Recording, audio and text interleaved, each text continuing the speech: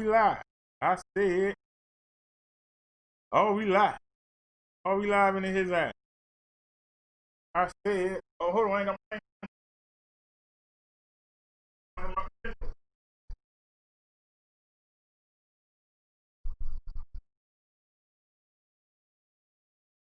Gotta make sure we bring the credentials there.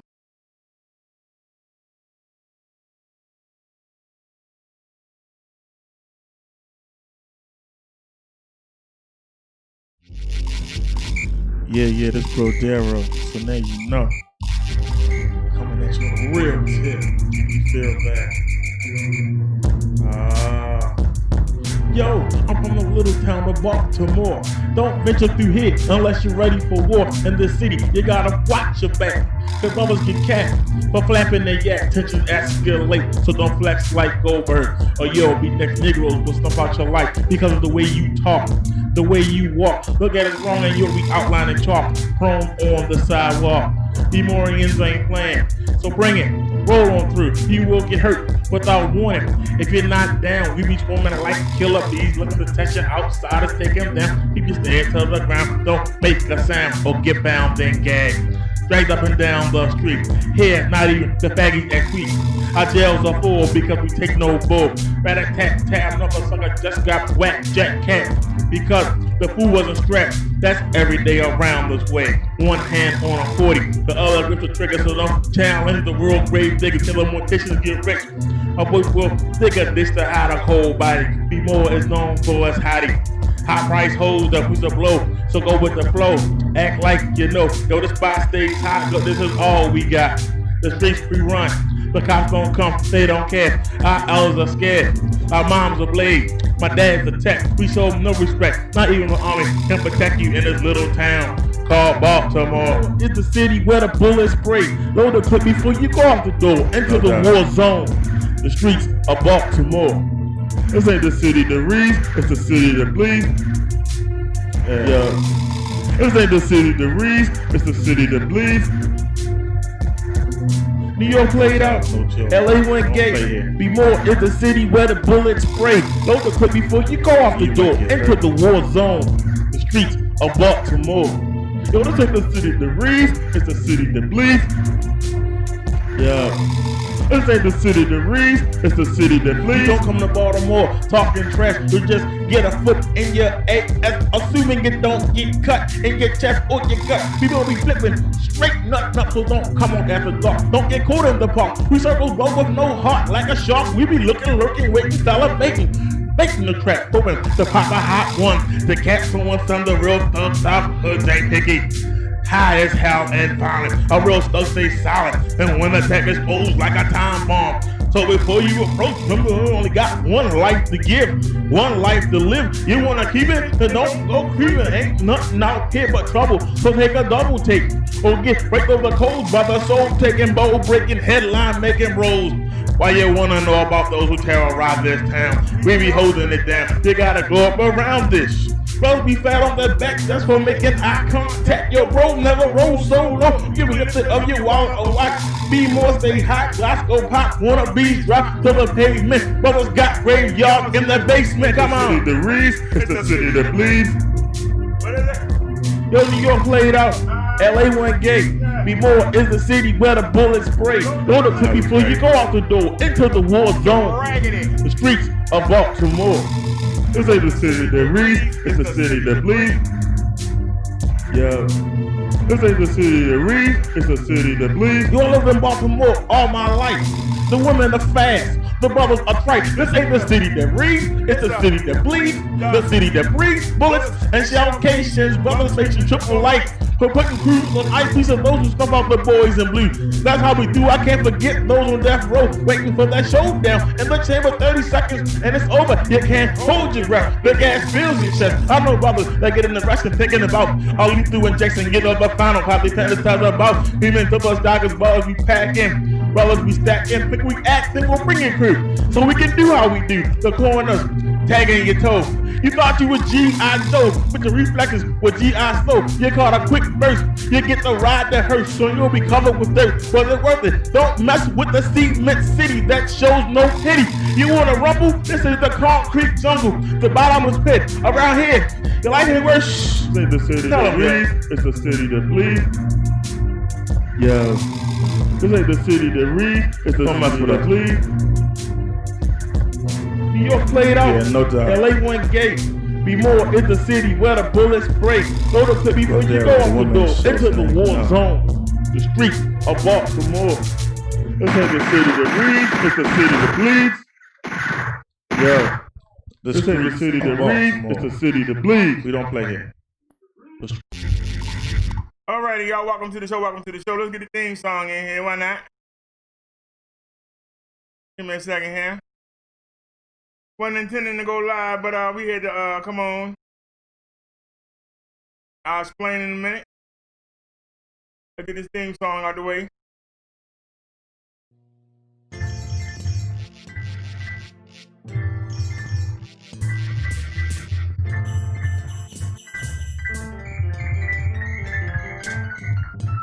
Come on and hold me tight, but all you wanna do is fuss, cuss, argue, and fight. See, y'all ain't right.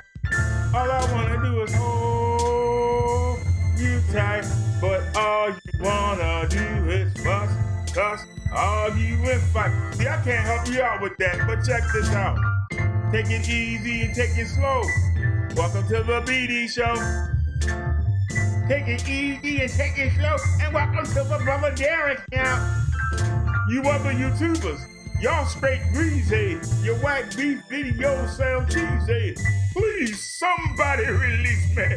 Take it easy and take it slow. Well, welcome to the BD Show. Take it easy and take it slow, and welcome to my brother Derek now. I ain't stressing, I'm here to teach a lesson.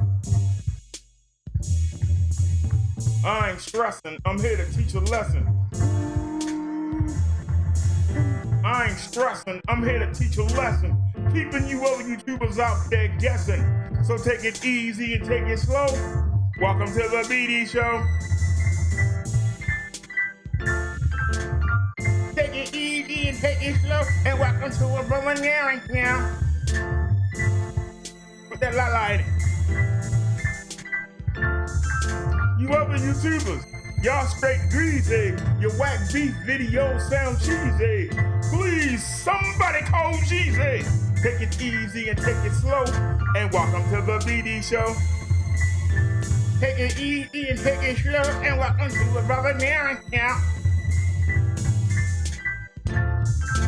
Oh, yeah, don't turn off the light.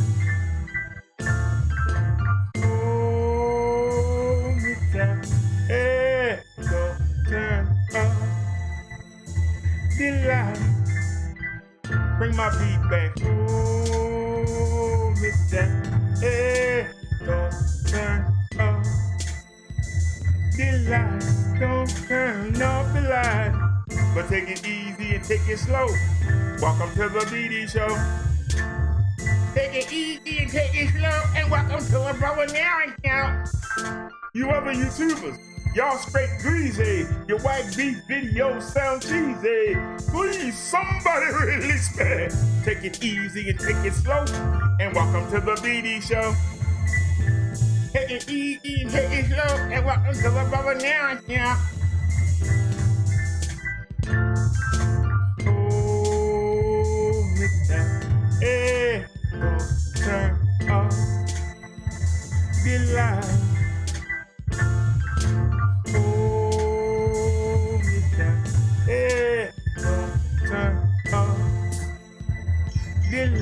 Don't turn off the light. Take it easy and take it slow. Welcome to the Reverend, the Minister, the Pastor, the Preacher, Brother Derek Show. Whatever channel we happen to be on. Alrighty. Welcome to the Brother Derek Show. Now, y'all know we don't come live this early, but we had to come live because we just did something that wasn't planned. A family member sent me a link about True Freeman talking about Triple Dark. For those of y'all that don't know, Triple Darkness has made 2 clone channels of us, Minister Brother Darrow, and he has cloned Minister Brother Derek. Now, we just got that channel back last night, and we did our first show on it at 12:30 last night. We got more views in that one show than he got in his last 5 videos when we did it 12:30 a.m. Just want to let you know. The dude been cloning us. We waiting for them flags to come. We ain't flagged the heck out the damn channel. We know that he went into Diva Tomboy's chat and got them all riled up in there and got Neptunes in his damn feelings or whatever. So I saw True Freeman talking about him. I wanted to get the word out that he been cloning us so that everybody would know. Now, I've been saying it on my show, but we only average 100 views. So why not go to somebody that has a bigger platform to get your message out? And that was the reason why I even typed in the chat. I should have been blocked the first time I typed anything. But True Freeman is so damn stupid, he didn't even realize. He should have realized the minute he saw Brother Derek, he should have realized it. He didn't. He sat there talking to me. I only wanted to put out there that those clone channels are not me. Don't come looking for me. That was my point of going on there. He's sitting there talking to me like I'm his best friend. And I'm sitting there chatting with him. And I'm constantly going in the chat. It wasn't my intention to keep going. But this idiot still didn't realize that I am Brother Derek. So I kept going. Wouldn't you? I kept going. Finally, after about an hour, he realized, wait a minute, this is Brother Derek. You can't be that stupid.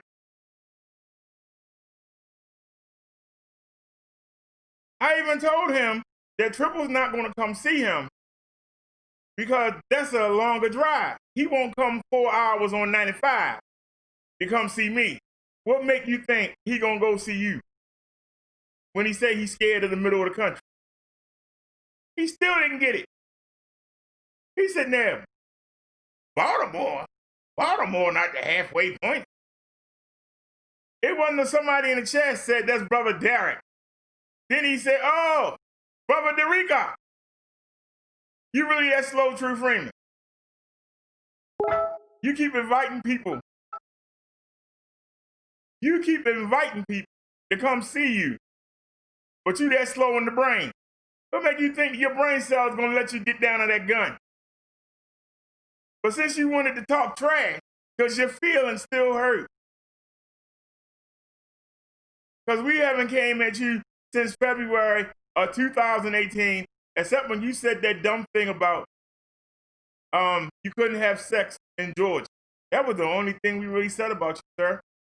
But you still in your feelings. You still in your feelings from what happened between December, the last week of December, and I believe February the 18th. Because we ain't said much about you since then. Unless you was in something relevant, like you and the Tommy Indianapolis thing, your name might come in passing. But ain't nobody thought about you, man. Ain't nobody thought it.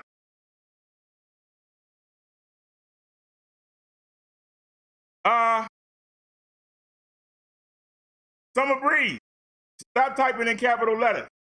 But let's look at Summer Breeze here for a second. You're lying.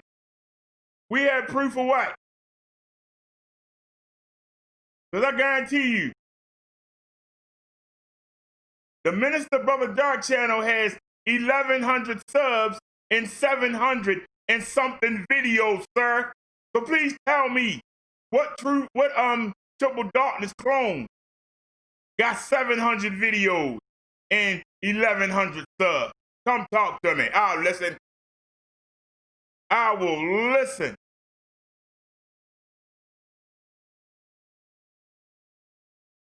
I will listen, sir. I'm listening. What can you prove? Come on, Summer Squeeze. Come on, Freshly Squeeze, Summer Breeze. What can you prove, sir? Tell me what you can prove. Only thing you can prove is that True Freeman is a damn idiot.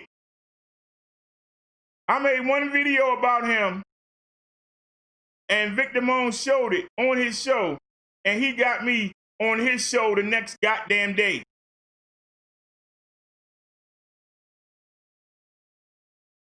That's retardism. And we know you retarded because you still typing in capital letters. I told you Nightbot is not going to let you type in capital letters, and you still keep doing it. You must be a member of Truth Nation. You must be slow as hell.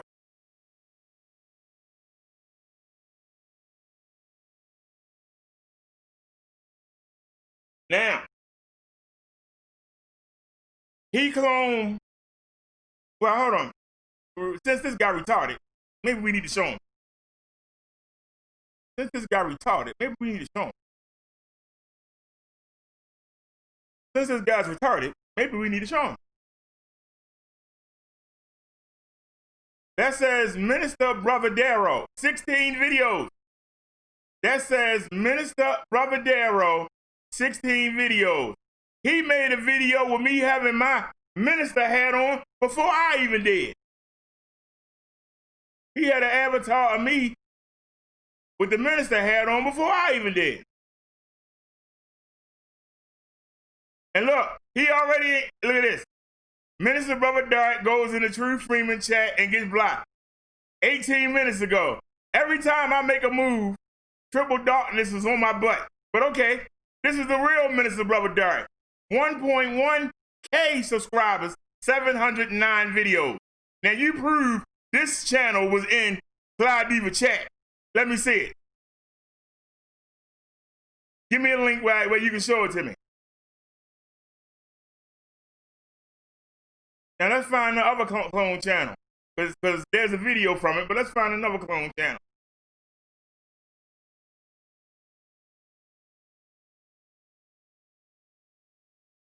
Yeah, he still ain't popped up yet. All right, let's help him out. Let's help him out. Let's change that to Derek. Let's help him out. That's me again, Minister Brother Derek, 1.1K subscribers, 709 videos. There's the fake Minister Brother Derek. Now, how did he clone me? Look at that. That is a clone. 3 subscribers, 12 videos. Go back up here. 1.1 thousand subscribers, 709 videos. How did Triple Darkness clone me like that? I already got the name taken. How did he get it? Minister Brother Derek, that's the real one. And this is the fake one. 3 subscribers and 12 videos. 3 subscribers and 12 videos.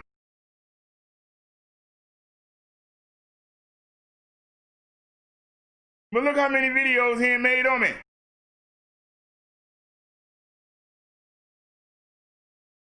All these videos are me. Why? Let's go to the other clone account. Minister Brother, he ain't cloned my theme song that I just sung.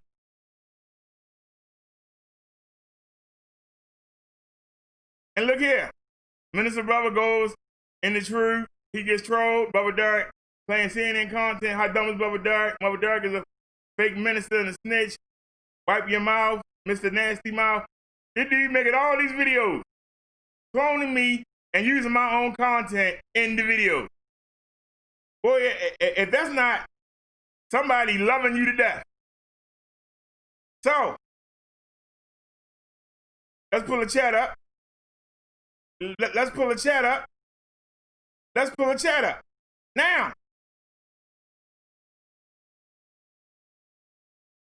So, give me the link.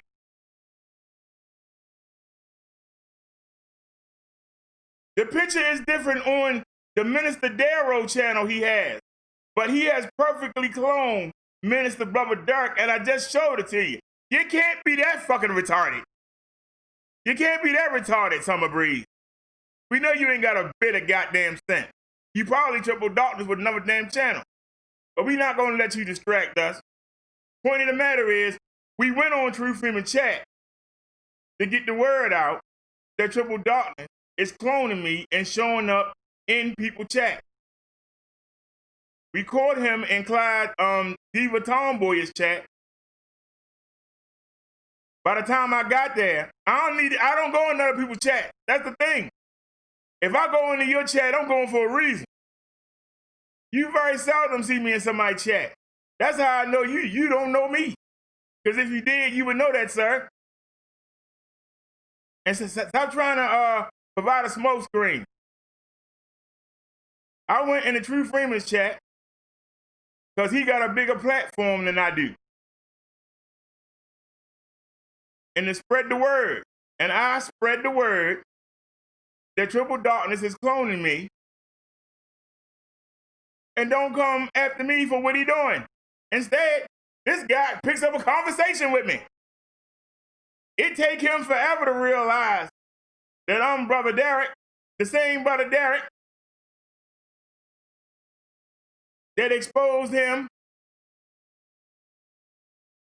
I was in True Chat today. Yes, I was, earlier. That was me earlier.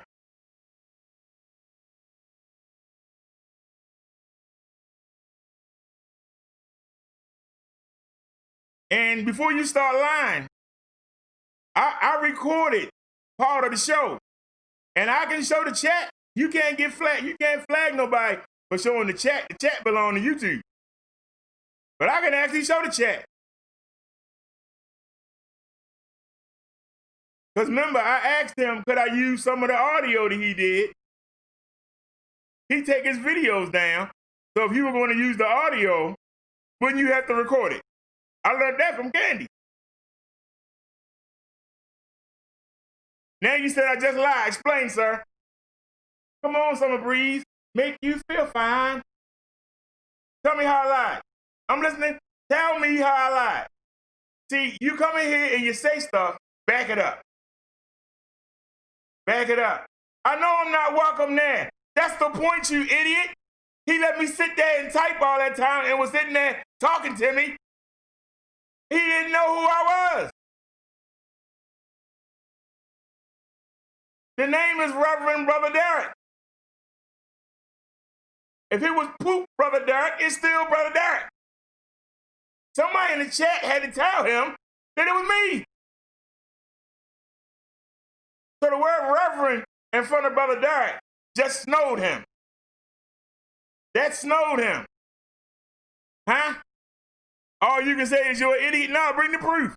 You said you had proof that I lied. I just told you the 2 clone channels that this man has of me.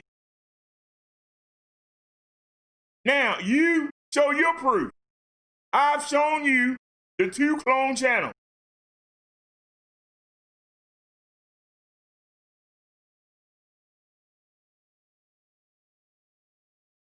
Because I don't have a channel that I actively use that got 3 daggone subscribers on it. I'm listening. Come on, Summer Breeze. Summer Breeze, make me feel fine. Come on, I'm listening.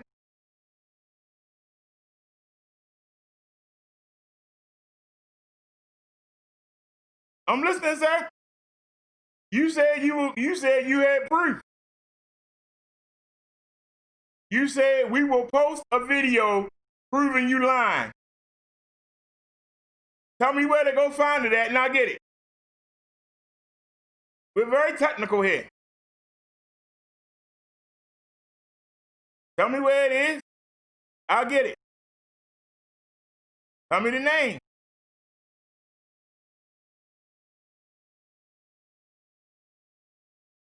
Here's the email.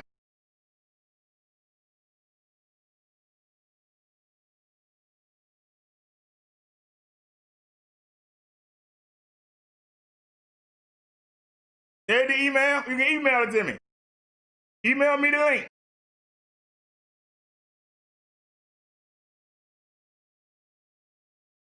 I'm listening.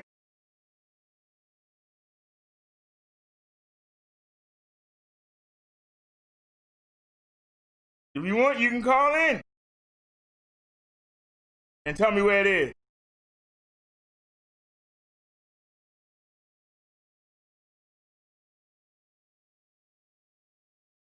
You say you got proof? Where the proof at?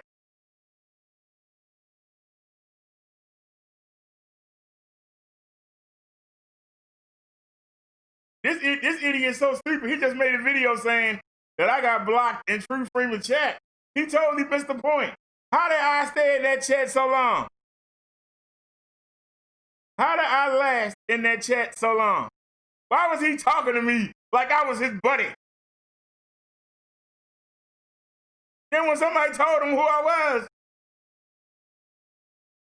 then he gonna sit there and totally switch up. I'm like, man, you just talking to me like I was your best friend. Then you done switched up. Come on, True, you got embarrassed, man. I wasn't even trying to troll you. All I wanted to do was get that information out to the people. And you sat there and let me go on and on. And I'm waiting to get blocked. And I'm waiting for him to realize it's me. If I had never said nothing about Baltimore, I'd still be in there talking. Somebody in the chat figured it out. That shows you how retarded that man is. But that man gonna sit there and tell you, by the time his brain taught him to get the gun, you been and knocked him on his butt. It took you that long to realize, sir. It took you that long to realize. Now, did I get blocked? Because when he realized it was me, I left. My mission was done. I wanted him to put the information out that Triple Darkness was cloning me. Check the channel before you come see me. That was the mission. To get it out there on a bigger platform. I only got 8 people watching. He had 60 people watching. That's 52 more people that know about it. And if somebody is streaming him, their people know about it.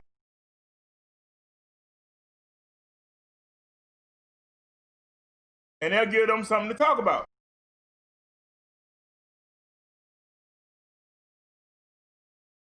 But I tell you this, since you say that I'm not in good enough shape to beat you up, True Freeman, then why don't you hop in the old Denali or that new hoopty you got? Why don't you ride here to Baltimore and why don't you meet me at the Clarence J. Mitchell Courthouse or meet me at the courthouse on Wabash Avenue. Meet me inside the courthouse. Because guess what? They're going to check your gun before you come in. And we can go find the nearest men's bathroom. Or I know you kind of fruity. We can go to the women's bathroom.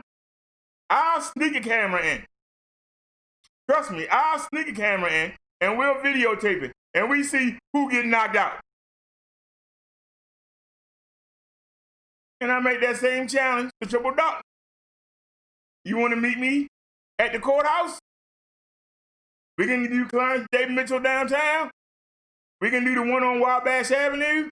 That one got less security. We can go right into the bathroom, set the cameras up, and go at it. I guarantee you, I'm walking out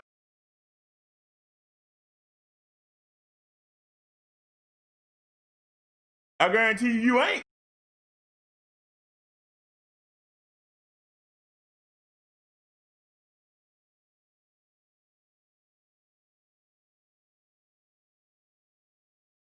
Now you saying I tried this with Tommy. What did I try with Tommy? You had to realize something. I want to be left alone. That's why I left them alone in February of 2018. I left it alone. Why is it that 3 months ago, Triple Darkness was making videos? I'm sorry, Brother Derek. I'm sorry, Brother Derek. Now he cloning me. Explain that, sir. I'll listen, Summer Breeze. I'll listen. I'll listen. What proof do I have? Because he had, when I was flagging those two channels, he had those same videos on his big channel. When I went to flag that big channel, all of a sudden, those videos were gone. If that was not Triple Darkness, why would he take them videos and put them on private? YouTube can still see them. I don't know why he think they can't, but why would he do that? Why would he put the videos on private?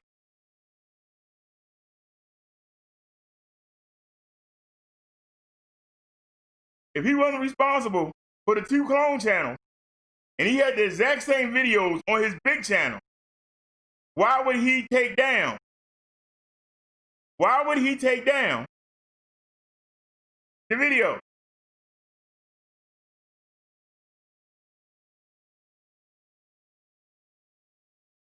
It don't prove nothing to you. That's what you say. That's what you say.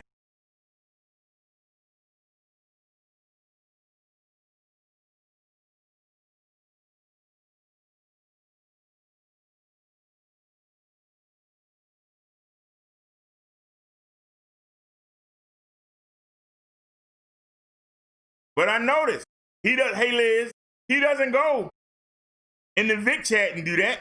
He don't go in Vic chat and do that. Clone me. He don't go in La La chat and clone me. He don't go in Tommy chat and clone me. You know why? Because I left them all comment to be on the lookout for him. So he went after Diva Tomboyish. I don't know who Diva Tomboyish is till to this day. I still keep calling her Clyde. But he in there got them all shook up with the clone. I come in there and tell them that channel was flagged. We just used that channel for the first time in the week last night. We got flagged on Monday of last week, 7 days. 12 midnight, it supposed to come clear. It didn't come clear to 12:20. We came on it at 12:30. So why would I go use a channel that's flagged? And why would I put it in danger by taking it into other people's chat? Explain that, sir. Explain that, sir. This is how stupid you is. This is how stupid you is. What do you mean for clout? You don't see me chasing clout. I make my videos and I don't care if one person here or 50 here. You don't see me out there in people chats kissing butt. You don't see me following people around. Do you? No, you don't.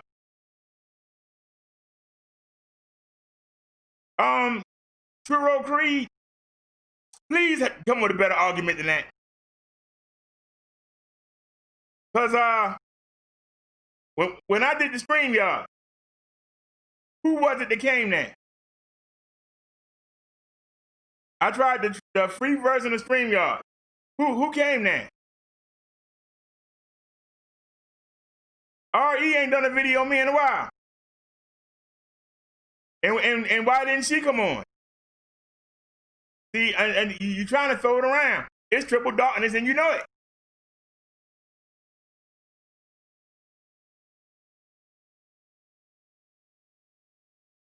You want to make excuses? I'm not going to block you. Because I'm going to let you keep talking. I'm going to let you and Summer breathe. Who are my enemies? Who are a lot of enemies I got? I'll listen. Who are my enemies? Me and RE haven't had no contact in months. What enemies? I'm listening.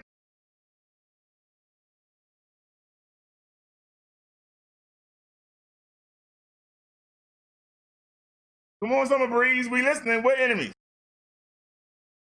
We ain't heard nothing from that woman in months.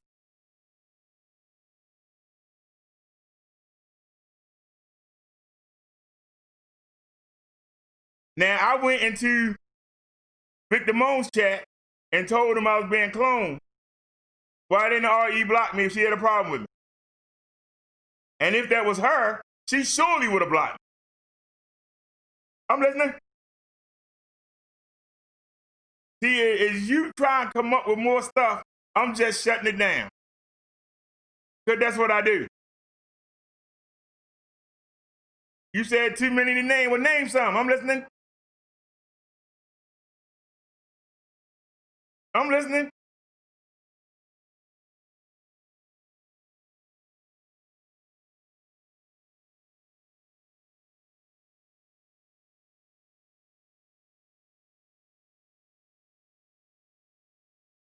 Summer Breeze said if he wouldn't treat the people the way he does, he won't have enemies. I left the roast sector alone. We've been doing our own thing over here. We've been doing religion, the coronavirus, Donald Trump, Joe Biden, the Confederate heritage. We've been covering all these things. We got content. We don't need to beef with nobody. We don't need it.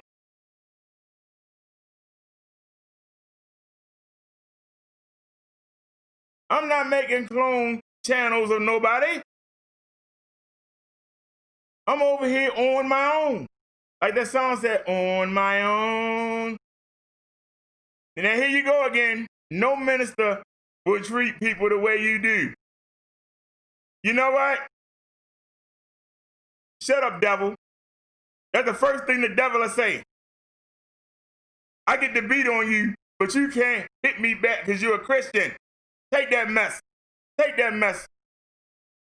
Get away from me with that mess, man. We don't want to hear that. We don't want to hear that lie. We don't want to hear that lie. We don't want to go on over here. I'm supposed to let you beat me up and I can't do nothing back. We already covered that turn the other cheek. Bible say do it once, do it twice, then it stop. It don't say nothing else. But you want to go? Let's go. Come on, Summer Breeze. Matter of fact, let's check out Summer Breeze and see if he got a channel. Let's put him on the hot seat. Him or her.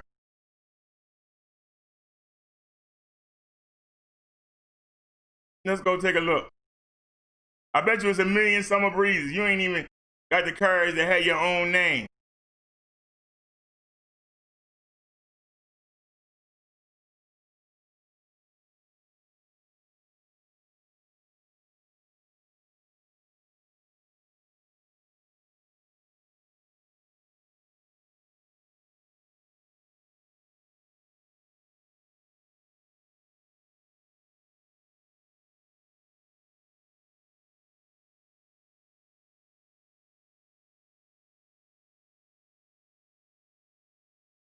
You ain't even on the first page. Still looking for you. Still looking for you. Still looking for you. Still looking for you. Still looking for you. Where you at, Summer Breeze? Yeah. That's damn shame. You ain't on the whole first page. The whole first page. Even if you don't make videos, you should still have some subscribers. That damn shame. We couldn't even find you, Summer Breeze.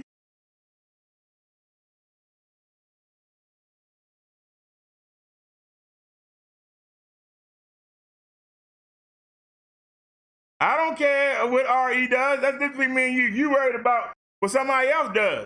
But I do care that somebody cloning me.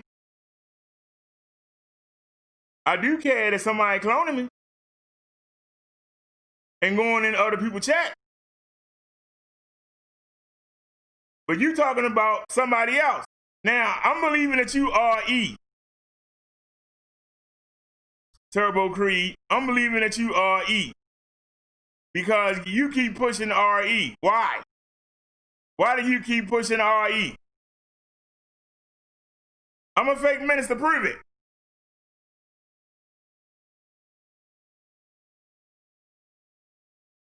Prove it.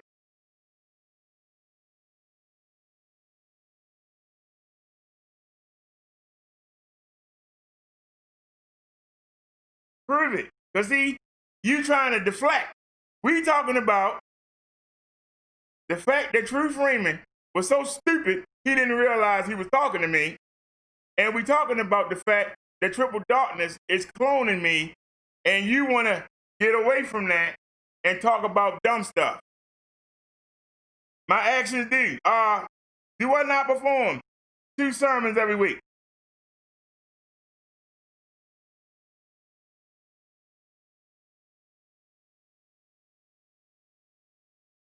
You know, y'all keep saying that, but you don't.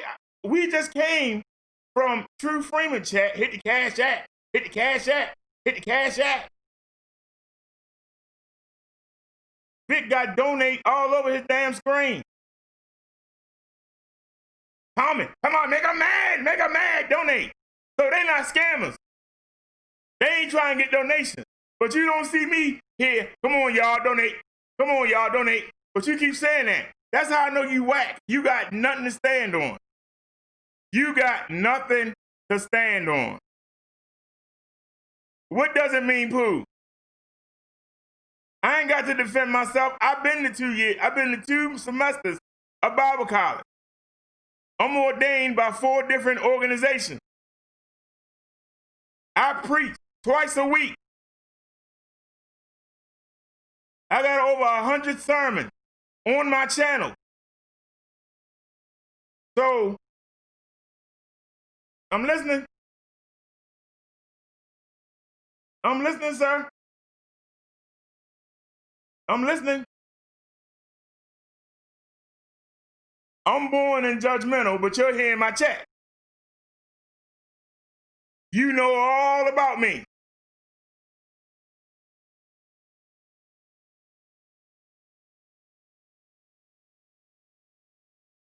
Here you go again. Let me tell you something. Let me tell you something. I'm more humble than you know.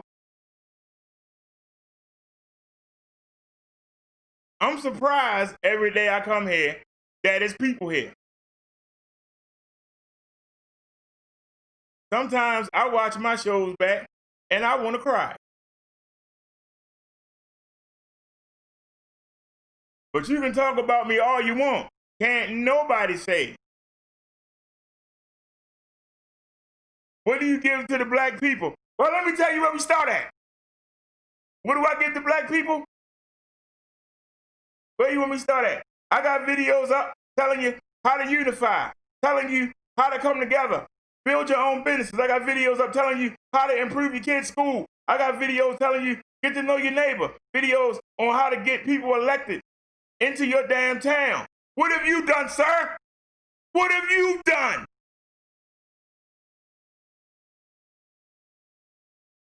Y'all about to get put out of here. But did you see that?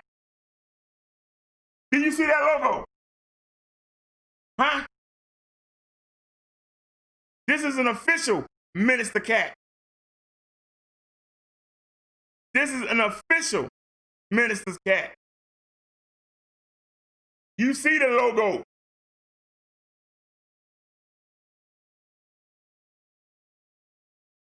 You got a problem with that, sir? That's your opinion. I'm just letting y'all talk because the numbers are going up for some reason. Why is it that when it's beef and the numbers go up? All you doing is proving my point. Any kind of beef brings attention. That's why these people you talking about doing better than me, they doing better than me because they beefing. I'm defending myself. Somebody's going around, cloning me, going in other people's chats, using my own content on their videos. They don't even have their own video. They got my content, making fun of my handicaps, and I'm supposed to just sit here and smile. That let me know that you retarded. How did I help people in the street? I used to volunteer at the missionaries. I used to volunteer at the drug rehab centers. I used to attend church with them and used to help them. I got videos up where I tell you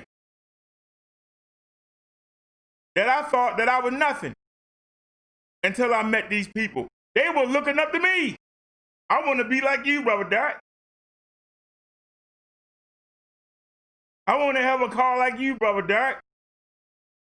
I want to have a job like you, Brother Derek. I've been in the streets. Where you been? Where you been, Summer Breeze? Tell me where you been at, sir. I can give you some addresses you can go call. Where you been at? That thing between me and you. See, I come here and I'm legit. You can't dox me. You can't do nothing. I'm the roast sector worst nightmare.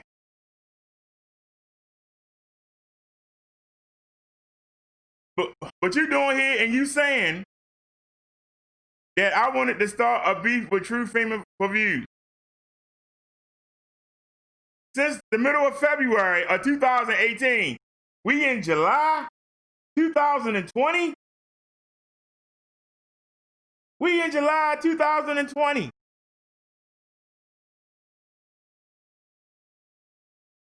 You know why? Because I ain't got nothing to hide, Summer Breeze. And that's why you can't do nothing with me. You can do whatever you want to do. How you doing, Blind Seer? You can come in here and lie all you want.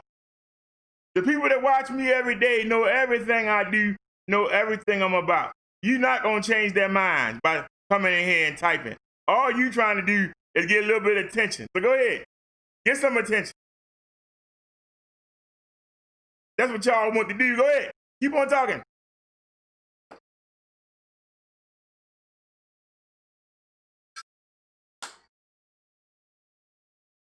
This video is about True Freeman. Is his name in it? This video is about True Freeman. Is his name in it?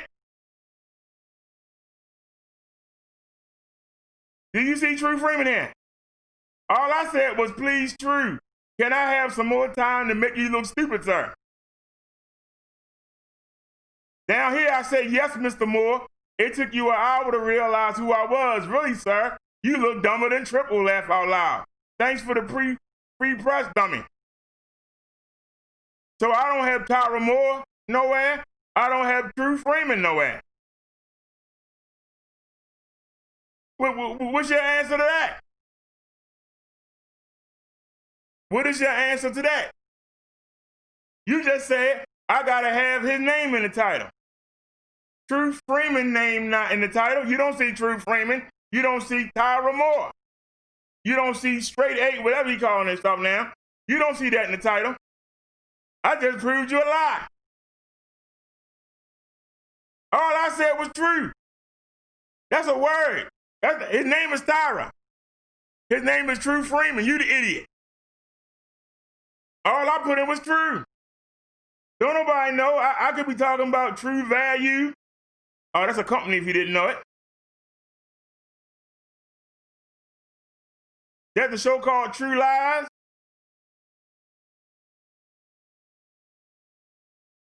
I left it vague so he can't flag.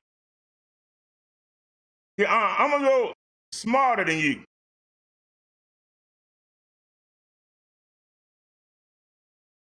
See, I'm a little smarter than you.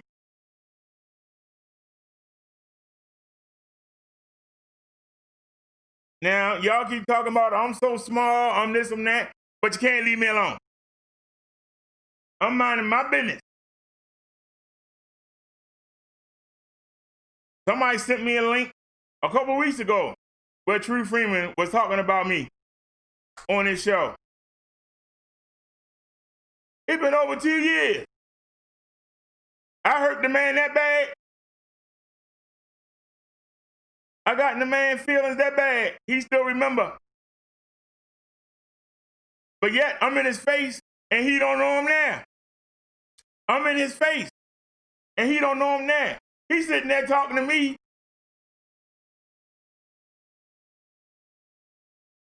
I thought he'd have figured it out when I said Baltimore. And he goes, Baltimore? What? Baltimore's not halfway to New York. What? I was like, oh, come on, man. You can't be this stupid. But you're not going to talk about that, are you?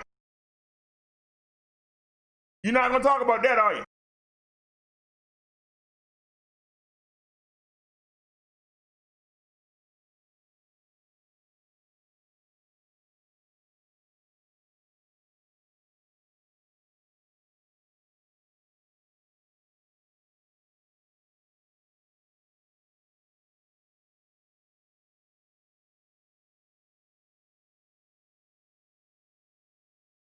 But here's the point, though.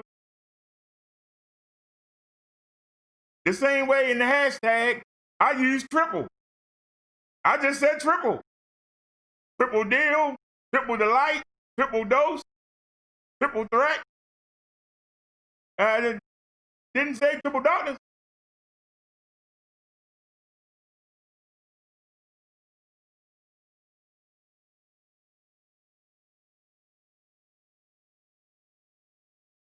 But see, I'm listening to you, Summer Breeze, and you just keep talking, but you're not making no sense. There you go with the fake minister again. Do you know what a minister is?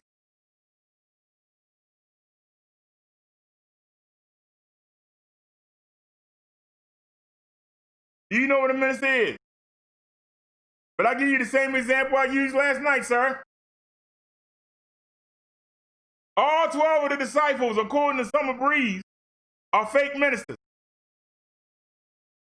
The Gospel of John don't mean jack. John wasn't no minister. John didn't go to parochial school. The book of Matthew. Matthew didn't go to no damn school. He was a laborer. We shouldn't listen to nothing Matthew say. Luke was a doctor. What do you know about religion? He ain't go to no religion school. Why should we listen to him? Why should we listen to St. Paul?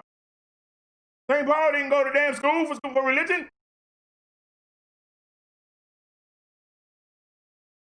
St. Paul's name was Saul, and he was a Roman. He was a Roman soldier. He was killing Christians.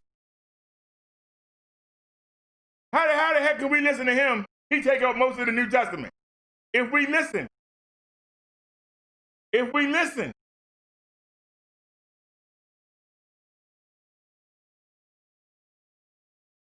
But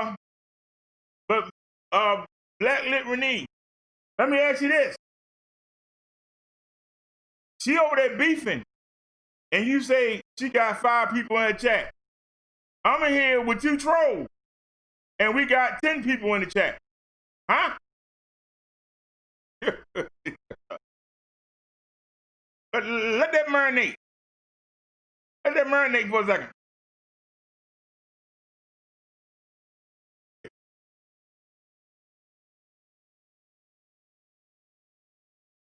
So I'm waiting for Summer Breeze to come back. So all the disciples, they all fake. Just throw out the whole New Testament. None of them went to Bible college. None of them went to Bible college. None of them went to Bible college. They were fishermen, tax collectors, building shipbuilders.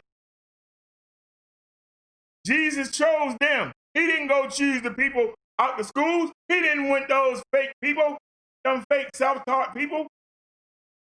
You gotta remember something. Many are called, but few are chosen.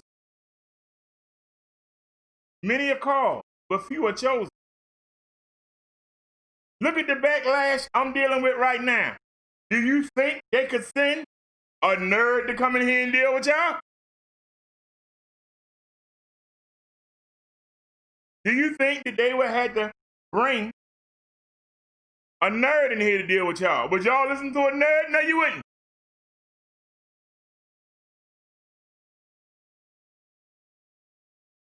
You would tell that geek to get out your face with that Bible stuff, and you know it.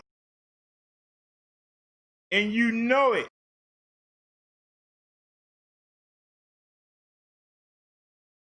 You haven't seen me stalk nobody. I would expect Trump followers to come in here and say that. You've been getting on Donald Trump since the daggone virus started. I can understand that. Yes, I have. I can understand that. I can understand some rednecks coming in here and saying, you keep talking about our Confederacy. I can understand that. But we ain't had nothing to do with none of the beef that's going on. We ain't had nothing to do. Now, if somebody send me a link and I think it's interesting, I might show it. That's about it. And if you watch the show day before yesterday, there was a video that Seven did on Vic Damone, and then we played a video of Vic Damone. So we kept it even, partial and fair. But you don't see that. How I stalked True Freeman for years. From December 17th to last week. Matter of fact, once again, I ain't got to talk. I can just show you. I ain't got to talk. I can just show you.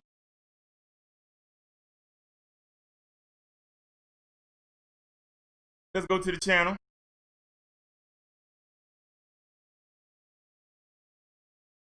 Go to video.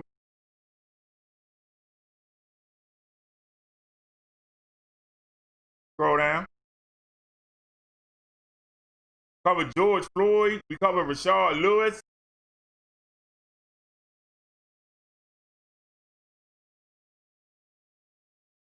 Look at all these different videos. Who else is more diverse than I am?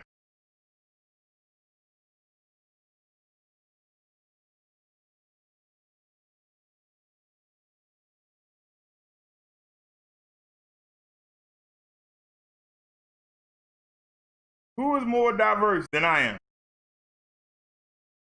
Hold on.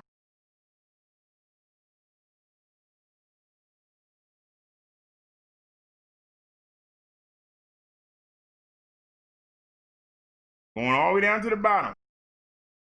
It's 706 videos, so it's gonna take a while, y'all. Still going. We had 11 months ago. We had a year ago now. 1 year ago.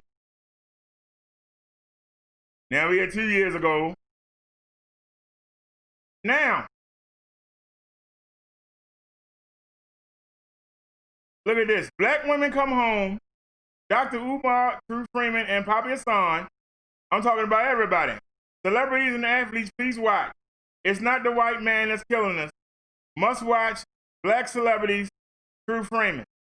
Now, you say I'm stalking, but I'm talking about him with other people. I'm talking about Poppy, Dr. Umar, True Freeman, and I'm asking them to start doing positive stuff. Stop the buffoonery. Now, I made this video the last week, 2 days before New Year's of 2017, but it's 23 minutes long.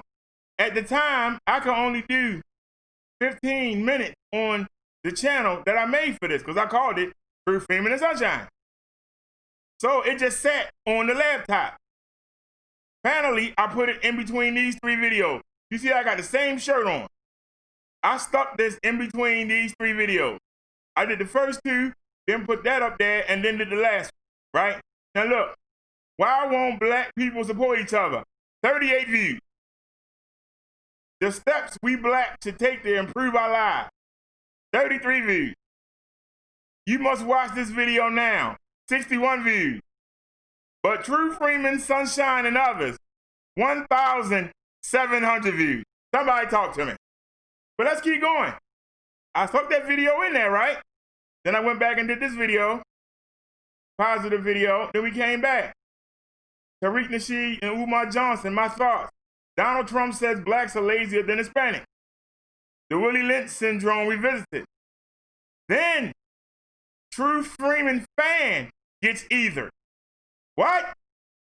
A True Freeman fan. Somebody made a video on me because of this video, True Freeman and Sunshine. Somebody made a video on me and I ethered them using my 360-degree camera, right? He made 2 videos on me. I made 1 on him, but mine was in 360. He got mad. And you see, we got 113 views. This is before we went after True Freeman, right? Now, Sonetta, stop scamming the people and help them. Dr. Umar Johnson, give the people their money back. Why are there so many religions? Are you born again? Everything I do gospel. True Freeman put me on his show, and you say, True Freeman, here we go again. It was the second video I did on True Freeman, 351 views. Is True Freeman scared of Tariq Nasheed? 147 views. True Freeman steady on Tommy Sotomayor's Gizang, 204 views. We wasn't getting that much off True.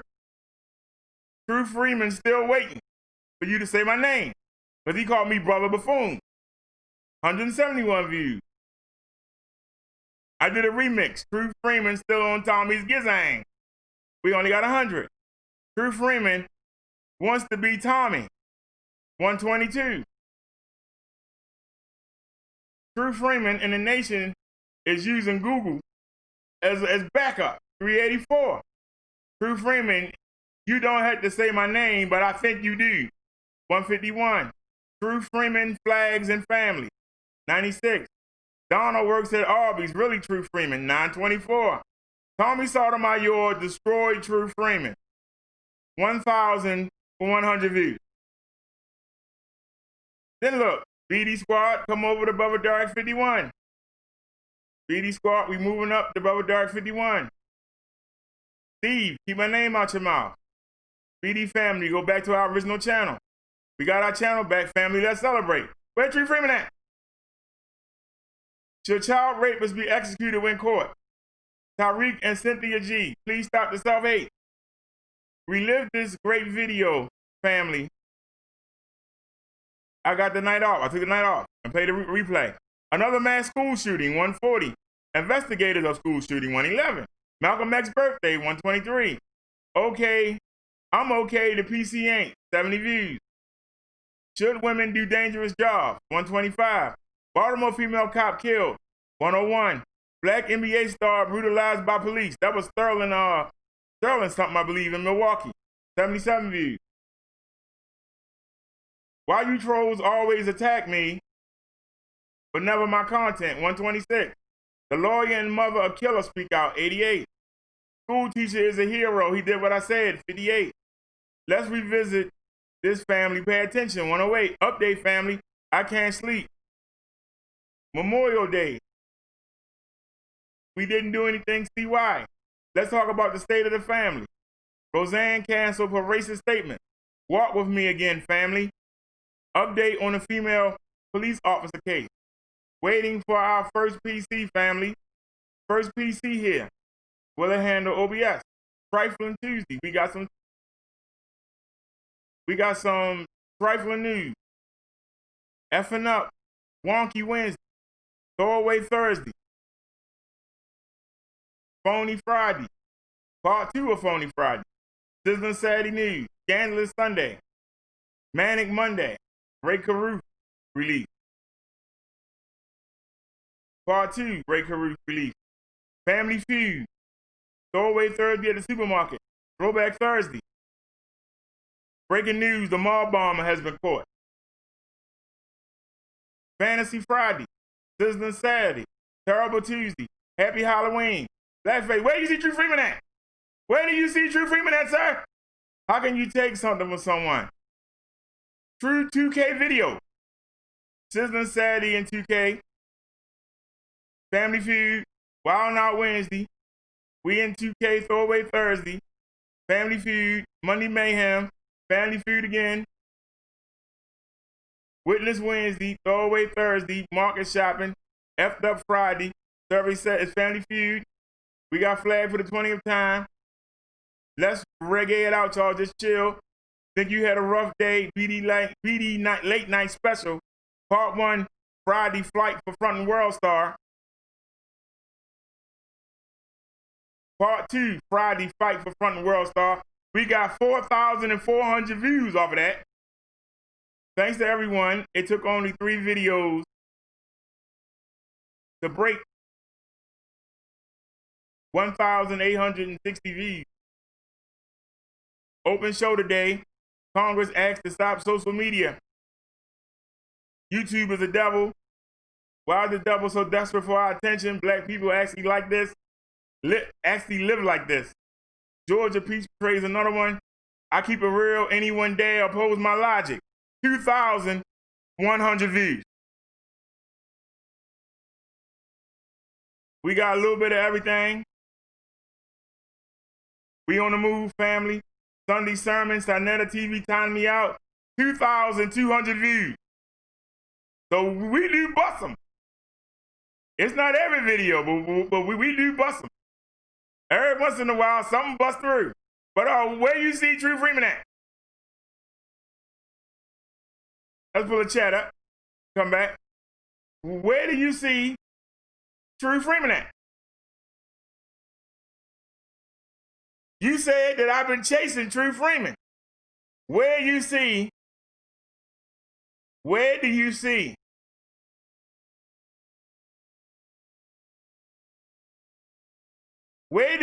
True Freeman at? I told y'all I stopped chasing the man in February. We just went back.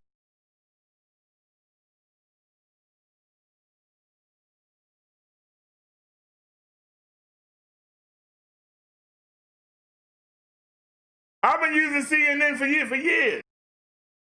I've been using CNN for years and never got flagged. We've been using CNN for years. We ain't never got flagged by CNN.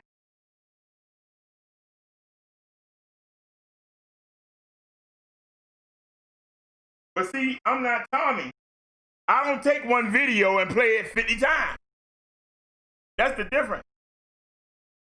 I ain't going at Tommy with no bank account. We made a video and we sat here for 10 hours waiting for Tommy to come. He didn't come. But then he went online, then he went on his show and said, that man waited for me for 10 hours. Right then and there, there was no need to pursue it.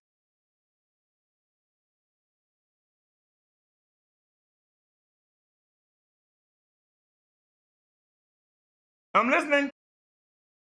And then Tommy told that lie and said I went on Instagram. But everybody know I don't use Instagram and don't know how to use it.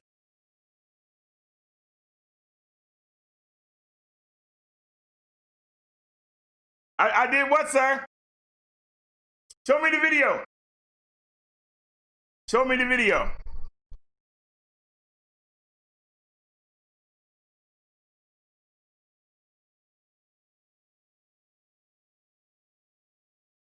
Give me the link.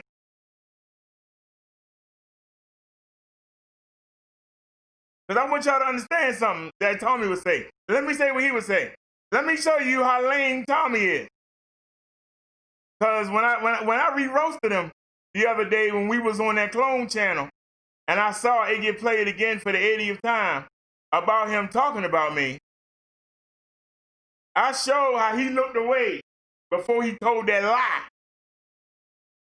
Because if we sitting over here waiting for Tommy and he don't come, why would some troll telling him to come make him come? I'm listening. If we sat over here live,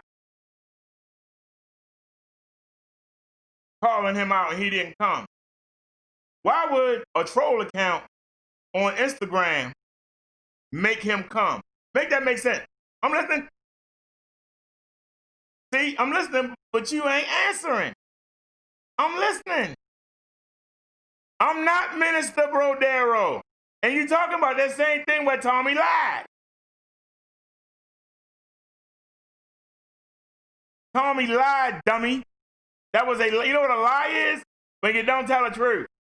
He made that up. Why the heck would I have to go on Instagram? Go look at my Instagram. Matter of fact, once again, rather than tell you, I can show you. I hope I can get in.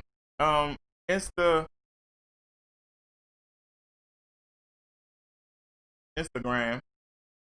Let's go to Instagram. Did the computer remember me? Nope, I gotta log in. I don't know the password. Hope I got it. Hope you know a computer. All right, it got me in here. Here's my Instagram. We on my homepage. I don't see nothing from me. Let's look. See anything from Brother Dak? See anything from Brother Dak? You see anything from Brother Dak? We looking? You see anything from Brother Dak? Anything from Brother Dak? Anything from Brother Dak? Do you see anything? We looking? Anything from Brother Dak? Anything from Brother Dak? Any posts from Brother Dak? We looking? Do you see any posts from Brother Dak? Anything about anybody on YouTube? Anything about anybody on YouTube on Brother Dak? We looking? You see anything from YouTube? Nothing.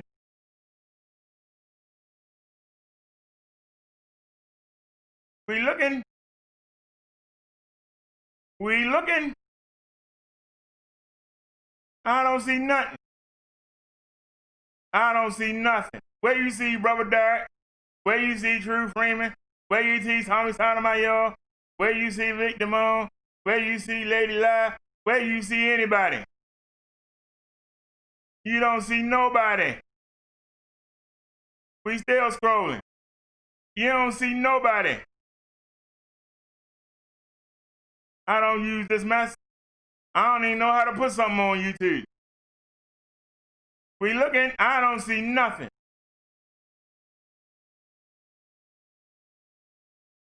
I see Vlad TV on here, and he follow me because I don't follow him.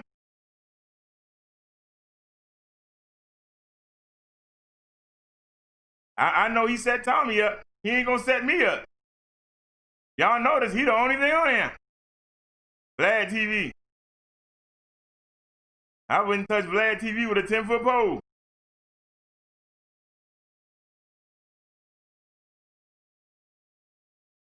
Cause I ain't Tommy, we'd have had to fight. In that little enclosed area, somebody better have a gun. You ain't gonna beat me in the enclosed area.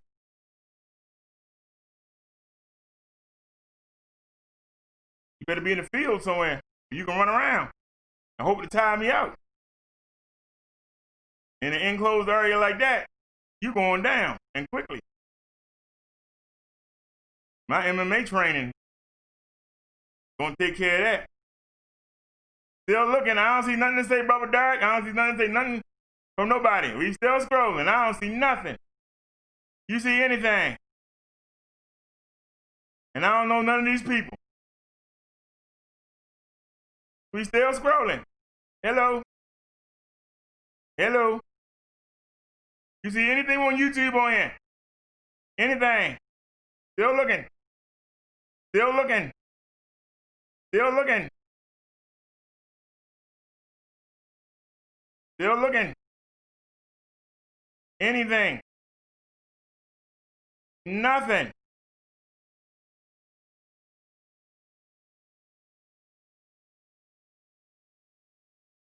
You don't see nothing.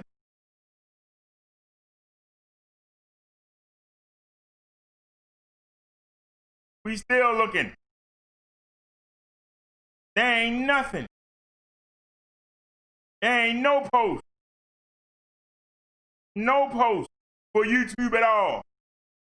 Like I said, I don't use it.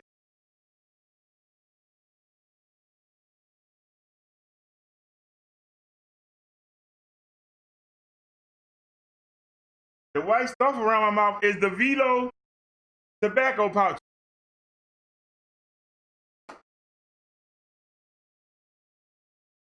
These. Can you see it? It's a tobacco pouch. Can you see it? That's what it is. Can you see it?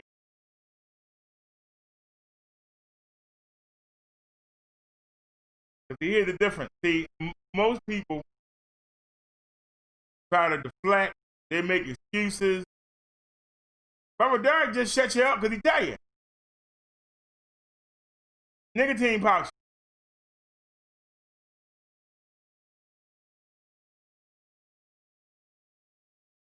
Whoa, they on sale. Wait a minute, they on sale again? I'm ready to get that. Where's the one I use? That's the mint. I don't want the mint. I want the citrus. There it is. But that's not the, that's 2 milligrams. Where's the 4 milligrams? They ain't got the 4 milligrams? There it is right there. Let me go ahead and add that to the cart. And then, I'm not going to do it online though. But we'll go ahead. This value pack contains 20 cans of Velo Citrus 4 milligram nicotine pouches. Velo contains no tobacco leaf or tobacco plant matter. As the Velo pouch moistens, you may feel a heat or tingling sensation inside your mouth or throat. This is part of the experience. So let me go ahead and add that to the cart. Add the cart. Thank you, sir. And we'll come back and get that. Hey, see that? Something good came. I didn't know it was on sale. Definitely gonna have to get the hookup. We definitely gonna have to get the hookup.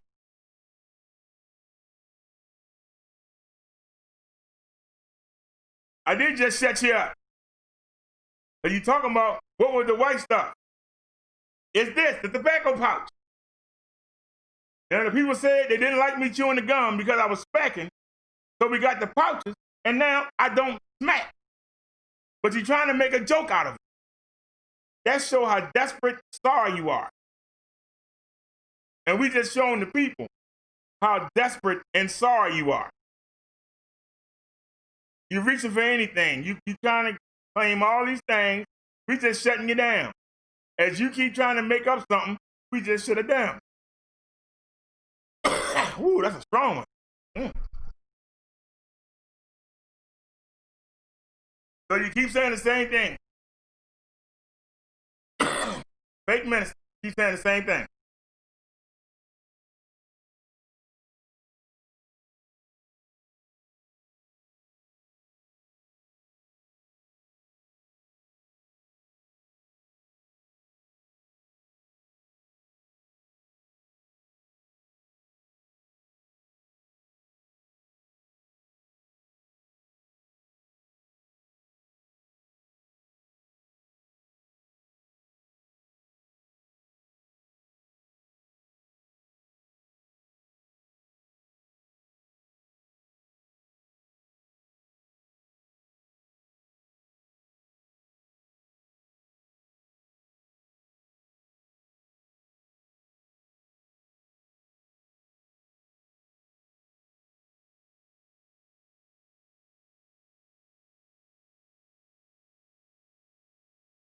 Biblical qualification of a pastor.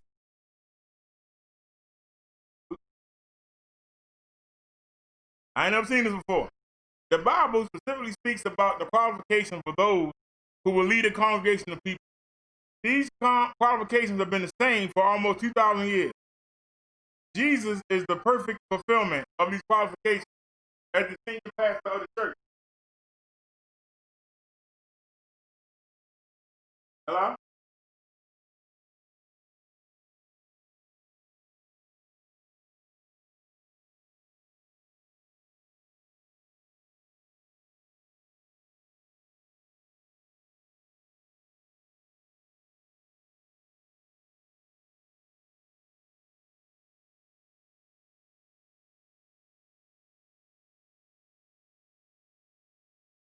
Hi, I just got a phone call. I just got a phone call saying that my cash app has been suspended. You tell me why?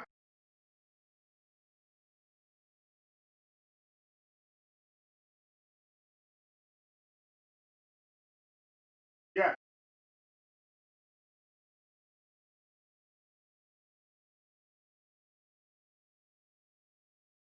You said about using any public Wi-Fi? Not that I know of. Wait a minute, hold on a second. I did a mobile live.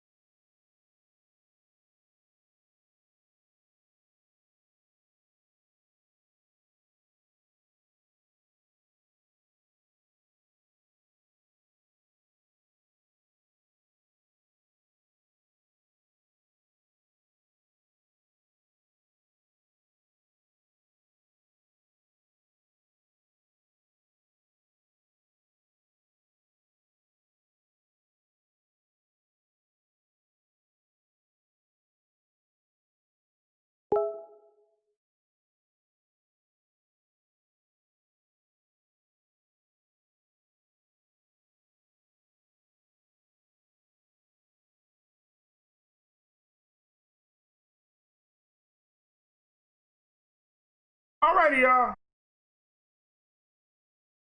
I don't know what's going on here, but they hung up on the phone with me, and I called them back twice, and I can't get in there. Somebody got me for $1. David M. Flattery got me for $1. It was $1.50, 51 cents on the count. Somebody named David M. Flattery got me for $1. The lady said that she was working on it, and she hung up on me. I'll call back twice, and it automatically hangs up.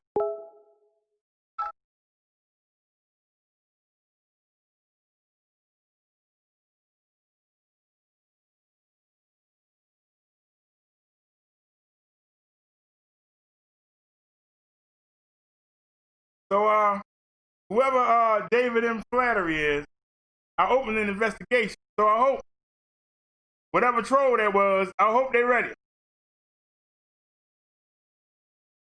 Because I'm getting my $1 back.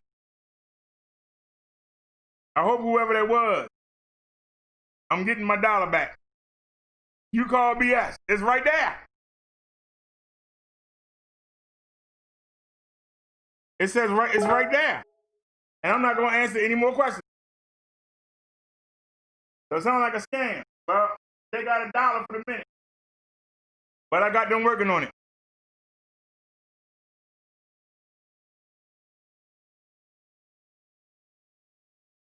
I had $1.51, you dummy. But when I looked at it, I only had 51.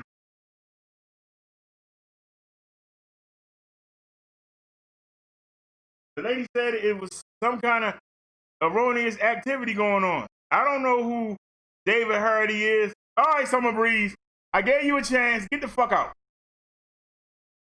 I gave you a chance. I let you talk. Everybody say I block people. I don't let them talk. Whether or not you like me or not, somebody just stole some money from me. Luckily, it was only $1.51 on the account.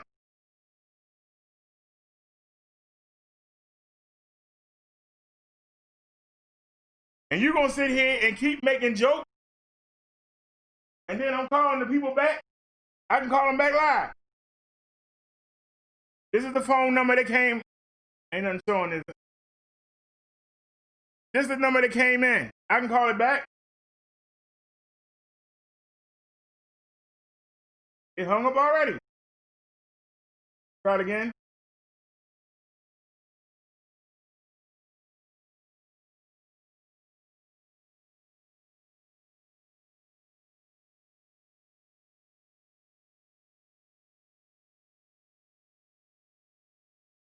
Let me try it on this phone.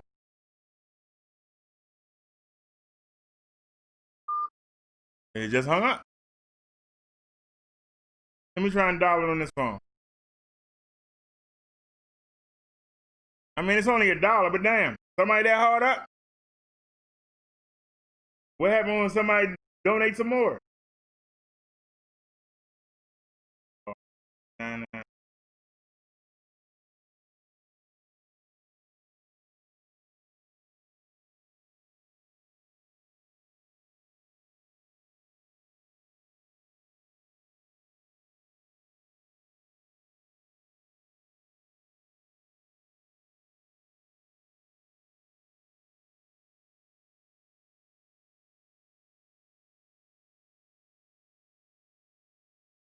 So it does it on both phones. And it's saying it's busy, but it still say calling.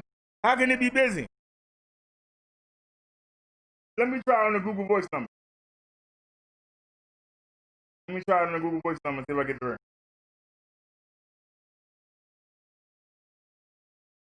No.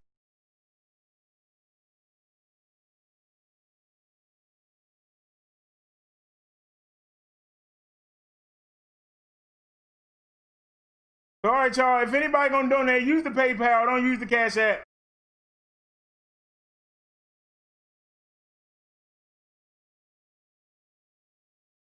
If anybody gonna donate, do not use the Cash App. But y'all see, I showed you the name.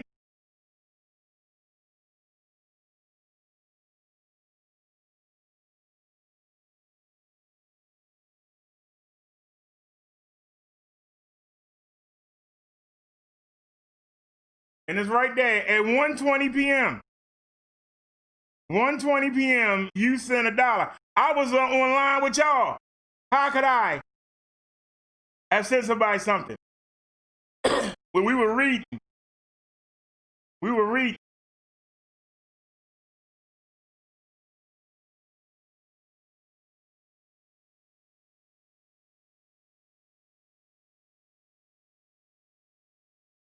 This was done at 1:20. I was reading off their website. So how could I send somebody something? You didn't see me. I was reading.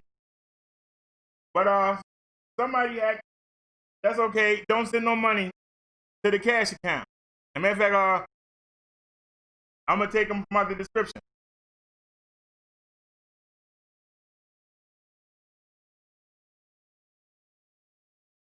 That's why I really didn't want to have two on the same account. But I had Brother Dark, what is it, Brother Dark 48, and then it's Minister Brother Dark. So I took them both out the description. Don't nobody donate. Nobody donate to the Cash App.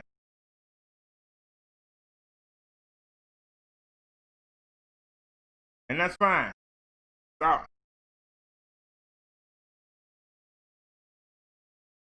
So somebody was trying to take some money out, and all they could get was $1, and they kept trying, and it caught the attention of the Cash App people. And I was on the phone with the lady. She said she was handling it, to hang on, to hold on. Next thing I know, the phone call cut.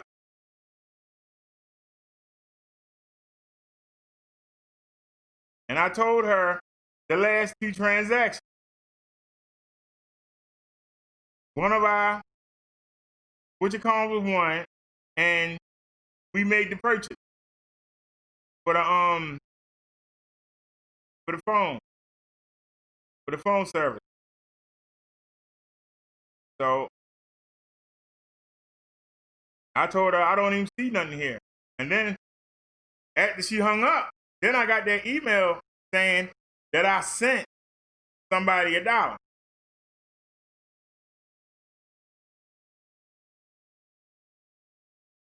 But that phone number was a local phone. That was a 443 number. That's Baltimore. So if somebody got me for $1, they got me for $1, but they're going to get it back. But in the meantime, we're not going to use the Cash App. Now, like I said, I had been letting Summer Breeze run her mouth. Whoever that person was that took my $1, David Hart, I should have put it out there. Because I don't know who that is. I didn't send nobody no money at 1:20. I was on here reading. How could I send you money when I'm reading? So somebody is either hitting it. I don't know what's going on. But like I said, we're not going to worry about it. We're just not going to use the Cash App until they get this straight. So if y'all going to donate to the PayPal. Do not donate to the Cash App.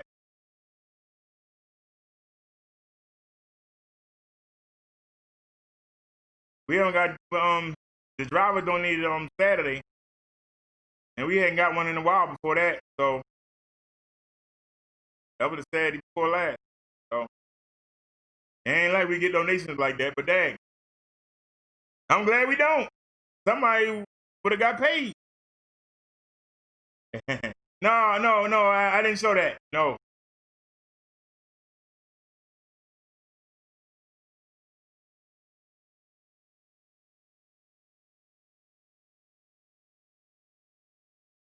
No, Liz, I told them the price.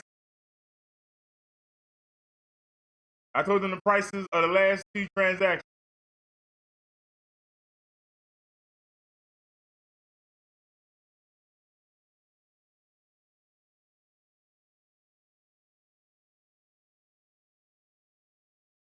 Like I said, I'm gonna have a good conversation with the Cash App people, but I don't want to do it while I'm live.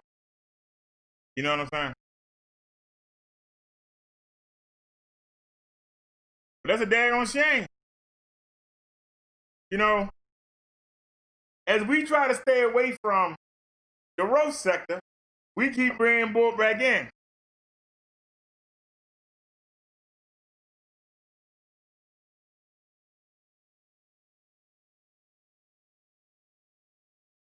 Now, I let this person go on because some of y'all, and it is some of y'all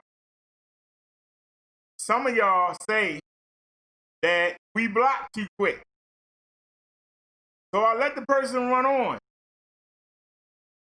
And we shut them down on everything they said. They said we was harassing True Freeman for 2 years. I just showed you. We left True Freeman alone, and I told you we did, and we started doing our own stuff. We proved that. They got shut down.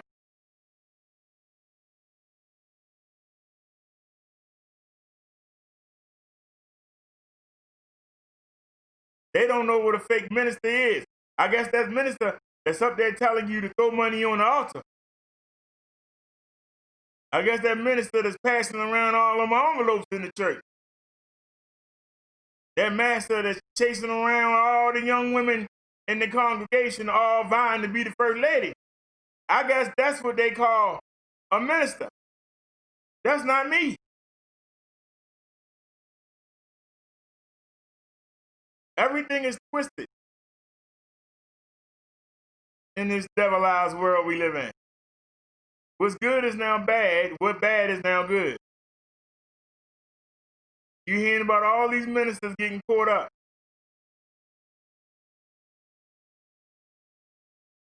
Well, like I said, Naya, I thought I was doing a good thing.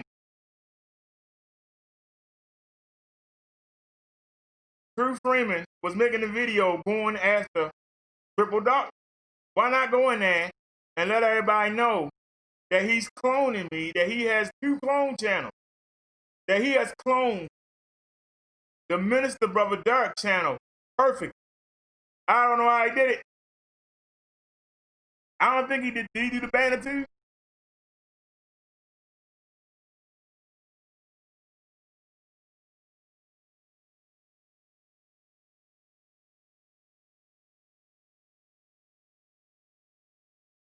This clone channel right here.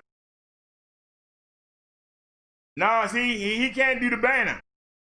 That's how everybody know who really, he can't do the banner. He can't do the banner. Scroll up. And see the real Minister Brother Derek. See the banner? He can't do the banner. Look at how I got everything arranged. This is very hard to duplicate. If you try and throw it in there, it's gonna look a mess. Naya and Liz know what I went through to do these. Y'all can testify. That's why he can't do it. Look, he got nothing. He can't do it.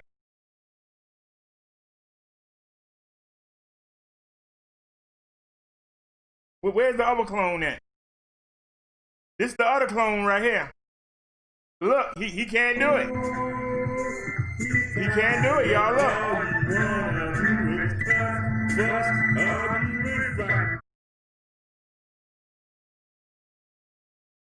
So if you want to know whether or not that's me or not, that's all you got to do.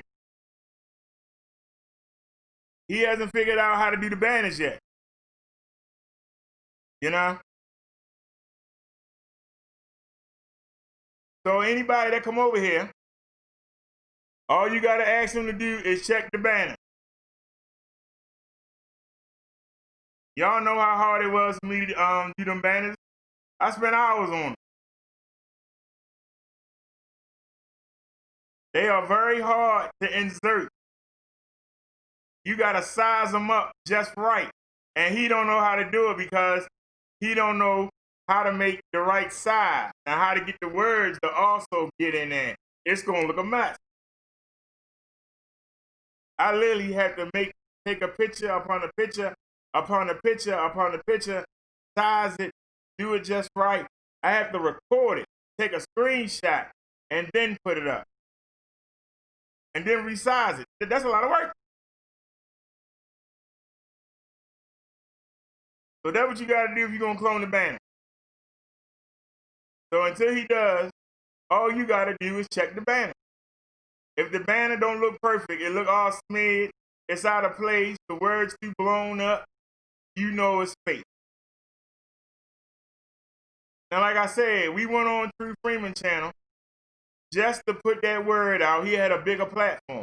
We didn't go there to be buddy-buddy. We didn't go there to hang out. I was expecting to be blocked the minute I typed something. I wasn't expecting for the man to be talking to me. Like, what the heck? That shows you that Alzheimer's starting to kick in. So he saw Reverend, and I guess he didn't read Brother Derek. Somebody in the chat had to tell him.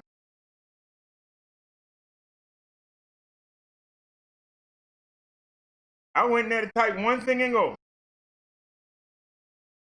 I typed it, and I waited to get blocked, and didn't get blocked. Well, let me type something again. Didn't get blocked. Then he started talking to me. I'm like, what the heck? Do he know who I am? So that once again leads credence to what Summer Breeze was saying about us stalking him for 2 years. The man didn't know who I was.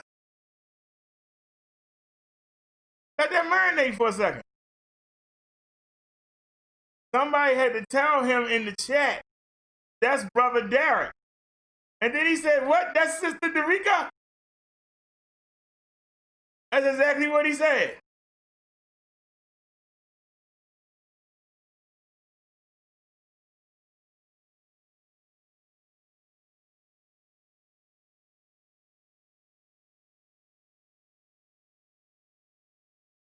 Then he went on and started talking that mess, and I went on and cut it off. My mission was accomplished. But then I thought, wait a minute, the man's insulting me. Let me come live and show him how dumb he really is. You sat there and had somebody who you can't stand, you talked to him like he was your buddy. Somebody had to tell you who I was, and I didn't hide nothing. Reverend Brother Derek. Brother Derek was right there in your face, but you didn't say it. That made you look stupid. I'm sorry.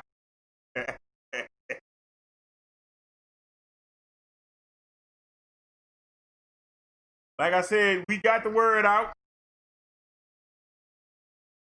Everybody knows now to check the channel before they come over here, before they get in their feelings, before they start doing all that hiring and yesing, just like Neptunes did in Diva Tomboy's chat.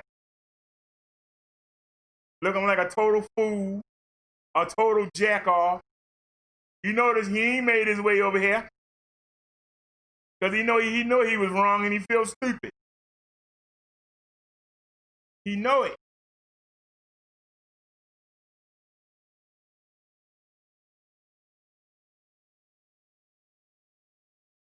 So I don't feel bad.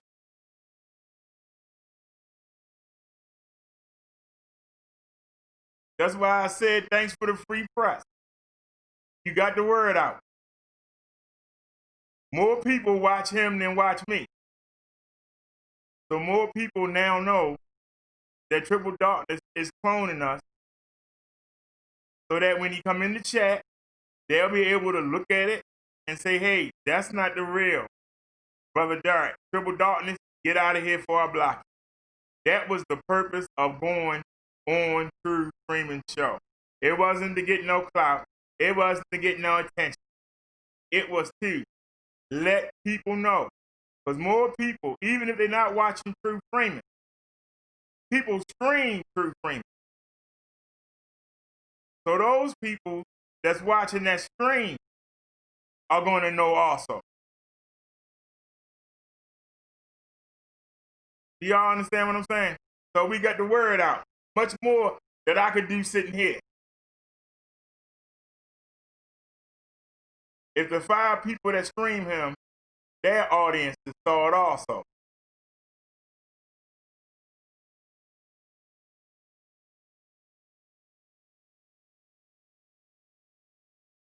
So that's why it was a good thing. No, I didn't go there to start something. I ain't done nothing that man in 2 years. I showed you my channel. True Freeman way at the bottom of the channel.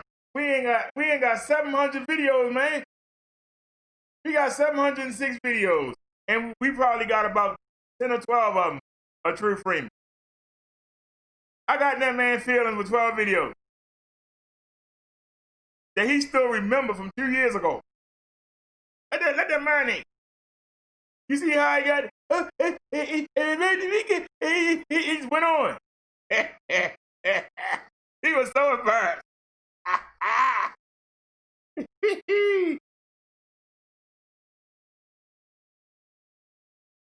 And then wait a minute. I don't want to get flagged,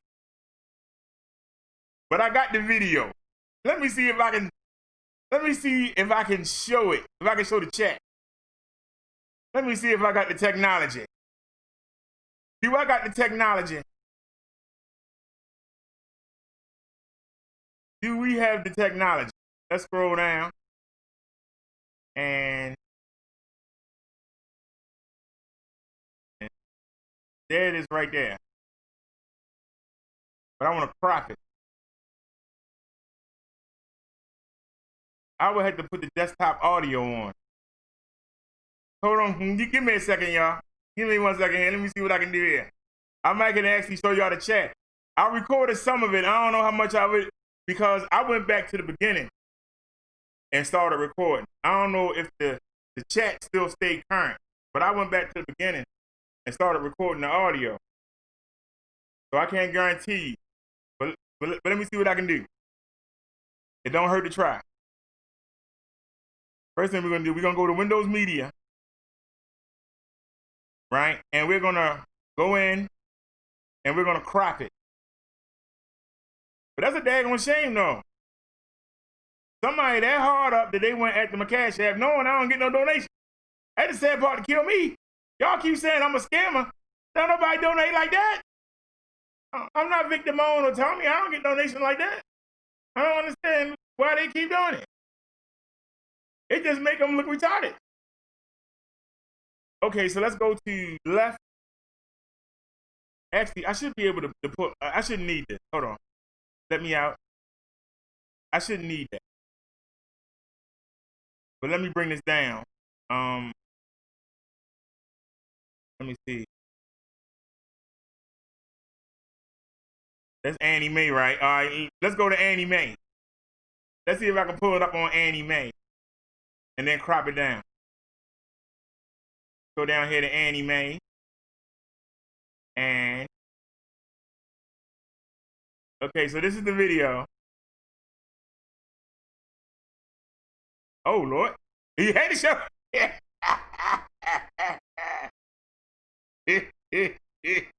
Boy, you just gotta make me look bad, don't you? All right, let's scroll up.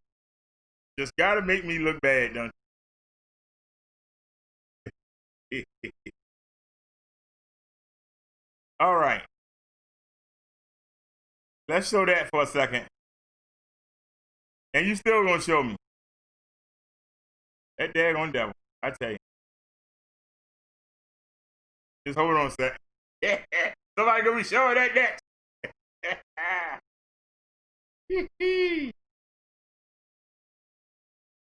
Did I realize it yet? No, still didn't realize it.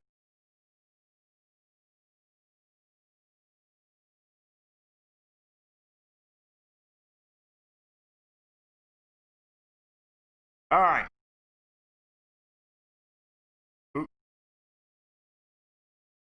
Now, we're gonna blow this up. We are gonna blow this up. So where's the Annie Mae at? Or we can just crop it. Let's just crop it. Go to filters. Crop pad.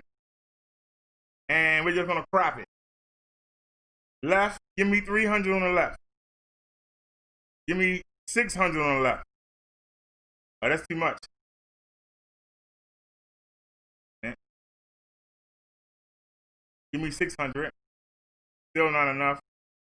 Give me 700. Still not enough. Give me 800. Still not enough. Give me 900. All right, I can do this by hand. Yeah, that's taking too long. So we can show this check.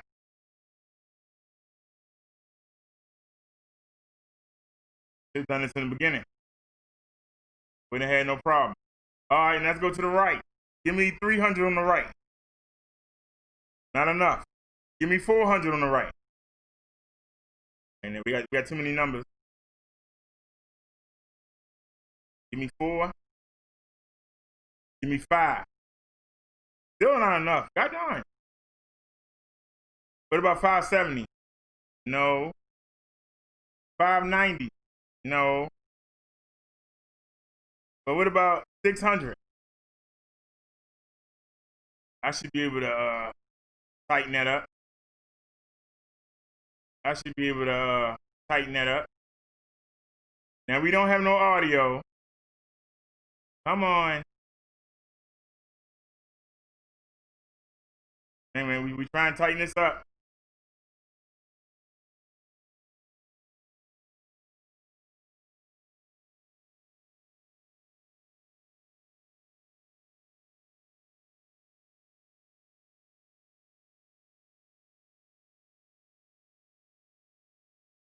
Now y'all see me down here at the bottom.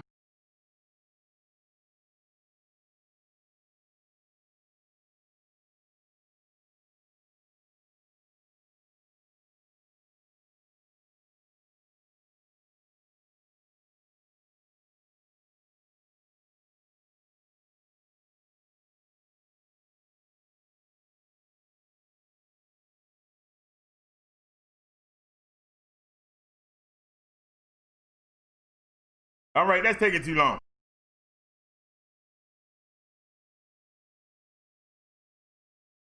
Wait a minute. Let me play it and see. Maybe I can screenshot it. But I don't want to show myself.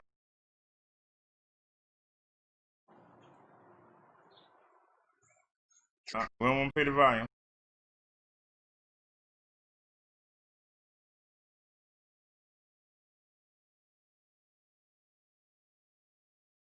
I remember that.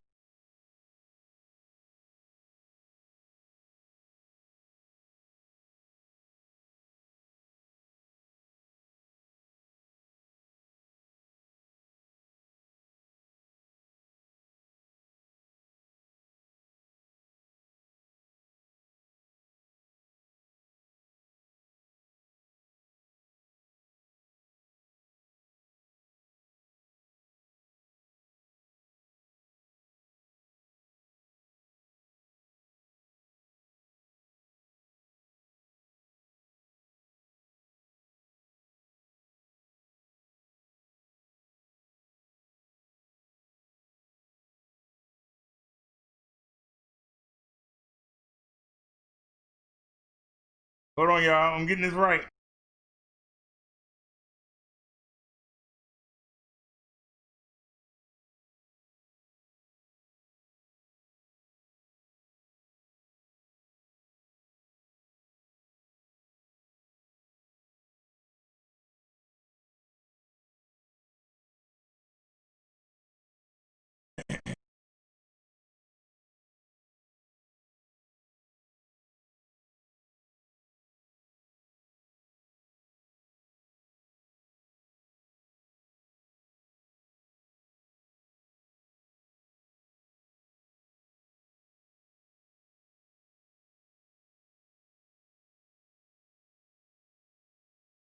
All right. Screenshot.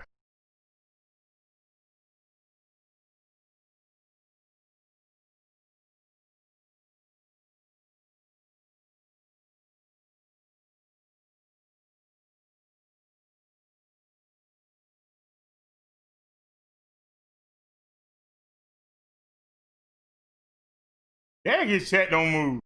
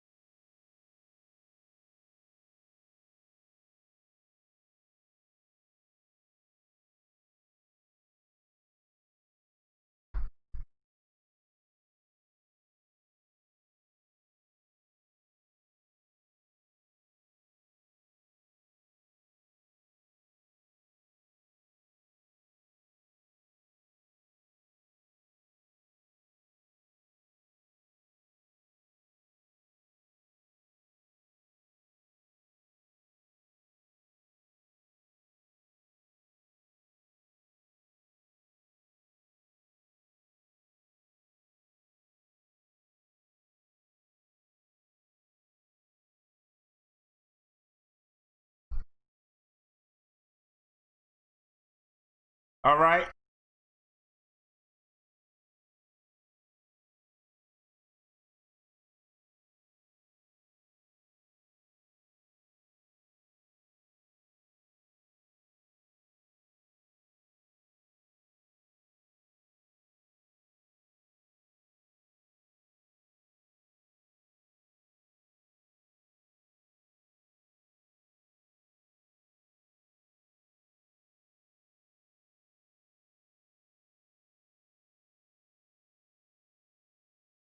Okay, so I got deleted. But hold on. I'm back.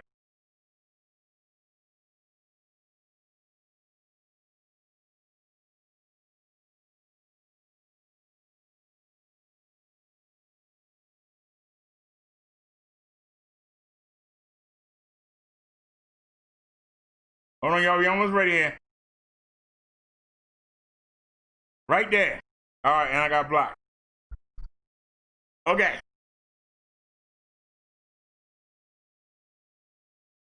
Alrighty, y'all. So let's go find a picture of anything, any image. Is that an image? Okay. Y'all can see how this size, right? And it, let me go in the image. Make it full screen. Okay. Now, let's go get the image. We got like 3 of them to look at, y'all. Be patient. We got 3 to look at.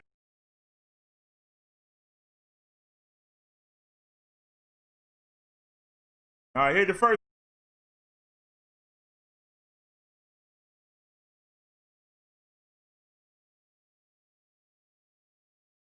Now what we're gonna do is, now we're gonna crop them.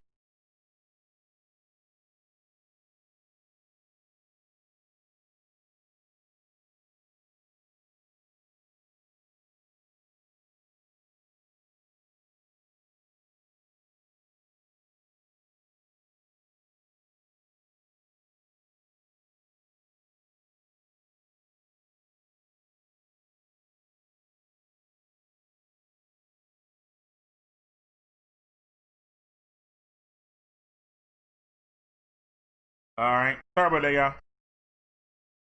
Right, let's go crop. Doo-doo-doo. This is fun. I love technology. Give me 600. And 900 too much. Give me 820. All right, that's good. Now on the other side, give me 700. All right. And close.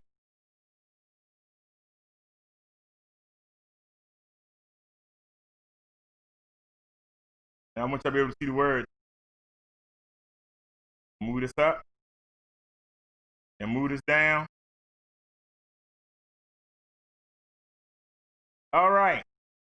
Reverend Brother Derek. Hold up some more. This is me, Reverend Brother Derek. I've been asking Triple Dipshit to come see me for a year, and he is a fake ass wannabe gangster. It's more than hate says facts, facts, facts, facts, facts. Then he said, yo. Then here's me again, Reverend Brother Derek. It's a 4-hour straight shot down 95 to Baltimore. He won't see me through. He won't come to Indy through. He claims he's scared of the middle of the country. Right? Then True Freeman thinks that I'm talking about him. And then you hear me say, Triple Darkness. Triple Darkness is cloning my channel. Y'all see that? Right about that play sign? Triple Darkness is cloning my channel. That's image 1.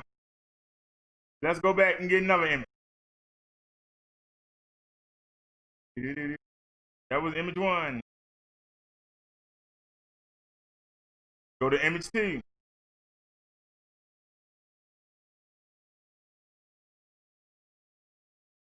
Reverend Brother Derek. True. Can I use your audio of this stream to roast Triple tonight? Will you flag me, True? Here's Cha-Ching. True. Don't you remember Brother Derek? Fact.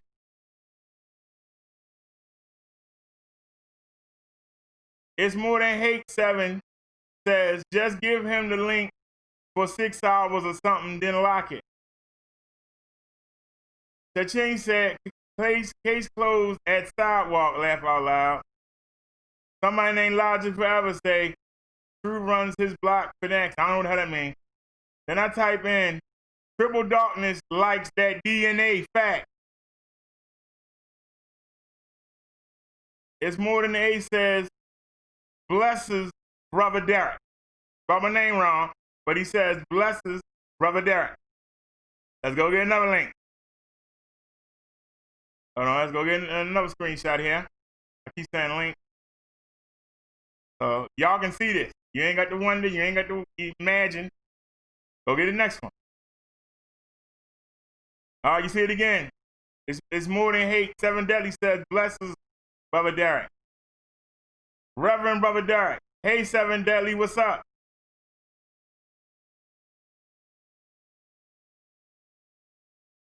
Then you see me again. Triple keep flashing dollars. Why can't the punk rent a car and come see me? I bet I'll be riding that rental car until I get pulled over by the police. Somebody said that Triple was real, he would call in. Right? Let's go back in again.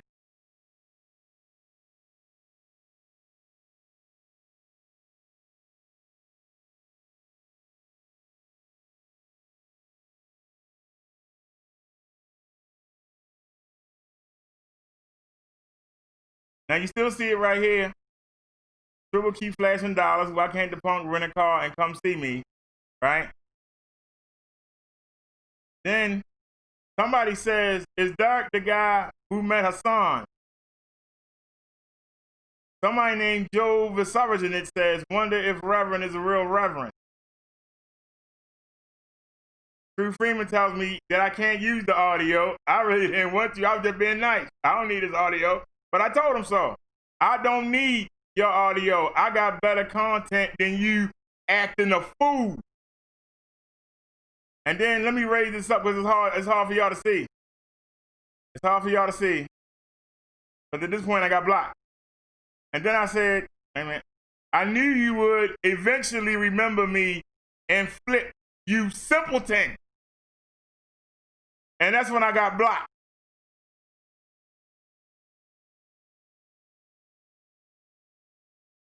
So keep in mind, I said, I don't need your audio. I got better content than you acting a fool. And then I said, I knew you would eventually remember me and flip, you simpleton.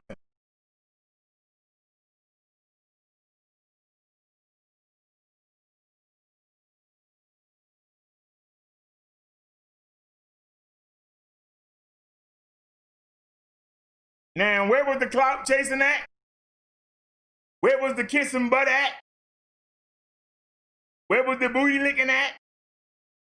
Where was that at? You didn't see that there. I showed you what I texted. I'm listening. And it was one last one, but it just showed me being deleted. The messages got deleted. I said some more stuff, but it got deleted. I was typing for nothing. That's why I left. I was blocked. Why would I stay there?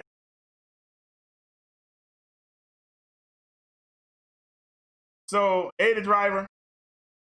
So, we went over there just to advertise about Triple cloning us and other channels, and that he cloned us, period.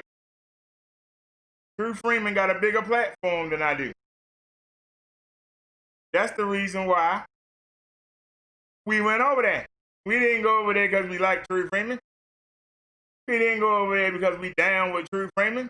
We wasn't trying to get buddy with True Freeman. We were just using his platform to get the message out about Triple.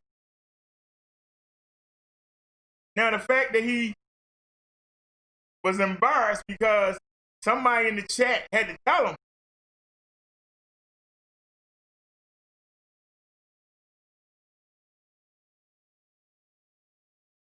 And when I called him out for not recognizing me and called him an idiot, that's when I got blocked. So, you don't like me, but I was able to stay there and talk with you. And it never occurred to you that you were talking to Brother Derek. That's because it said Reverend in the front of it. You still didn't put 2 and 2 together.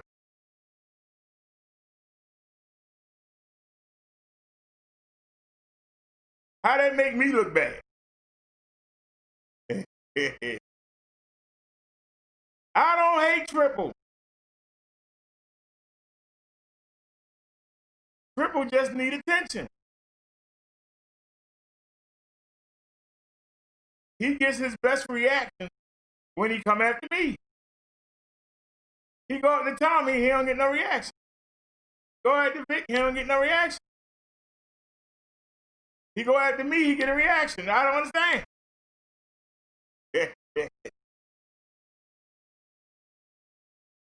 He can't roast. All he can say is the same thing. You're broke, you're broke, you're broke, you're broke, you're broke. Now, I found it strange that True Freeman was using what I roast Triple with about him selling drugs to his own community, poisoning his own people. He used my roast on Triple in that video. That's another reason why he was mad. He used my information, the information that I've been roasting Triple with. You can go back to Zone Show. You can go back and look on my shows. He said the same thing that I said months ago. True Freeman pretty much said what I said months ago. He used my material.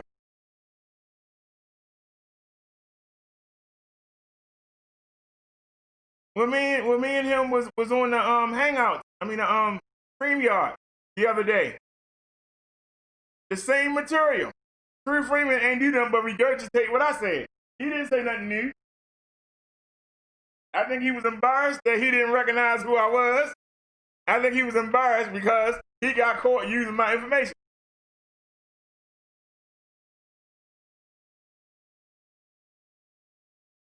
I think he was embarrassed.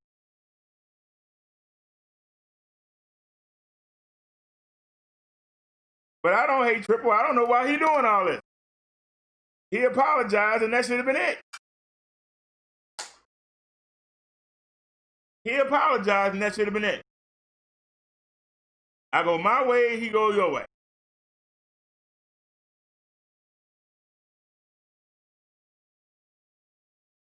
You don't see me and Steve fussing. You don't see me and Candy fussing. You don't see me and Lala still fussing.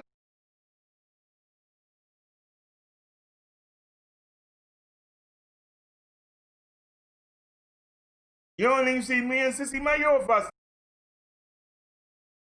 You don't see me and R.E. fussing.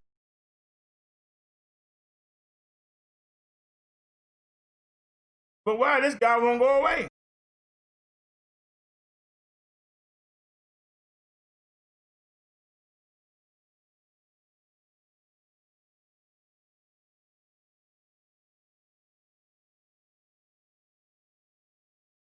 Neptunes look so stupid in Tom Boy Diva's chat because I didn't get there in time enough. They had already blocked the clone. So I didn't get there in time enough because I don't know the woman. I ain't no wrench. I couldn't go back and look. I couldn't see what he said. So I don't know what Triple said in that chat before I got there. But they had already blocked him. And they in there talking about me. And I'm amazed at people keep saying how small we are, yet everybody know who I am. I was amazed. No matter where I go, everybody know who I am. Ah, you small, nobody don't watch you. Everywhere I go, they know who I am.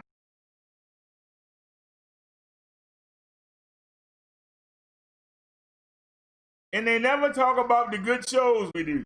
They never talk about it. It's always, oh, you jumped on somebody, or you scammed. It's always something. There's never nothing positive. We can do 1 million positive shows in a row, won't nobody ever say anything about it. We do something negative, they right there. That shows you how sick our people are. That should show you right there. When I went down my video list and you saw all the different topics, you saw, they never talk about that. Never.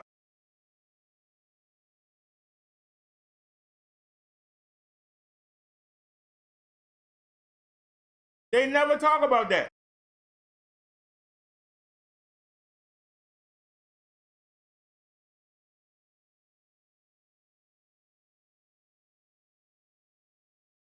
But then we know Truth Nation member from Missouri was fiddling with my Cash App. When they find out who you is, I hope you got a good lawyer. That's all I got to say. Because we're going to nail your butt to the court. I'm going to do my darndest. Remember, I ain't got nothing to do all day like Two Freeman said. I sit here all day. I can sit on the phone all day, sit on the computer all day. Hey, did you get him yet? Hey, did you get him yet? Hey, did you get him yet? He took $1 from me. Did you get him yet? Are you going to lock him up? Get him yet? Well, I don't know. I'm assuming. Because the person was from Missouri. Triple from New York.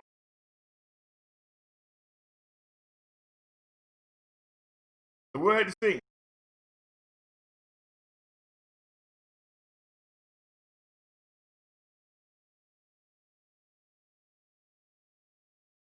But literally, while I was reading online, somebody did that transaction.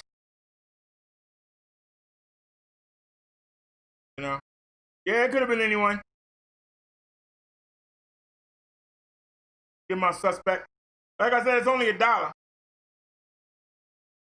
If anybody gonna donate, hit the PayPal. Don't hit the Cash App till they get this worked out. I'll let y'all know when I get a result on it. So then, don't hit the Cash App.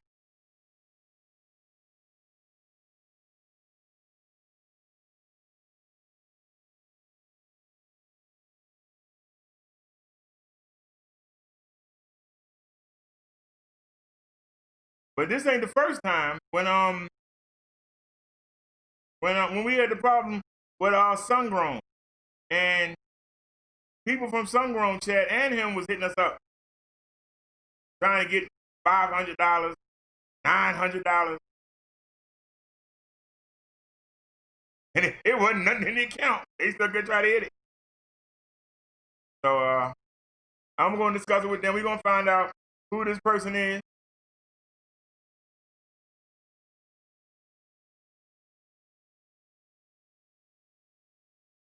But I know I ain't sent nobody no dollar at 120 when I was read off the screen. And the phone was sitting down there. And the other phone was sitting over there. I'm sitting here reading from the screen. One hand on the mouse. How do I send somebody $1? Why would I send somebody $1? $1?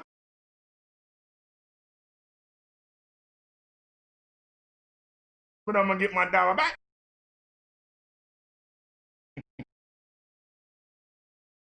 Like I said, it's only $1.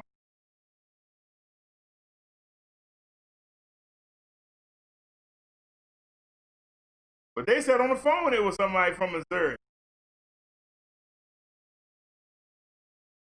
Because I even typed it in the chat. And then the email came across the phone. You gave $1 to this guy in Missouri, and I showed it to y'all. And now I'm calling, and you see it's still saying calling while it's busy. And we got cut off. Why the lady didn't call back? I don't know what's going on, but we're going to find out. I don't know what's going on with that, but we're going to find out. But like I said, until then, we're not going to use Cash App. Ain't nobody donating anyway. But if you do decide to donate, hit the PayPal. Don't hit the Cash App.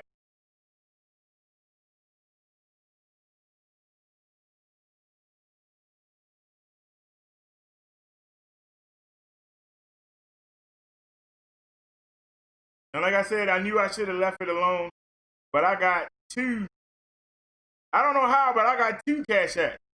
I got a minister, and I got the Brother Derek 48, and they both linked. So I might just cancel if somebody can hit it.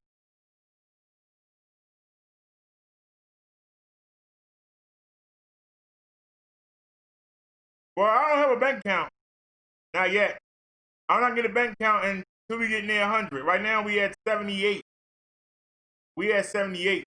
So but I'm going to need to get a bank account so they can send. And luckily, I tried to use the Cash App. Luckily, I tried to use the Cash App. Let me see if my bank linked on here. Hold on a second. I mean my let me see if my disability card linked on here.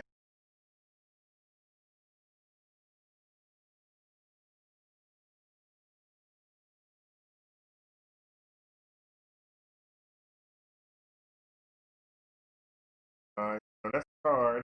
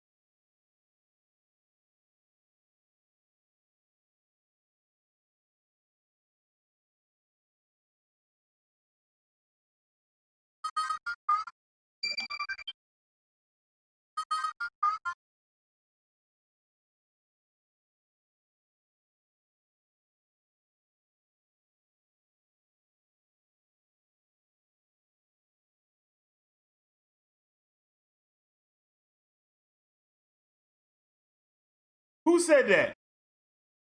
Thank you, Naya. Thank you. My disability card was linked to the Cash App. I just unlinked. Thank you, Naya. Thank you. Woo! Thank you, Naya.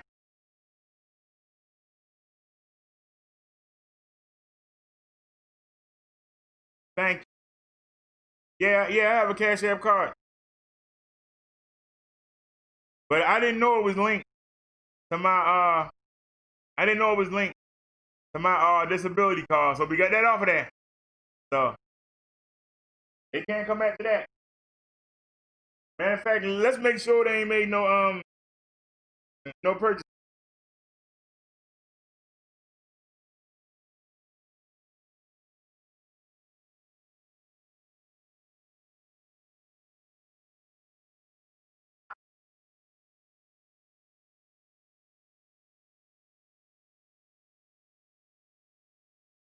Shop.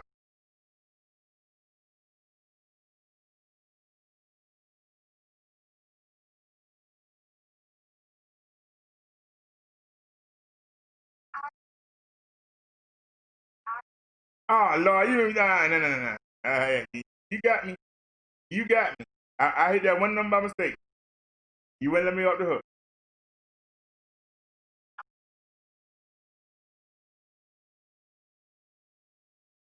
Come on.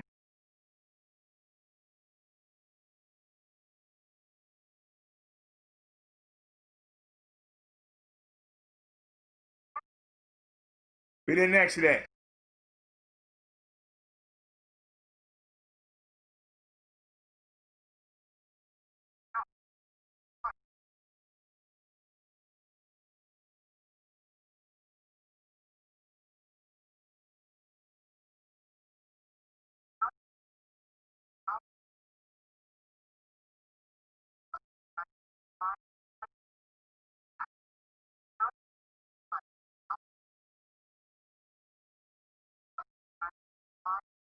That's channel membership.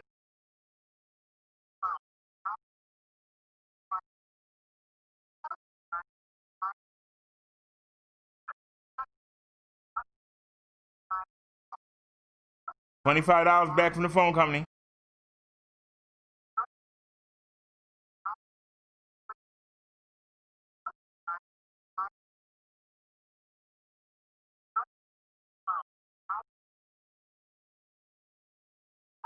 That's Amazon Prime. Okay.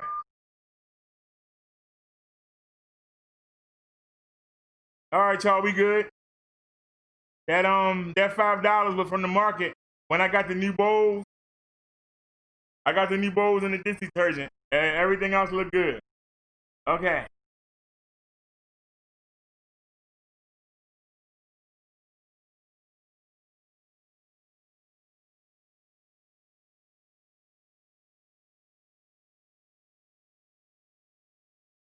Oh, did I take my phone message?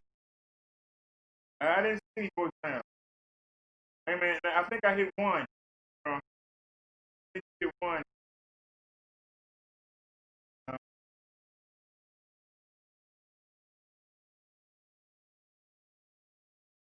oh, that's the phone.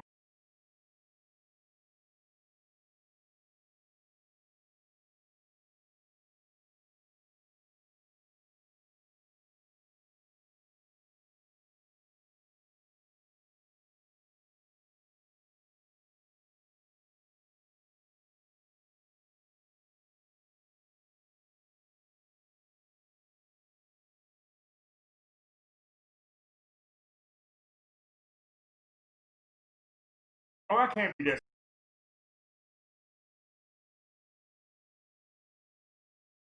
You did it.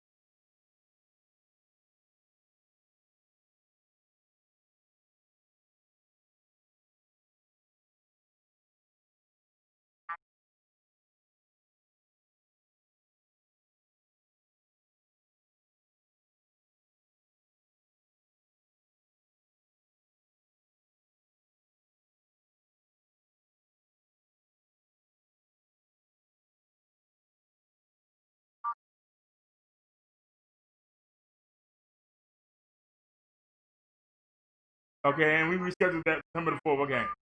But that's it, only one message.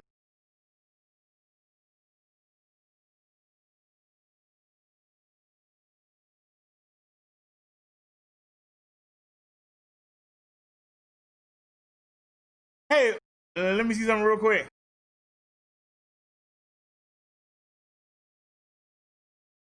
Wait a minute. Yesterday. No, it ain't the same number. They ain't the same number. Okay, now. All right. All right, I checked my messages and it was just nothing there except from the cardiologist. And Liz already know about that. We getting the I'm getting the heart monitor.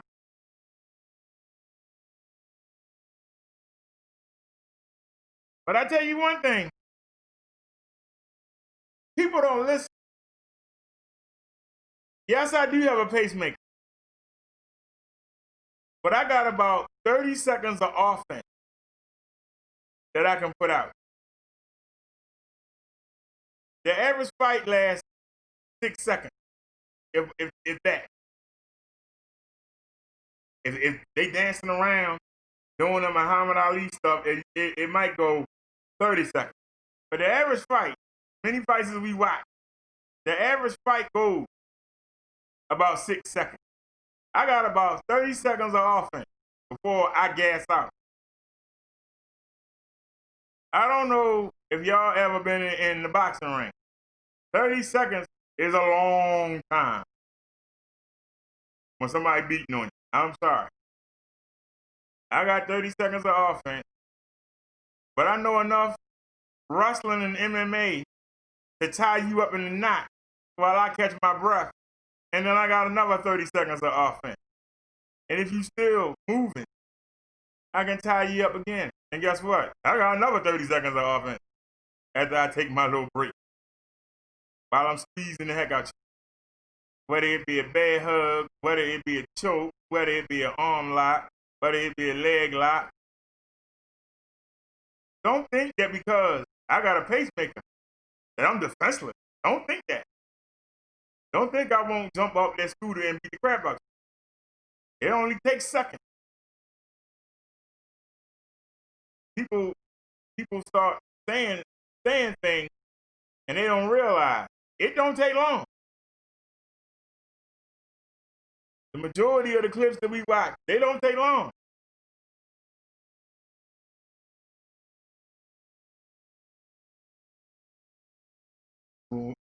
I don't do them long fights where you dance around and you do all that. We ain't doing that. You gonna come at me, or we ain't fighting. If I come at you, I'm swinging something.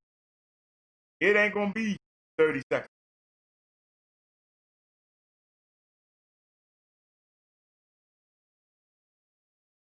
I don't need that 30 seconds. If you can survive the 30 seconds, more power to you. I don't need 30 seconds. I only need 2 seconds to strike. Another second for a suplex. Wait a minute.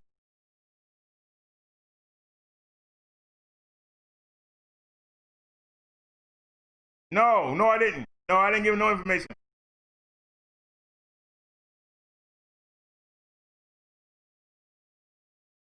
No, but like I said, it could have been. It could have been. We're gonna find out.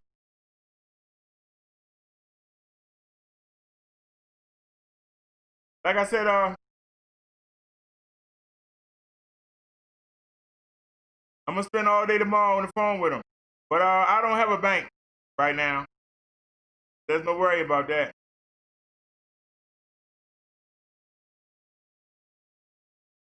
And the card is a government card, and they have a whole team. They have a whole team of people.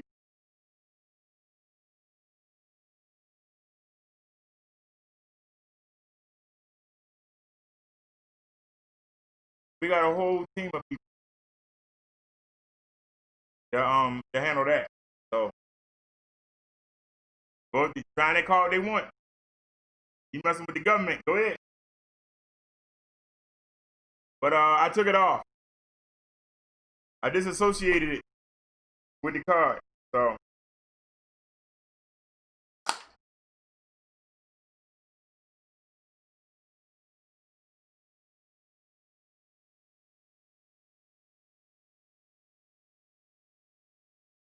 But like I said, I find it strange that we calling that number back and it's busy. It's busy before it even starts. I'll try one more time.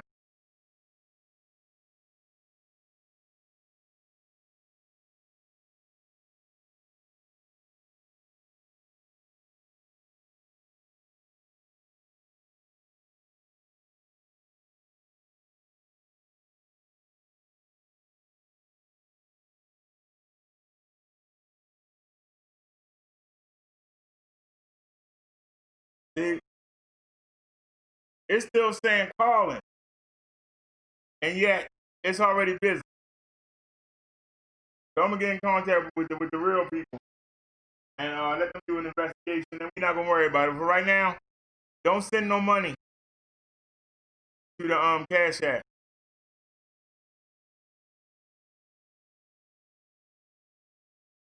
That's a great idea, Liz.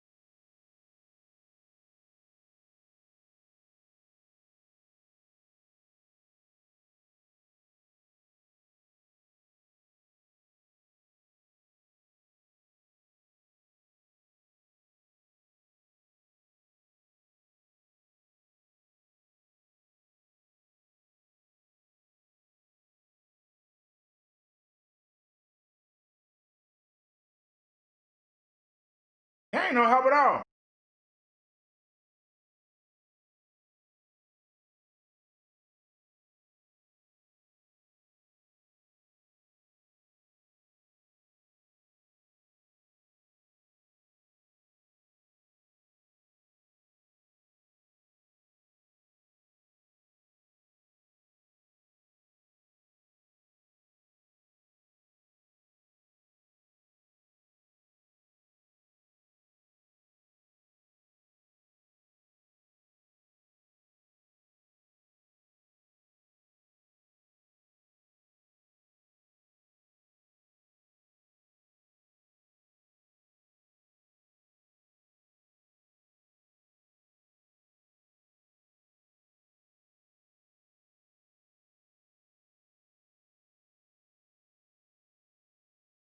They don't make the season.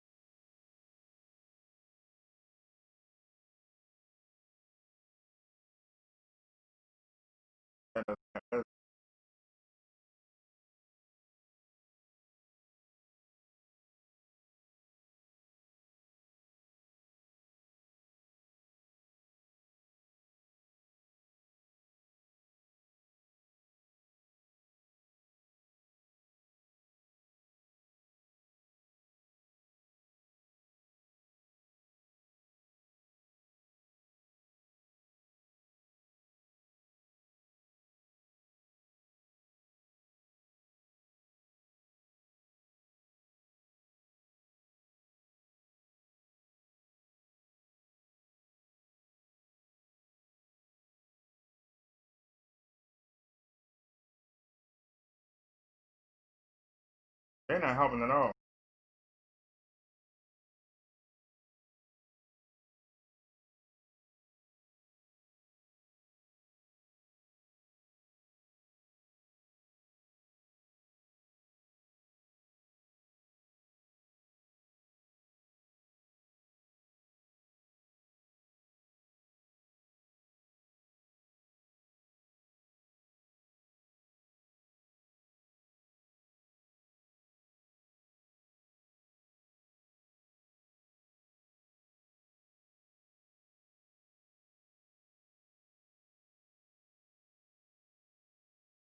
They keep closing.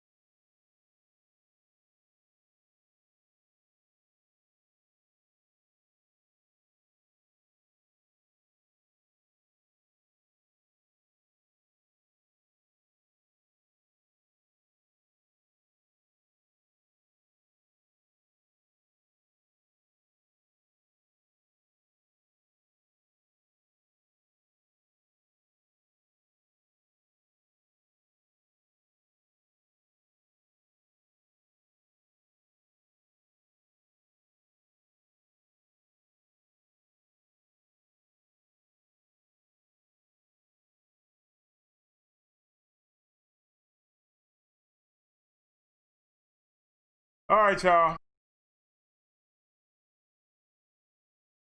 They're not answering the phone.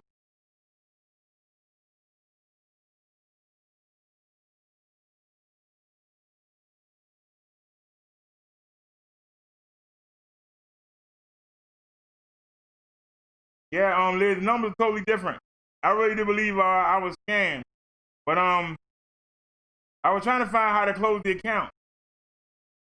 Titus says, BD, in case you didn't know, Summer Breeze is one of Tommy Sotomayor's thousands of accounts.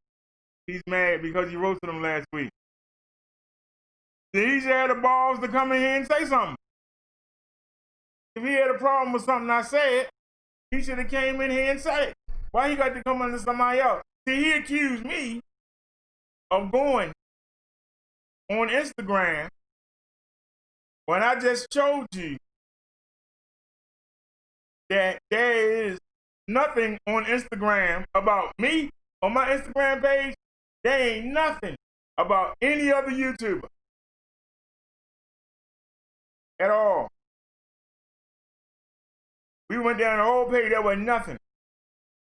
But he gonna tell you that I went on there and made a fake clone to come ask him to roast me. Why would I go ask you to roast me? I'm gonna go through all that trouble to make him a new account when I sat here for 10 hours and asked you to come over here and say what you gotta say and you wouldn't do it. But I'm gonna go make up a fake account, somebody you don't know, and you won't come see me. But if I ask you under somebody else's name, you'll come see me. How does that make sense, Titus? Make it make sense, as he was saying. He wouldn't come see me directly. Why would somebody, he or I don't know, get him to come see me?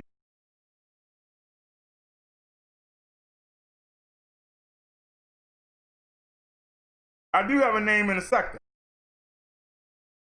He won't come see the name, but he'll come see some nobody. Some nobody gonna tell him to come see me, and he gonna come. But hold on, let me hurry up and get over there, because no name told me to come. How that make sense? That's why, I saw it and I made sure. For the people that saw it again, as Triple Dippy Dip keep putting it up there, I had to keep reminding them of that man lie. You can see he turned his head. He went, you didn't even lie. He couldn't even look at the damn camera. The driver says, why does every troll have to be Tommy? That ain't the first time Summer Breeze came in here. And I've been letting Summer Breeze go off. And that ain't the first person that told me that was Tommy. Now, I don't know if it is or not, and I don't care. Naya says go into the settings. Where, Naya? Because I want to cancel the whole account. How do you cancel the whole account, Naya? I want to just cancel it. How do I cancel it? I want to cancel the whole account and start over again.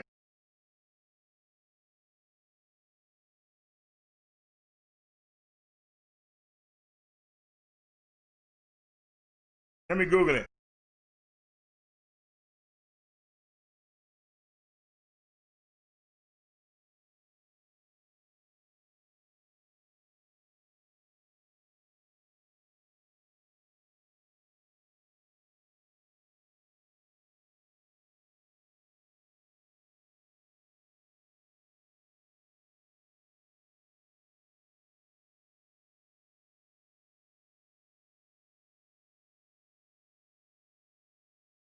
Oh, that's an iPhone. I don't want the iPhone. I don't want the iPhone. I don't want the iPhone. Go back. Go back. How to delete my account on Android?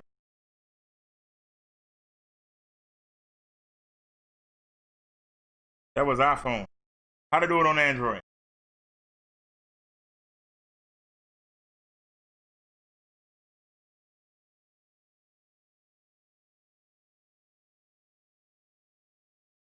All right. They're going to tell us how to do it.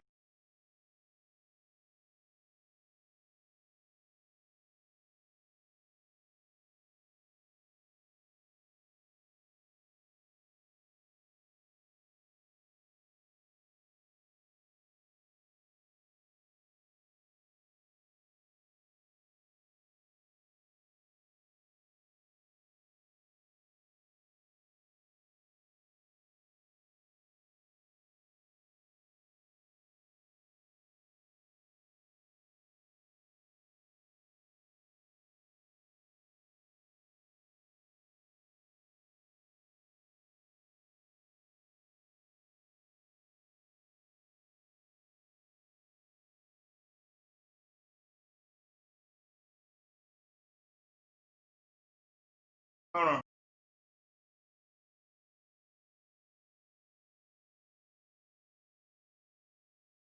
What? Tap the account name icon. Which one is that? Is this it?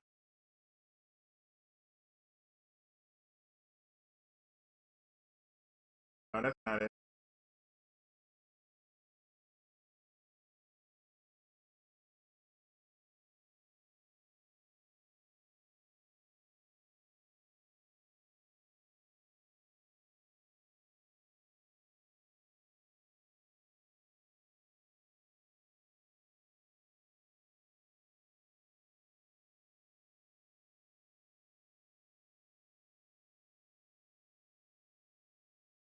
Oh, I can change the pin.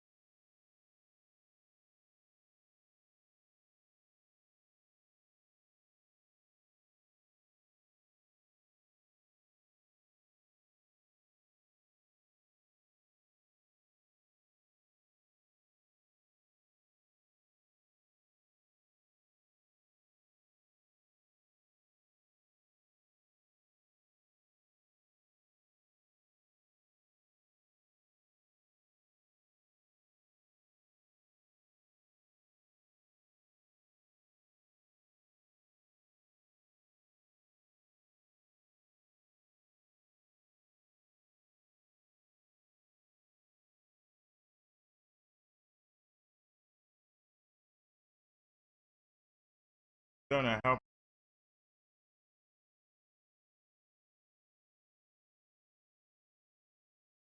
The count menu icon. I don't see that.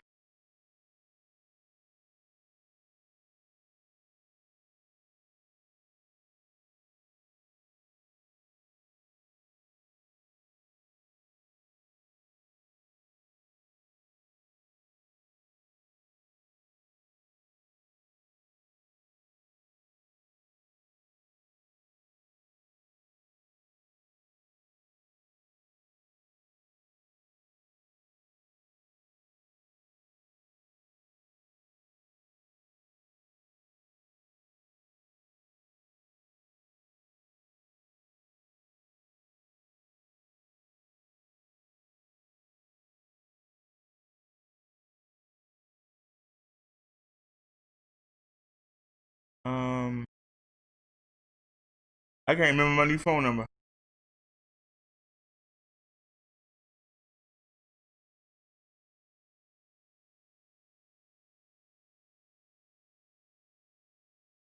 What?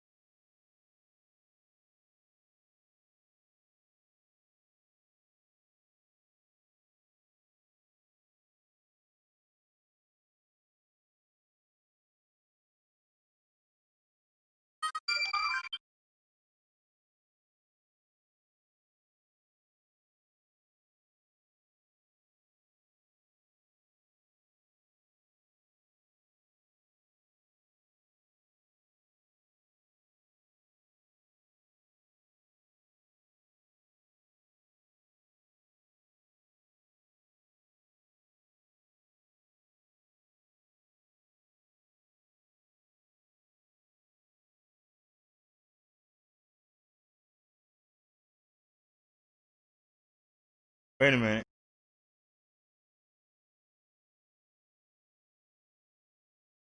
Oh, we already saw that. There it is.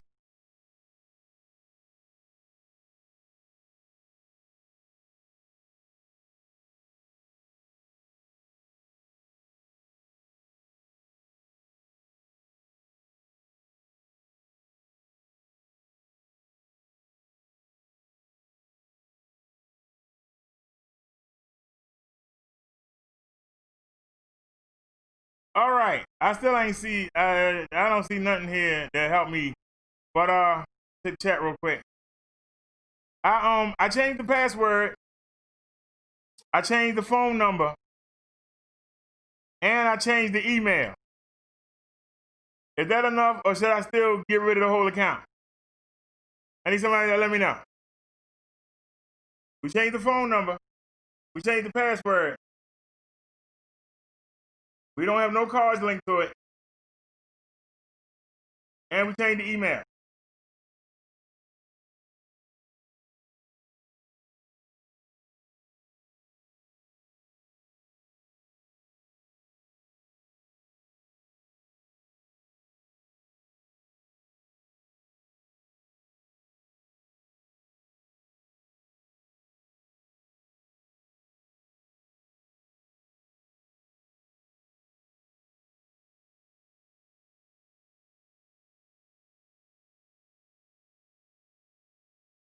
I see.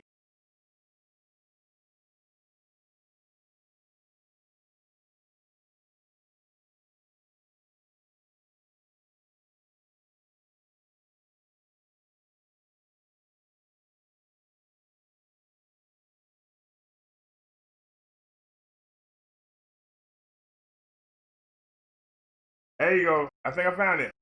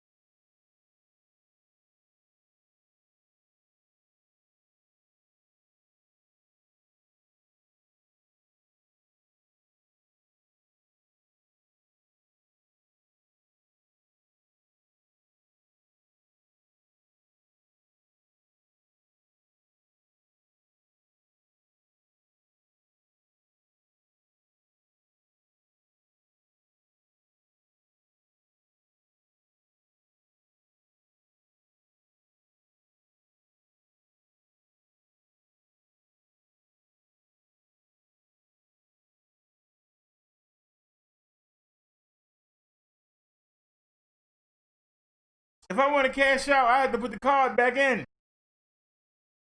We just took the card off. I got to put it back in to cash out. Damn. Well, hold on. Let me see if I can do it with the PayPal. Where's the PayPal card at?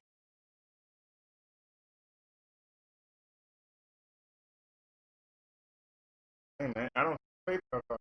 Oh, wrong thing. No, that's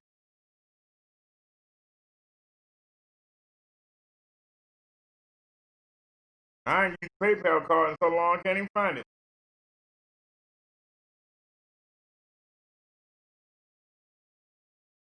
Yeah, how did I get the reputation? I don't know how I got that reputation. It's not deserved. Oh, that's Walgreens. Where's PayPal? Correct, sir.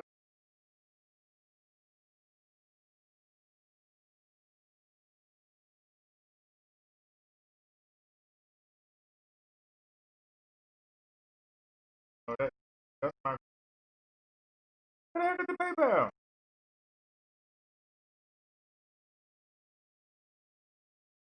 Where the heck is the PayPal card at? This ain't funny. Hold on. Drag that out. There it is. Maybe go through all that trouble.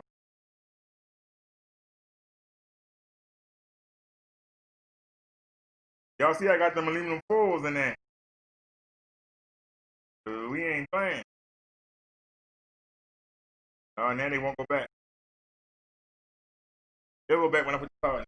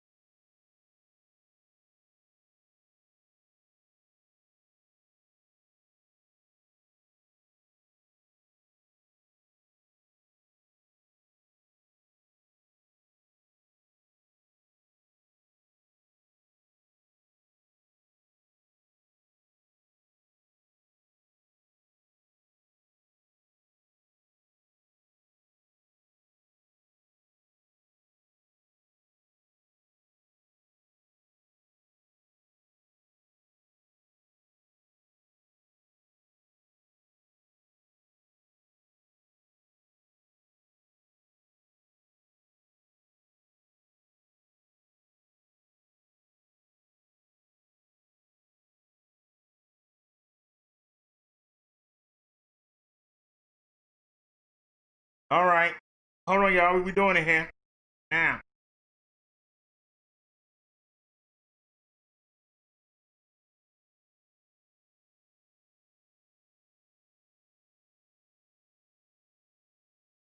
Tap the account menu icon.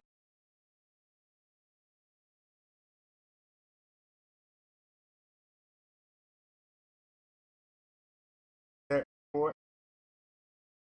Okay. Something else. Okay.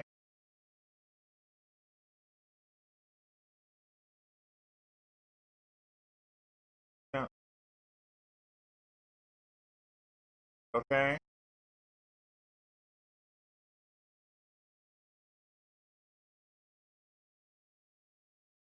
There it is.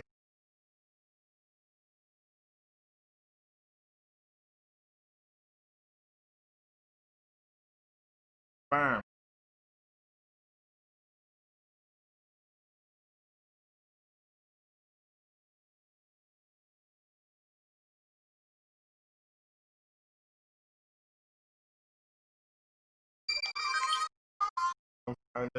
How you confirm?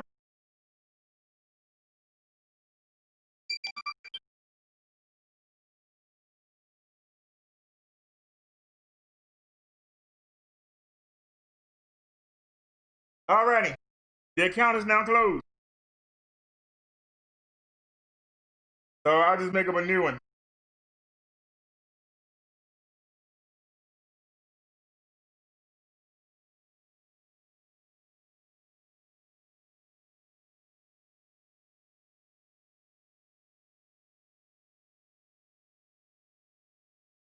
Wait a minute.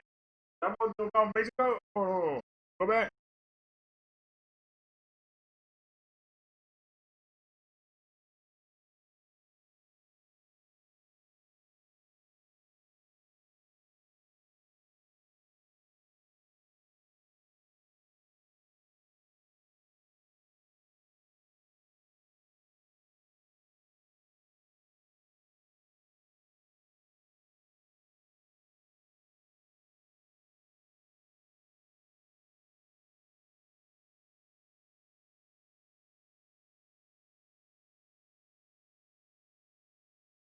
No, I don't want to. Leave it alone. Nah.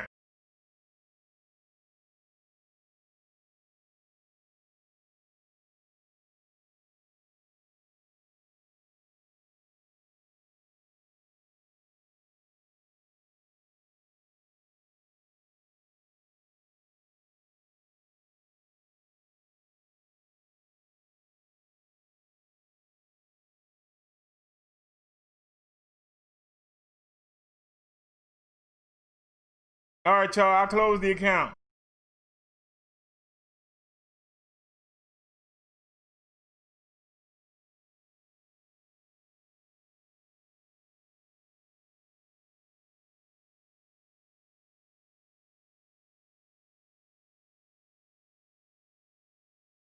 All right, I got the confirmation code. That's what I understand.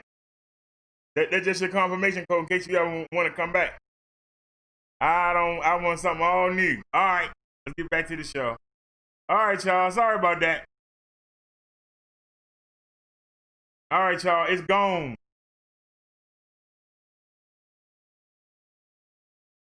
All right, y'all. Now we good. It's gone.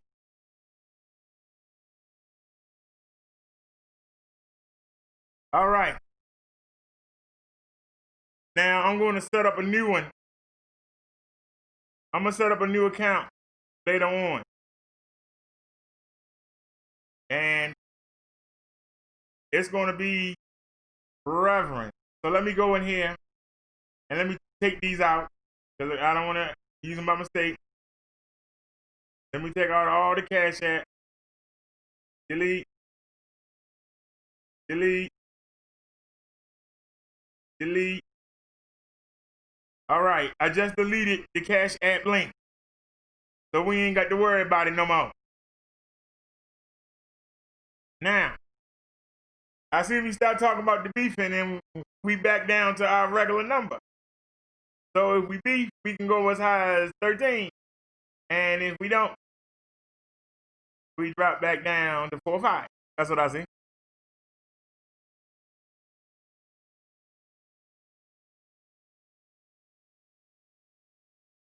So as I was saying, y'all, on the most boringest show on YouTube, you just saw somebody get scammed. We listened to somebody named Summer squeeze the cheese.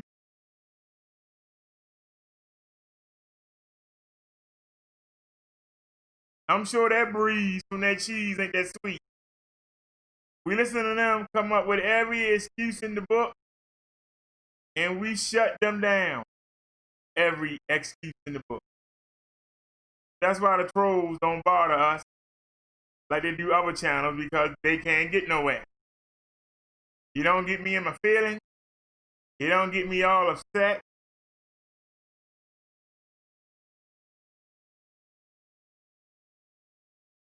I was asking the person to hold off a minute and let me get this handled.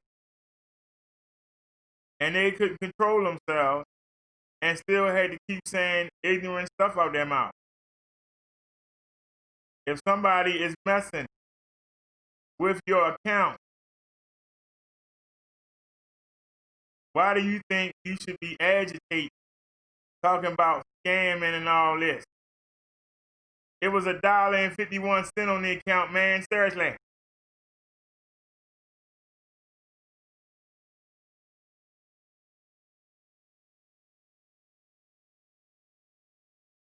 Seriously.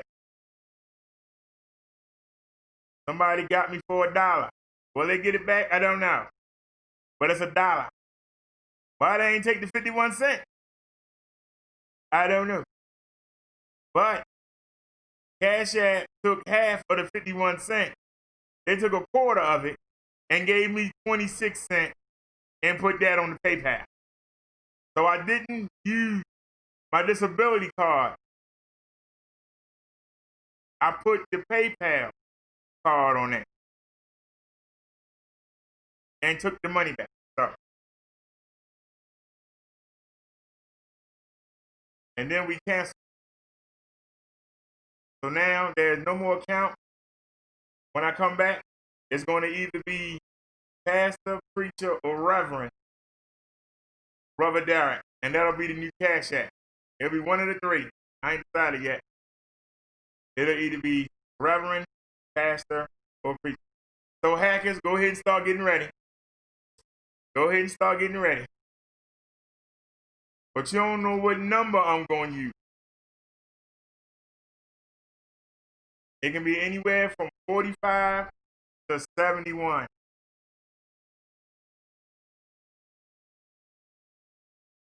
Anywhere from 45 to 71. So you're going to have to figure that out. You want to do it again. And there you go.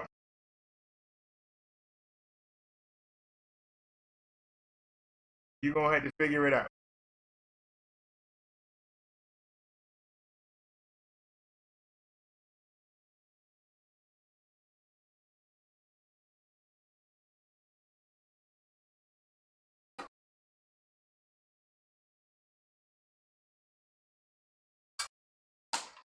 I got a phone call, but that phone call don't match the number. I think I got scammed live on the air.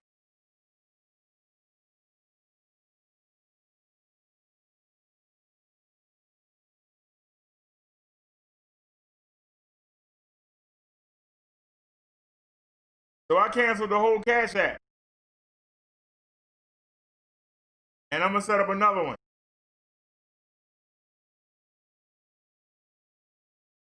Just blank it. That way we ain't got to worry about it.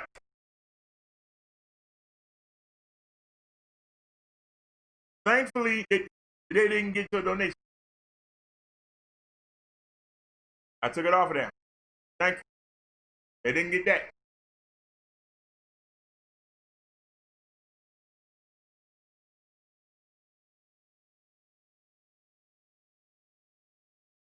But I had $1.50 left on there. I thought I had cleared it when we got the phone thing.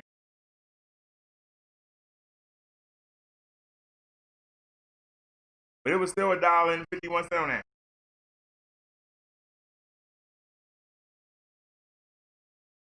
I'm not gonna cry about $1. If somebody went through all that trouble to get $1, hey, peace and joy. But if they catch it, I'm prosecuted to the fullest extent of the law.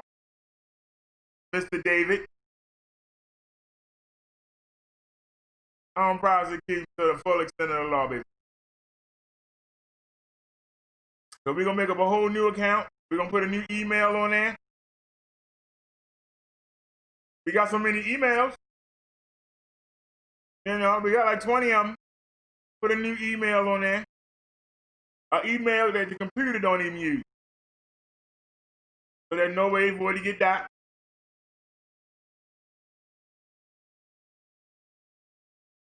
So we're gonna go ahead and get that done.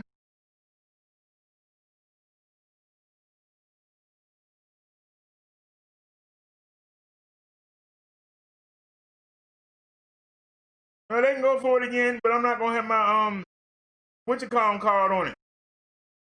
And if they're that desperate, and like y'all donate like that, I ain't picked them on Tommy Sotomayor.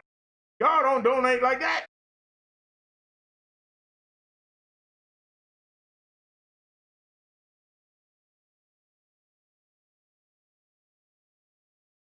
I'm trying to figure out, knowing that, why would they even bother?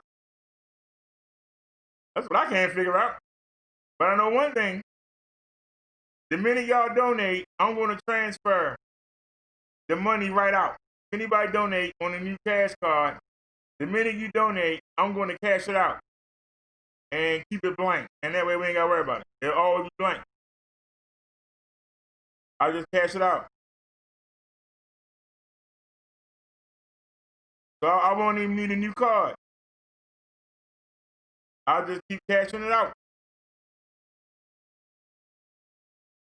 It cost me $0.25 to do it, but I'll pay the $0.25 for the peace of mind. And that way, even if we're in the middle of the show, I'll put a song on or play a video and I'll cash it out immediately. And I'm also going to make sure I found the setting while I was looking. There's a setting that stops people from being able to request money. So nobody can request money.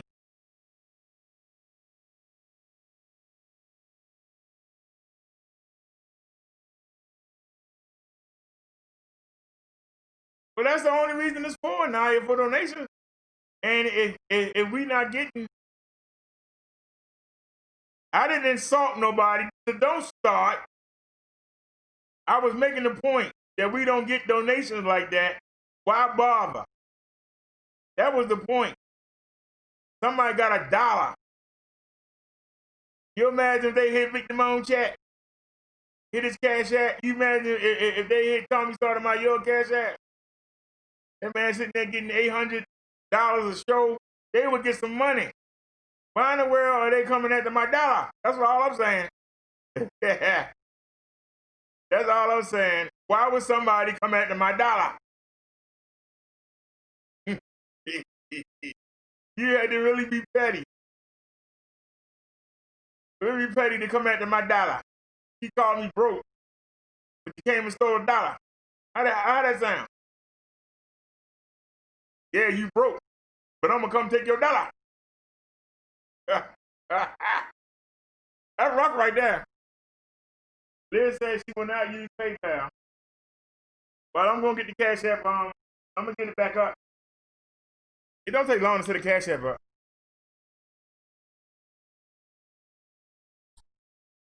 I just want to use the email that we haven't used before. That's it. I just want to use the email that we haven't used before.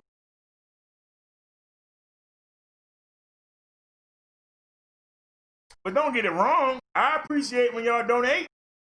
Don't get that twisted. I'm just saying to make a point. Who's that petty to come after the man? I know what you're trying to say now. You saying that I say y'all don't donate enough. That's not what I'm saying.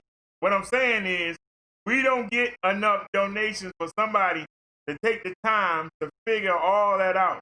They did all that for $1? That's rough right there. I'm just saying, that's rough right there. That somebody would go through all that trouble. It ain't easy to hack somebody's account. It take hours of work. Somebody spent hours of work.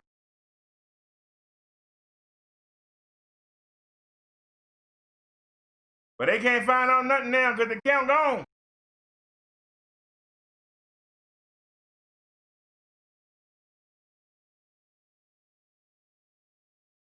They're going to get it. They better hurry up and do it.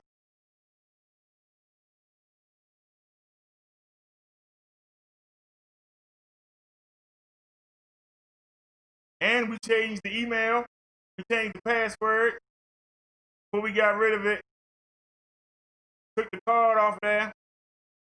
So hopefully, all that's gone.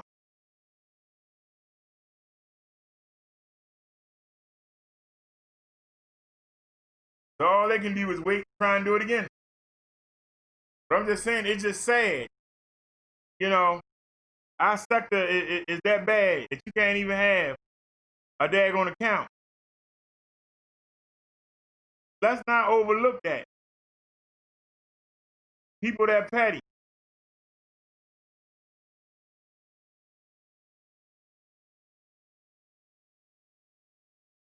Naya said he's not understanding. It's not about the donation. Naya, I know you're trying to say that I'm saying that y'all don't donate enough. That's not what I said.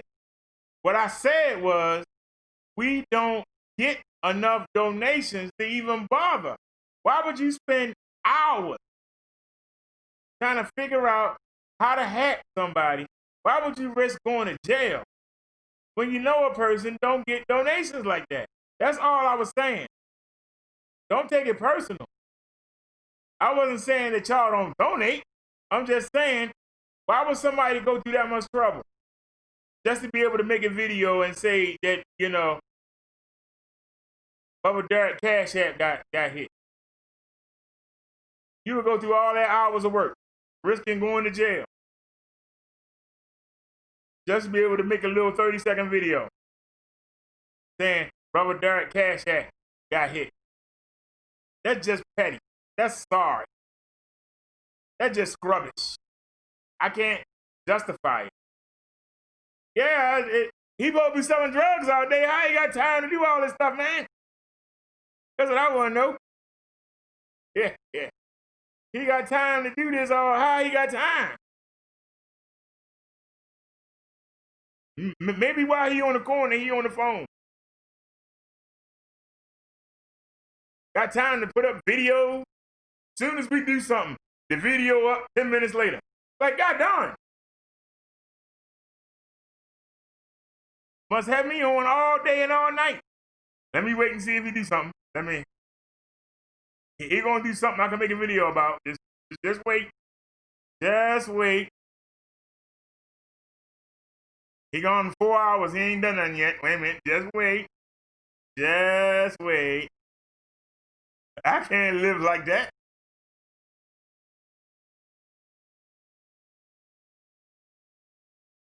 I remember when I used to make videos about that man in Indy. And I used to have to watch his videos. I couldn't stand it. It was so boring.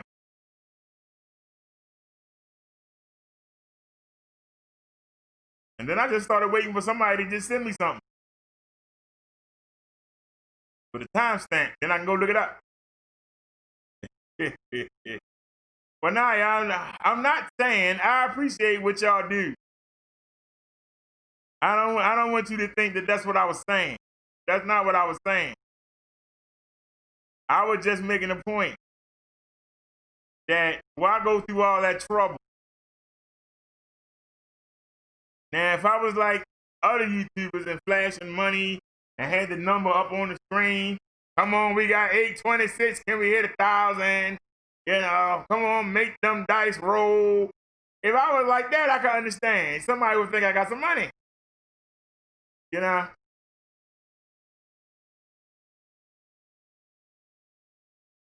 You know, if that was the case, I could understand them coming after me. But they have nothing.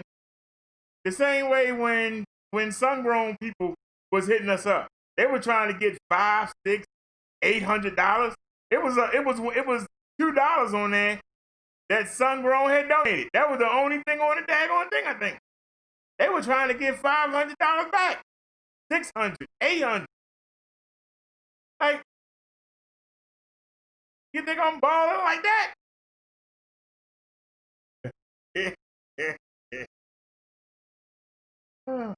The driver says a true drug dealer don't brag online about it. But let them marinate, y'all. They were trying to get $500, $600, and $800, $900. Y'all remember that show? They were just hitting their Cash App up, requesting money.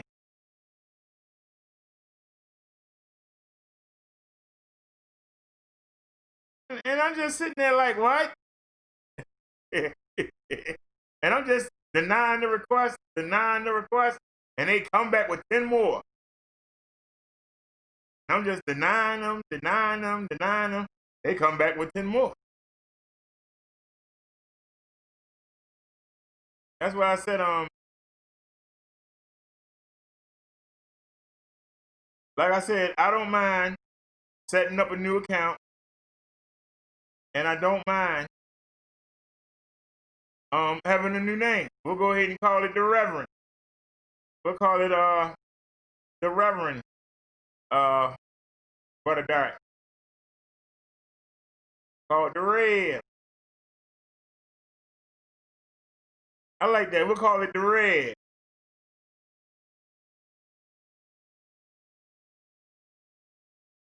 The Red Minister Brother Derek. You know, we get a lot of people saying that I'm a fake minister. But when they quote other people that say that they got ordained, where are their videos of their sermons? Where are the videos of their sermon?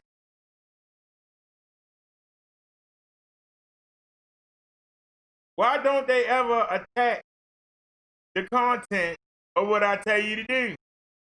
So they don't say that the preaching is fake. They say that I'm fake. What? What I tell y'all is not fake. There's nothing wrong with that. But there's something wrong with me. I want y'all to let that marinate. It ain't nothing wrong.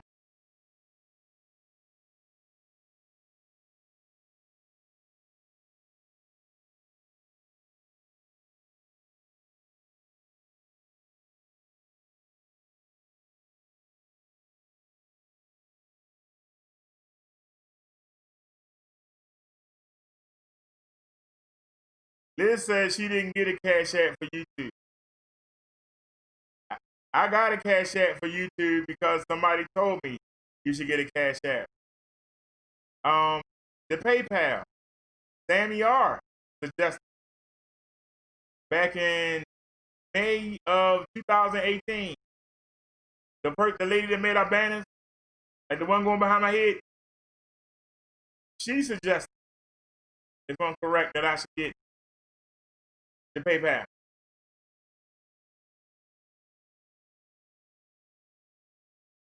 This is what a lot of people keep forgetting. If I get something, 9 times out of 10, the people ask for it. And then I figure out how to do it. That's how we went from using a cell phone to broadcasting to you now in 2K quality.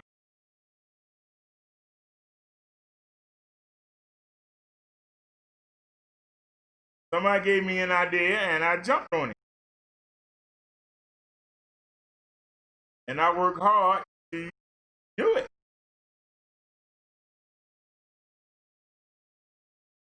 Just like I didn't know how to use StreamYard. We did a pretty good time. By mistake, I showed a Hangout, but it wasn't nothing damaging on that. But we did it. I didn't know what I was doing. And pretty soon, we were rocking it. Now, I don't think it's worth $25 a month when we can do this in 2K for free, and we only in 720 on the Hangout. And like I said, if y'all don't call in enough to justify the $25. Now, if you pay for the whole year, I think it's only 20. I think if you pay 6 months in advance or a year in advance, it's only 20. But it's $25 a month for the 4 hour. And we've been live for 3.5 hours now.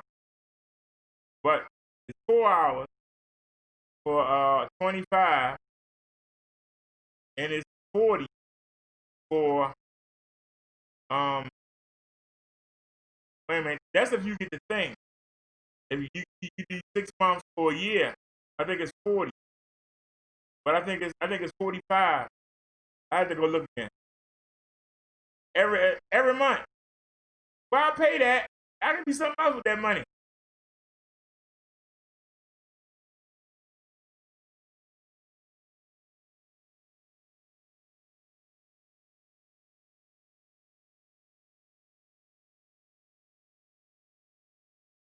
Liz said she didn't get Cash App for YouTube.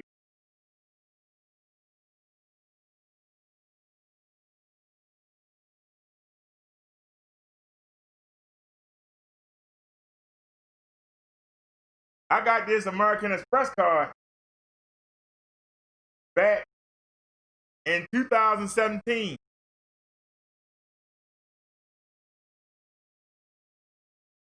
And that's what I had got to pay bills and stuff with. Then I realized I could do it directly from the disability card. And I haven't used that card in 3 years. I haven't used that card in 3 years.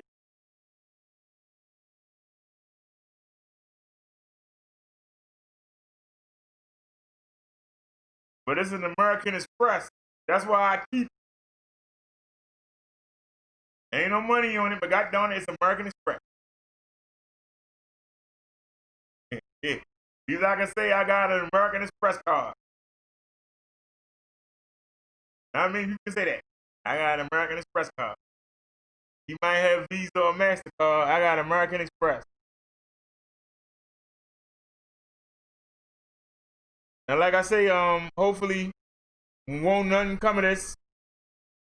And like I said, I'll set up a new account. Matter of fact, I ain't doing nothing right now. I need to find I want another email though. I want an email that's not on the that nobody know about. Let me do an email. Let me open up another window.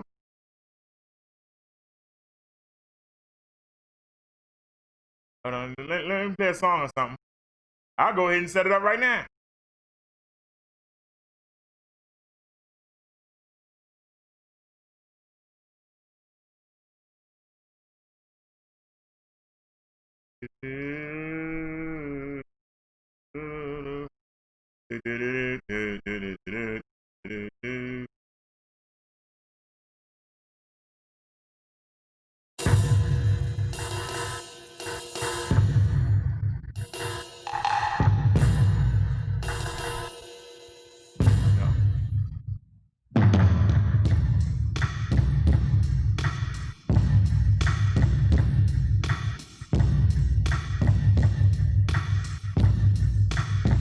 Bum, bum, bum, bum.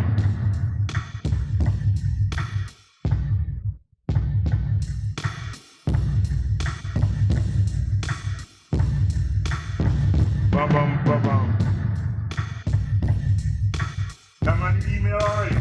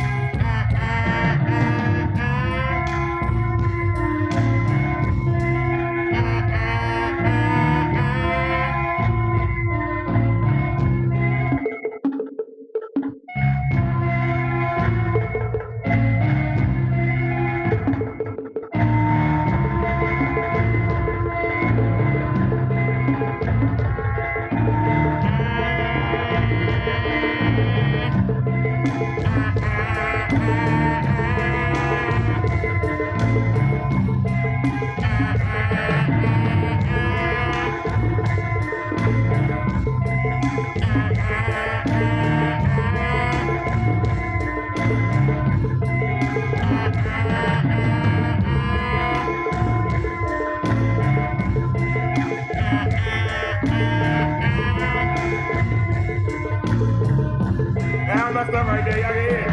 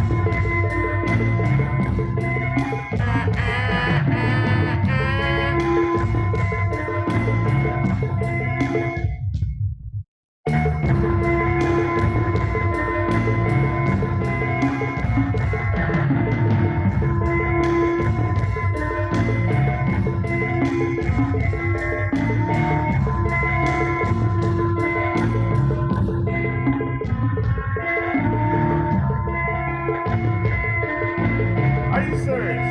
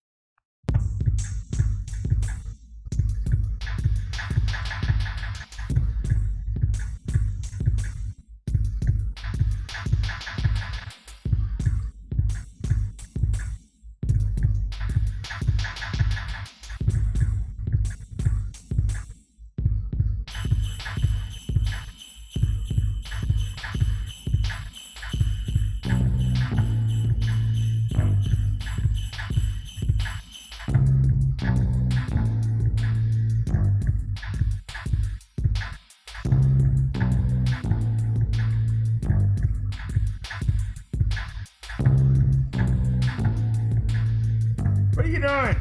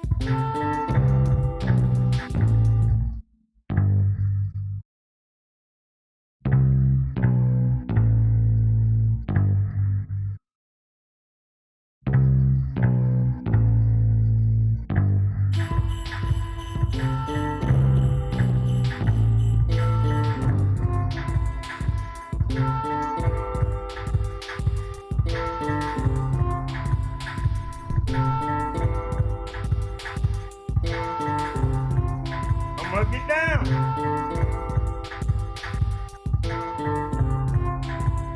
Hit. You wish you could hit like this. Keep buying them beats.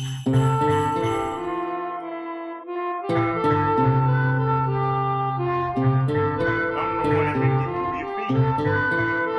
You gon' line and race them. Sample them.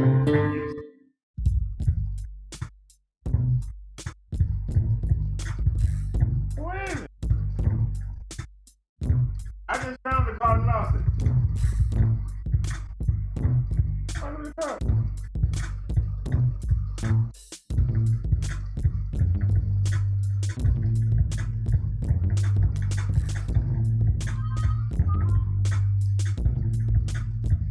Oh, there it is.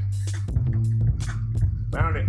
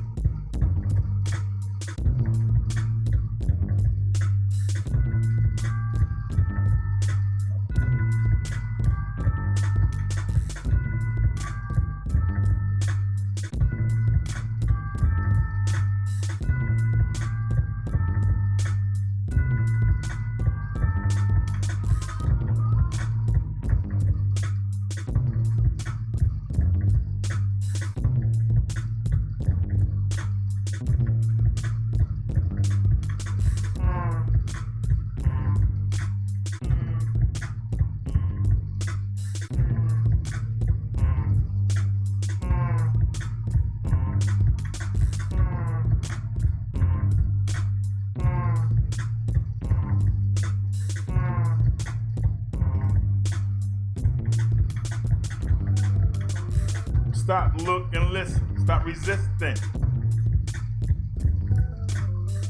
It's a brand new day. Let's try a new way.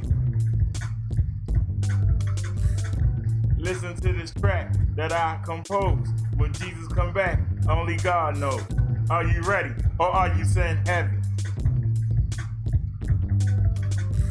Are you ready, or are you sin heavy?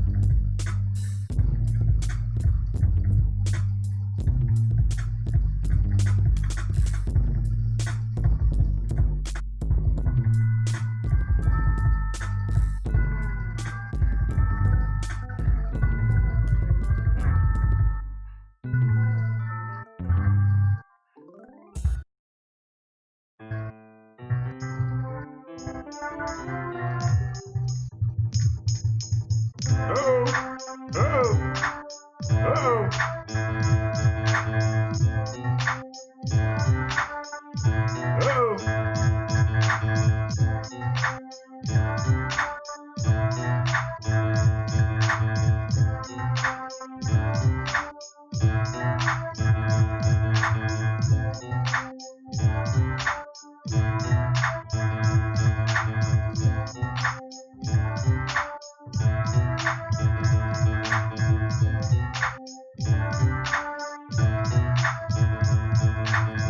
Are you ready, or are you saying heavy?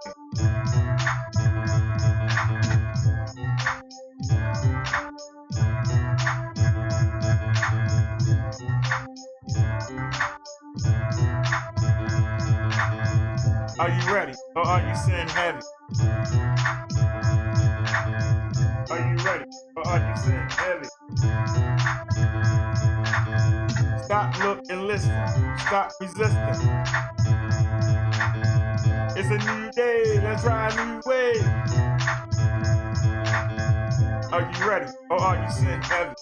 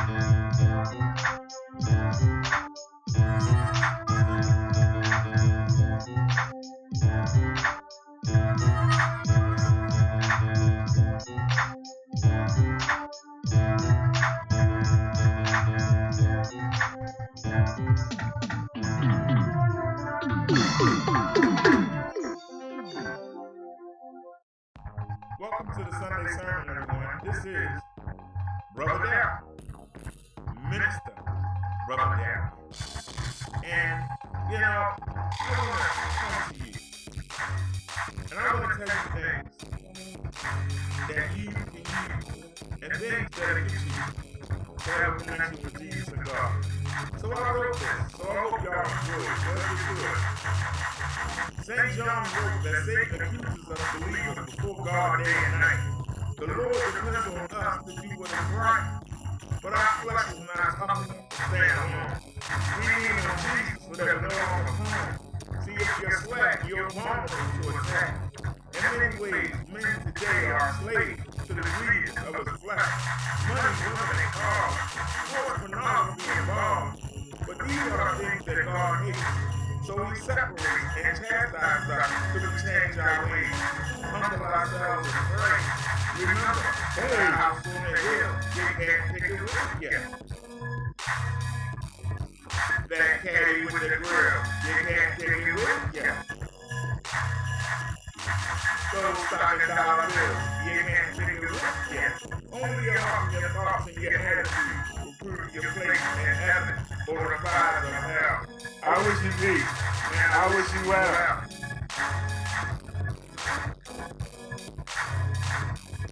It doesn't matter if you're rich or poor.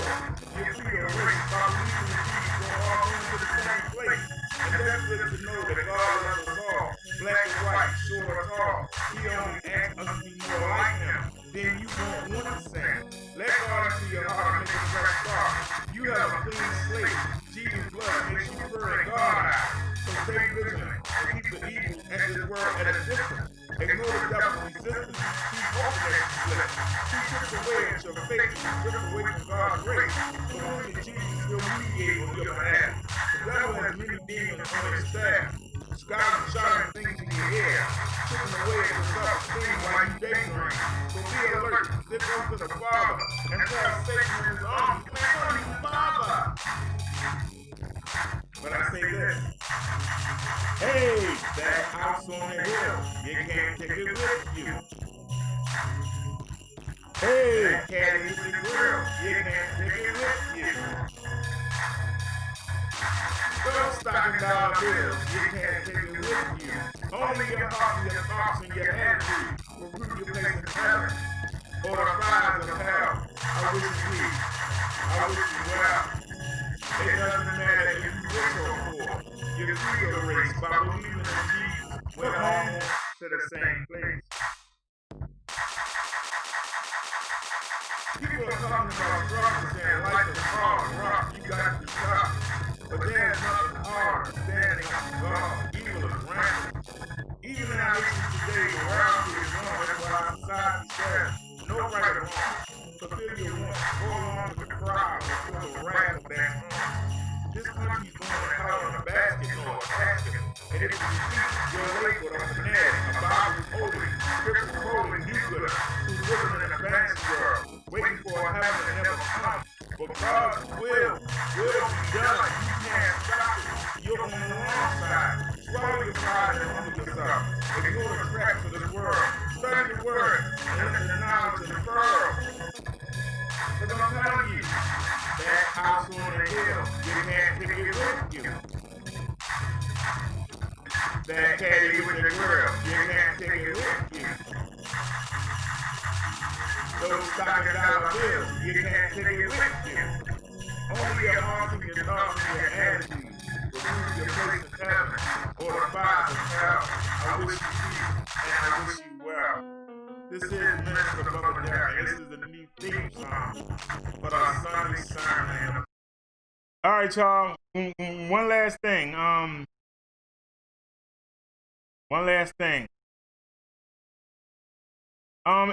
Anybody know how to get the pin code?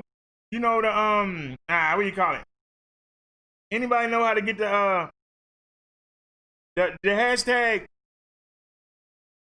I mean, let me log in on the computer. 598-689. No, 522-4179. 522-4179.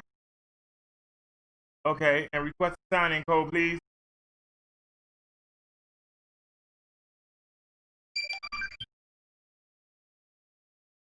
Oops. Damn, it just vanished. You still got it wrong. Come on, Doc. People waiting on you.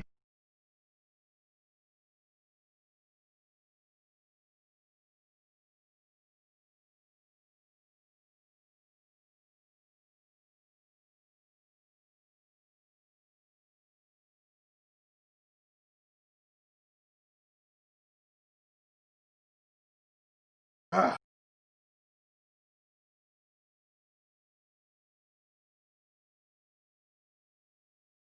There it is. What? Oh, it did tell me. 299-841.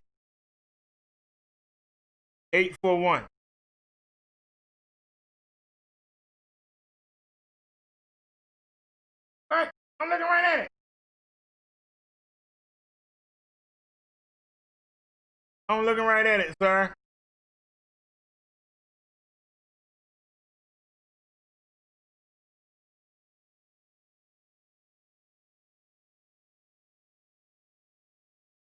Yeah, you playing with me. All right, now how do we get the link?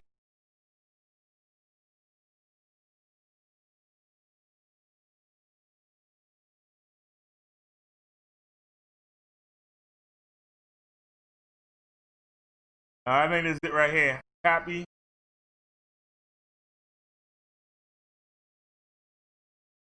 Boom, boom, boom, boom, boom, boom. Oh, and that's wrong too. Ooh, we gotta fix that. Hold on a second. You still got me, man. How do you get? I work hard and you still get. Damn.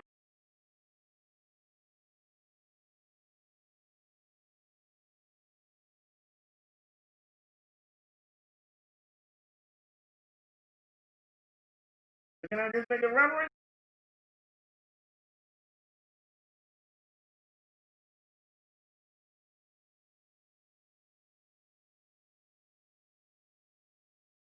All right, that's too long.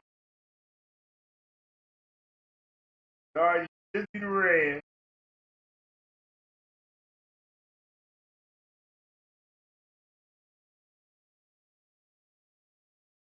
Yeah, it was spelled wrong, chump. So hold on a second. Let's do a refresh.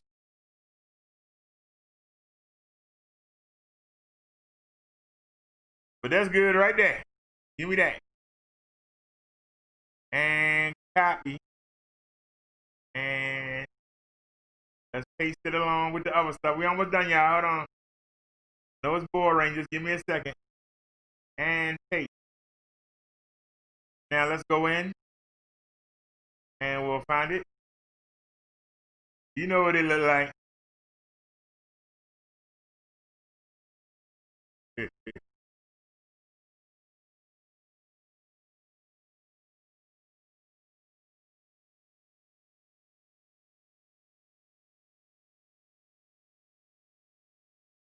Alrighty. Y'all can. All right. That's the new Cash App. And let me put it in the description.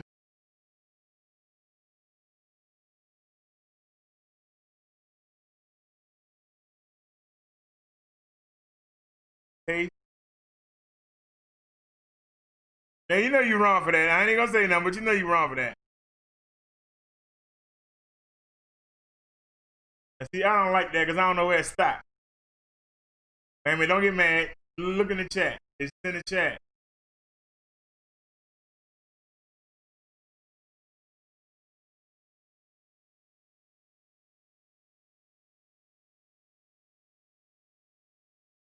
I don't know when it stopped. That's not right. But just back out.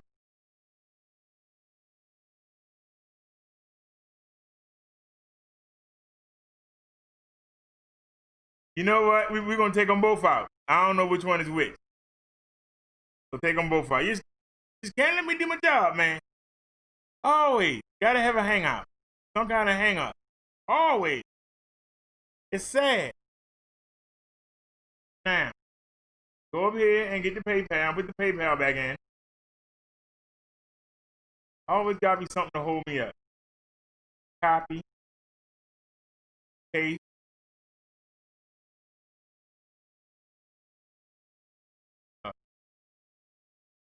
What's going on here?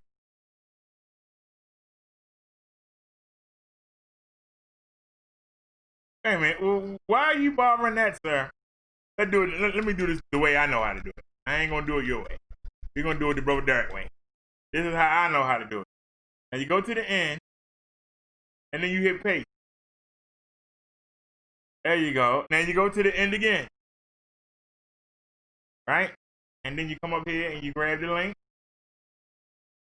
Got done it. You gotta do it the hard way. Everything gotta be done the hard way. All right. Copy it. Now, we wanna go back up here and go to the end. And now we wanna put the Cash App in there right. Paste.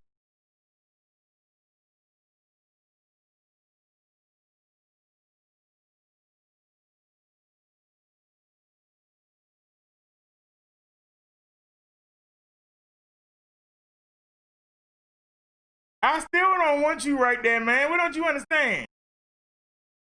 I don't want you right there. I want you on the end.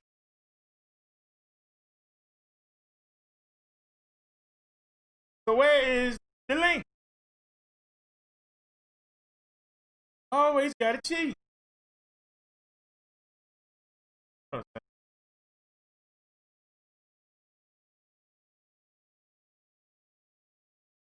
I see I spelled believe wrong. Let's fix that while we're here. So now the other stuff way down there.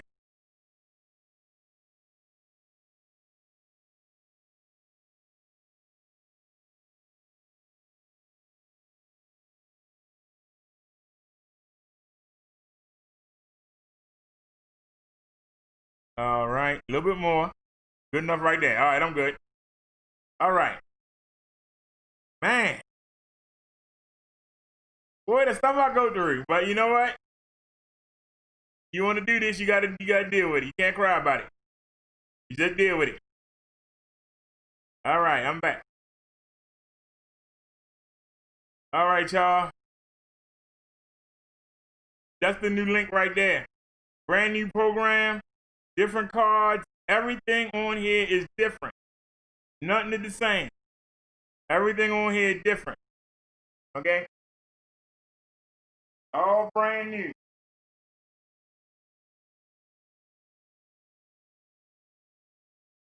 Now they sending me a card. It's on the way. But like I said, I'm going to dump anything that y'all donate. I'm going to dump.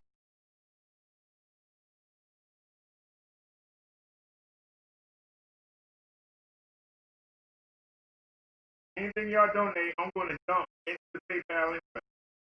I want nothing sitting in there.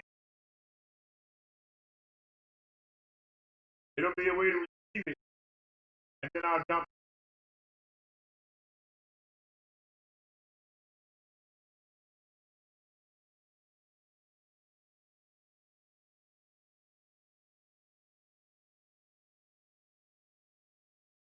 Hey, can y'all hit the link button? I mean the like button. They said we got 8 thumbs down, and I only got 2 thumbs up. Come on, y'all. Hit the like button. It won't kill you. How you expect us to grow if we don't ever get nowhere? Don't nobody hit the like button.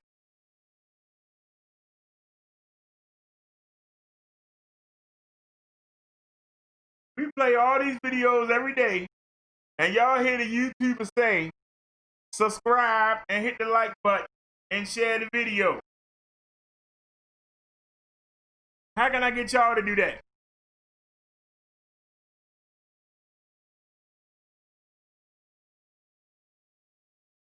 You know, just so we can get more people over here. YouTube will show it to more people. You know? All right, y'all. I've been waiting for somebody to catch what I said. Nobody caught it. Why ain't nobody caught what I said yet? No, nobody ain't caught. Did anybody? I ain't gonna say it. I'm gonna let it be. I thought for sure somebody would have came in here, you know, and figured out what I did. But I see nobody did, so I'm gonna let it go. All right, so let's come back. And we're gonna go to our Chrome, which is gonna make that perfect. See how perfect that is now? Wait a minute, it ain't perfect. Did we change it? It should be perfect. Hold on a sec.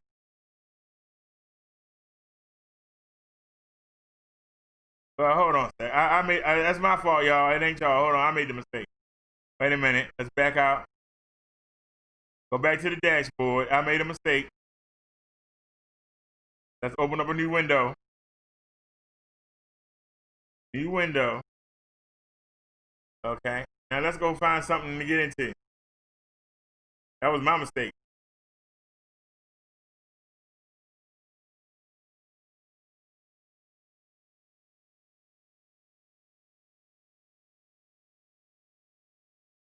Uh-oh. Uh-oh. Let's get it. Now, I gotta bring it back to y'all. You're about to harness the power of the freaking sun and force it to power your small devices. You just couldn't let me go, could you? Eliminate trips to the store. Damn, you just couldn't let me go. Had to get me with the daggone video. You know you're wrong. President Trump is threatening to send federal agents to Chicago and other U.S. cities. They've got one thing in common, these cities. They're run by Democrats, which the president himself has even pointed out. We're looking at Chicago, too. We're looking at New York. Look at what's going on. All run by Democrats. This is worse than Afghanistan, by far. This is worse than anything anyone's ever seen. The president insists the move is necessary to crack down on rising violence and crime. A source telling CNN the DHS plans to send more than 150 Homeland Security investigations agents to Chicago this week to be there through the summer. Chicago Mayor Lori Lightfoot is pushing back. She tweeted, "Mr. President, or not, I don't care one bit what your name is. I will not allow troops in Chicago, and I will do everything in my power to stop you." This is following some shocking images that we have seen coming out of Portland, where unidentified agents in camouflage have been sweeping the streets and taking protesters and tossing them in unmarked cars. Illinois Senator Tammy Duckworth is joining me now. She is a former U.S. Army Lieutenant Colonel. She's a combat veteran of the Iraq War. And I just wonder, what's your reaction to the president threatening to send federal law enforcement to Chicago and other cities like New York, Philadelphia, and Detroit? Well, my answer to him is don't even think about it. Don't even think about it. This is disgusting, and it is the further politicization of our institutions, which should be nonpartisan. He did it with the military when he sent National Guard troops against peaceful protesters in Lafayette Square, and now he's done it in Portland, and he's coming to Chicago. Don't even think about it. If you want to do something about gun violence, call Mitch McConnell. Let's have a vote on the floor today on universal background checks and on straw purchases of guns. Let's go after gun trafficking. You want to do something? Call Mitch McConnell, have that vote. It would pass. Do not do this. This is wrong. Do you worry? Yeah. Do you worry how it would play out, though? I mean, if you have the mayor saying that she's not going to allow this, and you have the president with this plan, and somehow there's kind of a clash, are you worried about how this plays out? Of course I'm worried, but this is what this president does. He has overreached his authority, and my understanding for what they plan on doing in Chicago is actually sending DHS and then also ICE troops, folks to come after so-called human trafficking, and so they're not even coming to work on gun violence. And what are they coming for? In Portland, they did it to protect Confederate statues, so they sent federal troops in unmarked cars, in riot gear with unmarked, without any designation on it, to go protect statues of people who were traitors to this nation. That's what he's standing up for. Don't even think about it in Chicago. It's certainly not anywhere in this country. It is wrong, and I'm going to work very hard to stop him. Look, I'm not in any way trying to ask you to get inside the president's head, but I'm sure you must have considered what is his objective in all of this, and what do you think his objective is? Is it politics?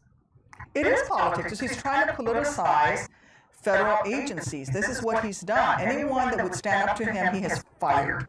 And so the only people he has in leadership at these federal agencies are lapdogs and folks who do whatever he wants and who will perverse the institutions of our nation. He tried to do with our military, and now he's trying to do it with the federal forces, and we're not going to stand up for it. And this is wrong, and I'm going to work very hard, and we're working on legislation right now that would curb this.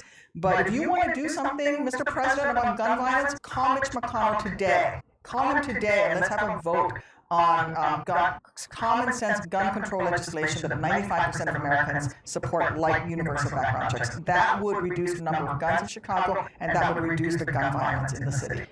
I want to ask you about what the president had to say about the military being open to considering changing the names of bases that have been named after Confederate leaders, Fort Bragg among them, Benning, Lee, and Polk, and others. Here's what he said. Get him out of here.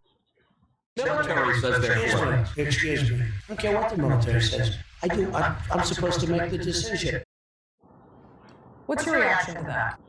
He's made nothing but bad decisions, and as Commander-in-Chief of the United States military, it is shameful that he would defend statues on bases that are honoring dead traitors, people who raise arms against our nation in order to sell, Somebody else said it. buy, sell, and harm Black Americans. Shameful that the Commander-in-Chief would actually support traitors. We have 10 bases. They should be named for heroes of this nation. There are lots of wonderful people of color who have been recipients of the Medal of Honor that he could name them for. And it's shameful. He's threatening to veto the defense budget, which is what we're working on this week. And so what he wants to do is to deny our troops, some of whom are in harm's way right now, a pay raise so that he can protect dead Confederates. I want to ask you, turning now to something else that has happened since we last spoke, about the attacks on you by Fox News host Tucker Carlson. We spoke a lot about them on this show. And he made it a point to go after you when you said it was a discussion, there was a discussion to be had when it came to removing monuments of American leaders. You were asked specifically about a question about George Washington, and you did not agree to the idea of removing. Wait a minute, y'all. Somebody called me on the Google Voice number, and it's a local number.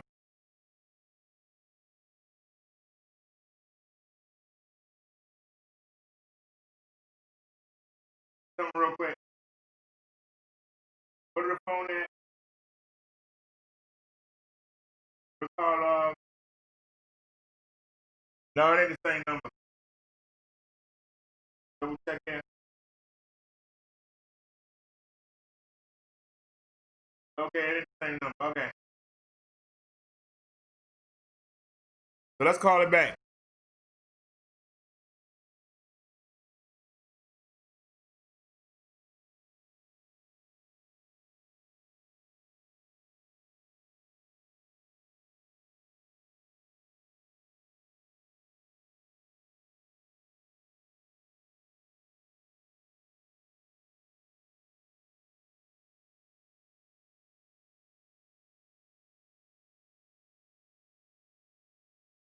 So I asked you to call back. Why you not doing it?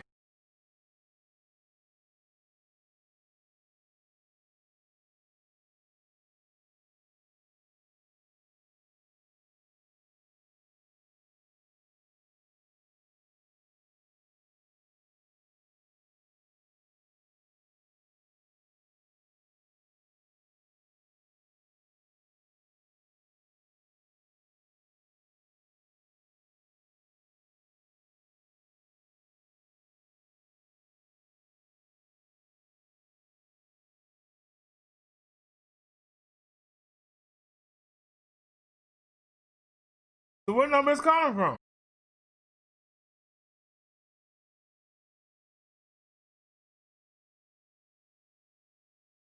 You know what?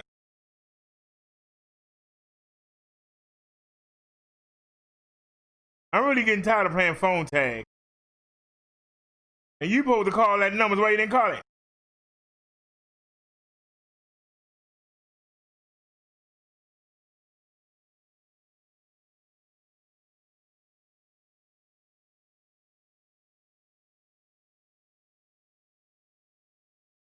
What? Oh, gee. You know I didn't dial that, so why would you even do that?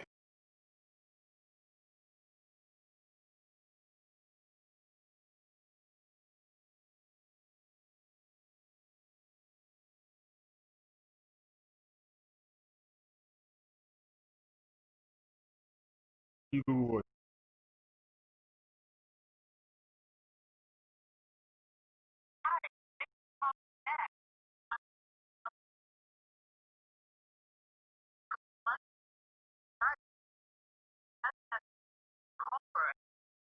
Oh, get that mess out of here, man. Get that mess out of here. All right, sorry about that, y'all.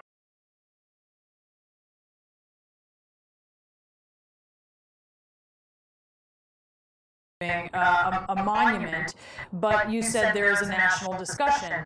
He called you a moron, but I think what was more significant was that he called you a coward. He said that you, among other Democrats, hate America. He questioned your patriotism as a combat veteran who lost your legs in Iraq. And I just wonder what your reaction is, not only to that, but also the fact that we are hearing these kinds of attacks on people who are clearly patriots more and more. And I wonder what you think about that. Well, when you love the Constitution and you love this country as much as I do, so much so that you're willing to lay down your life to protect and defend her, then you must agree to defend the rights of the likes of Tucker Carlson to lie about you. I truly believe in freedom of speech, that it's enshrined in our Constitution. Of course, I don't want statues of George Washington torn down any more than I would want the Purple Heart that he found ripped from my chest. But I would defend the right Tucker Carlson to be the obnoxious person that he is and to lie about me, because that's what our country is all about. And if you truly love America and you truly love the Constitution, then you have to stand up for the people's right to express their opinions, even loathsome ones that are lies that you don't agree with. And I'm, to this day, I'm willing, if they want to call me back up, and I'll put my uniform back on, throw my rucksack back on my shoulder, and I'll go back to combat to defend his right to be odious. Do you think he's singled? He did go fishing, it's true. Fox said it was a previously planned trip. We all leave on a trip on a Tuesday to go fishing, yes. Okay, so, okay, you doubt. Do you think he singled you out because your name has been in the VP mix and he's trying to cut down what is clearly a strength when it comes to your resume? I think he singled me out because I'm Asian American and I look different. Asian Americans have always been the other in our society, and don't forget that he wasn't not just my picture. I was not the only one that he went after. He likes, this is going after people that he doesn't want America to be as diverse as it should be. And in fact, he used, I think, 10 words of the white supremacy statement on that. And so, this is what they do. They go after your strength. But they also single others who try to, folks who try to make them others. And, my family has fought and defended this nation for over 200 years. And I am, to this day, willing to defend his right to have his opinions. Senator Duckworth, thank you for being on. We appreciate it. Thank you. Man, I told him, kiss my butt.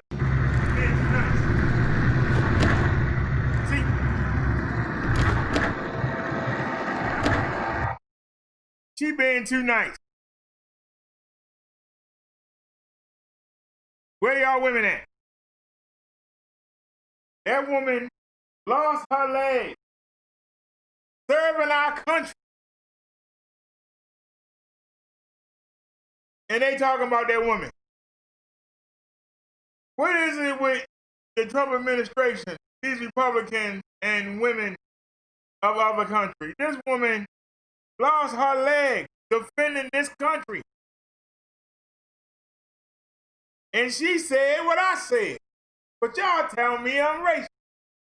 She just sat there and said, why is Trump defending those traitors? Why should those traitors' statues be up? Why should their names be on our military station that we all pay for?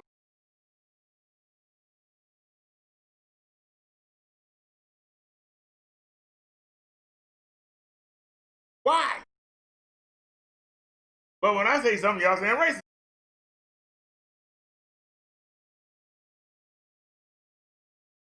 But that lady's Oriental. She's not white, she's not black, she's Oriental. She served our country. She lost her legs in combat. And they still took a shot at her. But you telling me that I'm just making stuff up? How is that not being called out? That woman is a veteran, served this country. Ain't not one of them nerds ever put on a uniform and went out there to fight somebody. But they talking about somebody.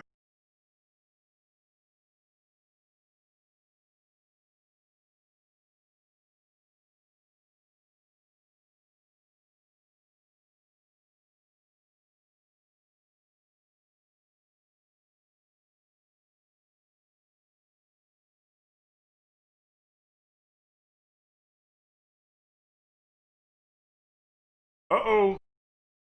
Police reach full video footage of what? And then Darren Shea will address you all, and then I'll come back for comments and then questions, if that's okay. All right. So, video. Is something wrong with the chat? Why the chat not updated? Good morning. We're just going to walk you through brief snippets of video that were taken on Friday night by both pod cameras and other cameras in the area, and then I'll turn it back over to the superintendent.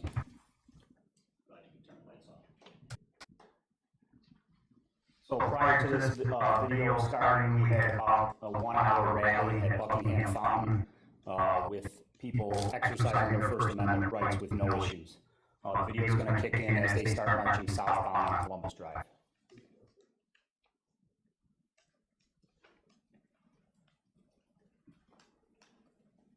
All right, y'all. So this is an overhead view that shows the group walking southbound on Columbus from Buckingham Fountain toward the Columbus statue. As you can see, there's several thousand people, and I'd like to point out the size of the banners in the front, which are approximately 5 to 6 feet tall, and all connected by PVC pipe, which will become important later on.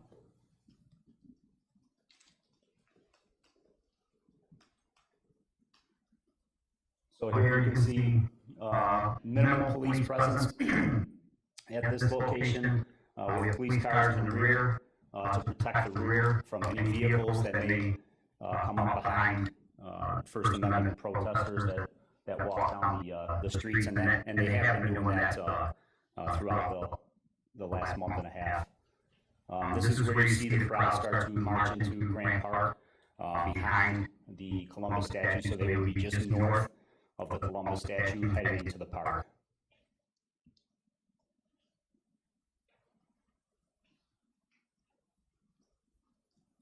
Okay, here's where we see the protest take a turn for the worse and turn into a riot situation.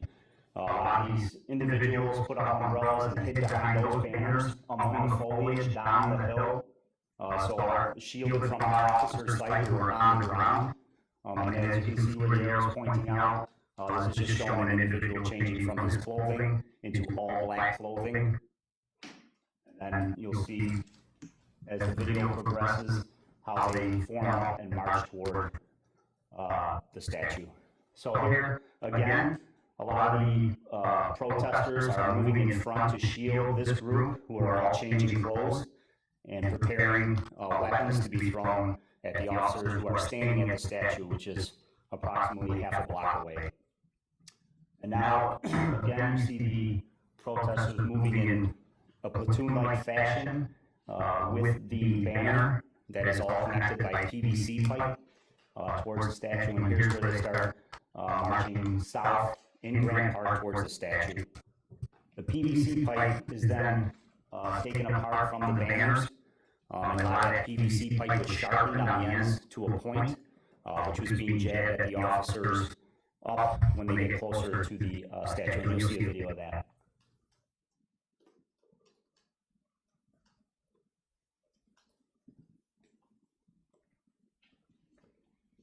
Now they're forming up. You'll see the banners come down, and then they start moving.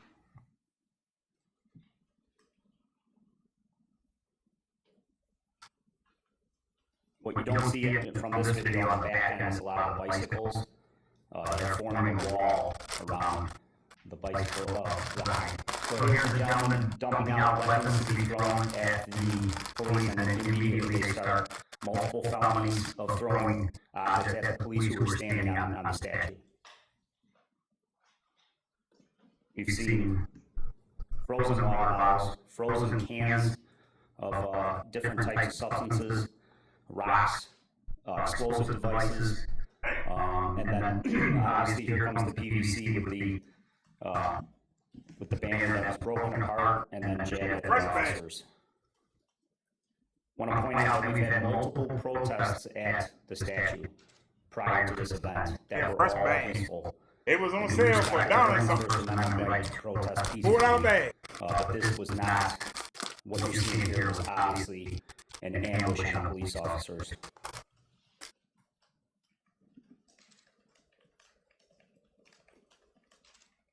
So within the group, there are people pushing carts and holding bags that had the items to be thrown at police. So they had multiple restocking of items to throw at the police, weapons basically.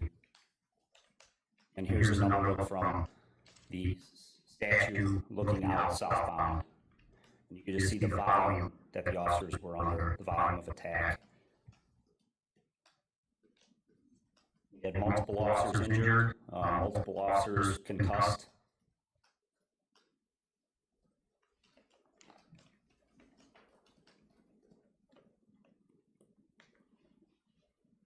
Then I'd like to point out there's the sticks being thrown.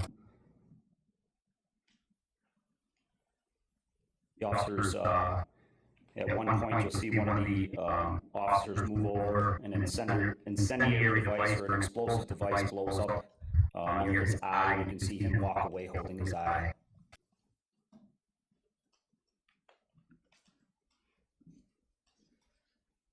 What's the condition of that officer's eye? That officer's eye is damaged. He has to go back daily to have his eye checked by the eye doctor, and may require surgery.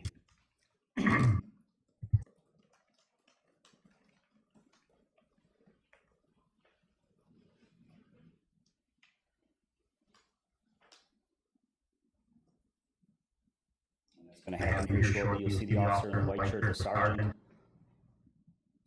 walk away holding his eye after that explosive device blew up in his eye right there. Here's more incendiary devices that were thrown at the officers. That I'll turn back over to the superintendent.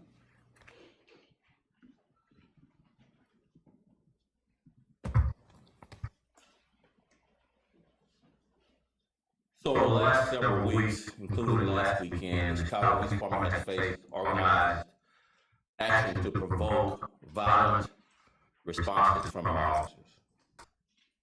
I know there's a lot of people looking down while the video was playing during some of the critical time to really show the violence. And we need to figure out a way to get those videos to you so you can take the time to go and read, actually see these violent actions. I know you're trying to write and report while this video is showing, but you need to really report on the violence that happened toward our officers. Peaceful demonstrations have been hijacked by organized mobs.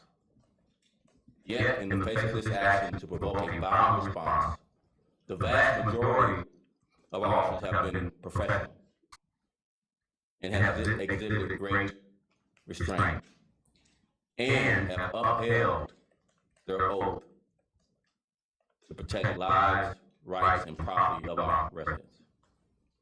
What began as a peaceful protest at Grant Park Friday evening devolved into a very dangerous situation in which mob action deliberately sought to injure officers, provoke retaliation, and damage property.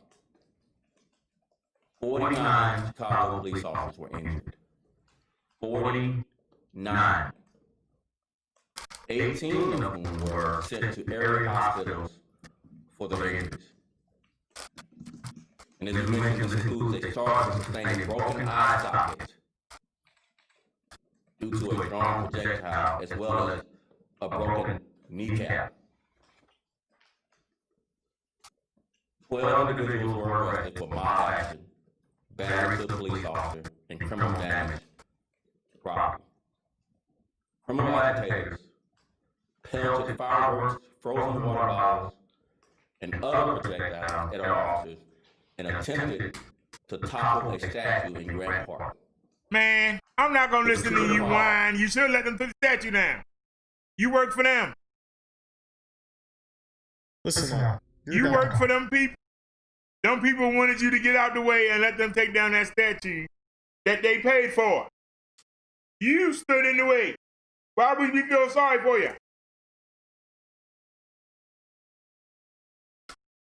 Why should we feel sorry for you? You did the job. You did the job. The people said they wanted to come down. You didn't listen to the people. You left 49 officers defend a statue of a racist slaveholder. Why do we care? Why do we care? The government is for the people and by the people, and the people wanted that to come down. The people that pay your salary, the people that you work for, they were down there. They paid for that statue. They wanted it to come down. Why are you going to tell the people that paid for it they can't take it down. I'm listening. I'll listen to anybody. Why are you out there stopping them from taking down property they paid for? They don't want the statue there. Move it. They paid for it. Why can't they take it down? I'm listening. Federal dollars, which were taxed from the people. They paid for it.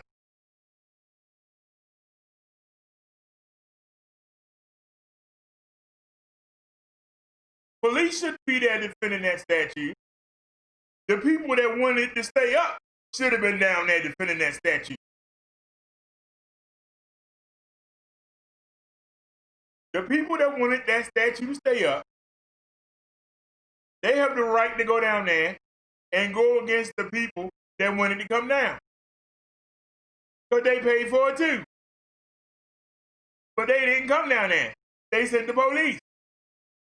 That ain't the police job. That's between the constituents. They don't want it, take it down. People that do want it, come put it back. And then they'll come take it down again. They ain't got nothing to do with the police.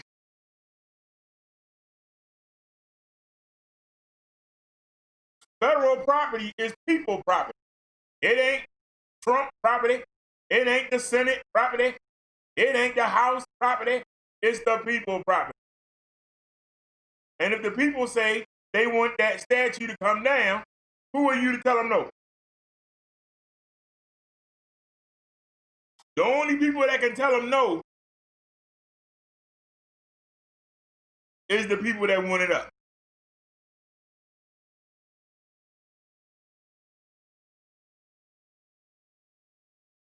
That's not the police fight.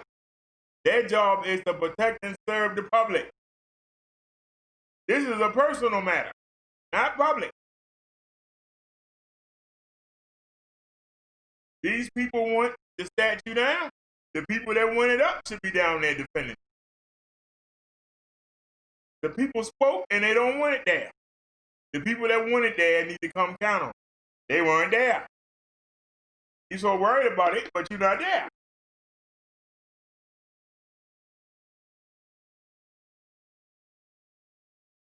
You overstep your bounds.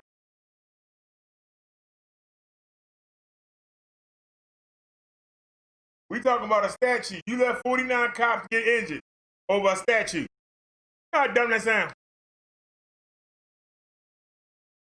And you crying about it. Your constituents say they don't want it. So take it down.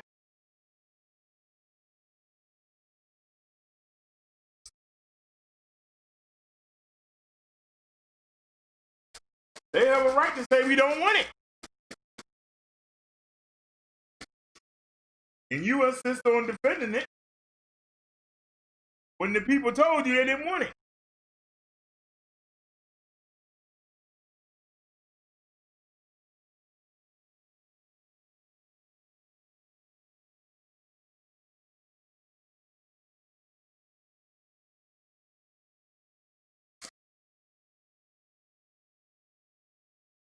Now, do I feel bad for the cops in that case? Yes, I do. Because they shouldn't have been there. It ain't their fight. But they get paid to be there. So don't cry. Don't cry about it. Same way we supposed to take this $1,200 and not cry about the CV. Take your pay. You should have got out of the way. All them citizens came down there and exercised their right. They want that statue to come down, they paid for it. Who are you to tell them no? The only people to tell them no is the people that paid for it, that want it up. They should have been down there. They wasn't down there. They didn't give a damn. Why do you? I'm asking a question. The racist families that put it up, were they there? Did they defend the statue?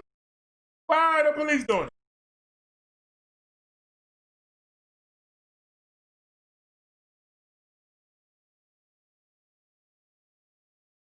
ain't no top military base. This ain't no top secret mission. This is an old rinky-dink statue.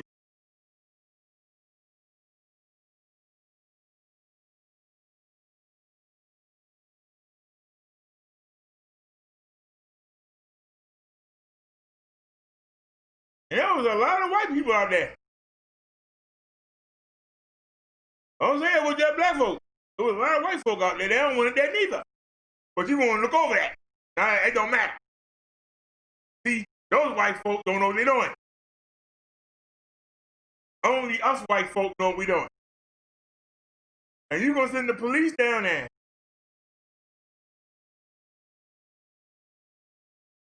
When the people are not doing anything wrong. They're in a park. They're not on the street. They're not in your neighborhood. They ain't kicking in your doors and setting your houses on fire. They coming after you, a statue in the park. Why are the police trying to keep them from destroying that statue?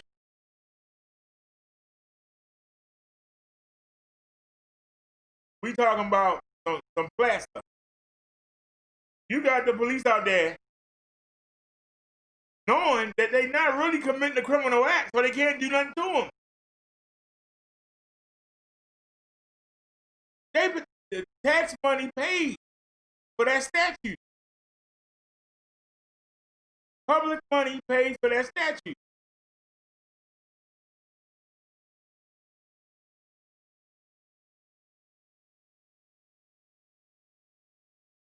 Because if private money paid for it, the people that paid for it will be down there defending you. But I guarantee you, if you paid for a statue out your own pocket, if a community paid for something out their own pocket and somebody threatening it, they gonna go down there and defend it. They not defending it. Why are you sending the police to defend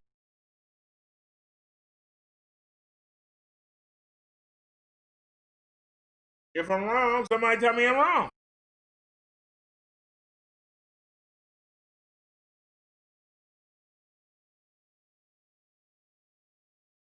We not being racist. I'm just asking a question.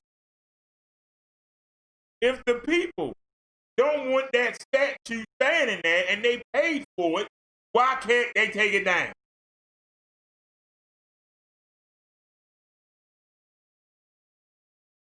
It ain't the job of the police to stop them. Because those same people pay the salaries of those police officers.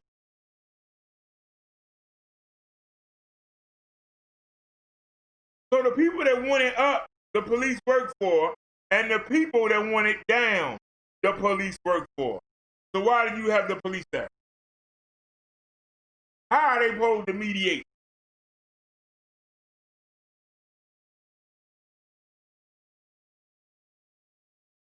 But the people that want it up, they not there defending it.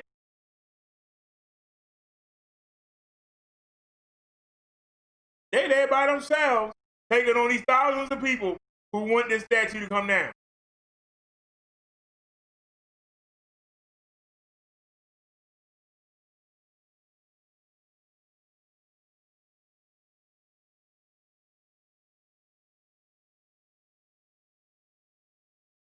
Now, it's Christopher Columbus.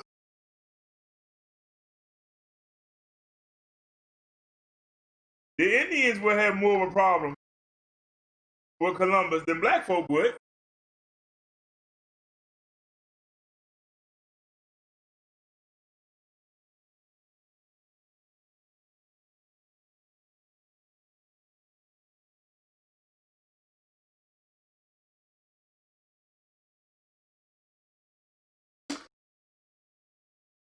But I believe Columbus had slaves on the ship, didn't he?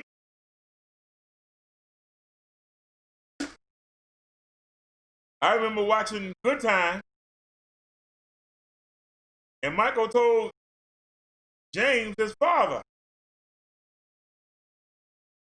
that there was a man that was navigating the ship for Christopher Columbus who was black.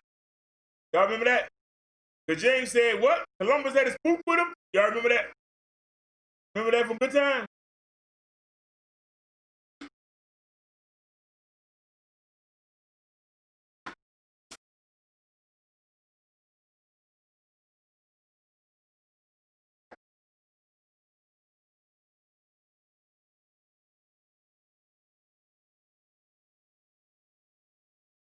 But if you got the people saying we don't want it, there, it's up to the local government to get both sides together and work out something. But the other side didn't come.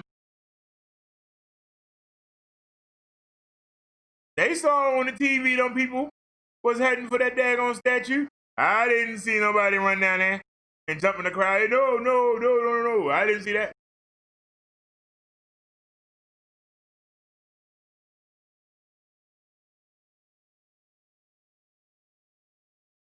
Dang, it's 96 degrees right now. Why are the police being inserted in this situation? The people they work for are that are at odds.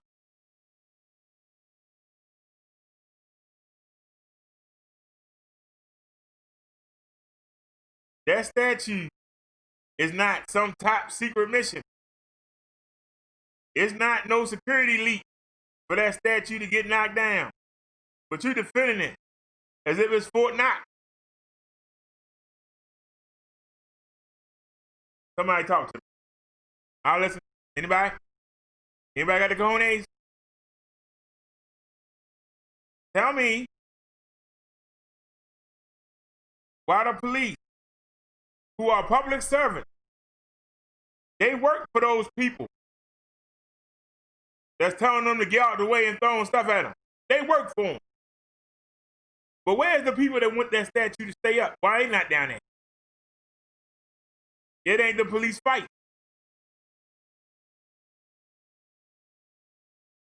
They work for both sides. One side shouldn't be able to take the police against the other side unless they committing a crime. They want to take down something they paid for. Why is that a crime? I'm listening. Somebody talk to me. They not committing a crime. Why do they believe that? They tearing down the daggone statue. They ain't tearing down the courthouse. They ain't tearing down the White House. They ain't taking down Fort Knox, Area 91. They taking down the daggone statue that they paid for. Paid for public money. If it was a private statue that the citizens paid for, they'd be down there defending it. Heck no, you ain't taking it down. I paid for this. They didn't even care. But you got the police down there. Somebody cared. Whoever that was that cared should be down there getting stuff thrown at them. Shouldn't be the police. Police ain't got nothing to do with it.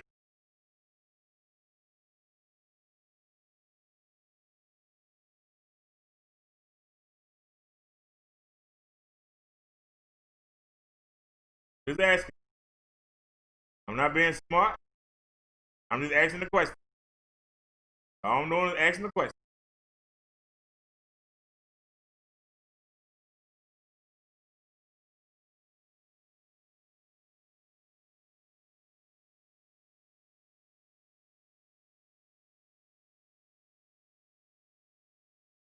Did we see this already? I know we got commercials.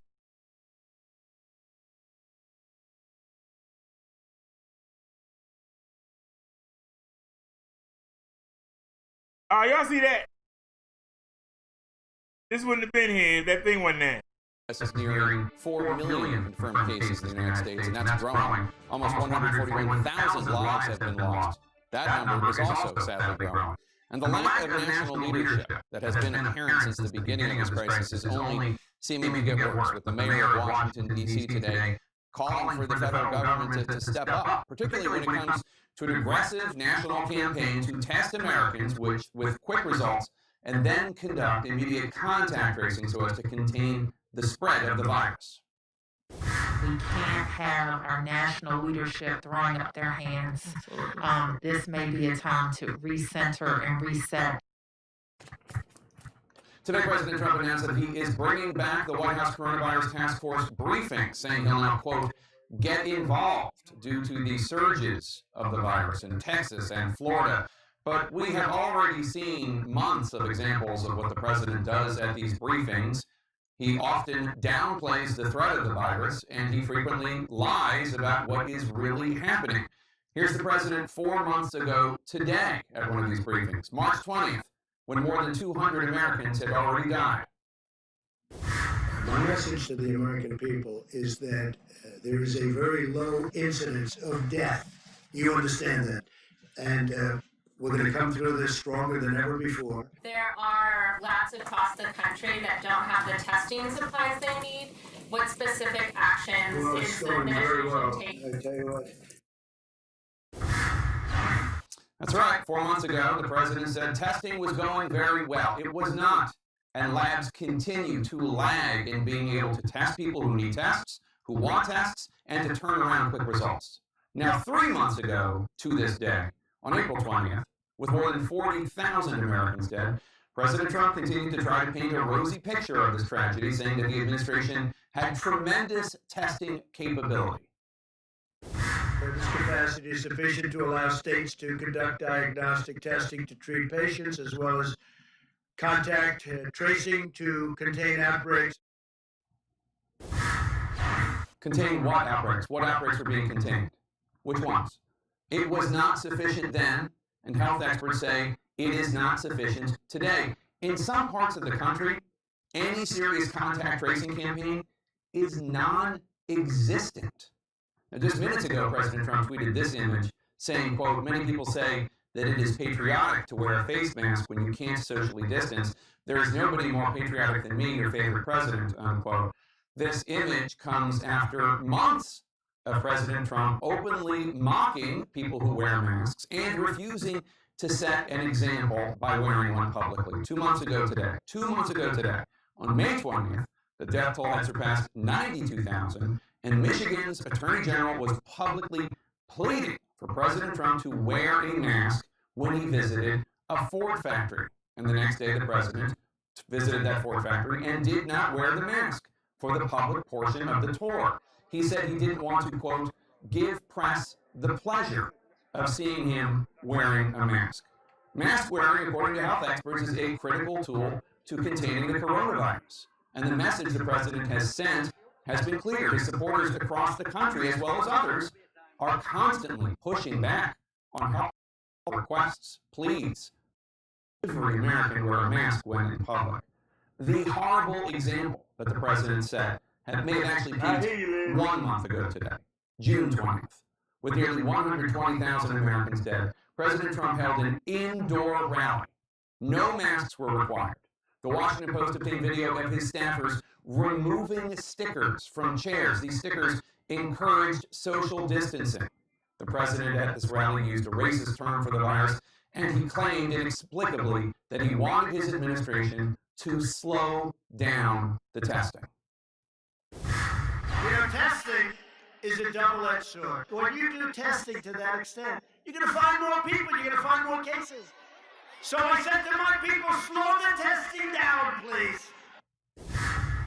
The virus is spreading because the virus is spreading. It's not spreading because of the testing. And that brings us all to today. With nearly 141,000 Americans dead from coronavirus, and the Trump administration's testing czar, Admiral Brett Giroir, admitting just this morning that testing is still not where it needs to be, with long wait times continuing across the country. Yet, there is still no new presidential strategy to get us out of this spiraling crisis. This refusal to lead has a body count. As CNN's Jason Carroll reports, coronavirus deaths are now rising week over week in almost half of all states. Oh, right. Was that it? No. A glimmer of hope on the vaccine front amid the devastating numbers around the country. At least 3 groups developing vaccines announced early human trial results show so far they are safe and create an immune response. This is a positive result, but again, there is a long way to go. A vaccine cannot come fast enough as cases soar from coast to coast. Florida reporting at least 10,000 new cases today. Right now in the state, nearly 9,400 people are hospitalized fighting the virus. So far, 5,072 lives lost. In Miami-Dade County, intensive care units overtaxed at 130% capacity. This is scary. I mean, now every day it's over 10,000. It's almost like the norm. As long as we don't work together, and I'm talking counties and the state, we're gonna find ourselves in this problem right now. Florida Governor Ron DeSantis coming face to face with their frustration at his press conference this afternoon. Other states in the South and Sun Belt, like Arizona and Texas, seeing rising numbers as well. Arizona's 7-day average positivity rate is the highest in the country at 24.4%, even reaching an astounding 39% on Saturday. 87 doctors signed a letter to Governor Doug Ducey urging him not to reopen schools until at least October. Ducey has resisted calls for a statewide mask mandate, something President Trump continues to give mixed messages on. Will you consider a national mandate that people need to wear masks? No, I want people to have a certain freedom, and I don't believe in that. Everybody's saying don't wear a mask. All of a sudden, everybody's got to wear a mask. And as you know, masks cause problems too. With that being said, I'm a believer in masks. I think masks are good.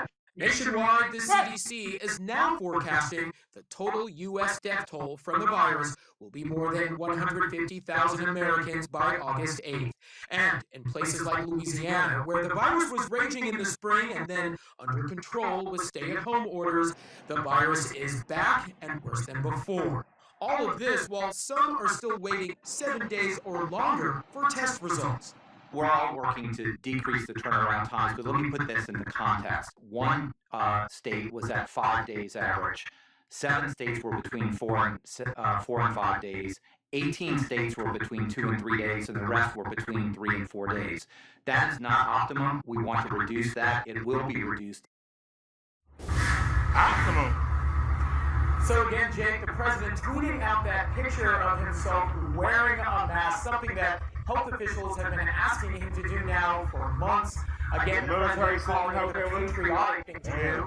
Finally, it seems as though the president may have come around. We'll see. Meanwhile, West Virginia, the governor there, now reporting several outbreaks linked to 7 churches spread across 7 counties there. Jake, another reminder that this virus continues to spread in any place if you're not careful. Jake? Just minutes ago, President Trump tweeted this photo of himself, seemingly encouraging mask wearing, calling it patriotic. What did you make of it? I'm very happy to see that. It's about time that happened. We're in a pretty desperate situation now with the virus raging across the country. More than 1 to 2 people a minute are dying today, and will be tomorrow as well. It's welcome to see the president finally doing what health experts say. I hope he's beginning to follow, and our administration will begin to follow many of the other recommendations. We need leadership desperately. You know something, Liz? You are correct. This is depressing. Let's see what this dweeb got to say about the stimulus update. Maybe we get some good news. Amidst all the depression, because I'm about to look at the numbers. Should we look at that dweeb? Hey man, then the other one. There's somebody else we can look at. Let's click him. He's such a daggone, he's a jack-off. I can't stand that. Here, how about you? Anybody else want to show up?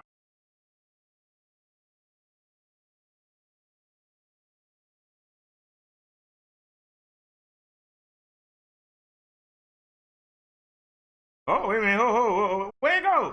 Hey. All right, let's check this out. The next round of stimulus checks and a stimulus package update. Today we have some potentially very good news. By the way, huge shout out to all of those of you enrolling in my How to Make Money with YouTube from Home course. It's linked down below. Thank you so much for all of your support. Let's get right into the news though. Senator Mitch McConnell just confirmed that a next round of stimulus checks is going to be a part of the next stimulus package. Yesterday, during the meeting with the White House, we heard nothing about stimulus checks, and this left a lot of us wondering, are you kidding? Have people been forgotten again? There was only a sly comment saying that sending another round of stimulus checks would be a very silly idea. This was an economist who used to work for the Reagan administration who said this, not a politician. However, Senator Mitch McConnell, who is the leader of the Senate, he's a Republican, he said, quote, "Speaking of building on what we worked on in the CARES Act, we want another round of direct payments. Direct payments to help American families keep driving our national comeback." Mitch McConnell said this on the floor of the Senate to Senate members. This was our holdout, folks. This was it. Democrats want a stimulus check. The president says expect a stimulus check. The Treasury Secretary, who's a Republican, wants a stimulus check. And finally, we have the last holdout, the leader of the Senate, Republicans, saying we want another round of direct payments right here on day 2 of negotiations, day 1 that Congress is actually in both houses or both chambers of Congress. Because yesterday only the House was in chamber. The Senate goes back to work officially today. However, we do not know yet how much this check is going to be for, and we also don't yet know exactly who's going to get this next check. Rumor has it that they're going to take the same pool who got checks last time and scale back the income to, instead of a low of $75,000 per person, down to $40,000 per person. And then we're guessing a high of, instead of $99,000, where you still get a little bit, where it phases out, to presumably somewhere around, $25,000 more than 40, so $65,000, 64, somewhere around there. Now, some have said that changing this number would be logistically difficult, and it would be better to just give the check to the same people who got it the last time, and then fix the issue of people not getting stimulus checks who missed out the first time, like adult dependents, like college students or seniors. Now, I'm going to talk about a second potential stimulus check in just a moment. If you like this content, though, could I bug you to consider subscribing today especially? We're about to hit 700,000 subscribers, and I'm so excited to help you. It makes me so happy to bring this information to you, and I couldn't be doing this if it weren't for you, so seriously, thank you. Okay, now this next set of information is from Kevin McCarthy. He's a representative, and he started off by saying that it was unlikely that the next bill would pass by July 31st, which is the date that the $600 unemployment boost technically expires, although the actual end date is more like the 25th of this month anyway, which is in a few days, because of how the calendar falls and how payments are processed. Kevin McCarthy is already preemptively blaming Democrats, suggesting that Democrats are going to try to sneak something in the last minute, delaying this bill into August. However, he does believe and feel confident that the bill will get passed by August 7th, which is the deadline before Congress goes back on recess, their break. McCarthy, and this is the next stimulus part, McCarthy did also say that there's currently $70 billion allocated for schools in the next package that may include, quote, incentives directly to parents, that the benefits would also be tied directly to the student and not necessarily the school. We've heard previously that maybe only schools that reopen will get funding. Now, there is a proposal within the power players, the group of Republicans discussing this right now, to tie benefits directly to students. So that way, students and parents who are struggling because schools aren't reopening might be able to get additional stimulus support. We're not sure. We have absolutely no idea what this is specifically going to look like. This is just my opinion, but it sounds like there's a chance students may receive some sort of money or credit for things like laptops so that they can distance learn until schools fully reopen. This is the first time we've heard something like this, and honestly, it's kind of exciting. I mean, this is a good day. Yesterday was bad. It was stupid. I mean, they were talking things like payroll tax deferral, which is like taking a loan. Like, what? How kind of stimulus is that? That's worse than some of the other stimulus ideas we've heard of. This, though, is interesting. Now we're hearing a resurgence on, okay, yes on the checks, and then how about additionally direct funding tied to students, which is a form of a stimulus check or stimulus credit to students. to me, this is really exciting, and it also means maybe finally we can all play RuneScape together. Now, I just want to be crystal clear. Both of these potential payments have not been clarified in detail yet. There are many different ways of receiving stimulus, right? We know you could get stimulus from unemployment, forbearance, the PPP, the stimulus checks, whatever. These are two forms of stimulus. Well, one that we've never heard of before, and another one that we were uncertain of. To me, this is good news that this is coming up. But remember, we do not yet have details on this, so hit that subscribe button and stay tuned for more updates. I will bring them to you. Furthermore, Nancy Pelosi and Treasury Secretary Steven Mnuchin meet today. People see Treasury Secretary Mnuchin as a middleman. Even though he's a Wall Street Republican, he seems to be, I'll say, not hated by both sides. It seems like people see Mnuchin as the deal maker, which is good because Mnuchin is in charge of the stimulus check program. And there's a good chance he might also be in charge of however some kind of credits get issued for students or some kind of benefit tied to students and parents. We'll see. Maybe that'll be him in the education department. Who knows? But right now, we know that Treasury Secretary Mnuchin has pushed for stimulus checks, and he is the go-between between Democrats and Republicans. Now, the entire package will probably still be less in size than what we're expecting, especially with Republicans starting their negotiation at $1 trillion with no funding for state and local governments, no money for heroes, no money for frontline workers, and ultimately a much smaller package than what Democrats proposed. Honestly, I can't wait to stop talking about packages, because usually I don't talk about packages. In COVID news, Florida hit another day of over 10,000 cases, though nationwide case counts dropped for Monday. Sometimes this is due to less testing. Alrighty. I was saying no. Here, have what you Y'all people just sitting here nodding. Alright, let me come back. Let me check the chat. And we'll comment. Alrighty, y'all. So at least they starting to get to work. I tell you, boy, this Republicans, you need help. Yeah. Don't hold your breath. But they slower than dirt. The fact that they went on vacation, and they talking about going on vacation again, that's further proof they don't give a darn about the people that's out here. And luckily, I ain't one of them. But there are people out here that don't know how they gonna pay their bills. They don't know how they gonna put the food on the table. And now we gonna eventually have to reset back down. So that means people ain't gonna have no jobs again, because it's coming. Long as the virus keep raging out of control, you can't keep being open. And they sitting there acting like people ain't hurt. People get ready to get evicted. They say over 22 million people, if they don't hurry up to this this Heroes Act package and extend the eviction, people gonna start getting put out their homes, and they on vacation. Like la-di-dee, la-di-da.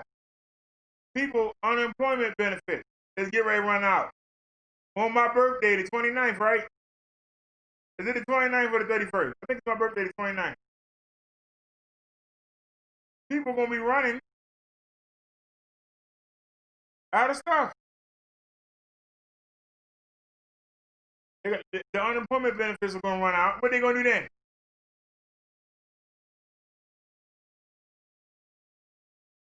You somebody that used to work in a good job, making good money, you gonna have to go work at McDonald's and not be able to pay your bills? That's what you're gonna do? You're gonna have to go work at Arby's? Where'd it be? You're gonna have to go work at Wendy's and make that salad?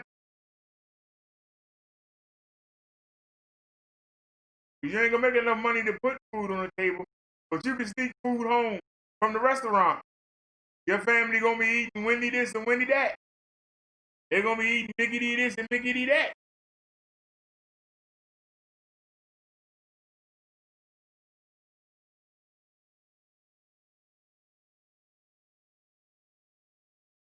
They don't care enough about you to hold off their vacation. And they've been on vacation for 2 weeks. You figure they have been talking to each other, at least in their leisure, while they back there with the martini in their hand. They could have been on the laptop talking to each other and saying, look, I got the plan right here. What do you like about it? What don't you like about it? Nope.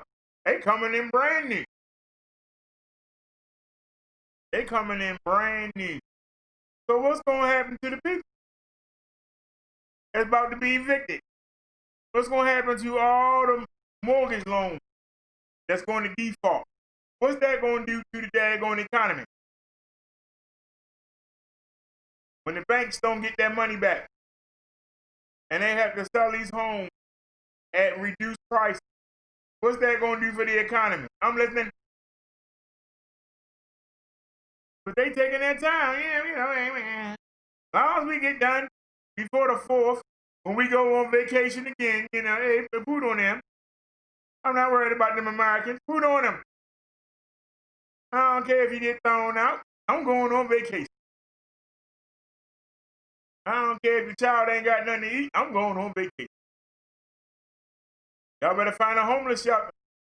Oh, we cut the funding for that. Y'all better find a church or a kitchen. Maybe the church will let you live in the basement. We going on vacation. I ain't worried about you. You'll be all right, though. You'll be all right. Naya says some have never collected the benefits after the system became bogged down. So what's going to happen to all these people, Naya? The government keep playing around. Trump playing around, acting like the disease don't exist. And the Republicans is acting like, hey, y'all about to get put on the curb. Hey, happy trails to you until we meet again. We can help you now, but I'm going on vacation, my friend. I just got back. It's only been 2 days, and you expect to see some results. I'm a slow Republican. I don't care about average folk. But y'all know I'm telling the truth. Remember what I say? It's not what you say, it's what you do. And the action is what I keep pointing out. The act. The act has been passed by the Congress since May. Since May. We in the middle of July. We toward the end of July. What's the date? The 21st. We toward the end of July. They still ain't handed this out yet. They don't care about you, man. They don't care about you. The action. Don't tell me what to say. Tell me what to do. And what they do. They went on vacation and said screw you. That's what they said. And I know some of y'all are saying, oh, you just wait to get that motor scooter. Man, shut up. I got a scooter already. I'm going to be all right. Whether it's a stimulus or not, I'll be all right. I'm worried about the people that ain't. I'm going to be all right. Whether we get it or not, I'll be all right. It won't kill me.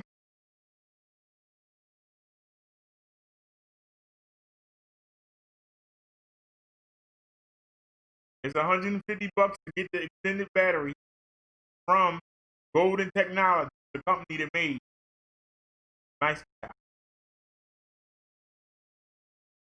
I can raise $107. I hope. I'm sorry, $148. If I get the one offline for $107, I don't know. I'd rather spend the $150. I know it's from the same company. It's going to work. I'm not sure about the no names out there. I mean, you can get something cheaper, but like somebody told me, you get what you pay for.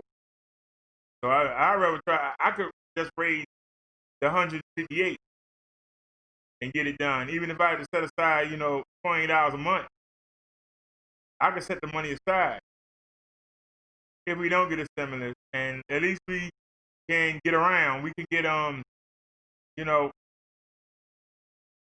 of getting 8 miles, we can get like 28 miles, 30 miles. I forgot what it was.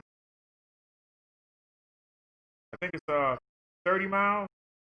That's still better than 8. And for only $148, that's cheaper.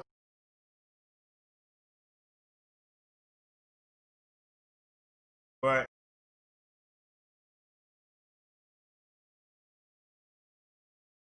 Naya said he's live now since April, holding a briefing. Send the link, Naya. Who's live right now?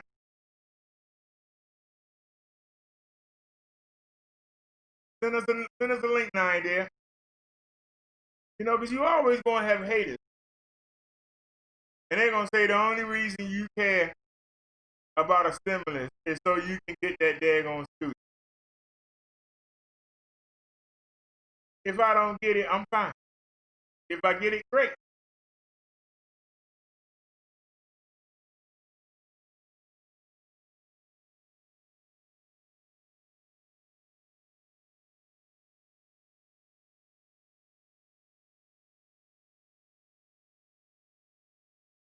That some are still waiting for that first stimulus. Remember, y'all can't remember how long it took to get mine. Y'all like, get it yet. Now, like I said, I ain't got no regrets. I just wish I would have saw that scooter first. But I don't regret getting the new computer. I don't regret getting the new phone, even though we broke.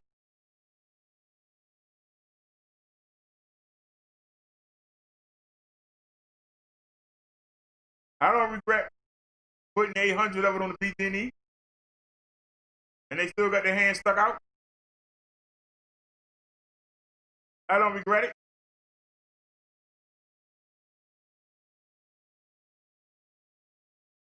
Because I could have went to the fuel fund and got them to pay it, but I went on to them to pay it. And now the BG&E, because I'm in here dying, y'all remember the landlord had the radiator on, going full blast.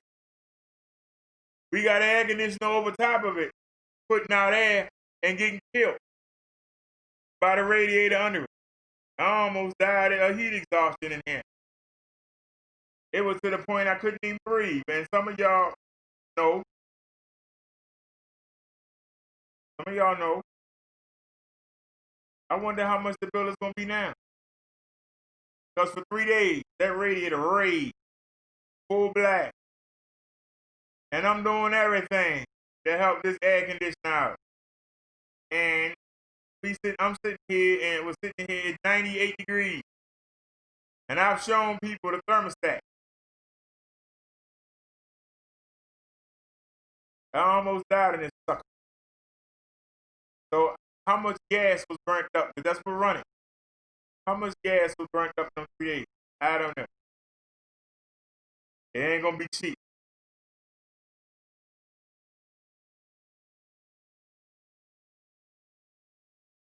And do you think that landlord sent anybody over here yet? Nope.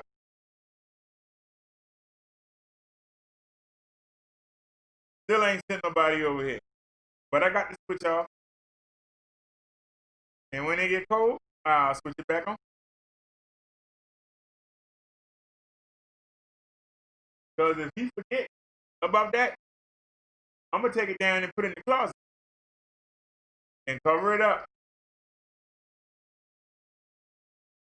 Every time he come by, he won't see it. Out of sight, out of mind. So you keep it in the closet for next year, bring it back out. Like I said, it's 96 degrees here. I got that one on high, I got this one on low.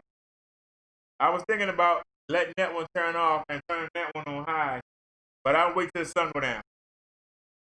Because right now it is It is 95 degrees according to that phone. And what the phone says? This phone say 96. Y'all see that? Y'all see that? Can you say it? I said, can you say it? It's 96. I don't know if y'all can see it. I'm trying to say it. It's not clear. But anyway.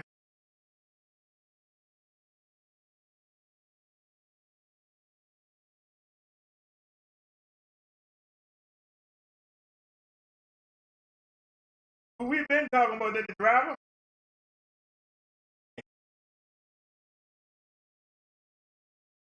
And said if you don't open the schools up to your kids to go get the disease, we gonna cut the funding. All right, now you got a linky dink. Wait a minute, let me go ahead and snatch it. Let me snatch it from right here. All right, and let's go back into our other, wait a minute. Let me open that back up. All right, and that's gonna let us see it perfectly. All right, so we're on the Google. Paste and go. Get ready for the commercial.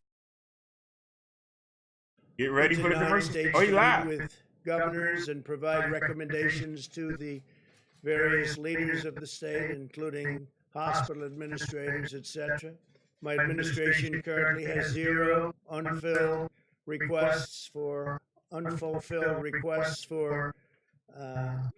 equipment or anything else that they need from the governors. No governor needs anything right now, and we think we'll have it that way till the end because, frankly, we are stocked up and ready to go wherever we have to go. We've nearly 7,000 National Guard and military medical personnel in Texas, California, Florida, and Arizona that's helping us greatly. I want to thank them very much. The military has been fantastic. We're closely monitoring hospital capacity in these states. Hospitals are open for elective surgeries and other procedures. So hospitals are open for elective surgeries. We want Americans to get the medical treatments they need. All of the governors we've spoken with say they have enough bed capacity. That's a great thing. Our initial shutdown was to prevent the overflow of our hospitals and to allow us to meet the demands caused by this global pandemic, including the ventilators. And a permanent shutdown was really never an option in terms of what we're doing right now. This would be completely unsustainable, produce debilitating economic fallback, and lead to catastrophic public health consequences. There are consequences to shutdowns, and we've we get rid of the disease. Biggest consequence. Millions of lives by doing the initial shutdown, but now we're very aware of this disease. We understand the disease to a large extent. Nobody's going to maybe ever fully understand it, but we'll end up with a cure. We'll end up with therapeutics. We'll end up with a vaccine very soon, all three. We're instead asking Americans to use masks, socially distance, and employ vigorous hygiene. Wash your hands every chance you get while sheltering high-risk populations. We are imploring young Americans to avoid packed bars and other crowded indoor gatherings. Be safe and be smart. We're surging testing capacity to identify and isolate cases. This includes a newly approved testing platform to nursing homes across the South. We're being very, very vigilant with respect to nursing homes because you know all of the problems that we've had with so many people so sadly they were infected, so that all of the staff and residents can be routinely tested and isolated to ensure our elderly are even more strongly protected than anybody else. That's really the high-risk people, the high-risk, wonderful people. Once this current surge in cases declines, the same testing platform will enable people to visit their loved ones after taking a test, which is a big difference. Ultimately, our goal is not merely to manage the pandemic, but to end it. We want to get rid of it as soon as we can. That is why getting a vaccine remains a top priority. 2 vaccine candidates are entering the final stage of clinical trials this month. This was achieved in record time. It used to be years before you were in a position like we are right now. 4 other vaccines will enter final trials in the following weeks, and we're mass producing all of the top candidates so that the first approved vaccine will be available immediately And logistically, we have the military ready to go. We have great people, logistic military people, a wonderful general who's waiting for the vaccine so they can distribute it in record time. That's what's going to happen. So our military is all set to go. We will deliver a vaccine, therapeutics, whatever it is necessary, and defeat the virus once and for all. And I'll take a few questions if you'd like. I will say this, I want to thank all of the staff, the White House staff, all of the doctors that we've been working with so closely, and it's just a lot of very positive things are happening. It's a nasty, horrible disease that should have never been allowed to escape China, but it did. And it infected the world, and the world is suffering, but we're going to get it taken care of, and we're helping lots of other countries. Mr. President, first I just wanted a clarification. The press secretary said today that you sometimes take more than one test a day. Why is that? Well, I didn't know about more than one. I do test probably on average a test every 2 days, 3 days, and I don't know if any time I've taken 2 tests in one day, but I could see that happening. So Republicans and Democrats have Capitol Hill both said that they want to see more money for testing. They want to send billions of dollars to the states so they can do more testing. And you probably saw Mick Mulvaney the other day said that his kids, it took him a week to get test results back. So this is simply inexcusable. Given where we are in the pandemic. Do you think we have a problem with testing in this country right now? Are you in favor of more money for testing? We've done more testing by far than anybody. Some of the tests, because it is massive volume, it takes longer. Others of the tests, as you know, are very quick. They're 5 minutes and 15-minute tests. And those are, frankly, the ones that I prefer. But we're doing massive numbers, and the numbers are coming down. And as we go, as an example, there are thousands and thousands of kits being made right now, which give you a 15-minute and a 5-minute test. So we'll be able to get those numbers down. Those numbers are similar in other places. They're also doing massive numbers like nobody thought possible. But those numbers will be coming down. I agree. I think it's a good thing if we can do that. Well, they're going to make a presentation to me tonight and tomorrow on that. And again, we're leading the world. I think the second country at 12 million, we're going to be over 50 million tests. Second country is India with 12 million. Then you have 7 million, 6 million, and 4 million. I think that we are doing a tremendous amount of testing, but if the doctors and the professionals feel that even though we're at a level that nobody ever dreamt possible, that they would like to do more, I'm okay with it. Why are your doctors not with you today? Where's Dr. Fauci, Dr. Birx? Well, Dr. Birx is right outside. Yes, please. Number one, I just wanted to know, in November, do you want the American people to judge you on? Do you want the American people to judge you on the ballot in November by how you've handled this pandemic so far? This, among other things, I think the American people will judge us on this, but they'll judge us on the economy that I created and that already we're creating. We're setting record job numbers, as you know. I think we're going to have a very strong year next year. I think we're going to have a very strong third quarter, a very good fourth quarter, but I think next year is going to be a record year. And I think they're going to judge me on that. I think they're going to judge me on the tax cutting and the regulation cutting, which nobody's ever done to the extent that we've been able to do it. On rebuilding the military, on how we've handled the VA. On the VA, we got Veterans Choice. Nobody thought that would be possible. That's been many decades. They've been trying to get Veterans Choice. It's called Choice, where they can go get a doctor if they have to wait in line for 2 weeks or 5 weeks or 2 days. And frankly, that's been a great thing. Veterans Accountability, I think they'll judge me on that. They'll judge me on all of the things we've done. I don't think...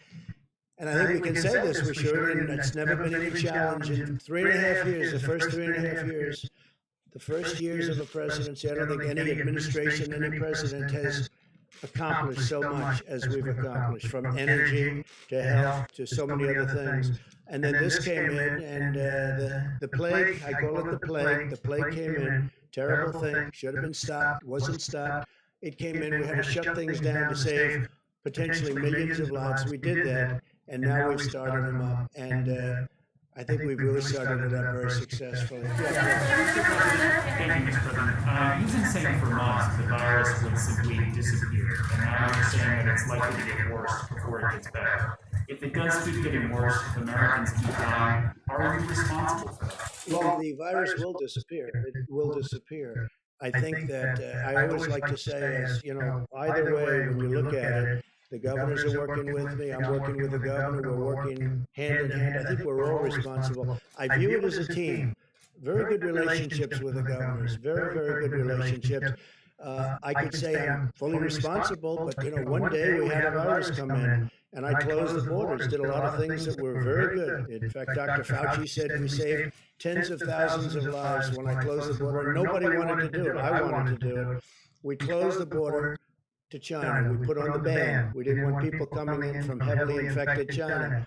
Fairly shortly thereafter, I closed the borders from Europe, coming in from Europe. Those were tremendous moves. We would have, if it's one person, it's too much, but we're, let's say, 140,000. We could have double, triple, quadruple that number if we didn't. So we did a lot of things right. We did a lot of things right, including with equipment. So it's a shame that it happened. It shouldn't have happened. China should have stopped it. Thank you, President Trump. I've got two questions.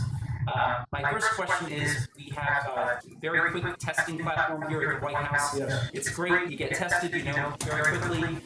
Do you think that it would be easier to reopen and restart businesses if we could produce more of those machines? We're trying to do that. It's a great question. We're trying very much to do that. So rather than sending your tests in and, you know, goes through the mail one day, comes back another day, no matter how they send them, it's a day and a day, so that's 2 days already wasted.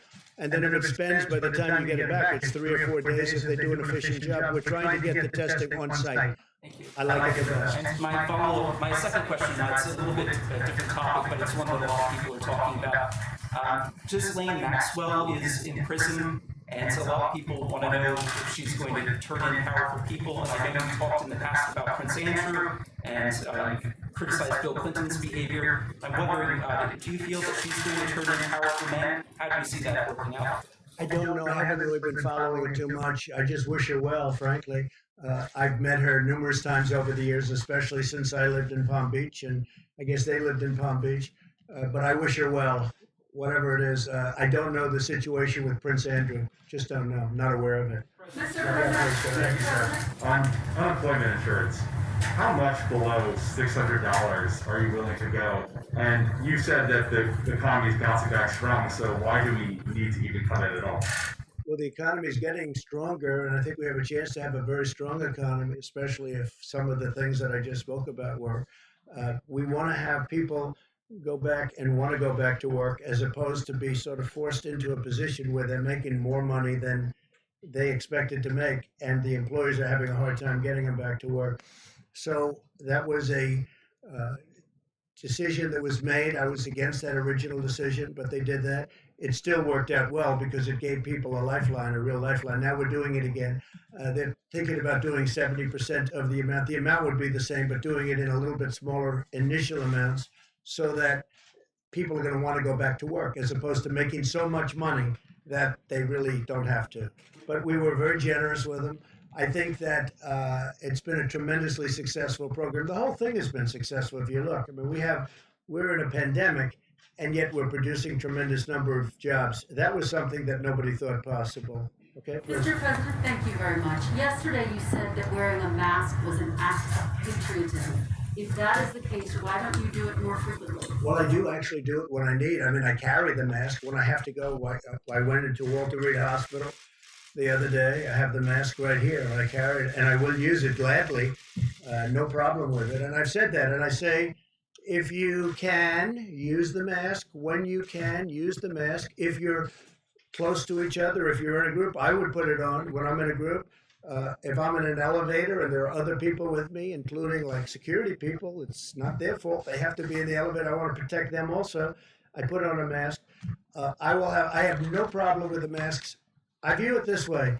Anything that potentially can help, and that certainly can potentially help, is a good thing. I have no problem. I carry it. I wear it. You saw me wearing it a number of times, and I'll continue. Please. Go ahead, please. Are you sending mixed messages? Though yesterday you tweeted out an image wearing a mask, and then last evening we saw you not wearing a mask at your hotel.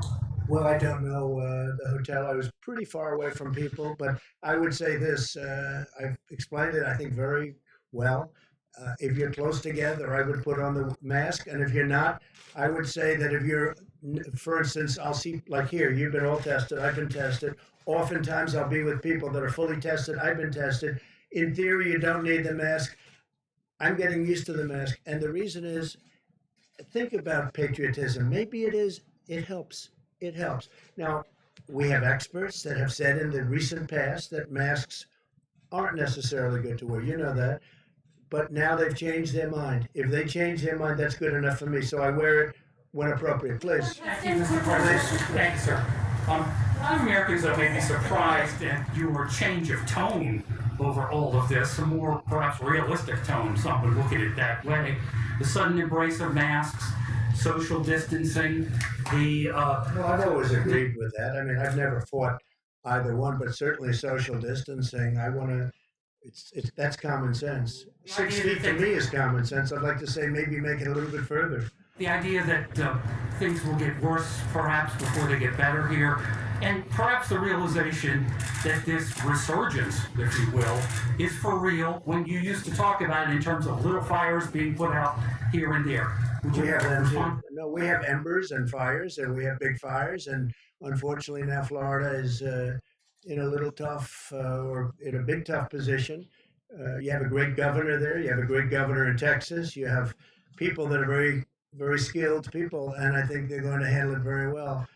Their hospital capacities are holding up, but Texas is a big state, and it's very well run, and so is Florida, and I think they'll do a very good job. Changing your tone though, sir? I just wanted to ask you about the issue of vaccines, which you already mentioned. Yesterday, a study by a Chinese company showed some promising results for its coronavirus vaccine candidate. If China were first in developing the vaccine, or even if it weren't, would the administration be willing to work with China to bring a successful Chinese vaccine to the U.S.? Yeah, we're willing to work with anybody that's going to get us a good result. We're very close to the vaccine. I think we're going to have some very good results. We're already in testing. Nobody thought that would be possible. Under the old system, it would be a year to 2 years before you could even think about using the word testing. So I think we've had a lot of, and the reason we're testing, they've had good results. So now we have to see in the testing also for safety, because they have to make sure it's safe. And I think you're going to see something over the next fairly short period of time, maybe very short period of time, having to do with therapeutics and vaccines that are very good. So we'll be doing these quite often. We're going to keep you abreast of this, and we'll also talk about some of the other topics like our economy, which is doing well. The stock market had another good day. I think they have a good day because they see a lot of positive things happening on this front too. Thank you very much. Thank you. Thank you.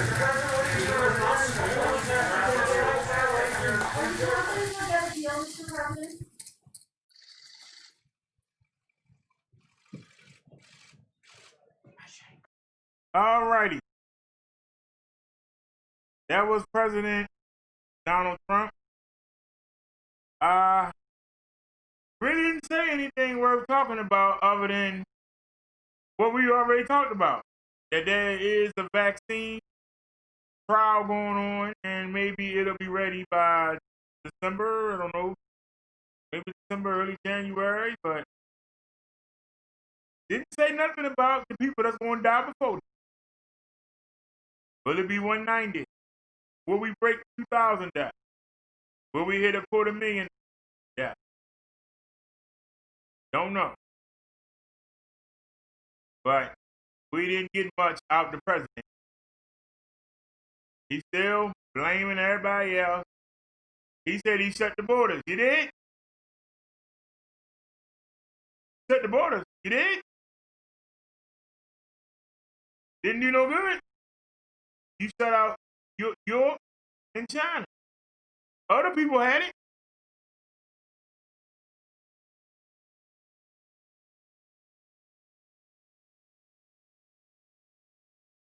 You know, people say that I criticize them.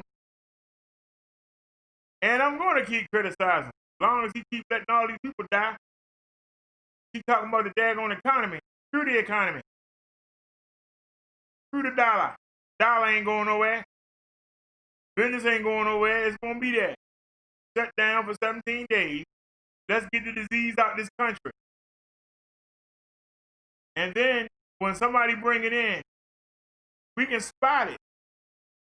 And we can trace the people and get them people quarantined. And we can keep the disease at a minimum to maybe where it's only killing 1,000 people a year instead of 140,000 in 5 months. I can deal with that. He won't do it.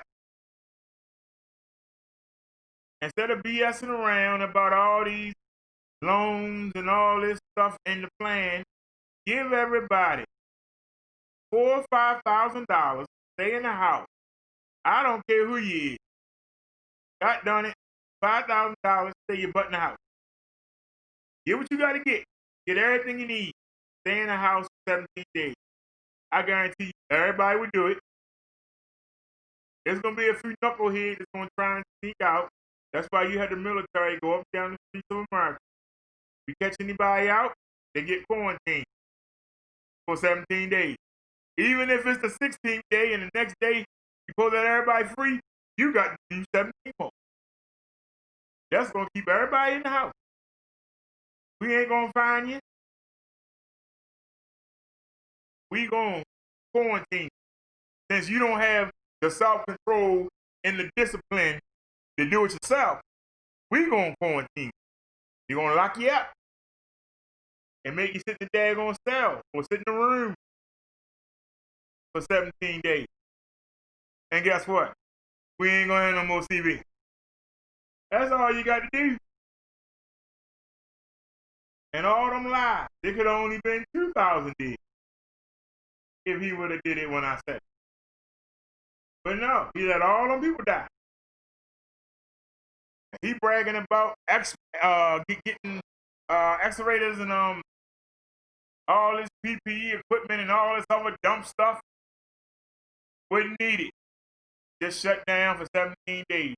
We don't need no ventilators. We don't need no hospital bed. Let the people die that got it that's going to die. Let the ones that's got it recover. And we start fresh, brand new. Why is that so hard? The driver said it's martial law. If it saves lives, why not do it? It ain't like you just throwing them in the house. You give them 4,000 or 5,000 and let them go out there and get what they need. You can't entertain yourself for 17 days, sir. Didn't you say you was a landlord? Wouldn't it be nice to know? You're going to get paid. But they're going to pay you. They're going to have the money. They might get on your nerves sitting around the house. But they're going to pay you. Hopefully your properties ain't on your same land.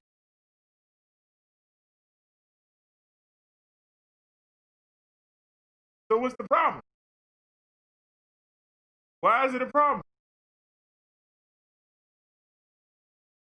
Y'all got to go to the beach? It's gonna kill you? 17 days stay in that daggone house? You got to go to the bar that bad? Take your $5,000 and turn your basement into a bar. Put your pool table down there. Put your little bar with your favorite liquor down there. Put your nice little jukebox down there. And put you a dartboard. And you and your family go down there and entertain yourselves for 17 days. You get the itch to go to the bar. Just go down in the basement. For you men that always wanted a men's lab, start building your lab. Your kids always wanted a tree house. Go ahead.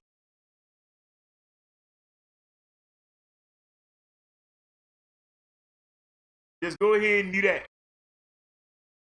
Naya said, driver, I can't imagine wearing a mask for 8 to 10 hours. Driver said, BD, what do you think about Kanye West president? I don't think he's stable enough to be president, to be honest with you.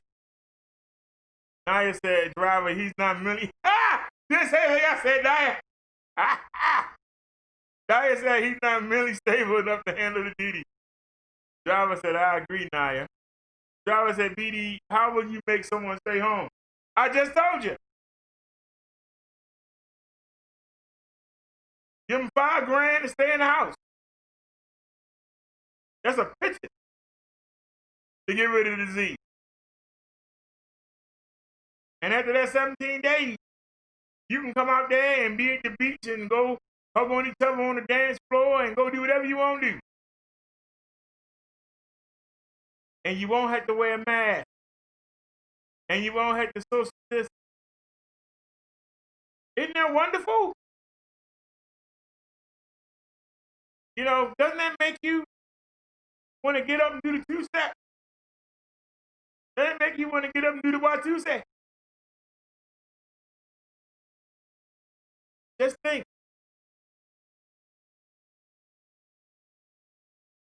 You'll be able to let your kids go outside and play and not worry. You'll be able to let your wife go outside and be around people and not worry. That's not worth 17 days. And you get $5,000 on top of it. That's not worth 17 days. Then I have nothing. No, it won't. You got $5,000. You better get that freezer filled up. Buy a freezer and fill it with meat. Put your vegetables in there. Get your canned goods. Ain't no reason to come out the house. If all you do is eat out, go out there and order yourself 50 dinners and buy a freezer and put them in there.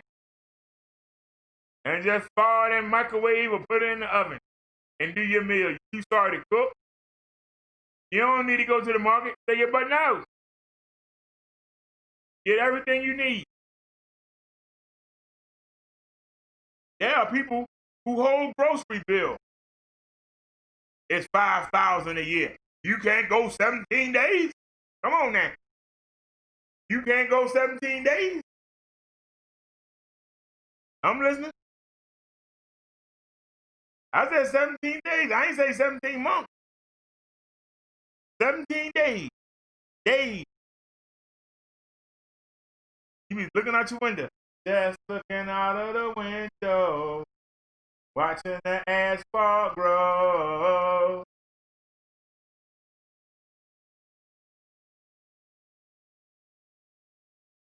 There's some people that live in the project. They don't even let their kids go outside and play. They sit in the daggone apartment all day and all night. And only come out to go to school, to go to work, and to go to the daggone store. Some people are used to being in the house. It don't kill them. They're used to it. You in a violent neighborhood, most of the time you stay in the house. It's these people in the fancy neighborhood that ain't never home. They always out and about. Those the one that's gonna hurt. It's killing me. I can't go to the golf course, man. Turn your yard into a mini golf course. If you gotta play your golf. You gotta play your basketball. Put your little basketball court. You're gonna have $5,000. Go make your own basketball court. And go sit back there and take a chill pill. That's what you wanna do. You can't go 17 days without playing hockey. Go ahead and get yourself some hockey gold. And go ahead and put that plastic down in the backyard. And you and your son go out there and play hockey.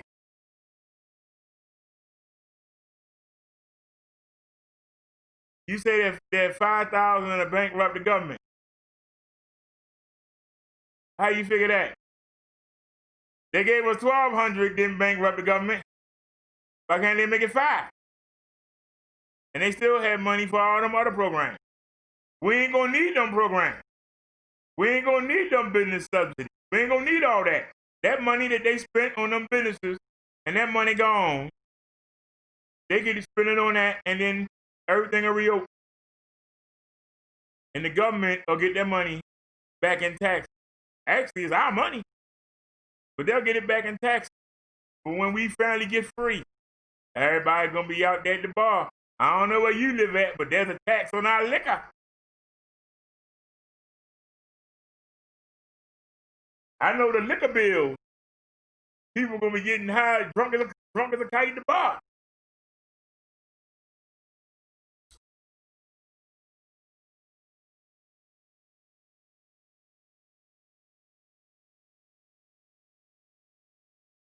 Drug addicts gonna be dying to get that drug. Young drug dealers gonna be in there buying clothes and shoes and jewelry, buying cars and putting rims on them. The economy will bounce back.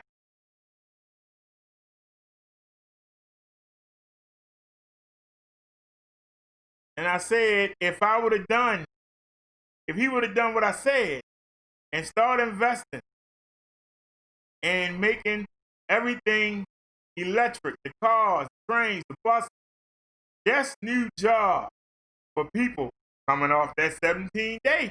Hey, you got a job. You got to transfer all those things over. That's a job. Somebody got to make the part. That's a job. Got to have a J-O-B. You want some money, because ain't nothing going on but the rent.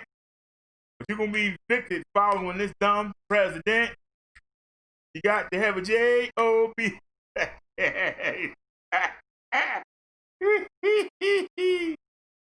Oh, man. Now, what they do about the small business is barely making it. Don't they got customers? The customer's not going to get that stuff from them when they get the $5 grand. They're not going to go buy nothing. They're not going to buy nothing from the small business that they see every day. Of course they are. They got to make it on that money for them 17 days. When the 17 days is up, people will come back out. They'll come right back to doing business. What's the problem? There's going to be a spike in the economy. Think about it. You give everybody $5,000. Most people are going to spend that $5,000. That's your boost right there for the 17 days. As you buy things from the business, that'll sustain them for the 17 days. As you buy things you need to make it 17 days, you're going to boost the economy right there. But that money is coming right back out into the economy. And the tax money going right back in the government coffers. And the businesses are going to have people because you're going to buy stuff. So people are going to get paid even before we start. When we start spending that money, they're going to need employees to take that money. So you setting yourself up good before you go into the lockdown. So everybody should be able to sustain. You said, what about people with an $8,000 mortgage?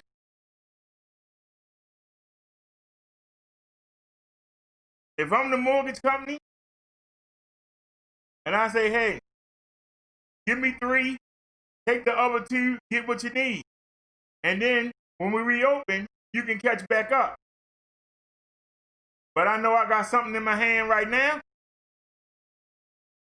And when you get back to work in 17 days, it'll be something else in my hand. So why is that a problem, Mr. Driver? You gotta think long term.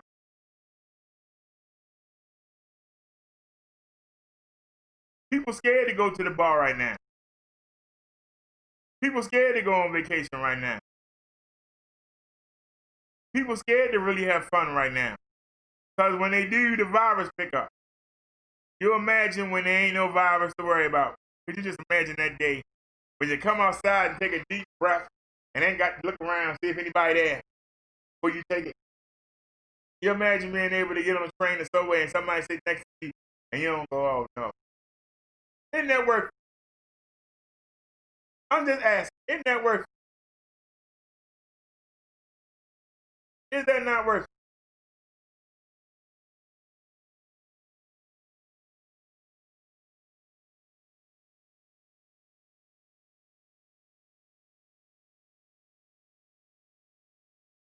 So you rather the disease keep growing and you rather us go back into another lockdown.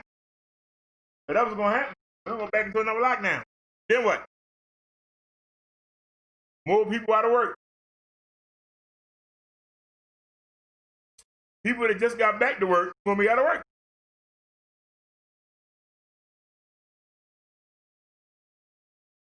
And at least you had a $600 a week unemployment check. Now you're gonna have a $400 check. Then what? Then what, the driver? We're gonna be locked down again, and people are gonna be back trying to live on $200 less than what they were living on before. How's that better, sir? How's that better for the economy, for the average American?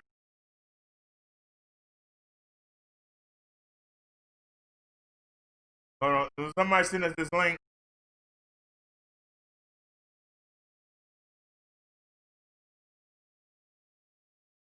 And let me ask you this, a driver, if we pay that link.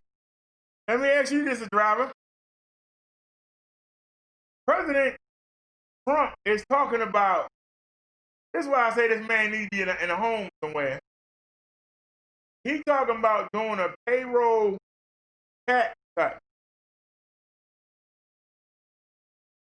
If you do a payroll tax cut, you're going to cut the money that's going into Social Security, Social Security supplemental income, the disability, the railroad insurance, for the people that pay into the system.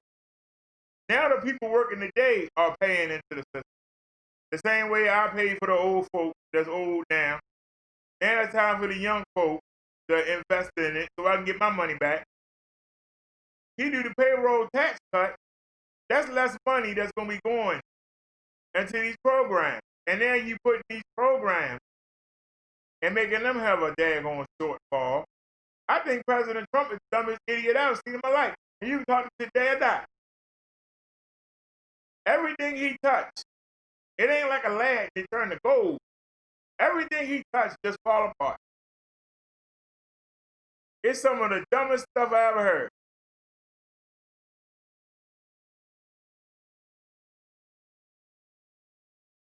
Driver said it was this lady in Georgia that tested positive BD.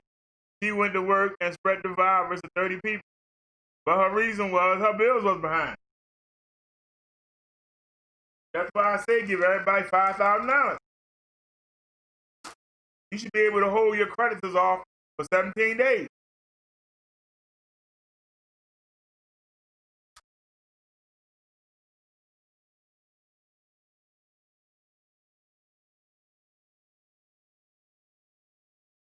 Control seems largely in Sunbelt, but could be spread.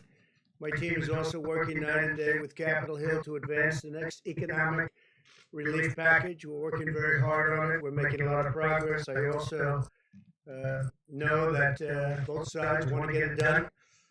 We'll call it phase 4. I think we're going to get it done. We'll protect our workers, our schools, and our families, and protect them very strongly. As one family, we mourn every precious life that's been lost. I pledge in their honor that we will develop a vaccine and we will defeat the virus. We're doing very well with vaccine development and therapeutic development. But I want to thank our brave doctors and nurses and frontline responders. The job they do is incredible and they are truly brave. My administration will stop at nothing to save lives and shield the vulnerable, which is so important. We've learned so much about this disease, and we know who the vulnerable are, and we are going to indeed shield them. And again, the vaccines are coming, and they're coming a lot sooner than anyone thought possible, by years. If you look at the old system and look at the new system, I think by years. The China virus is a vicious and dangerous illness, but we've learned a great deal about it and who it targets.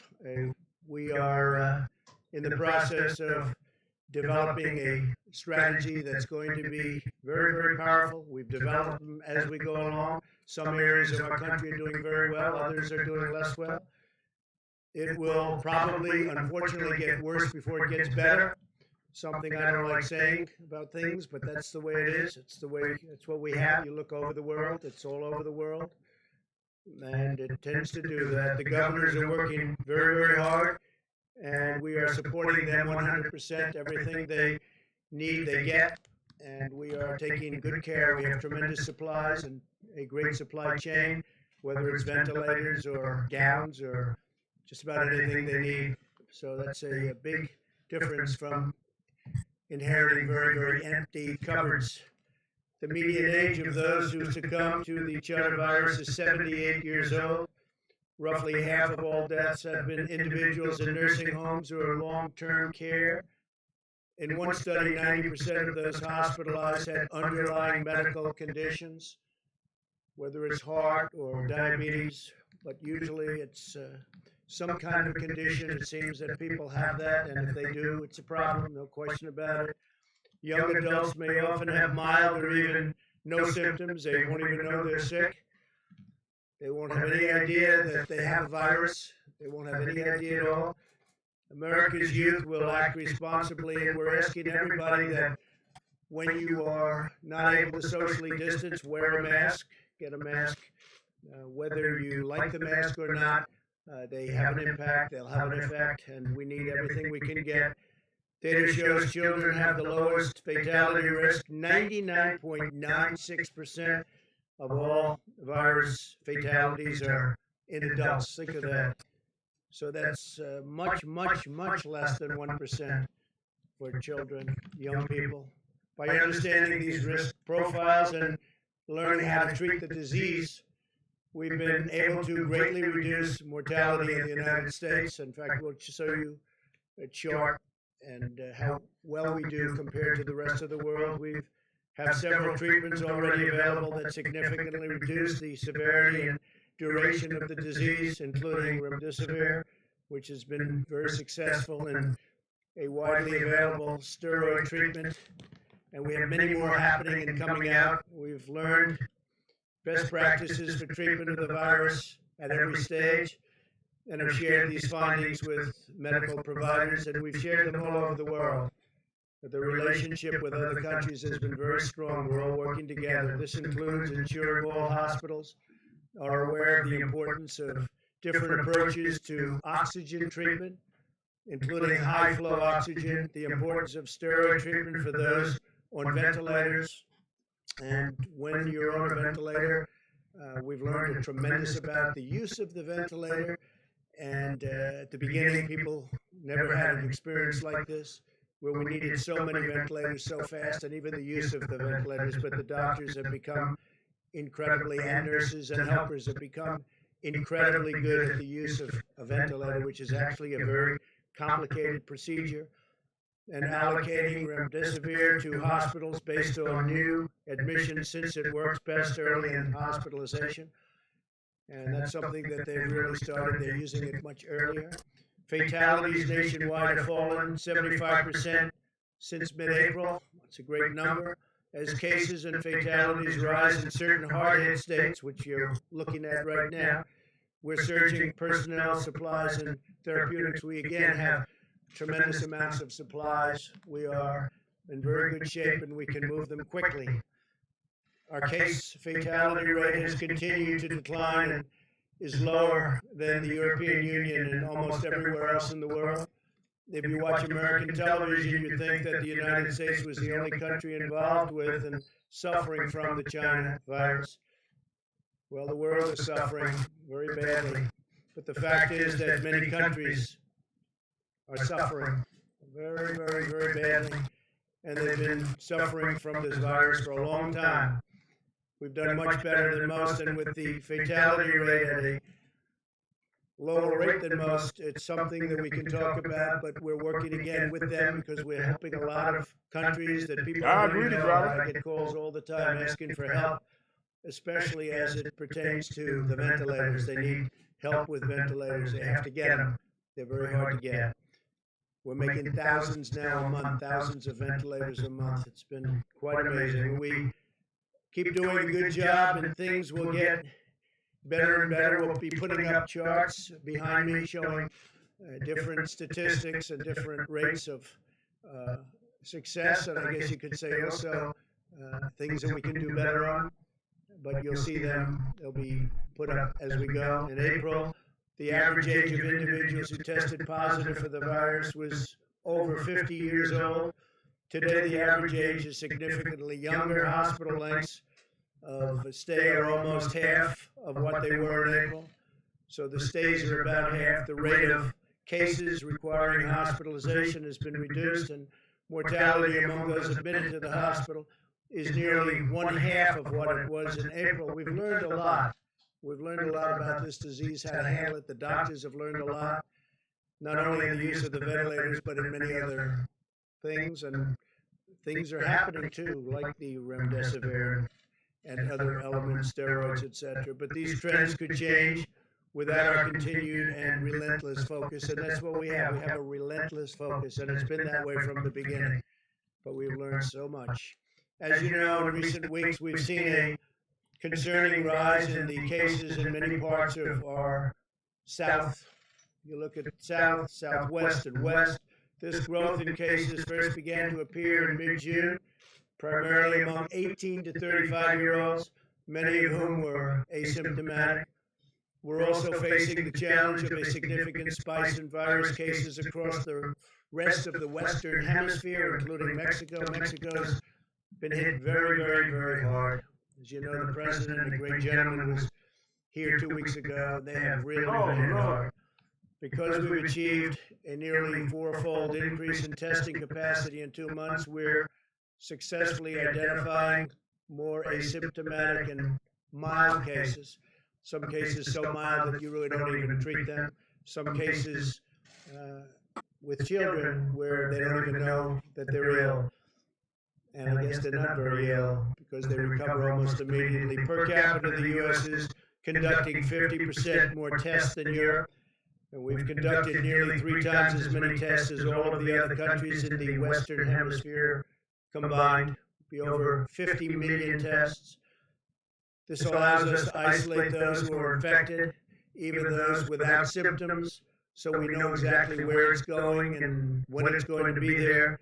We're also working to reduce turnaround time. My administration has been aggressively responding to case growth in the Sun Belt, and we continue to do so, working very close with all governors, but right now, in particular, those governors. We're coordinating closely with hospitals and governors. In the last 3 weeks, I've sent senior officials into 9 states to meet with governors and provide recommendations to the various leaders of the state, including hospital administrators, etc. My administration currently has 0 unfulfilled requests for equipment or anything else that they need from the governors. No governor needs anything right now, and we think we'll have it that way till the end because, frankly, we are stocked up and ready to go wherever we have to go. We've nearly 7,000 National Guard and military medical personnel in Texas, California, Florida, and Arizona that's helping us greatly. I want to thank them very much. The military has been fantastic. We're closely monitoring hospital capacity in these states. Hospitals are open for elective surgeries and other procedures. So hospitals are open for elective surgeries. We want Americans to get the medical treatments they need. All of the governors we've spoken with say they have enough bed capacity. That's a great thing. Our initial shutdown was to prevent the overflow of our hospitals and to allow us to meet the demands caused by this global pandemic, including the ventilators. And a permanent shutdown was really never an option in terms of what we're doing right now. This would be completely unsustainable, produce debilitating economic fallback, and lead to catastrophic public health consequences. There are consequences to shutdowns, and we've saved potentially millions of lives by doing the initial shutdown, but now we're very aware of this disease. We understand the disease to a large extent. Nobody's going to maybe ever fully understand it, but we'll end up with a cure, we'll end up with therapeutics, we'll end up with a vaccine very soon, all 3. We're instead asking Americans to use masks, socially distance, and employ vigorous hygiene. Wash your hands every chance you get while sheltering high-risk populations. We are imploring young Americans to avoid packed bars and other crowded indoor gatherings, be safe, and be smart. We're surging testing capacity to identify and isolate cases. This includes a newly approved testing platform to nursing homes across the South. We're being very, very vigilant with respect to nursing homes because you know all of the problems that we had with so many people I just realized who were infected. So I that had all the staff and resistant residents air going to be conditioning. routinely tested and isolated. And I had a to ensure our hole elderly are even more this strongly big, protected this than anybody long on the else. That's side really that was letting the the air back high-risk out. people, the high-risk, wonderful people. Once this current surge in cases declines, the same testing platform will enable people to visit their loved ones after taking a test, which is a big difference. Ultimately, our goal is not merely to manage the pandemic, but to end it. We want to get rid of it as soon as we can. That is why getting a vaccine remains a top priority. 2 vaccine candidates are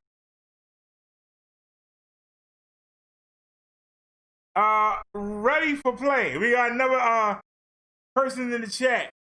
You say, do I call this content? Yes, we do.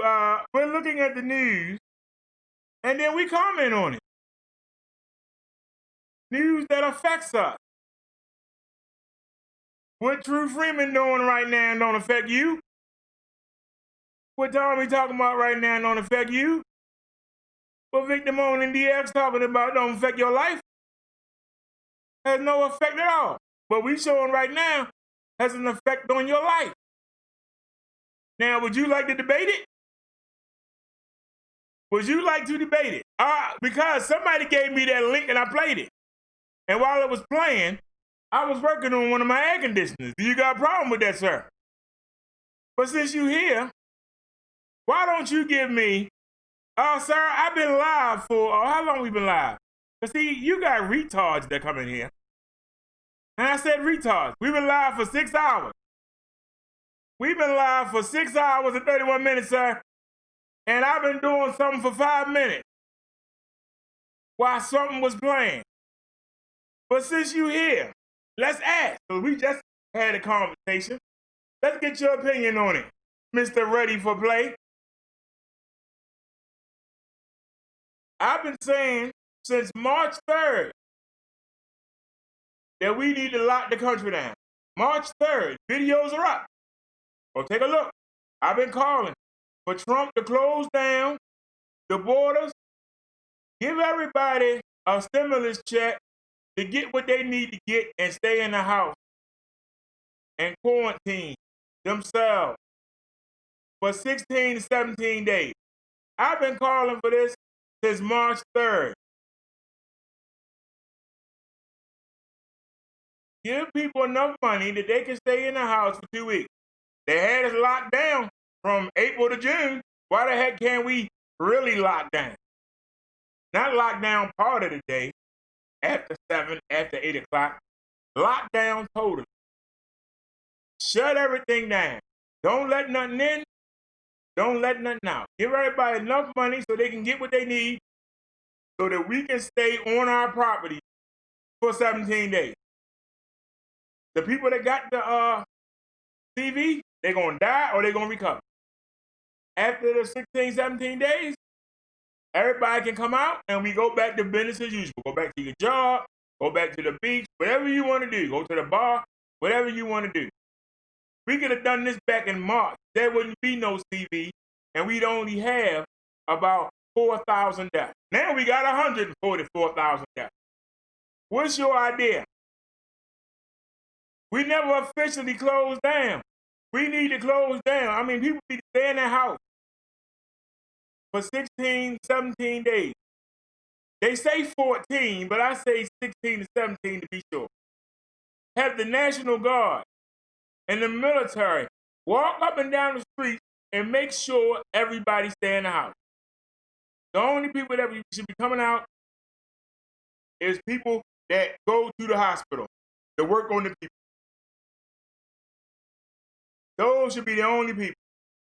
You don't need the police because the police ain't got nobody to go arrest because everybody in the house.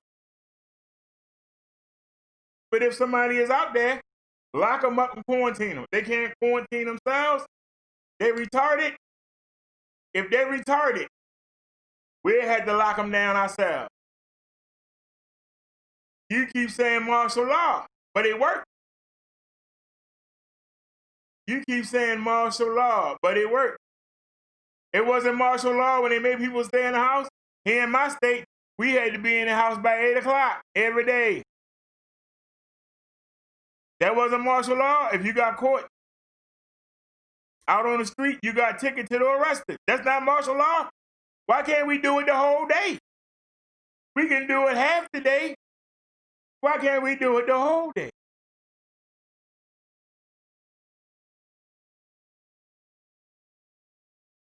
The people that don't obey the rules, we gonna have to quarantine them, but they don't have the mental capacity to be able to follow the rules. We gonna have to help them out. We gonna have to help them out. We gonna have to lock them down ourselves. But after that 17 days, everybody gonna come out. They're gonna be ready to party. They're gonna be ready to shop. They're gonna be ready to go to the beach. They're gonna be ready to go on vacation. The economy is gonna boom. People gonna go back to work. You ain't got to worry about no mask. You ain't got to worry about no social distancing. You can shake people's hands and kiss and hug and do all that stuff. All it takes is 17 days. 17 days of suffering. We've been suffering for 5 months, walking around with hot masks on the face, social distancing, can't even hug grandma, can't even pick our children up.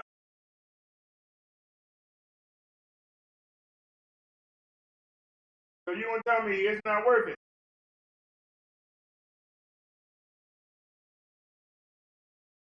Everybody seems worried about the economy. While we locked down, people could be contracted, could be putting in bids to the government to start changing over all our vehicles from gasoline to electric and gas hybrid.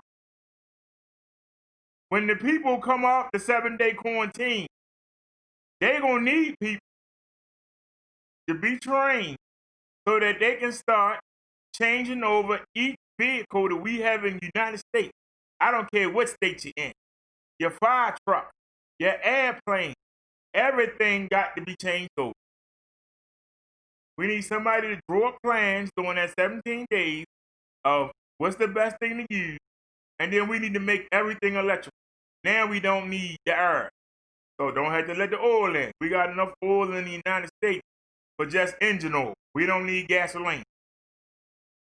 That's more money right there for the American people to keep in their pocket. We need people to start putting out plans to start creating things that we get from China. Why can't we start making it ourselves? It might cost a little bit more at first, but the price is going to come down because the money is going to keep coming back into America. It's not going to go up to China. It's not going to Malaysia. It's not going to Mexico. It's here. And we can tell the other countries, you want to do business with us? Get rid of your CV.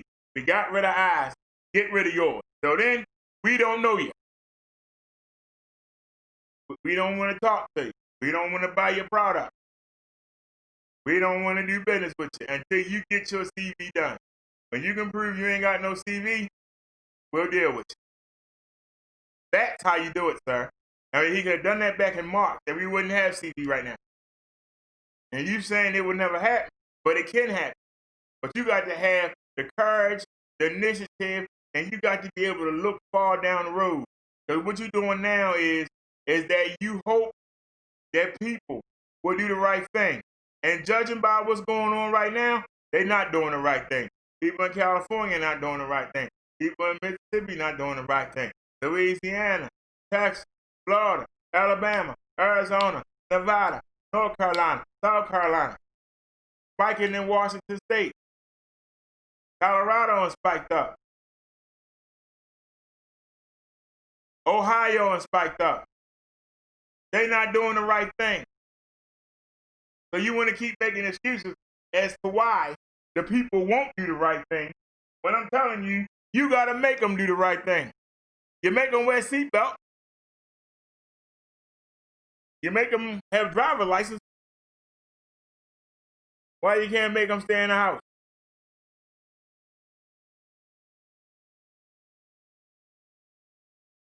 I'm asking the question. Can you imagine going to LA? You imagine going to LA and not seeing no smog? Can you imagine it?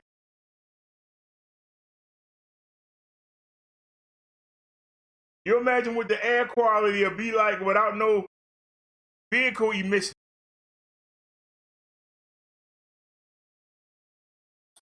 This is something that we can do right now. Can you imagine the job where we're not outsourcing them to Mexico? We're not outsourcing them to China.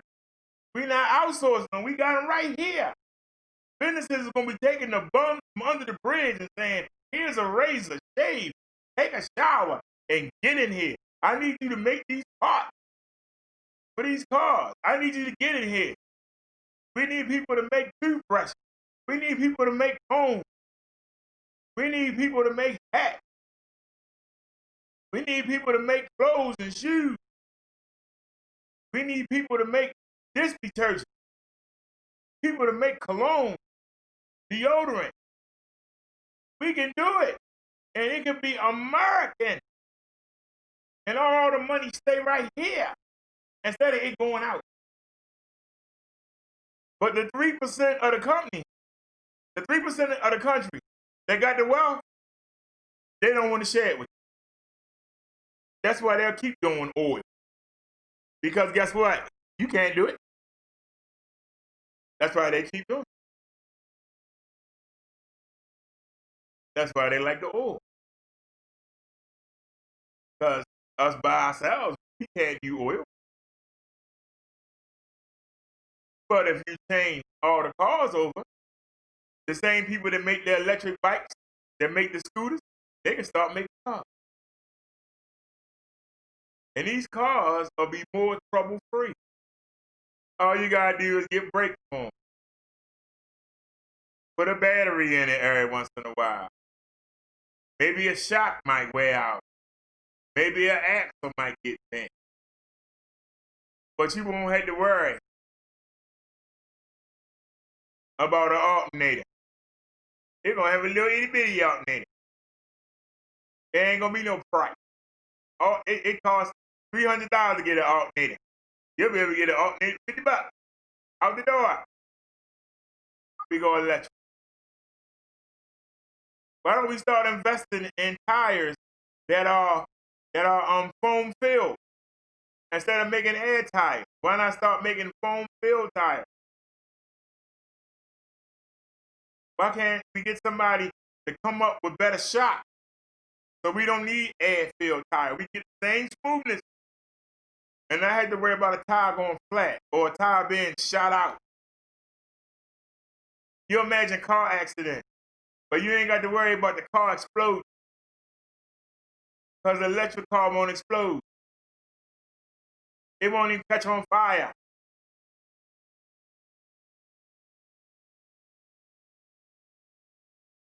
These are things that we can do right now. We could have did it back in March when I said, imagine where we'd be at. We would be the envy of the world. No CV, more jobs. We would have to bring people in to work the job. Come on in here. Immigrants, we had to put the wall down and say, come on in here. We got to quarantine you first. But come on, we need workers. Where are all the refugees at from El Salvador? Come on up here. You got to quarantine you people. Come in though. You got to do that 17-day quarantine. We would need, everybody will have a job. There wouldn't be nobody on the corner selling drugs. Why are you going to be on the corner selling drugs when you can work a job and make more money? And I had to worry about getting locked up, being shot by an addict. Not worrying about some robber gang in your corner. This is something we can do right now.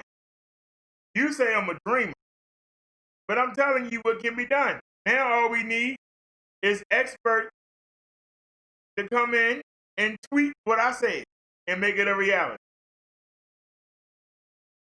But they want to worry about getting you a ventilator. They want to worry about getting some PPE equipment. They want to worry about making sure they got a hospital bed for you. Do you know what that says? That they want to live with the disease. I don't know, Naya. I'm not an expert. I'm just giving my opinion.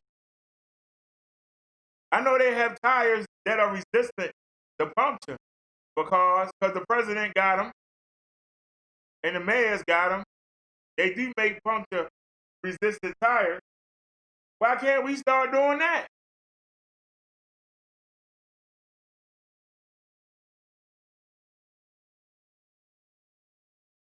I got the ideas. Now I need somebody to make them into reality.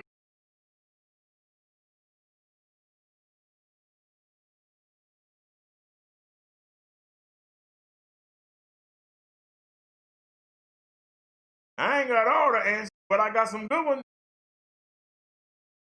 Now somebody need to come take what I say and tweak it and make it into reality. I don't know how to build a car.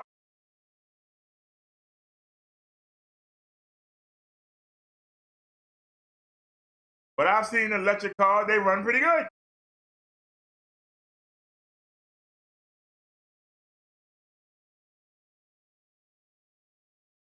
Some people will say, well, I'm lazy and I don't go nowhere for a while. And if you leave a battery not used, even if you charge it at 100%, if you go 2 weeks without using it, it might drop to 60% or 70%, something like that. Why can't you charge a car before you leave the house? You wake up in the morning, take your extension cord, take it outside, and charge your car up while you getting ready for work, while you eat your breakfast. What's hard about that? Put your suit on, get ready to go to work, unplug it, put the charger in the trunk, get in the car and go to work. There are places right now. I know the Walgreens y'all see me at. That Walgreens has a car charger thing right there for electric cars. So why can't we turn these gas stations, take them pumps out, get all the gasoline up out of there, seal it, and then make them electrical pumps? And people can go in and they can gas the car up if they happen to run out, or they're going on a long trip. And we can have electric gas. You ain't got to worry about somebody smoking a cigarette and killing you, blowing up the gas station. These are things that we can do right now. Nobody want to do it. You know why? Because they got the monopoly on the oil. They don't want to let it go. If you get rid of the need for oil, you get rid of their wealth. And they rather see you pay $4 or $5 for a gallon of gas. But you could probably spend 50 cents, a quarter to 50 cents to charge up a car at a car charger.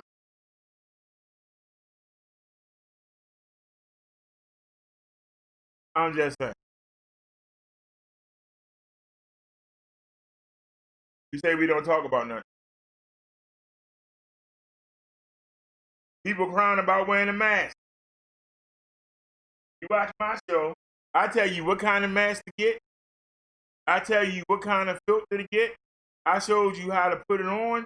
I showed you how to have the filter hang out so it cover all the gaps that you can't get it professionally put on.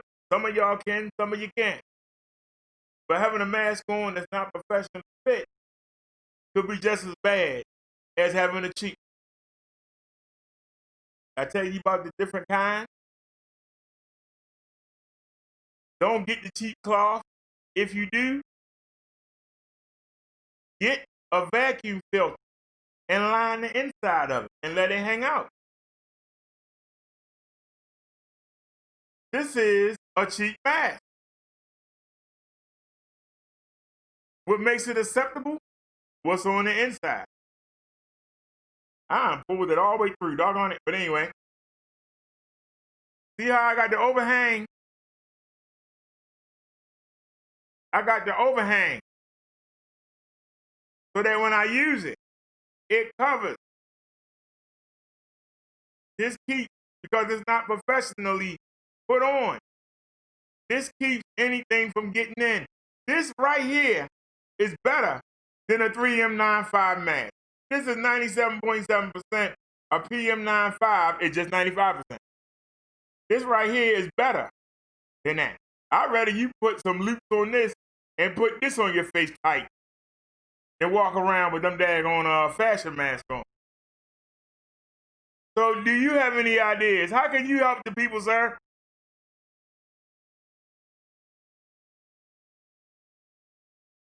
How do you help the people, sir? I went out yesterday.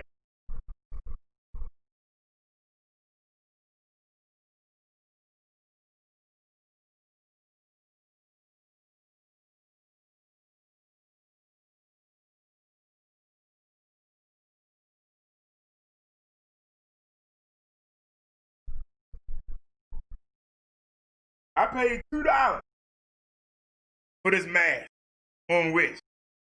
I paid $2 for it. $2. Do you know what make it good? Just like I said, the filter on the inside.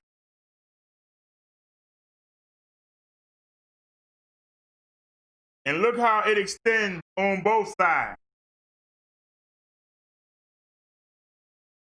$2 mask. But look at the difference. Look at how I got the HEPA filter hanging out. It hangs out on both sides. Can you see that? It hangs out on both sides. So when I put it on, look at how I'm covered. Where the CV gonna get in that? Look at that. Where the CV gonna get in that? Now I can take it and tuck it down.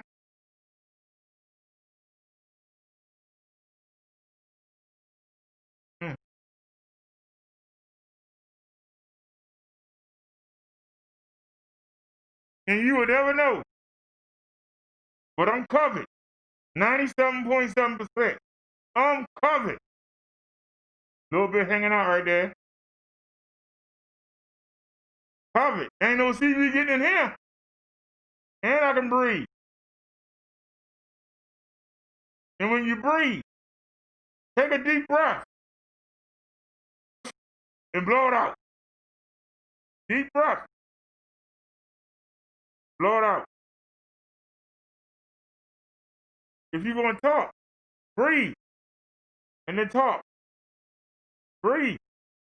And then talk. Yeah, y'all, like I said, you know, we were down there the other day.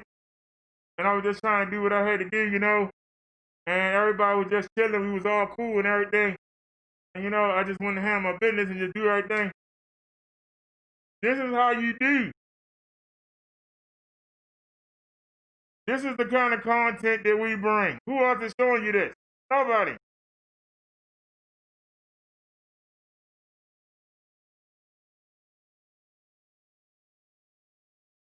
I even show you where to get it from.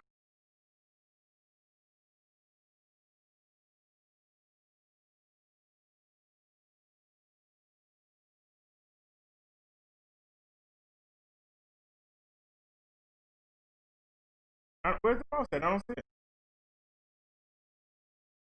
Uh-oh.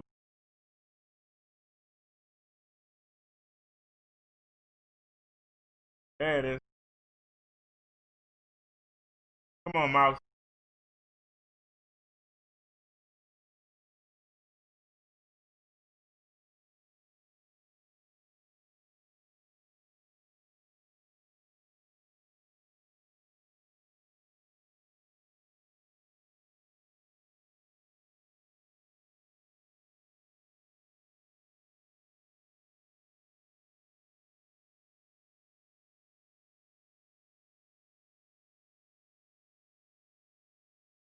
We made a mistake. We didn't go vote by feature.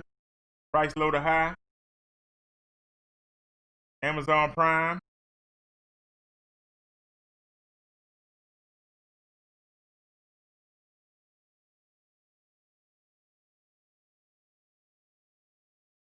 Now this is what I advise. Kirby Micron Magic. Kirby Micron Magic.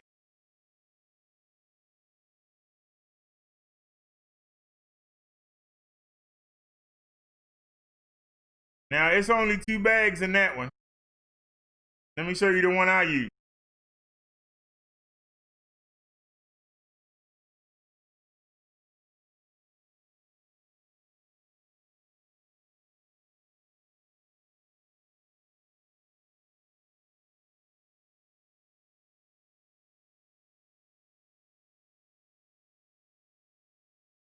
Uh-oh. Where's the one I use at?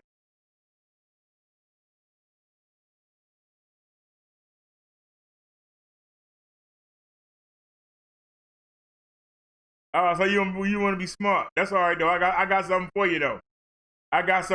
You want to be smart? I don't know why it didn't show up in the listing, but don't worry about it. Come on. I got our day. Go to our orders.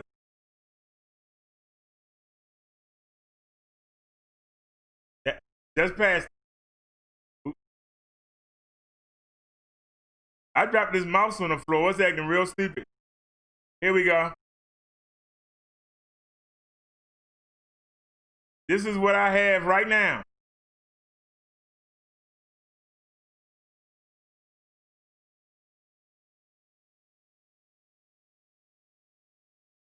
You get 3 of them in the bag. The price went up. It used to only be 5 something, but it went up. Still cheap. $7.57 is still cheap. This is what we use. Now, I'm gonna put this mask back. Hold on. Let me hang this up. What we need.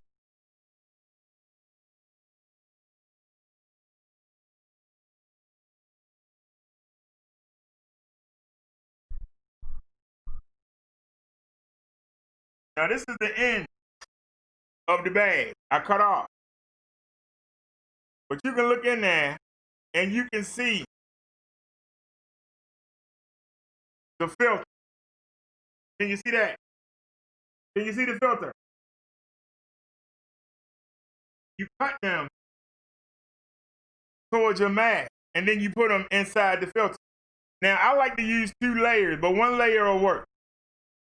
I like to use 2 layers, but 1 layer will work. Put that inside your mask. It don't matter what kind you get if you get this. If you can't get a KN95, get this. If you can get a KN95 or 95, get it. But if you can't get it, or you ain't gonna spend the money, you cheap. Whatever it is. Because I can tell you right now, we can put in here N95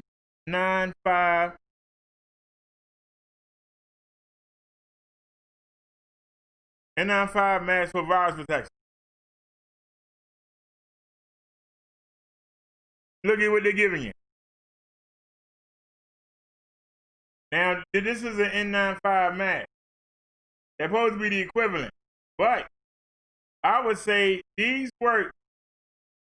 This one comes with the PM 2.5. See it right there? PM 2.5. And look right here. It says up here, PM 2.5. This is similar to the black mask I just showed you.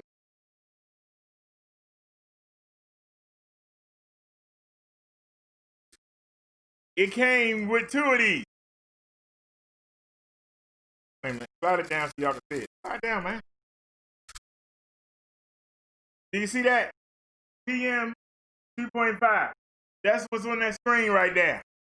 This only tracks microns that are down to 2.5. But that Kirby Micro Magic filter, it filters out 90.97%, 90.7% of anything 1 micron or over. 0.1 micron, excuse me. Not 1 micron, 0.1 micron. This is 2.5 micron.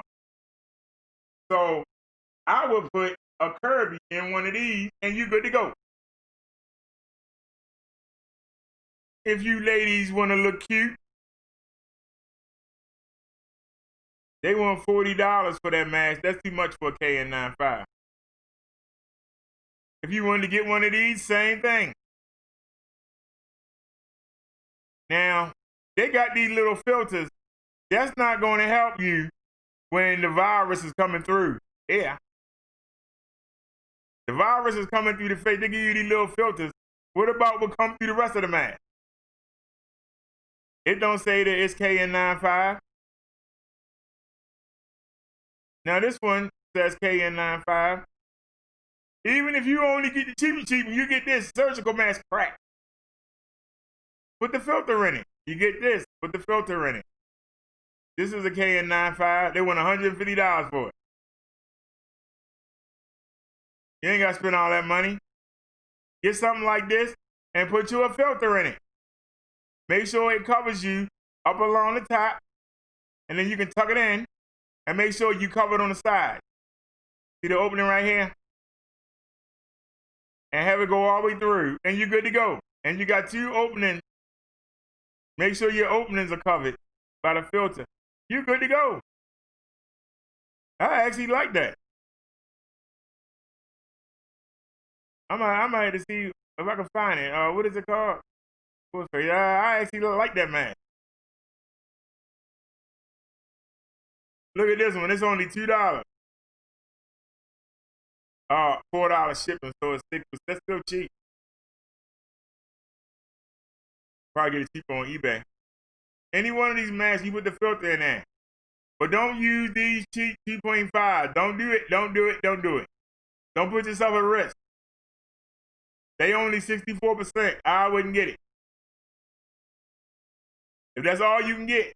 But I just told you how to get it. Now this is cool. Why so much though? I like that. I think that's cute.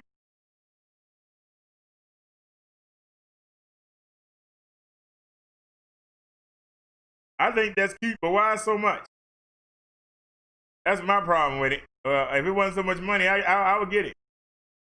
It's $53. That's too much money, bro. That's too much money, bro. Too much money. But anyway, once again, I gave y'all an example of what to do. While most people tell you what somebody else told them, I'll show you. And if you ask me anything, we go look.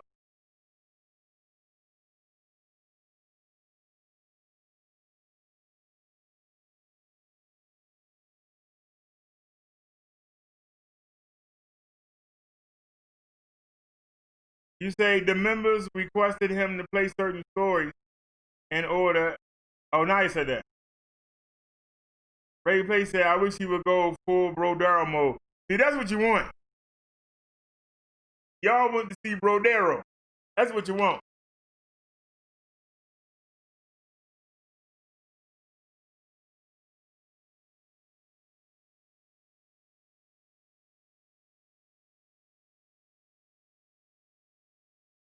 You know, 4th of July came up, and it's supposed to be a great day, national holiday. But when I started doing research for the show, I got my heart broke. I couldn't believe what I found out. It makes you not want to look. The stuff that I found out about this country. You know, it makes you not want to look. And people got mad because we made videos, and I told the truth. And some people got their feelings hurt, but I told the truth. I say it again, and I say it for the 50th time.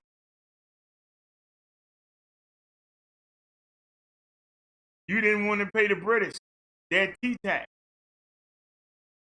They was the mother country. Why wouldn't you want to pay tax to the mother country? The mother country got rid of slavery. You was afraid they was going to make you get rid of slavery.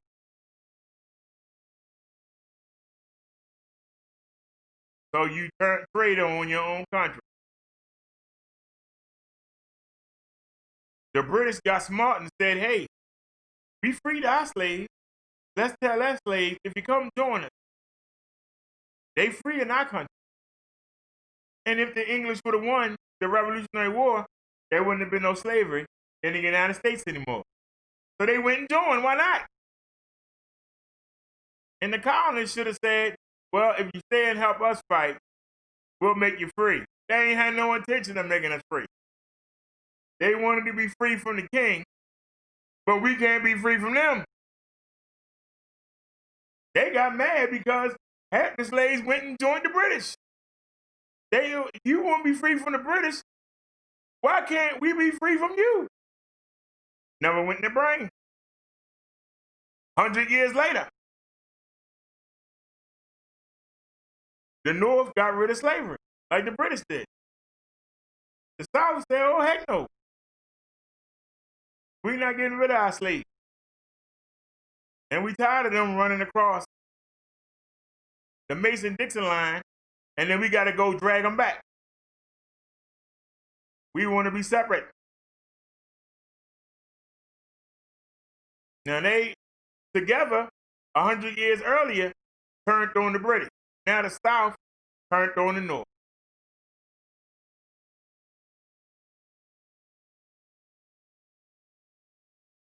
And once again, what did the North say? To you slaves down south, we ain't got no slaves up here. Come join us. And the Southerners were like, I can't believe they leaving. Like, duh! Why the heck they wouldn't want to be free? Don't you want to be free from the North? You wanted to be free from the king, then you want to be free from the North, but you don't think we want to be free from you. Don't never go into that brain. Nobody else brings that up. You know how many people I lost bringing that up? Yeah, but none other YouTuber that said what I just said. Nary one.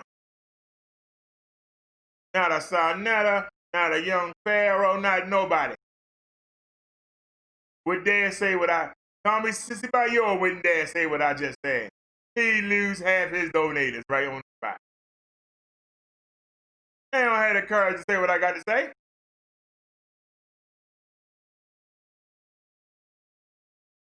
They don't have the courage.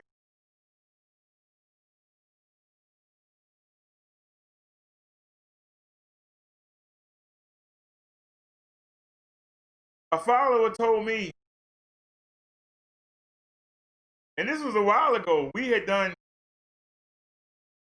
a show on the flag, and I showed the real flag, the real Confederate flag, versus that dirty battle flag they keep throwing in your face.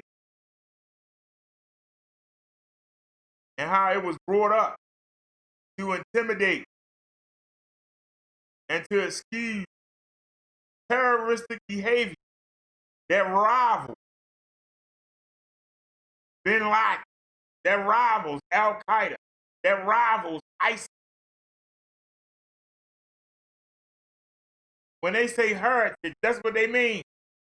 That's a nice way of saying terroristic, horrific, graphic, violent. But they want to tell you that they were just playing on their horses and smoking pipe. And everybody was, hi, and hello there.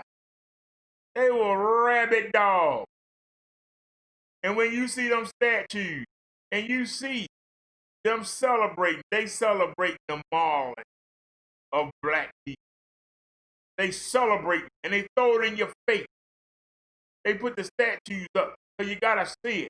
They got the memorials up, so you gotta see it. So they can look back and say, this is what we used to do. Before the North came down here and got on it. This is what we used to do.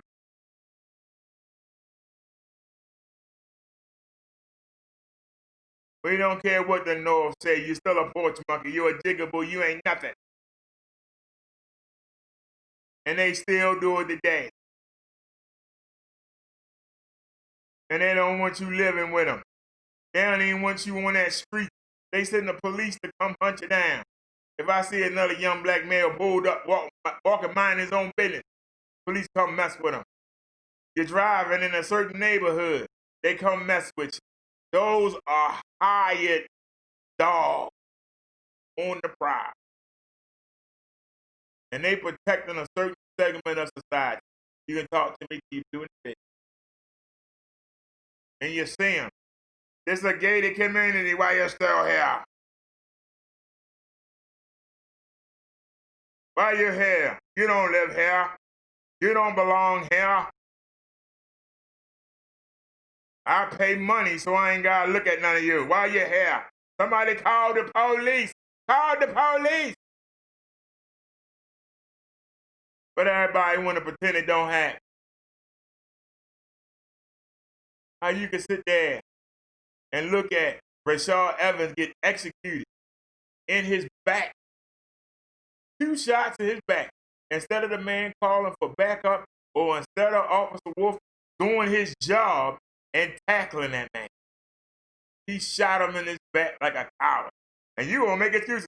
Well, God darn it, I'm a police officer, and if I can't be a coward, I ain't going to work. We're not going to work today. We're gonna call out. I can't be a coward, I ain't going. I should be able to shoot somebody in the back. God darn it, it's my right as a cop. I should be able to do anything I want to do to them mongrels. It's my right as a cop. I ain't going to work. I can't do what I'm supposed to do. I ain't going to work. That's why I do it, to prove I'm superior. I gotta treat them with respect. I don't want to do it. You don't pay me enough. I got to wrestle around with these jigaboos. You don't pay me enough. At least if I get to kill them every once in a while, I get something out of it. I get the main one every once in a while, I get something out of it. You ain't paying me nothing. At least let me get the fun. Ain't like y'all paying anything here. $40,000 a damn year. At least we get to kill one every once in a while. God darn. Take all the fun away. I ain't going to work. Somebody tell me I'm lying.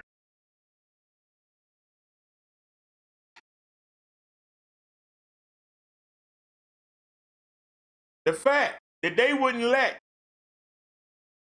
none of the black correctional officers deal with Derek Chauvin, even though they were assigned to the floor he was on before Chauvin even came in.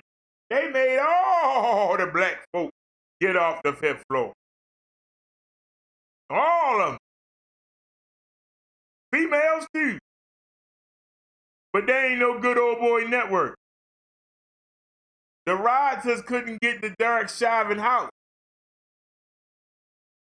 But I guarantee you, if it had been the other way around, they wouldn't have protected no black folk.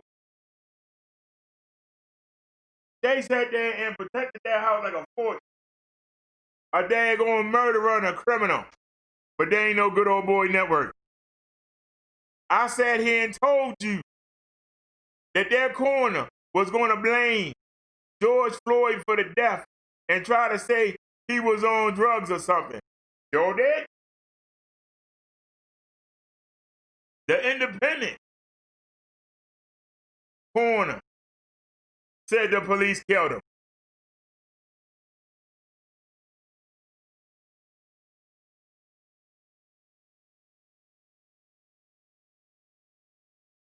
It took a riot before they were even charged Derek Chauvin. But there ain't no racism.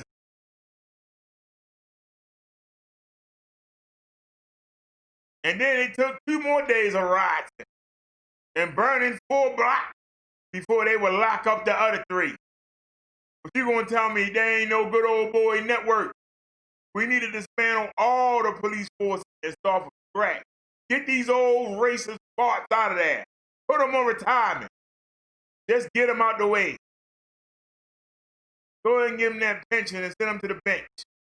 Send them to the old folk home. And let's put some fresh young blood in there. Why can't we do that? I got all these great ideas. Nobody won't do none of them. All they sit around and do is want to call each other names. That's all you want to do, call somebody a name. Oh, you're ugly, you're fat, you're broke, you're sorry. I got this, you ain't got that. I got a house, you in an apartment. I got a car, you on a bike. Stupid stuff. I love for somebody to come over here and debate with me. We can debate all day and night. I got so many great ideas.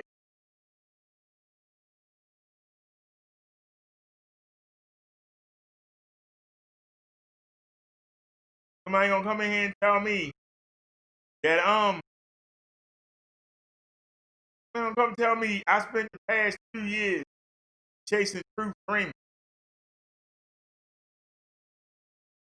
Even when I made that first video, we still had 5 videos before I even made another one.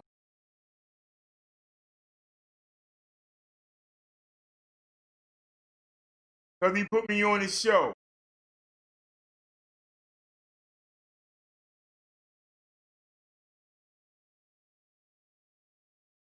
And then you see me come back with, here we go again. Why am I saying here we go again?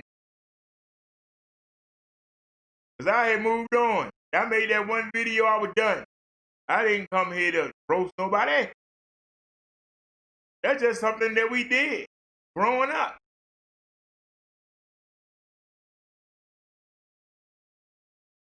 And this question that man still ain't answered. If I wanted to go after him, I could, but for what? I'm trying to help people, not hurt them.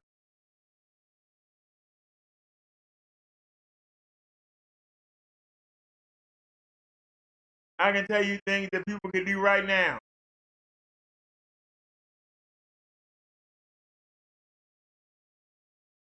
Pick a name. Don't use black, because black mean bad things. Black Plague, Black Cat, Black Friday. Why would you want to be called black? Every black person ain't black. It's different shades. I don't understand how the Southerners keep trying to say that black men want to rape white women when they rape black women, and that's the reason why we all different shades. Why don't somebody tackle that issue? Always talking about we want to rape their women. They didn't even want their women. That's why they was messing with daggone slave women. Nobody don't have the balls to say that. I say it. Whole lot of them women stay lonely in them daggone big bedrooms at the big house. Couple of them snuck them a couple mandinkas up in there to keep them from being lonely. While the master was down there at the slave quarters messing with the young girls.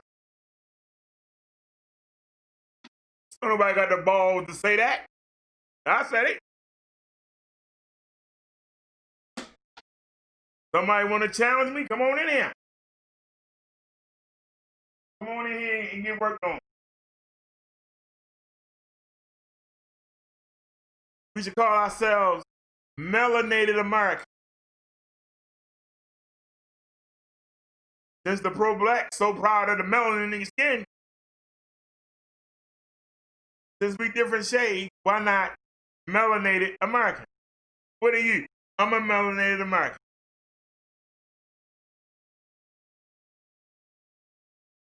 At least that's respectful. Your kids can say it proudly. I'm a melanated American. What's wrong with that?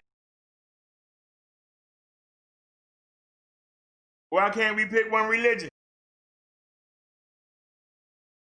Why can't we get all the scholars together from these different religions and come together with one? The basis is still the same. It's just different changes that keep people from coming together and unifying. Why not come together, work them issues out, and have one religion?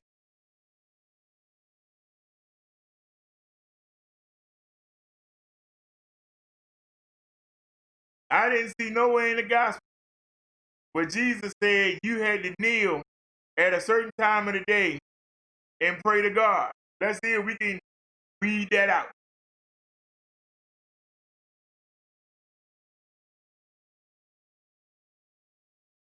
How can we get the priest, the Catholic priest, and the nun to actually marry so they can stop raping the kids?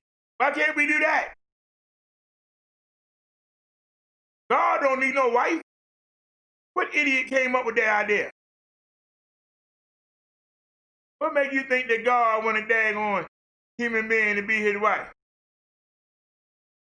What kind of idiot came up with that? You had to be drunk on something. You had to be high. Let the nuns and the priests marry, and that way we don't have to worry about the little kids getting molested by both. Because there's some of the nuns that molested and some of the priests that molested.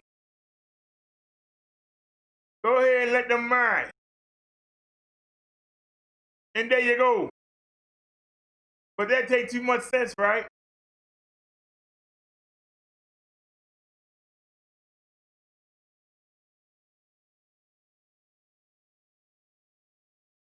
After we pick a name, we pick a religion. Then we can start working on the women and bringing them back in. Women cannot raise children by themselves.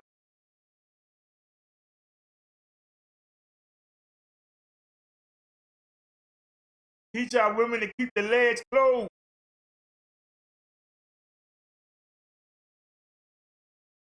If a man won't marry you, he ain't worthy of getting between your legs. If a man won't marry you, he ain't worthy of getting between your legs. If he can't wait till y'all walk down the aisle to that wedding night, he don't want you. And he not gonna stay with you.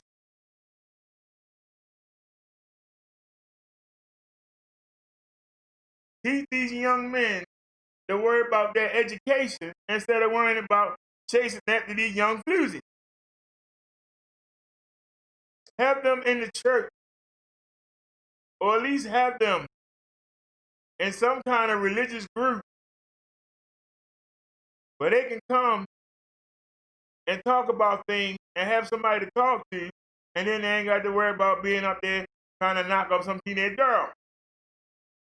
Give them a sense of pride. They ain't got no father than the other fathers in the community to be like fathers to them. We can get that done. Then we need to work on the men. Don't give a woman your seed if you ain't gonna marry her. Guess what? You ain't gotta worry about child support. Only lay up with the women you plan on spending the rest of your life with. Put your interest in your book and in your religion, and stop worrying about chasing after these women.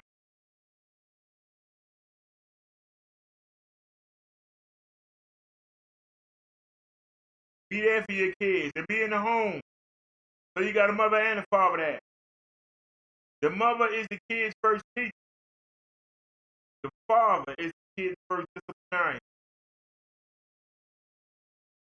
Daughter want their husband to be like their father. And son want their wife to be like their mother. So if your mother is a ratchet, your son is going to be attracted to what? Ratchet.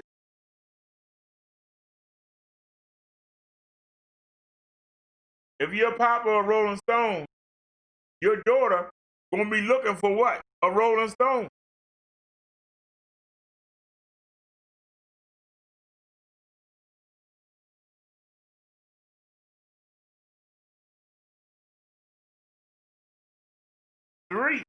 4. Before we went number 5. We need to get the children in line. And I kind of covered that already. But we need to get the respect back of our children. Children don't respect the men because the mothers tell them, you sorry, just like your father. You ain't going to be nothing like your father. They think they're not going to be nothing. Why would you ain't got nothing to aspire to? What do you have to aspire to? If you've been told from the cradle, you ain't going to be nothing. But what does that do about your fellow man? If you being told you ain't nothing, why are you going to care about your fellow man? That's why it's so easy to put your hand on your fellow man. That's why it's so easy to kill your fellow man. Because you don't value yourself. How you going to value your neighbor? If you don't value yourself, because you've been told you ain't nothing,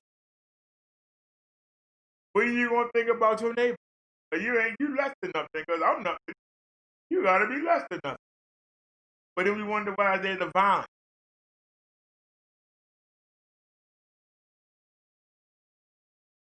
You got women beating these kids so hard when they little that when they go to school, they just beat up regular kids. But they can't hurt them. They've been beat on by full-grown adults. What's your little nerdy kid gonna do? Get beat up?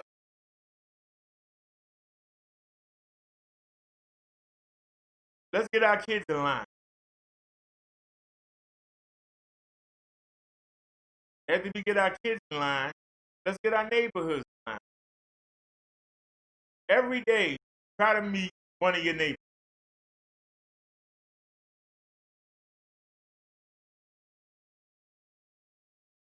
Even if they don't even say nothing back, say hi to them. How you doing? How was your day? Hey neighbor. Do that every day. They'll warm up to you. Hey, why are you always talking to me every day? I don't talk back to you. Because I know one day you're going to come ask me that. And now we talking. Now that we're talking, what do you like? I like video games. I like dune buggy racing. I like playing basketball. We like doing spare time. And you go from there. If you can get to know most of the people on your block, you'll find out what's going on the block. It don't cost no money to say, hey, what's going on? But yeah, we come out of our house and go get in our car and don't say nothing to nobody. Tell me I'm lying. Somebody tell me I'm lying. We do this every day. Every day we do. Walk right by, don't say nothing. Get to know your neighbor. Those of you that go to work, get to know your coworkers. Create a rapport with them. You'd be surprised. Really be surprised if you actually talk to people. They might actually like you. You know?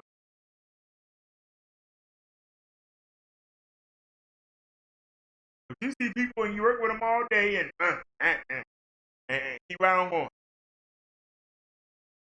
you'd be surprised. Could be a job opening. You might be perfect for it. Could be a promotion.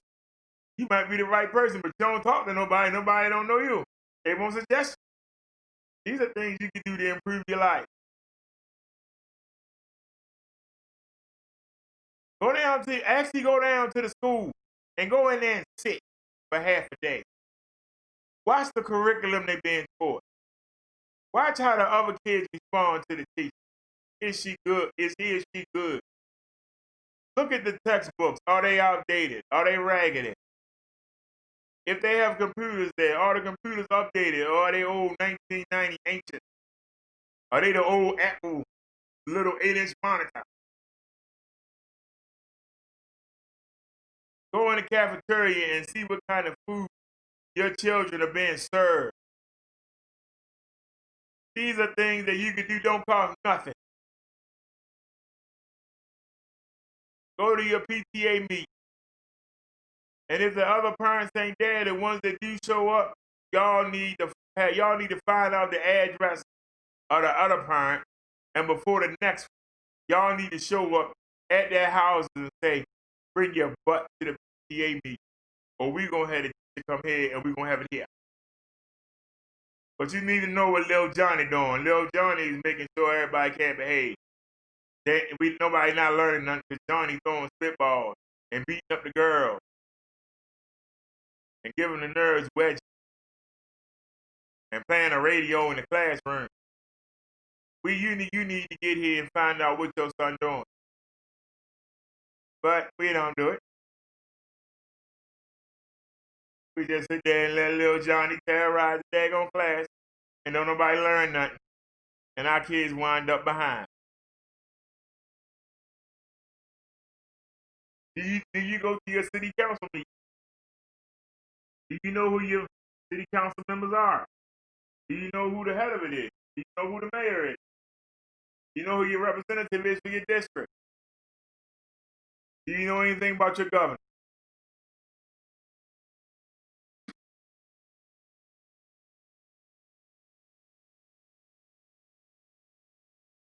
Y'all say we don't talk about nothing.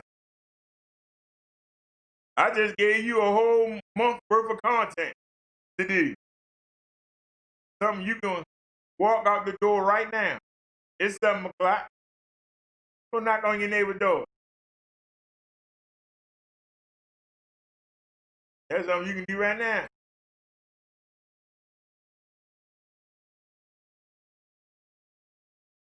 When y'all see me go outside, y'all see me talk to the people. When we go out there and wait for like Amazon or UPS, you'll see me sitting out there. People will come up. I'll talk to them.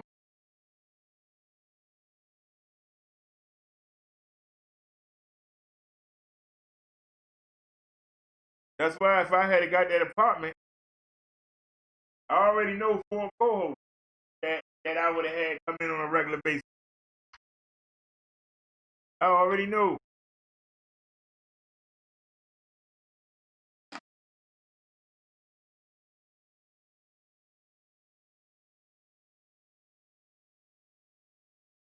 We didn't get none of the 3 apartments. None of them. We didn't get none of them.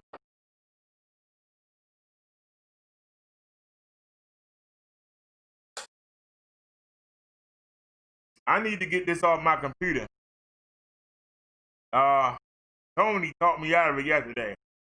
Talking about he was dizzy. We need to get this off the PC. So let's go. I hope y'all don't run away.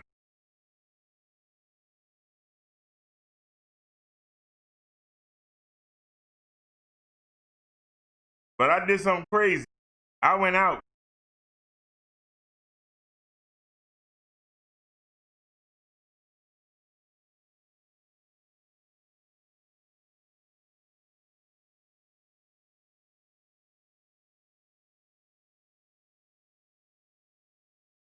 Oh, wait a minute. Did I fix it back? Oh, a sec. Did I fix that back? Wait a minute. Yeah, I fixed it back. Okay. Sorry about that, y'all. I just wanted to make sure of something. You know me. We ain't dropped no frames. All right. And we doing 4K? When we doing 2K? Ooh. That's not what I wanted. What you doing, man? All right, here we go. Fast forward till we moving. Let's get it.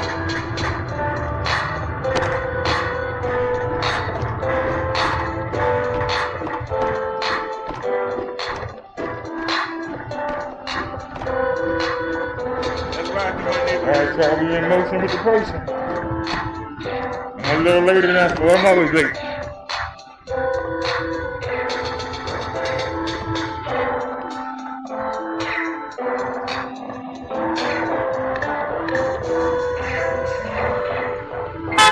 How you doing?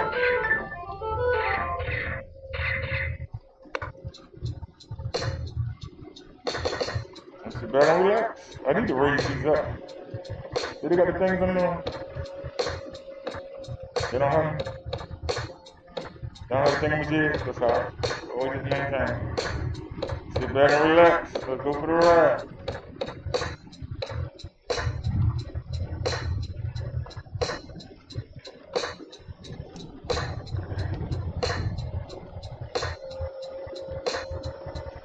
Trying to hurry up and get this hill.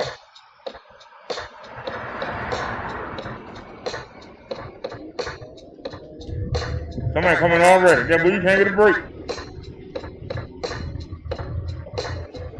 They told us 10 o'clock. Y'all be trying to make it.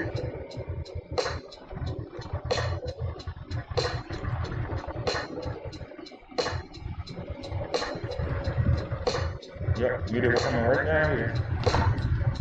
Come on. How you doing, bro?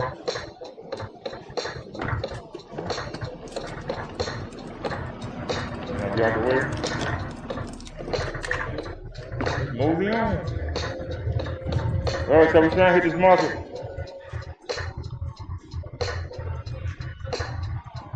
See that? Now it's saying the internet connection is unstable.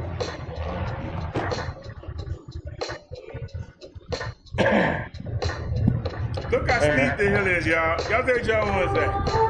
Man, the bumps are ridiculous. Uphill. I can't take the phone. Come on.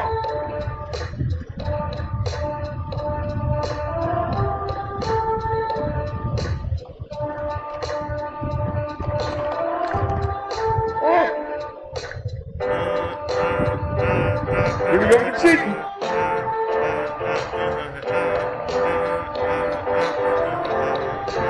Thank you.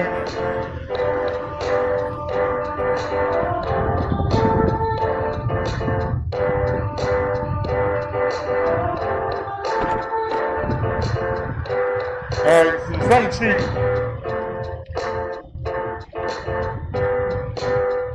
You said we won't have no content. It's not picking the Wi-Fi. That's bullcrap. Why are they picking the Wi-Fi? Music that I made playing. This is real 100% right here.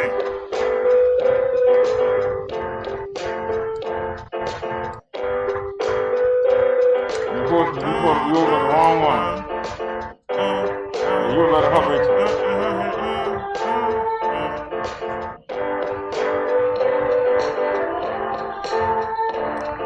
Now I turned the Wi-Fi hotspot on, and they turned this off. I already got cheap. Yeah, that's that for it. Man, we don't have. We got half an hour. It's not. What? Let's go.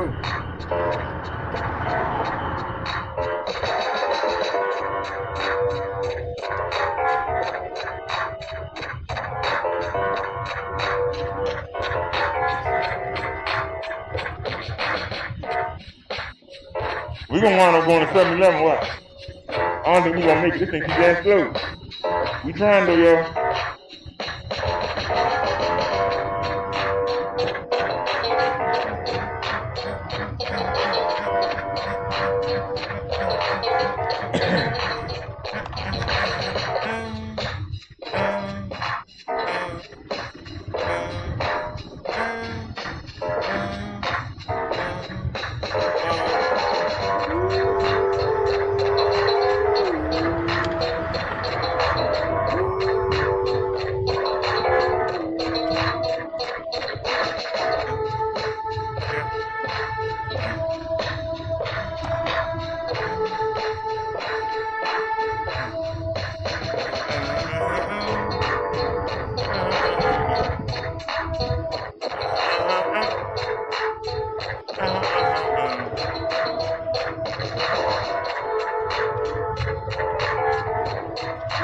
Y'all can see me well lit. I'm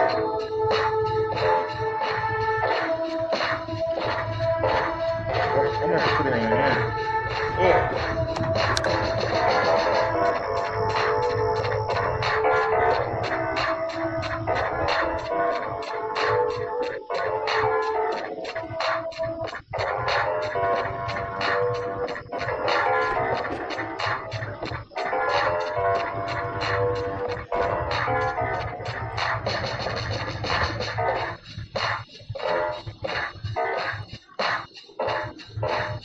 We just need to go faster.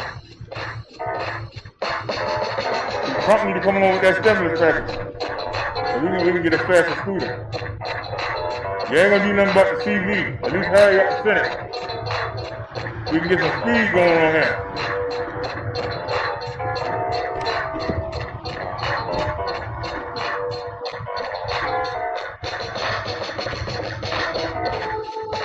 Well, we got across this time.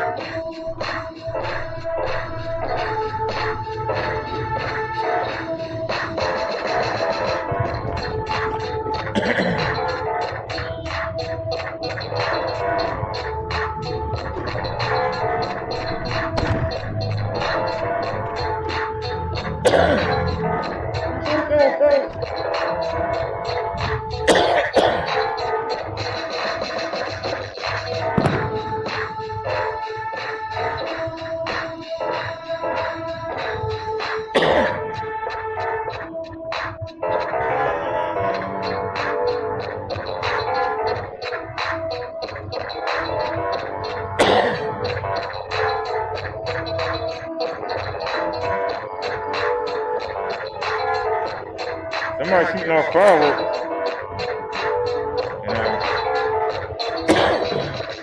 You know, I got the mask going on, still smelling.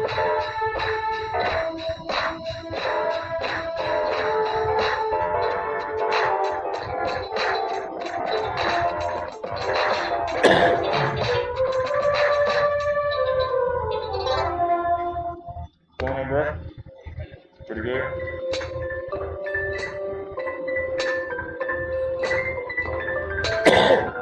What you cussing for? I ain't got no TV.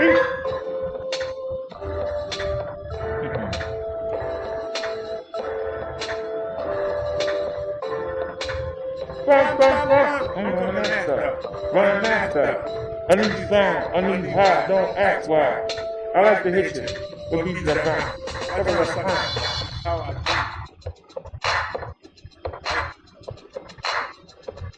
talking that junk, we know you're sweeter than cinnamon buns, cause you both be front and hurry out, sporting gold links. It don't help because your style still stinks.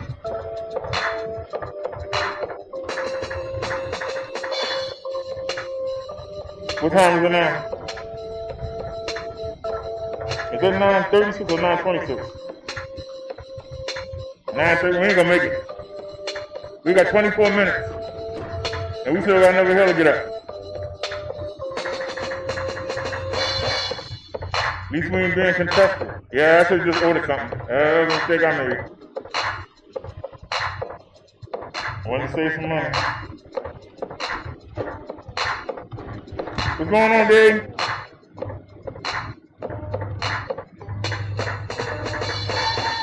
Riding around B-More at night.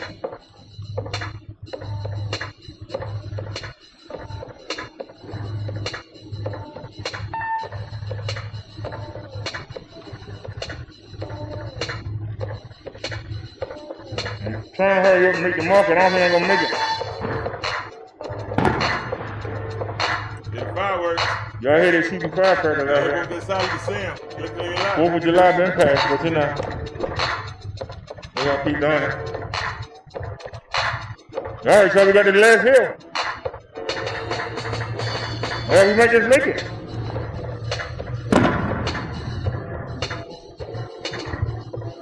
It's fireworks. Just stop right there. To your left.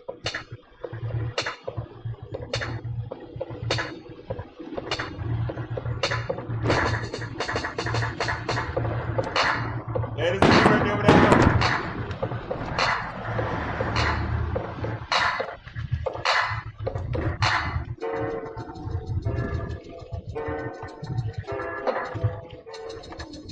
Oh, just call him back out. See the fireworks to your left?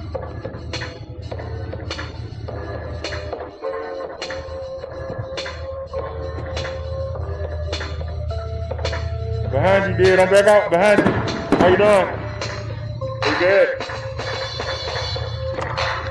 See, I talk to people. See that, y'all? You gotta be vigilant. I don't go around all afraid.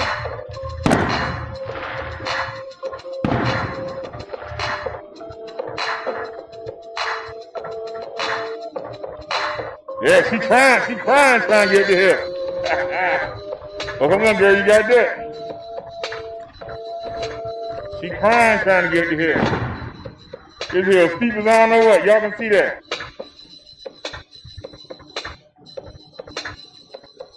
Oh, Lord. You should let it alone. That's what I get. I ain't got time to fix it now. I ain't got time to fix you now. You just gonna have to make these, baby. We're gonna have to position you somehow. And you just gonna have to make these.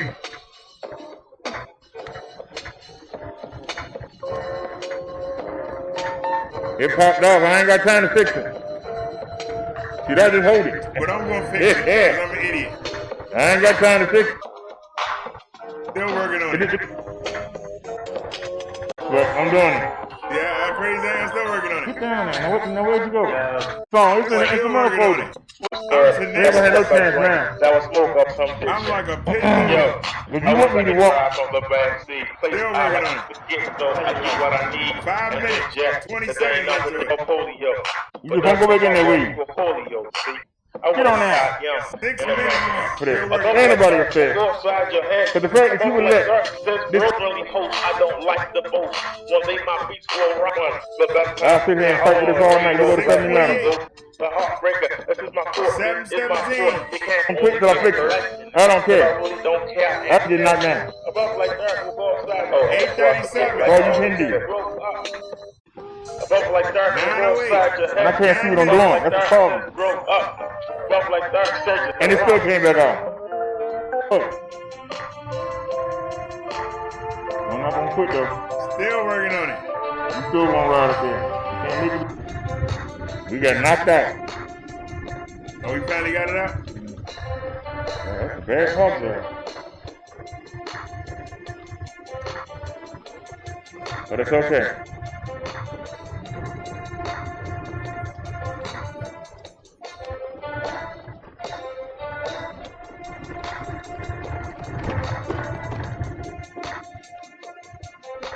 Damn, brothers, that's a people.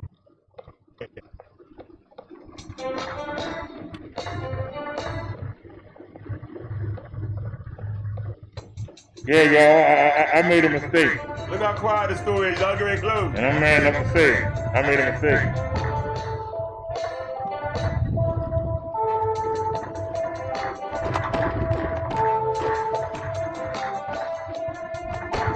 It's too late. Come on, Grandpa.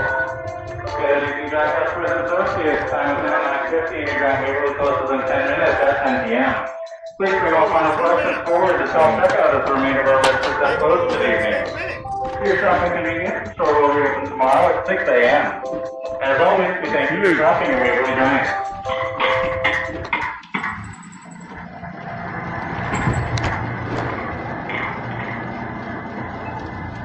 Is it too late? Let me just grab me a soda and something and get out of here. I know we got 2 minutes. Let's get out of here.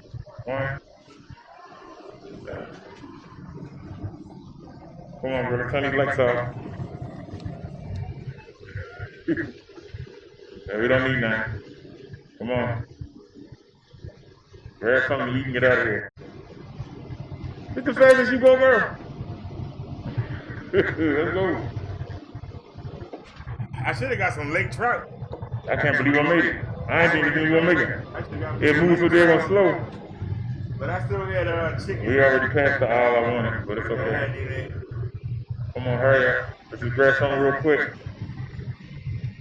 You can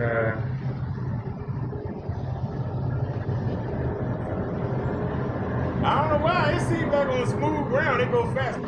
So we find some. That's a different time. They look soft and they got out there. Come on. They hard to brick. Alright. So use that. Come on.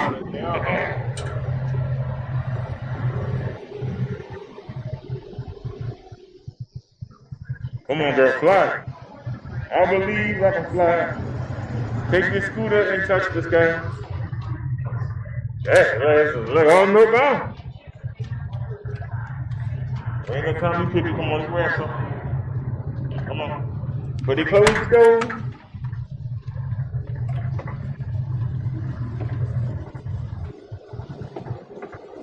You pulling too hard.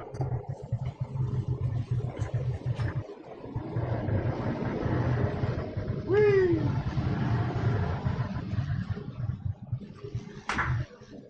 Come on, let's hurry up.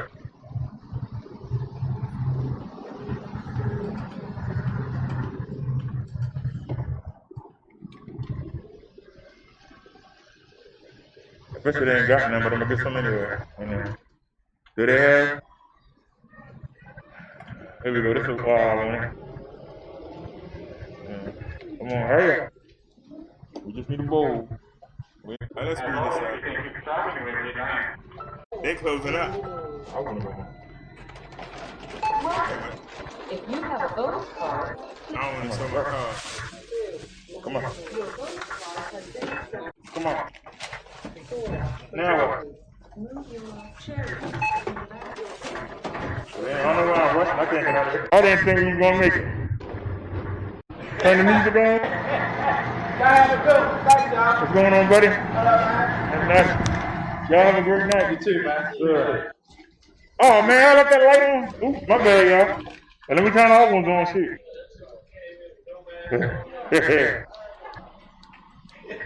Alright. And the pump was on, so let's go. Turn the music on. We about to close. We trying to go home. Hey.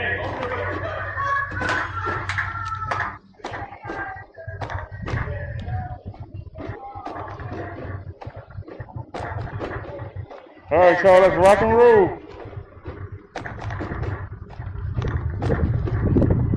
I turned the music on, I don't know why I don't hear it, but let's rock and roll. I'm ready to go. I didn't think we was gonna make it, but we did. I didn't think we was gonna make it.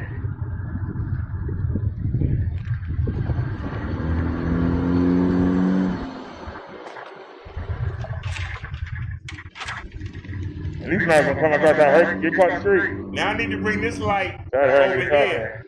See that light's over there on the left? I need to bring it over on the right. That's not gonna be easy, though. All right, come on, sir. We know you're coming. So come on. Yeah, that's getting on my nerves. I hope that big light don't go out on us, y'all. I'm just trying to see so I can see. See the one right here. See me trying to move it over. All right, let's rock. Wait a minute. I wanted to show over here to the right side. All right, let's go. I don't want you that far over, sir. That's good right there. As long as you can see the road. So all right, y'all look like we got in and got out. I don't know what happened to the music. Music.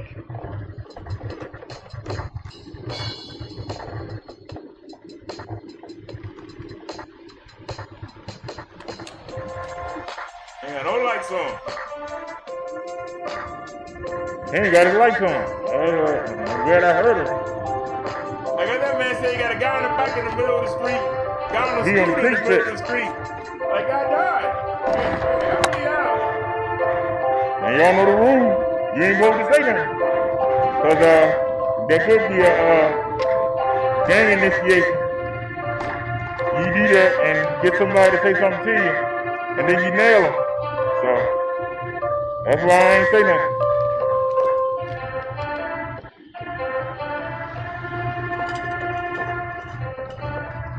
Man, that guy in the bike gone. You was flying like that. But, hey, I'm glad you're going. Yeah, we need to find the shooter. We got smoked. I ain't said the music too loud. Turn it down some. Y'all can hear me?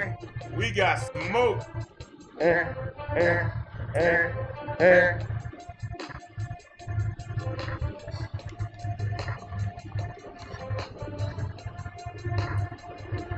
that light gotta move.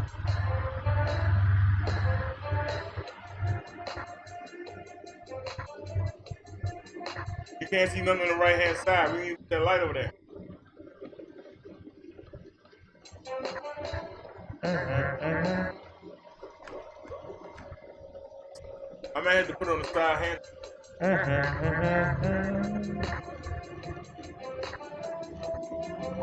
Well, with this light being so far over, y'all definitely getting a good view. I'm trying to see if I can get this light to come over and give y'all a better angle on that side, and see if I can get the mirror. How consistent I am to show me something. How consistent I am, even though this video is shot. Believe it or not, that mirror working like that. 2 days ago, I still say the same thing in the same situation that I said 2 days ago. It's getting hotter in here. Either I'm getting hotter or something ain't right. Now said she'd be right back. Hurry back now. So we had 6 people watching us. And I told y'all I'd be back.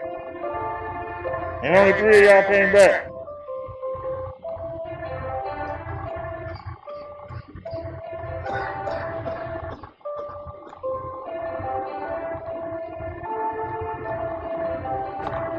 Y'all got me backed up on the wrestling.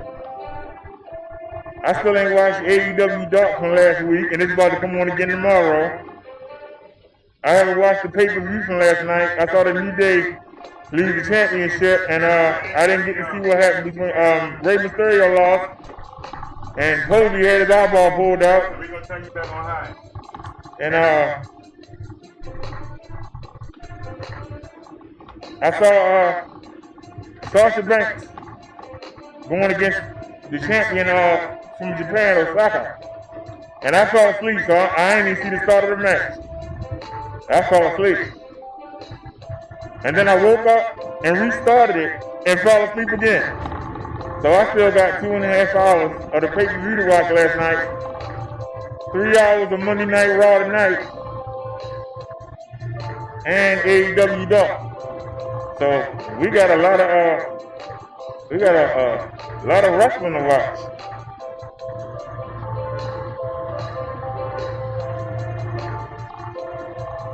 So I'm going to have to turn that light up. That mirror up, but right now it's fine the way it is. I got this one right here.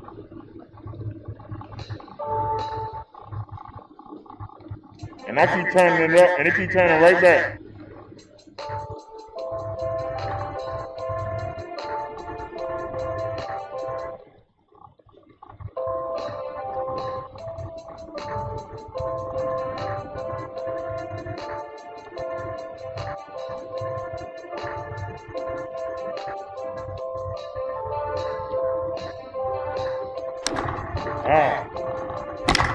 Dang, that was a big bump right there. I was going to ride on this side, but that car being in the street made me have to ride on that side.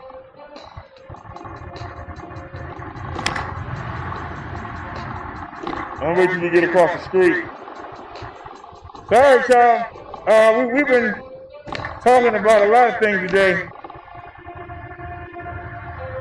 And like I said, apparently, I've irritated some people who, was friends of the show.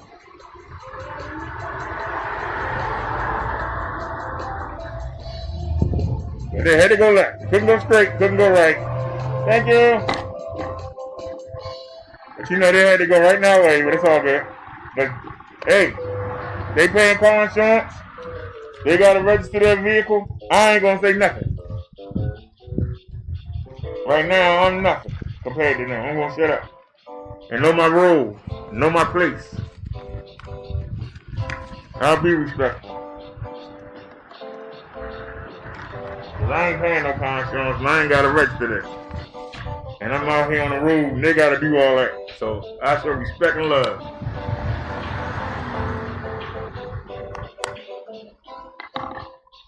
Don't nobody put my hands on me, I'm good. All right, now let's sanitize our hands.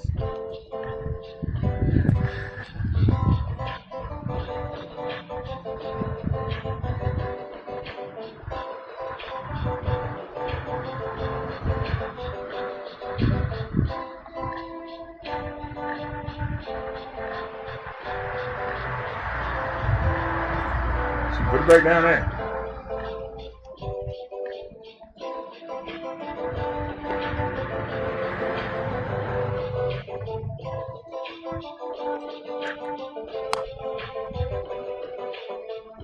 All right, so let's rock on. Just wanted to take a break for a second.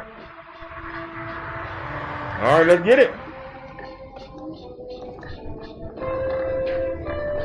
I had to wash the bowl out.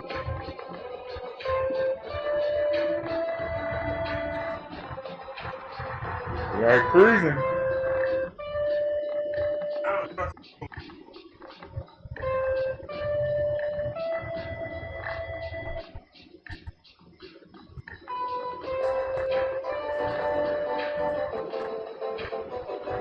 So since ain't nobody talking, let me talk. No one talking.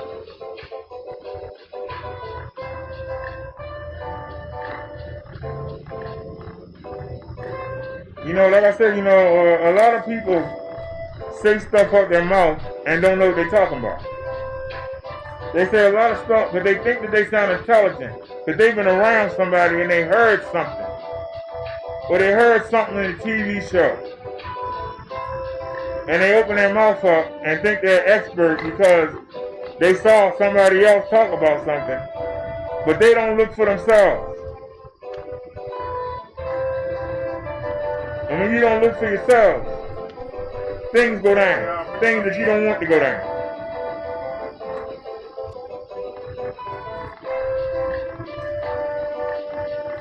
And people tell me that I run my mouth and I don't know what I'm talking about.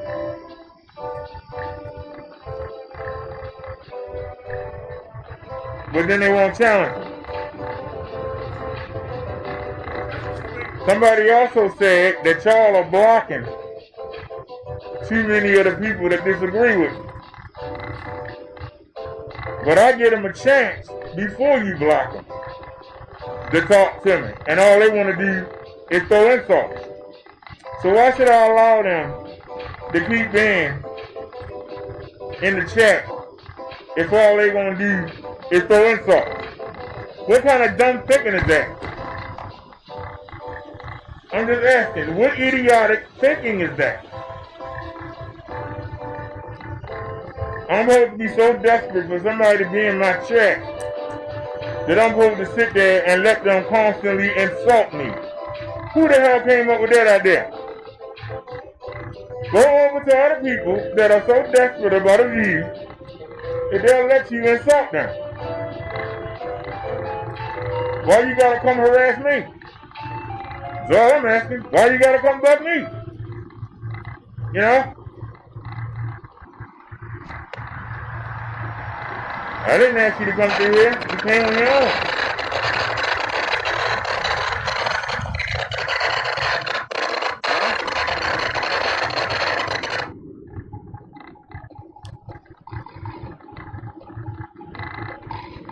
Why am I obligated?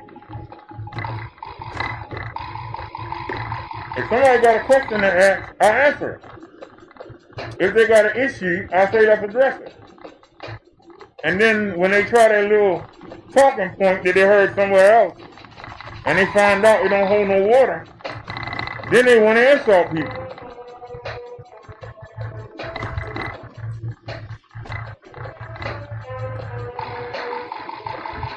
And after I roast and toast you, and you still ain't got no answers, but yet you still want to keep picking with me, then I invite you to come see me, because obviously talking ain't working. So maybe we need to do something a little bit more. Then somebody idiotically will say, oh, well, you supposed to be a minister. So, you shouldn't be saying that.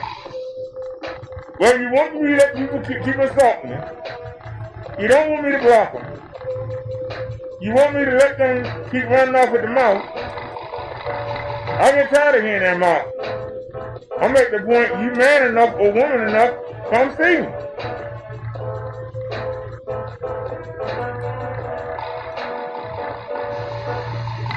I'm supposed to just ignore and let somebody just rattle on and on in the chat. When they saying stuff, it don't make no sense.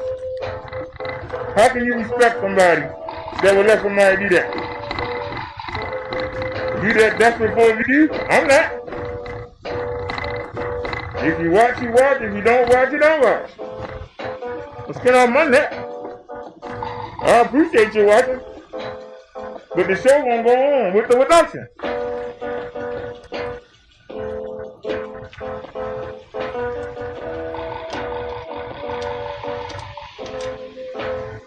ain't took the man in 2 days and good. Ain't nothing in there.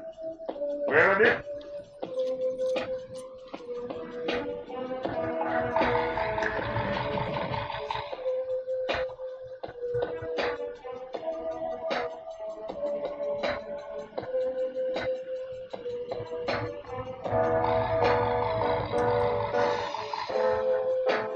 We had a troll come in last night talking about I'll say what I want. I will say what I want to say, but you got your people ready to block me.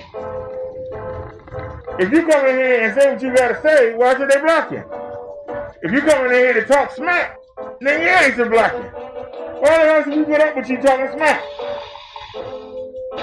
What makes you think we want to hear that? I'm just asking questions. What makes people think we want to hear that mess?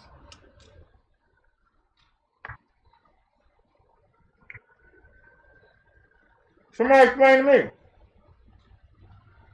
What makes you think people want to hear that mess? You having a bad day and you want to take it out on us. Why do you think we want to sit there and listen to you whine? We got things to do. Things to talk about.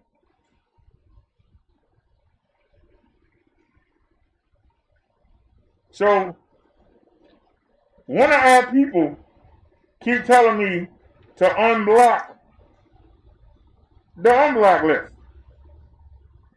But they're not in here when y'all being terrorized by the trolls. But they keep saying unblock the block list. Y'all have heard me say, hey y'all, we gonna unblock the block list. It's because somebody asked.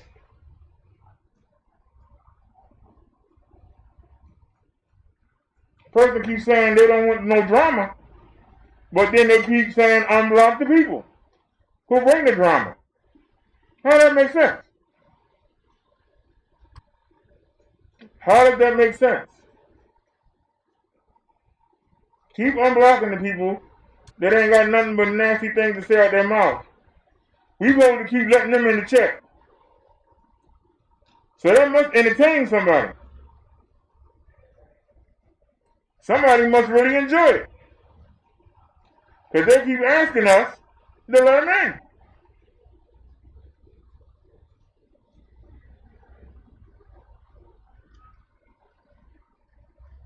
Yeah, well, this member don't care if they doing that. That's why I say they must like the drama. But then be the first one to say, don't talk about that person. Oh, don't do this, don't do that. But they like the drama. More drama for your mama. But they'll tell you not to do it. But everybody can come and just bug the heck out you. You're supposed to act like you don't see him. But y'all see me ask a troll. What's your issue? What do you want? Oh, you're fat. Oh, you're ugly. Oh, your teeth messed up. They ain't got nothing to say. Go over there to the other people that like that foolishness. But don't come back up. If you ain't got nothing to say, don't say nothing. Why is that so hard? If you ain't got nothing intelligent to say, don't say nothing. Why is that hard for people?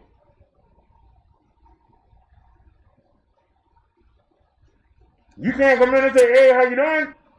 You can't come in and get into the chat. You have to come in and say something. Because the topic hurts your feelings.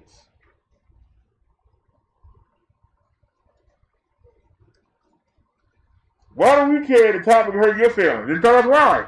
Tell us why it hurts your feelings. Tell us why it bothers you. But you can't. You can't tell us why you're mad.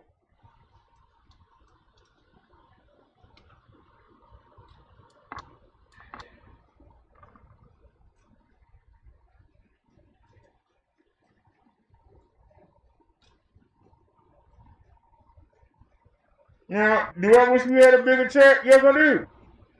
Do I wish that it was a busy check? Yes, I do. But I don't want no daggone knuckleheads in here just babbling out stuff that they can't back up. If I see you saying something, I'm going to ask you about it.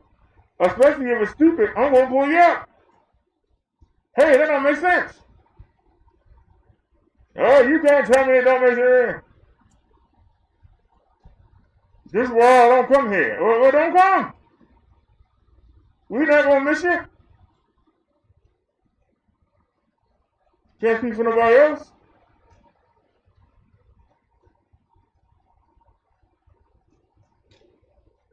Everybody ain't meant to do this.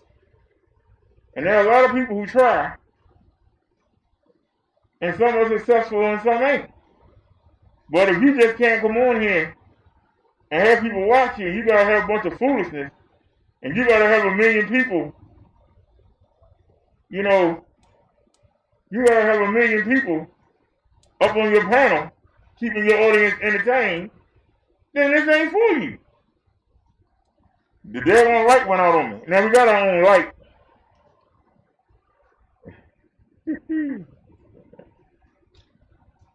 We got our own light out here. I ain't worrying about that. But the motion sensor went off.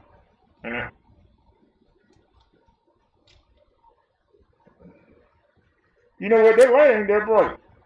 Let me see. You see the difference? Not really. Yes, you can.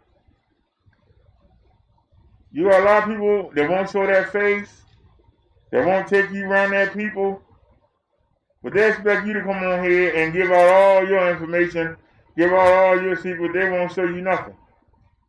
Some people accept it. I don't. If you don't have the courage to stand up, I ain't got nothing to say to you.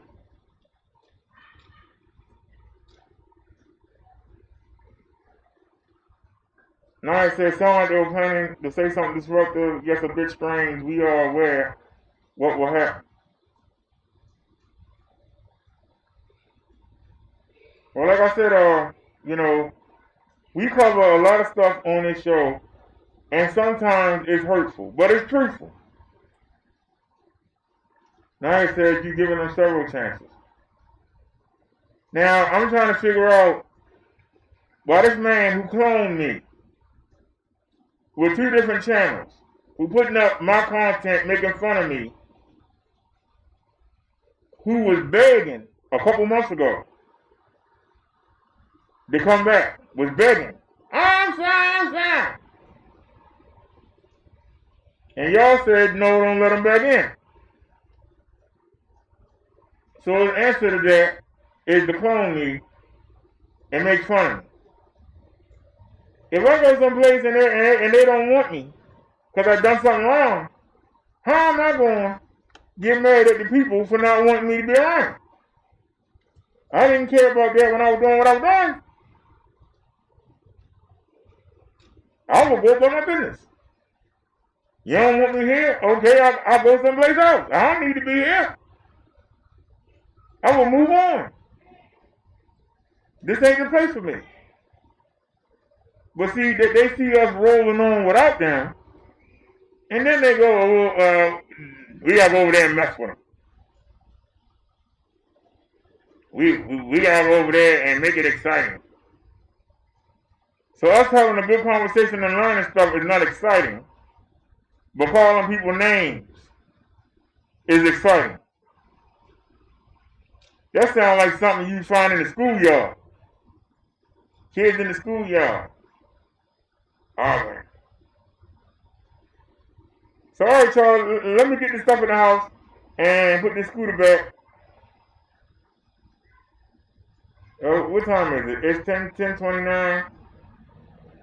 Let me get this stuff back in and then I'll come back live. Give me about 20 minutes and I'll come back live on it. Oh, you know what? Oh, it ain't time yet. I don't know if we can go live on the Mensa channel yet. I don't think we can go live until midnight. Because it said we had 1 day left. So I don't think we can go live on the Mensa channel midnight, and it's 10:30 right now. That's an hour and a half away. So I guess we'll wait till tomorrow to do something.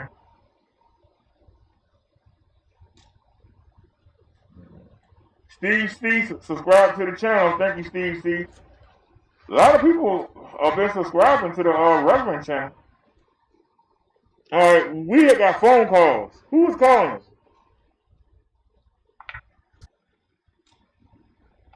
You know, I just thought about that now. All right, we're not gonna play that part.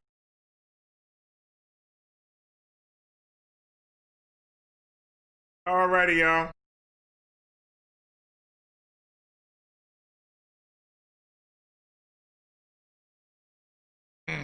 Hey, the driver buddy, why did you block ready for play? I don't see him saying anything bad. Let me look now.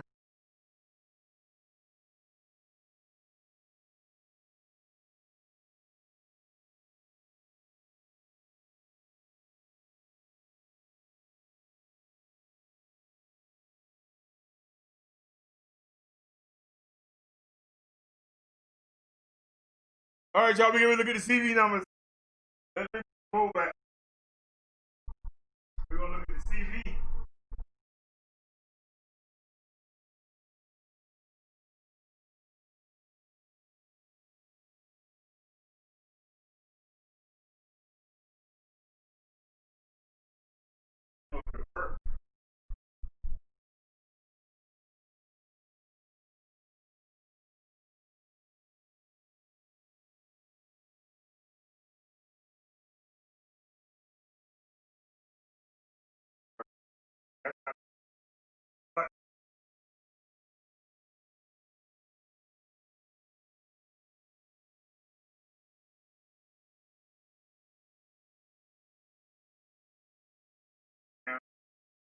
Got myself in it.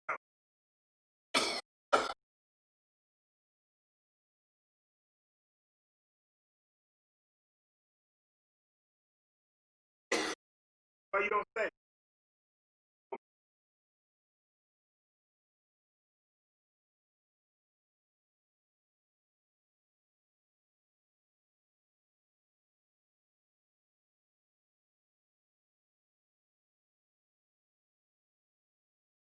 All right, if the hold it work. I don't know if the hold.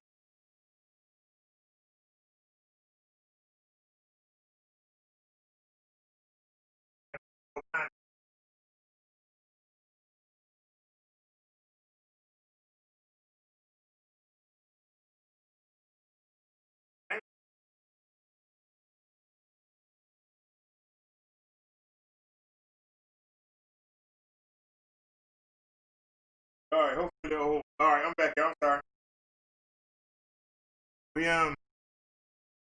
I was over there working on something. I'm back.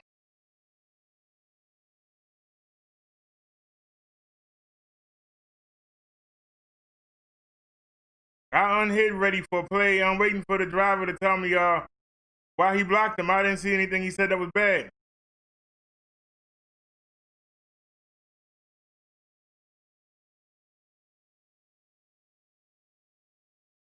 You don't have to be afraid to say anything. I don't know why he blocked.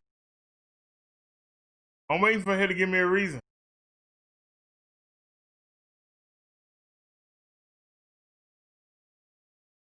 He might be working and can't answer right now. Man, we going into our 8th hour. Let's get ready to check these CV numbers here. Y'all ready? Do I have it open? No, I got it closed. We good. All right, y'all. Let's check out the CV. The CV on TV. Yeah, the driver, but he didn't say anything. He said, Dan Brodero busting shots at people. You go hard, man. I don't know what the firecrackers got to do with that, but okay. He said, I'm listening. He said, Brodero is the S. I wish he would go full Brodero mode. And as long as he's talking, he can do whatever content he wishes. It just seems cheap when you play the news and not do anything.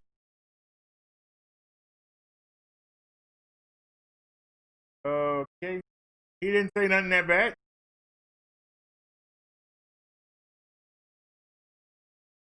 But if you do,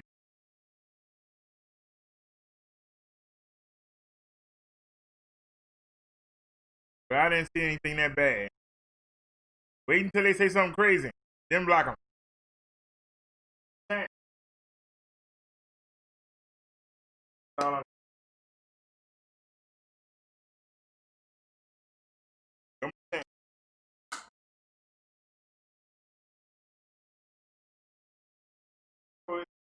work? All right. There they go offering. There's my scooter. There's a group doing their job. All right, y'all. We hit 4 million cases. We hit 4 million cases. 4,025,727 total cases of corona in the United States of America. We hit the 4 million. 144,909 deaths. We get ready to hit 145,000 deaths. Recovered 1,884,996 cases that are closed. 2,029,905. 2,029,905 cases had an outcome. 93% survived, 7% is dead. So our mortality rate is 7%.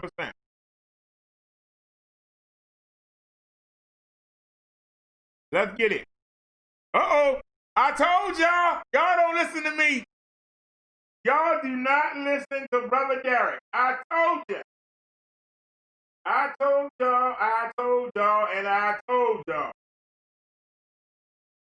Y'all ain't want to listen. I'm sad to say this. I really am. I am really sad to say this. I don't take no joy. I'd rather be wrong. This is disgrace. President Trump need to stop. Get out of here, man. I told y'all California was going to take New York. I said the end of August. God darn it, they're going to do it this week. Look at these numbers, y'all. 435,000 versus 409.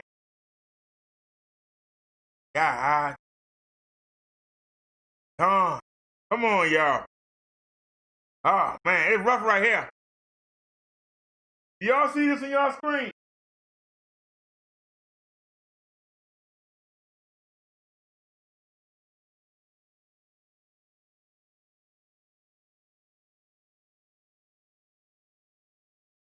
All right, Master Blast and ready. I unblocked them. Let's keep the show going. Now, you said you want content. You look at this. We just watched the president tell us that everything gonna be fine. I told you different. Look at these numbers. New York has been number one from the get-go. New York is about to be took out. Look at this. 409,572. New York picked up 8,000 and something more cases than New York today. If they keep this up, 8, 9, and 17, you add another 8, that's 21. You add another 8, that's 29. You add a third 8, and that's 37. If these numbers stay the same, California will take New York by Saturday. This don't make no sense. New York picked up 864. They lost 16. California picked up 9,674. They lost 104. Florida, they creeping up too. 369,834. They picked up 9,440 new cases today. Total deaths, 5,207. So you had 104 in California die today. You had 132 die in Florida today. And look at Texas, right on their heel. Texas used to be ahead of Florida until a couple days ago. This is a recent takeover. Texas got 356,211. They picked up 9,076 cases today. They had 104 die. So you got 104 in California, 132 in Florida, 104 in Texas. But New York, the number one, only lost 16. And New Jersey, they only picked up 258 cases. They lost 5. New Jersey used to be number 2. They lost 5 today. But look at Florida, California, and Texas. But everything okay. Go ahead and open the schools up. Go ahead and send them out there in this. Illinois, 955. They picked up 23 cases. They had 23 deaths today. Georgia on my mind. Look at that. I'm on the midnight train to Georgia. I'm going to get that CBD. I'm on the midnight train to Georgia. The numbers going up despite what Donald Trump say. They got 3,413, and they lost 78 citizens today. This is what happens when you under Donald Trump. Can somebody find us a better way? A better president, a better something? Look at Arizona. Arizona get ready to take out Georgia. 3,500 new cases today. They lost 134 people in Arizona. Arizona used to be at the bottom of the list. Look at this, y'all. This is crazy. Arizona is going to take out Georgia. Massachusetts, 114,033. They picked up 244 cases today. 17 people died in Massachusetts. Pennsylvania is coming for Massachusetts next. They less than 7,000 cases apart, and it's 962 versus 244. I give it 2.5 weeks. Pennsylvania going to take Massachusetts. North Carolina, they coming after Pennsylvania. It's less than a $4,000 difference. And they putting up 1622 versus putting up 962. Louisiana passed Michigan. Louisiana had 1,698 new cases. They lost 35 people in Louisiana. They passed Michigan. Michigan got 83,059. They picked up 664. They lost 9 people today. Tennessee, 81,944. They picked up 2,190. I told y'all, Tennessee coming after Michigan. Tennessee coming after Michigan. They a little over 1,000 cases apart. And if Tennessee keep putting, they put up 2K tomorrow, Tennessee is going to take Michigan. Remember this, y'all. If they do this tomorrow, they are going to take Michigan. Maryland. Virginia didn't take us. They getting close, though. 79,545. My little state of Maryland. We picked up 860 cases, and we had 20 deaths. But I want y'all to notice something. Virginia, 79,371. 79,371. If we hadn't have put that 860 up, Virginia would have took it. I'll give it 2 or 3 days. Virginia is going to take it. Look at Idaho creeping up. 77,000. They picked up 1,065 cases. Ohio. I said Idaho. Ohio. They lost 31 people today. Look at South Carolina, the driver. Where you at, buddy? Y'all creeping up. 1,892 cases.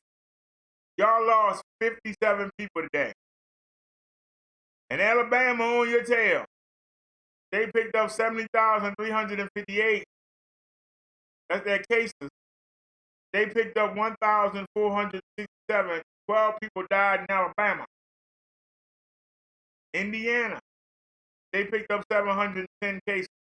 They lost 21 people.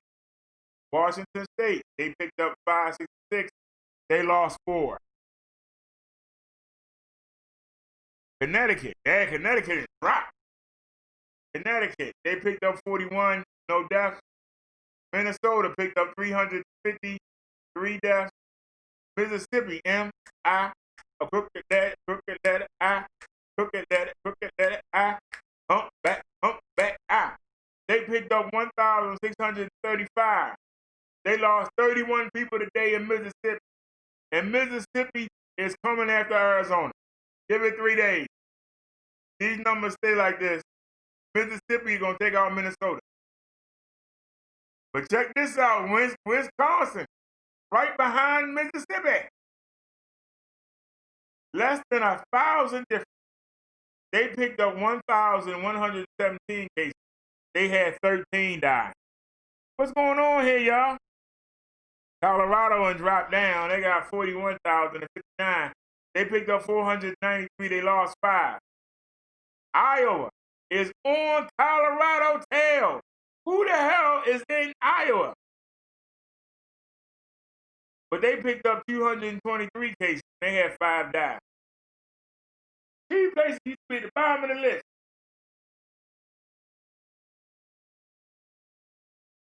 What is going on here?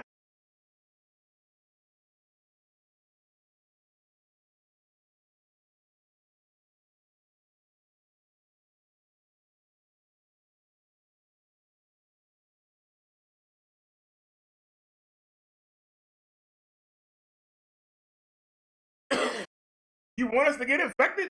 Wait a minute, we're going to deal with that in a minute. Let me wind this up. Talk to y'all in a second. Where we at? Missouri. Missouri is on Nevada tail. What's going on here, man? Nevada 815 lost 28. Missouri 1,328. They lost 13 today.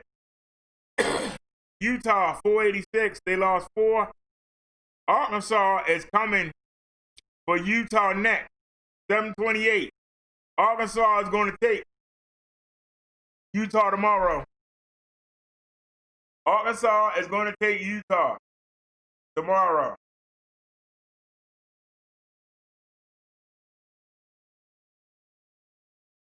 Oklahoma, 1,714.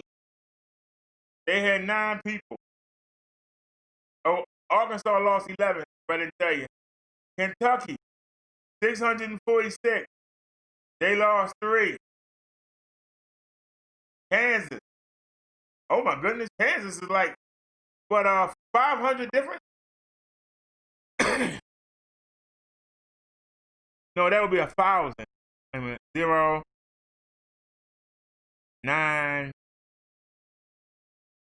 59. Yeah, it's 1,059 different. No, it ain't. 23, 24. Less than 1,000. That ain't good. Nebraska 22,847. They say they ain't got nothing. They ain't reporting nothing yet. Now, Nebraska might take I doubt it. Rhode Island 82, New Mexico 302, Oregon 292, lost 7, Delaware 122, lost 2, South Dakota 76. All right, these other numbers are small. And he wrote talking about. Let's get to the bottom here. 4,025,727 cases in the United States. 64,298 new cases today. Total deaths 144,909. But we get ready to hit 145,000. Total deaths today 1,075. We had a bad day. United States had a bad day. We haven't. I don't think we had 1,000 in a while. It's been hovering between. One day we had 400, and one day we had 990 something. So y'all, it's getting worse. I don't know what to tell you. Let's take a look at the chat. You said New York been the hot spot. New York gonna get knocked out, baby. New York is coming down. By September, New York gonna be number 3 unless they get a spike. Mr. Blaster said California is catching up. Reddy says there should be a stay-at-home order part 2. Master says I don't agree with the stay-at-home order. In order to defend against the virus, we need to get infected so our immune system can defend against it. Ready for Play said, and Master Blaster, are you a crap? He said, laugh out loud, dog. Ready for Police say, enforce stay-at-home order. Master Blaster said, see, I knew when they opened up the beaches in Florida, it was more of a social experiment. It wasn't a social experiment. They wanted to make some money. That's what they wanted. Everybody want to make money. Open up Disney World.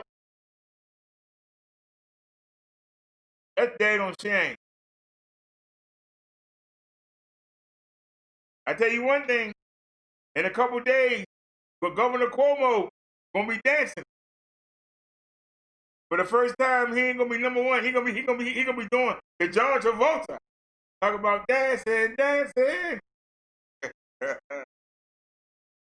Now he gonna be doing the Michael Jackson.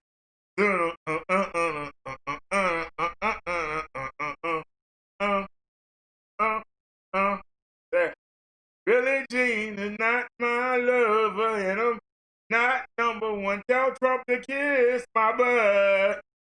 New York is not in the gutter. Yeah, let me stop. So they keep talking about the numbers getting better. Where? Everything getting better. Where?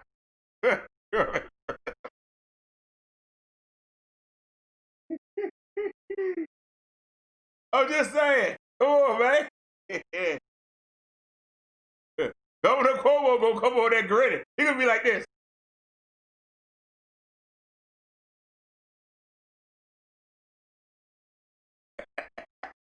I think about that for a second.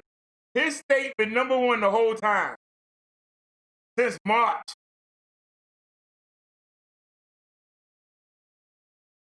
He watched New Jersey get took down. New Jersey down to number 5. You know, Cuomo was like, why can't we go down?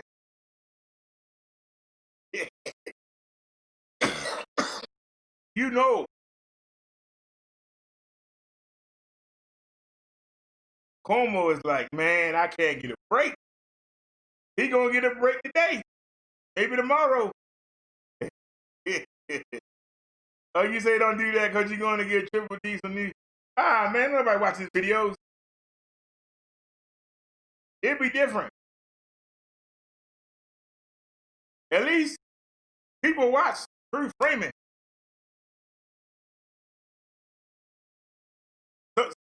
Some of the Truth Nation will come over here and take a look.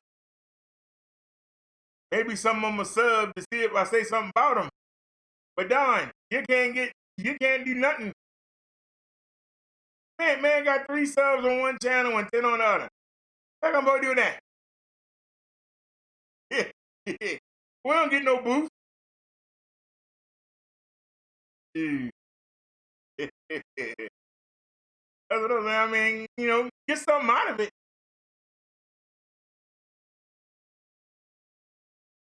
I can tell you right now, I could go outside and just stand there and look stupid and do better than Triple.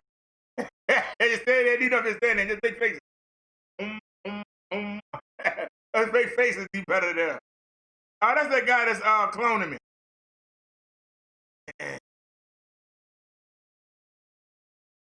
Triple dumpster. That's what we got him.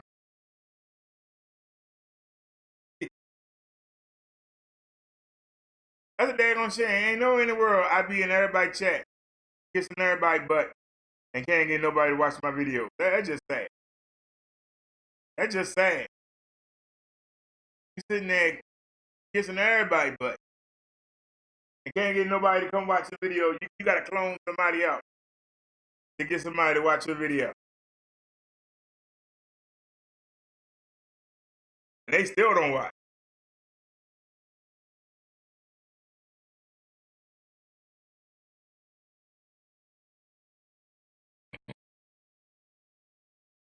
And then he sit there and watch us.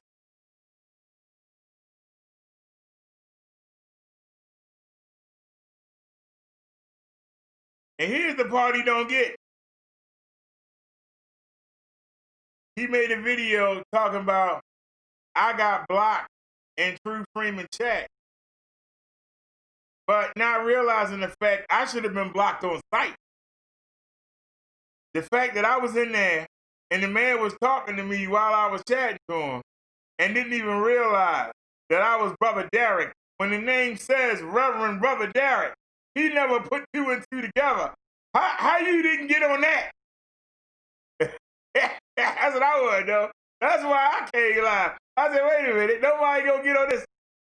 Somebody in the chat, and I showed you screenshots, somebody in the chat said, True, that's Brother Derek. Oh, that's funny. Come on, man.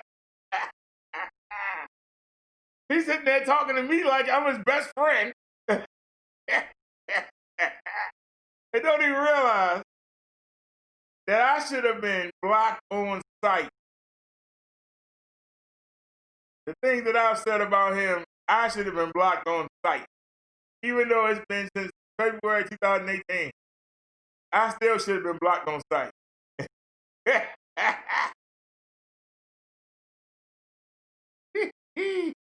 And then he sat there trying to make fun of me. I sat there laughing at him. I'm like, you giving me press. Go ahead. I'm like this other dweeb, Triple Nipple. We don't get nothing out of him making videos. Nobody care. Nobody care what that man say. At least Freeman got a name. You know, and if you got the other people, that it's like 5 or 6 people that stream him, their audiences got to see it. So we got a little press today. And that's why it's in the title. Thank you for the press. But ain't no way in the world. Ain't no way in the world. Somebody can come in here with that correct name and not get swarmed on. And then the sad part is that I said True Freeman had asked somebody, how many miles is it? What's the halfway point between Bronxville and Indiana? And I said, you talking about him coming to see you in Indiana? He won't even come see me. I'm only 4 hours down 95. I said, he won't come to Baltimore. He said, Baltimore? No, Baltimore's not the halfway point. Well, I found the chair. How you didn't get that? I'm from Baltimore. He said that saying, Reverend Brother Derek, what are you talking about? Yeah, he said my name in Baltimore the same breath and still didn't put it together. Come on, man, that was funny. I'm sorry. You said you would have said. That was pretty hilarious. If I didn't think he would flag, I got the audio. He's sitting there So, Reverend, you saying that Baltimore, what does Baltimore have to do with it? And I typed in the chat, no, True. I'm not saying anything at you. I'm saying that Triple won't come see me in Baltimore. Baltimore? What the? Yeah, no, I ain't got no problem with you. I'm just trying to figure out, why did you say Baltimore? That was freaking hilarious. He from Bronxville, New York. I just... No, it's not a nice place. You get hurt real quick. But that was freaking hilarious. So, you know, we got a little bit of press, but I didn't go in there for it. I just went in there just to let everybody know that I was cloned.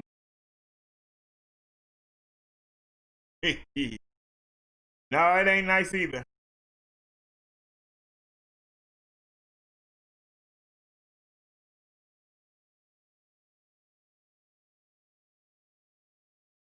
See, this is his clone channel. And he got 16 here, make some more videos. You ain't got nothing better to do. But talk about me.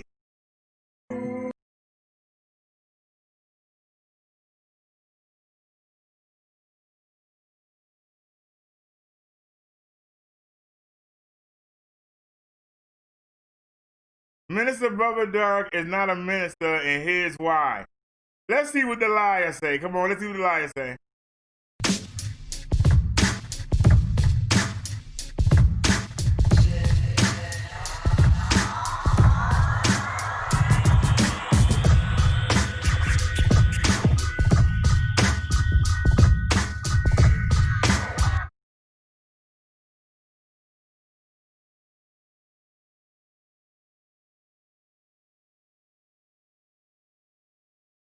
So let's go take a look.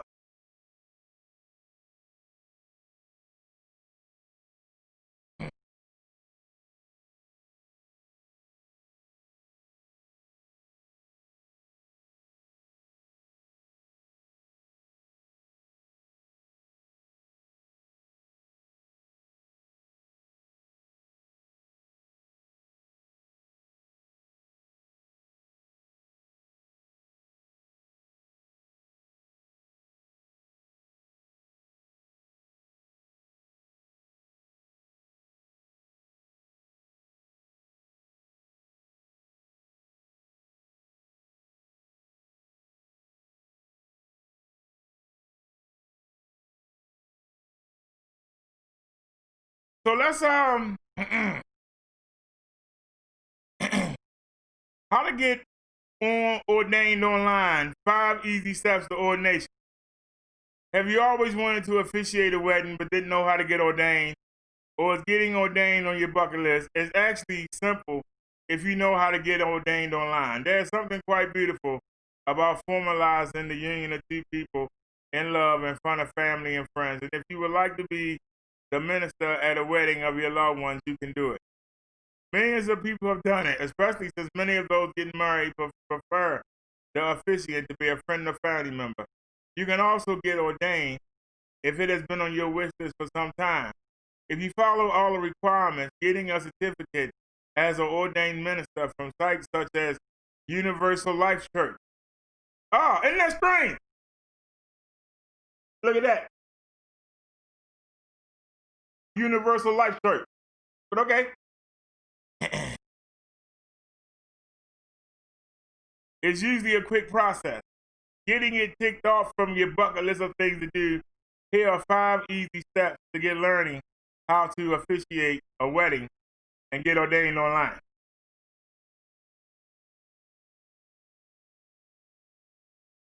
One, research the laws in your state regarding officiating a wedding. It is essential to research state laws before getting ordained, especially if your loved ones have asked you to be the minister at their wedding. But if you just want to go ahead and get ordained anyway, you can do so. Bear in mind that when you have been asked to officiate, you will need to be aware of state laws and licenses. In the United States, legality of weddings conducted by ministers ordained online may not be accepted as valid in some states. Other states are open to accepting unions of couples carried out by this method. You can also check the laws at the U.S. marriage law. Certain laws allow a one-day marriage destination where family members or friends can officiate at a wedding ceremony. So you can do both, get ordained online and become a temporary officiant for a day to conduct the wedding. At some places, you may ask for an ordination credential, which organizations like the ULC can provide. It's best to contact the marriage officials in the state city where the wedding will be conducted to ascertain their requirements. Once that's clarified, the couple is all set to say I do.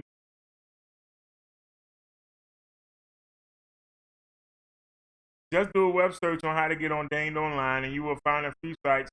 The Universal Life Church is one of the most top choices for most people. Another good option is American Marriage Ministries, AMM. I'm ordained there also. That's where I got ordained. Check out the procedures involved and what they bring to the table in terms of providing a certificate, training, legal information, and other details. Showing an online certificate is important, as that's how states accept your validity as an ordained minister to officiate weddings. You can also get a hard copy with the organizational seal. Additionally, find out if the organization is secular or has any affiliation related to religion. Search for a non-denominational ministry's website. Ensure that the organization is legitimate. The ULC has been around since 1962 and has several celebrities who become ordained ministers through that site. Both the ULC and the AME have a free ordination process. Do all your research about the various sites that offer online ordination. Make sure you read the information provided about the process of that particular site. Double check with other sources and read feedback and reviews about the organizations. Once you finalize the site of your choice, move on to the next step, click to apply. Find a section where you can get ordained online. It's usually a large button on the home page. Look for the button that says online ordination request. Become an ordained minister or apply for ordination and click on it. The sites have a form that you need to fill out before you complete your application process. If you thought you would have to fill out a lengthy form with several details, you don't need to worry. Most sites have a rather short form with basic details for you to fill. It took me under 10 minutes to complete my form. Some of the things you need to fill out: your legal name, date of birth, mailing address, as well as working email ID and phone number. Read the policy of the organization mentioned, pay a fee if applicable, and submit your application. It's that simple. While filling the form, ensure that all the details are correct in terms of spelling and contain factual information. For example, mention your complete legal name, not a nickname. Double check all details before you finish the process. Once you've done this, your work is complete. Wait for your certificate to be emailed to you. The ordination process may be instant or take up to 2 weeks. You can contact the ministry if you don't receive it by then. And once everything falls into place, you will become an ordained minister. Here's my certificate. I got ordained as part of my birthday bucket list.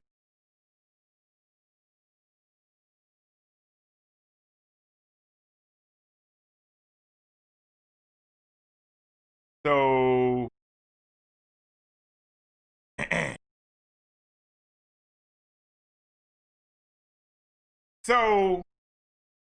he said it takes, you had to go to school. Really? Really?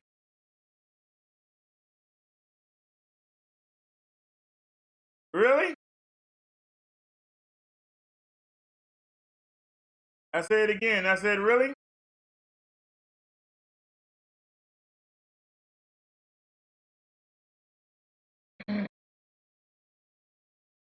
Really?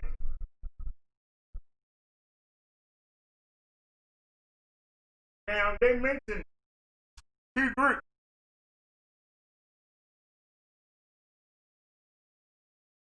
They mentioned this one. AMM. Well, what did that say?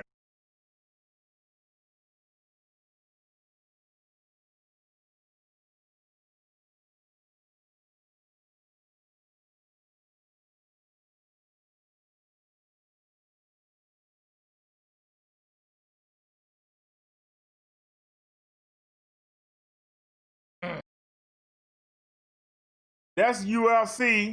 They mentioned that one. That's open ministry. It's not hard to get ordained. I don't know what he's talking about.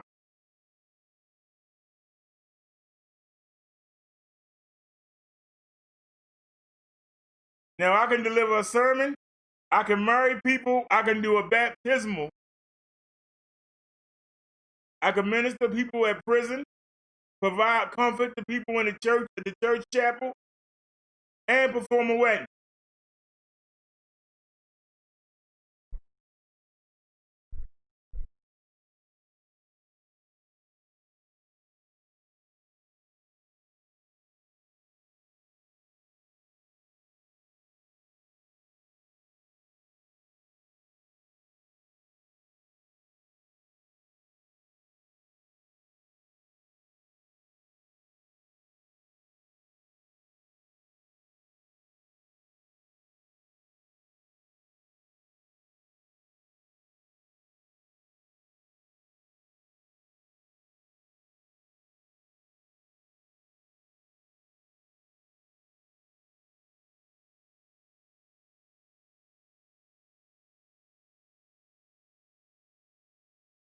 Ordination date, December 29th, 2019.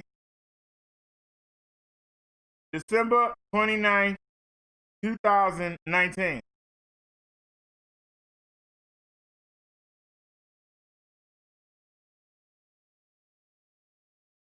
That says credentials of ministry.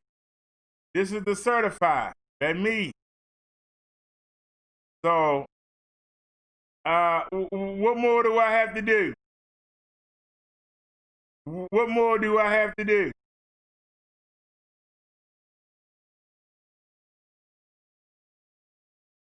I know it's haters out there, but what more do I have to do?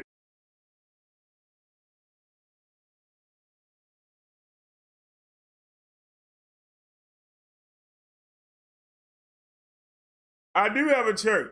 We have church here every Wednesday and Saturday. We have the Wednesday Bible study, and we have Sabbath Saturday sermon. It used to be Sunday sermon, but then I found out that the Sabbath was on a Saturday. So we started doing Saturday sermon.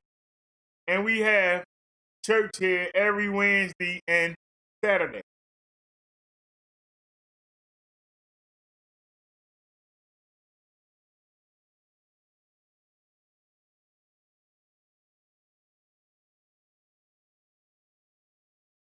And now I'll ask you another question, Mr. Master Blaster and Mr. Ready for Play.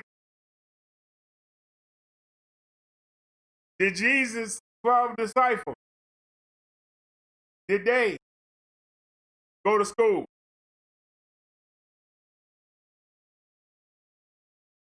Jesus' 12 disciples, did they, I'm asking, Jesus' 12 disciples, did they go to school?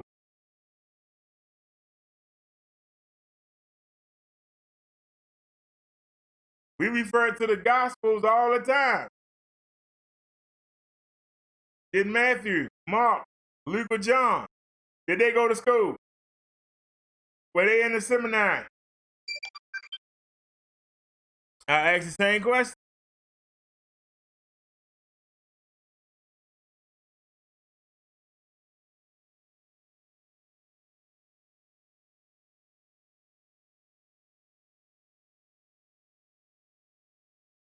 They were in a cult.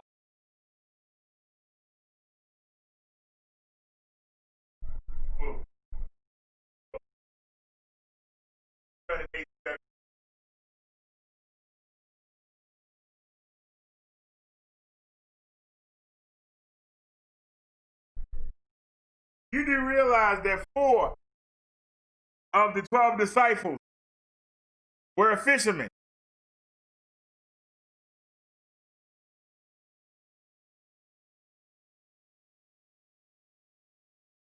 You do realize that, right?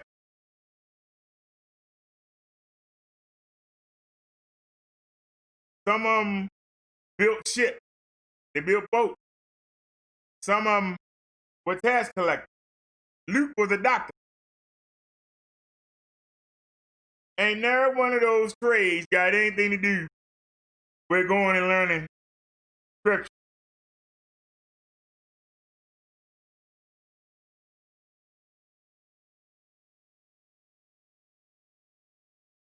You said they was in a cult. But I ask you this, Master Blaster. Why is it that Jesus did not like the people that called themselves preachers and teachers? Why didn't he like them? Why didn't he hang around them, Master Blaster and Ready for Play?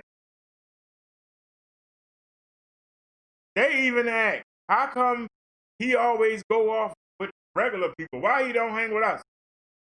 He's always around the people at the bottom. No, because he had a disdain for them. He knew. He could see inside their hearts, and he knew that they were greedy and full of hatred and out for themselves. That they would give them long sermons just to have people look at them. And they would fast. And instead of doing it in private, they would go out in public. Make sure everybody knew they were suffering. That's why he doesn't like it. When he went to the temple, he knocked over the people selling things, talking about they turned my father's house into a den of thieves. Jesus did not like the church.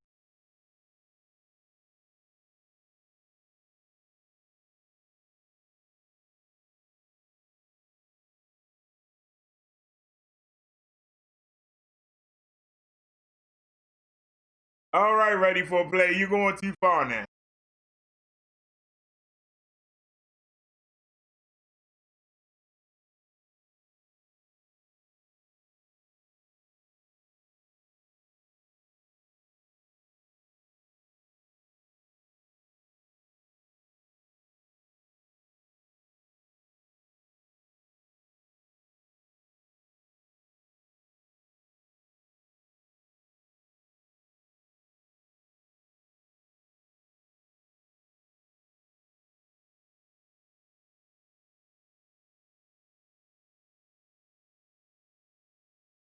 Now these 12 untrained men,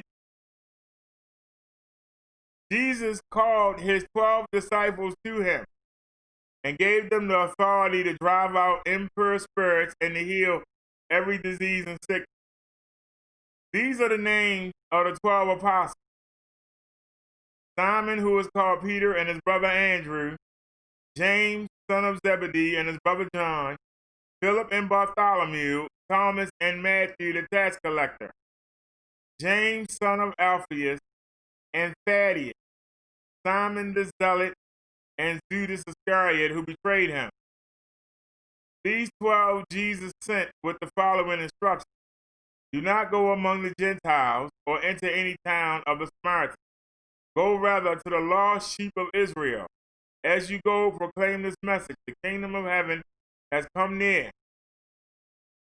Heal the sick, raise the dead, cleanse those who have leprosy, drive out demons. Freely you have received, freely give. Do not get any gold or silver copper to take with you in your belt, no bag for the journey, or extra shirt, or sandals, or a staff. For the worker is worth his keep. Whatever town or village you enter, search there for some worthy person, and stay at their house until you leave.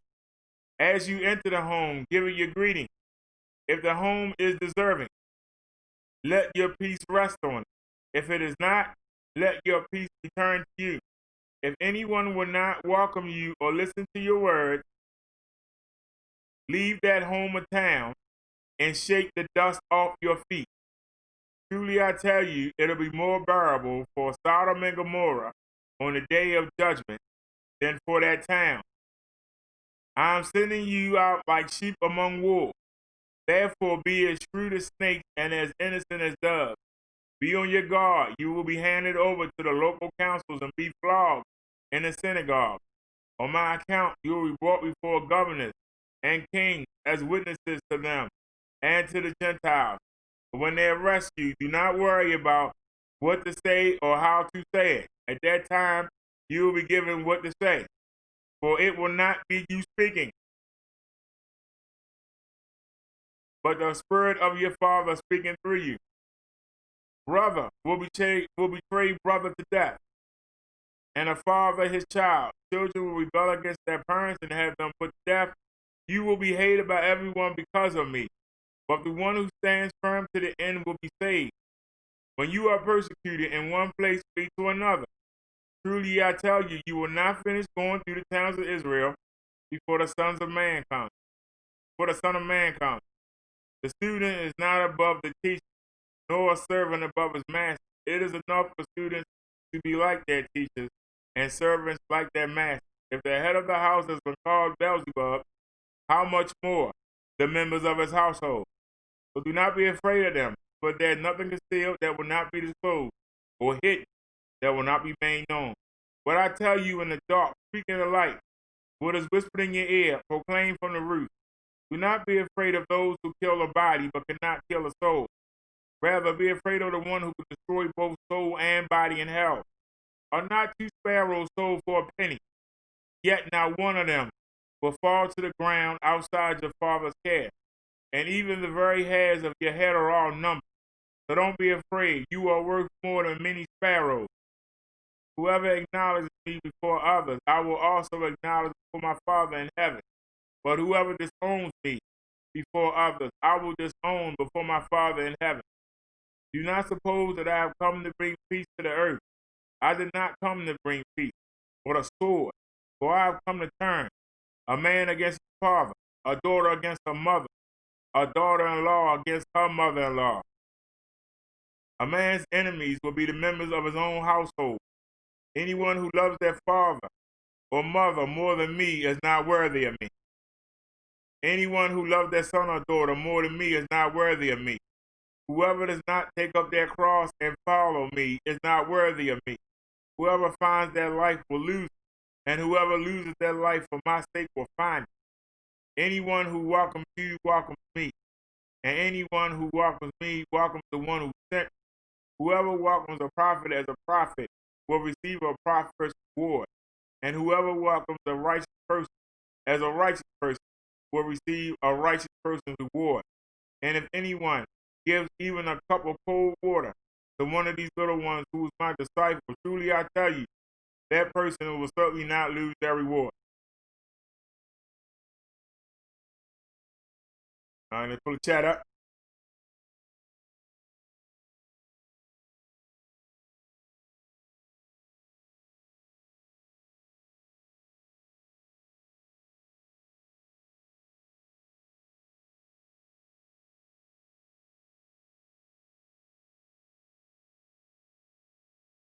Is that what you think somebody supposed to do? You think a reverend is somebody that just memorize scriptures? Is that what you think?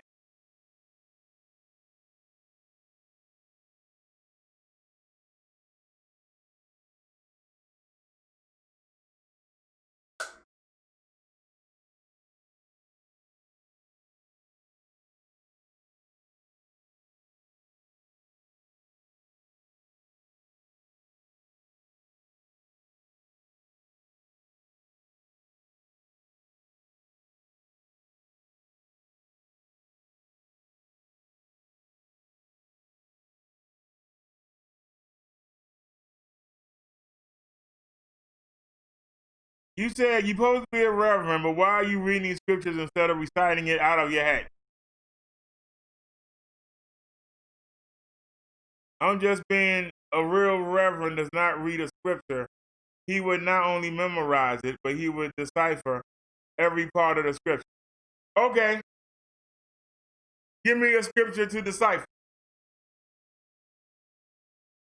Better yet, I'll put you on the spot. We'll just type in famous Bible scripture.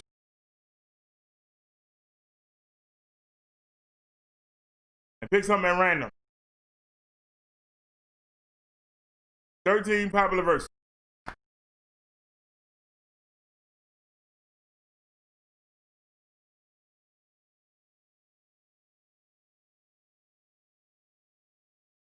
All right. Can you see that on your screen?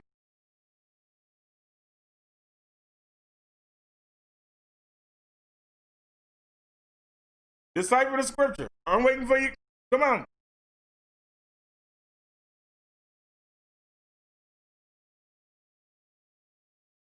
Come on, I'm waiting on you. That's an easy one. Come on, you starting off easy. John 3:16. For he so loved the world that he gave his only begotten Son, that whoever believeth in him should not perish, but have eternal life.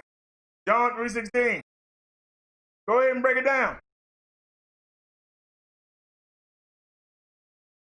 But you trying to tell me what a reverend should do, so show me.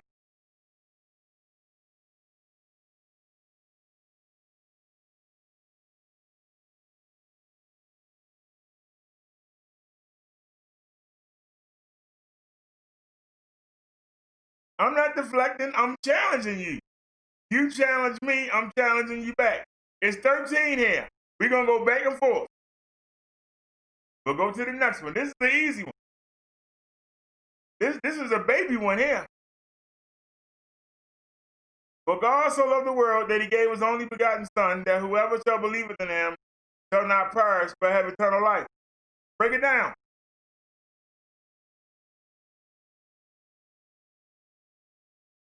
You the one that said that I'm fake. So prove I'm fake. I'm listening. This is easy. This is babyish.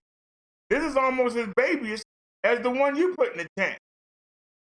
I don't know what's easier, the one you put in the chat or the one here. But go ahead, break it down.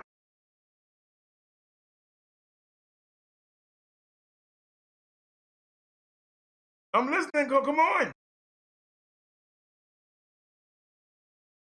I'm still listening. We're waiting. You're deflecting. You made the challenge. You challenged my validity. So I'm asking you. You must know better. So let's go. Come on.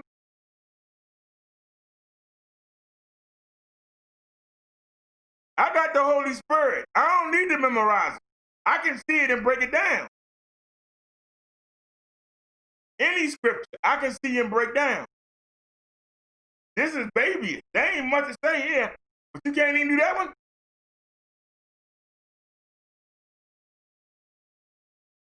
For God so loved the world that he gave his only begotten Son, that whoever believeth in him shall not perish but have eternal life. I don't think you know what a minister is. No, he tried to put me on the spot. I'm just doing the same thing back. That's an easy scripture. It ain't even much to say. But see, I also, as a matter of fact, this kind of scripture I will play off of. And I'll give you an example.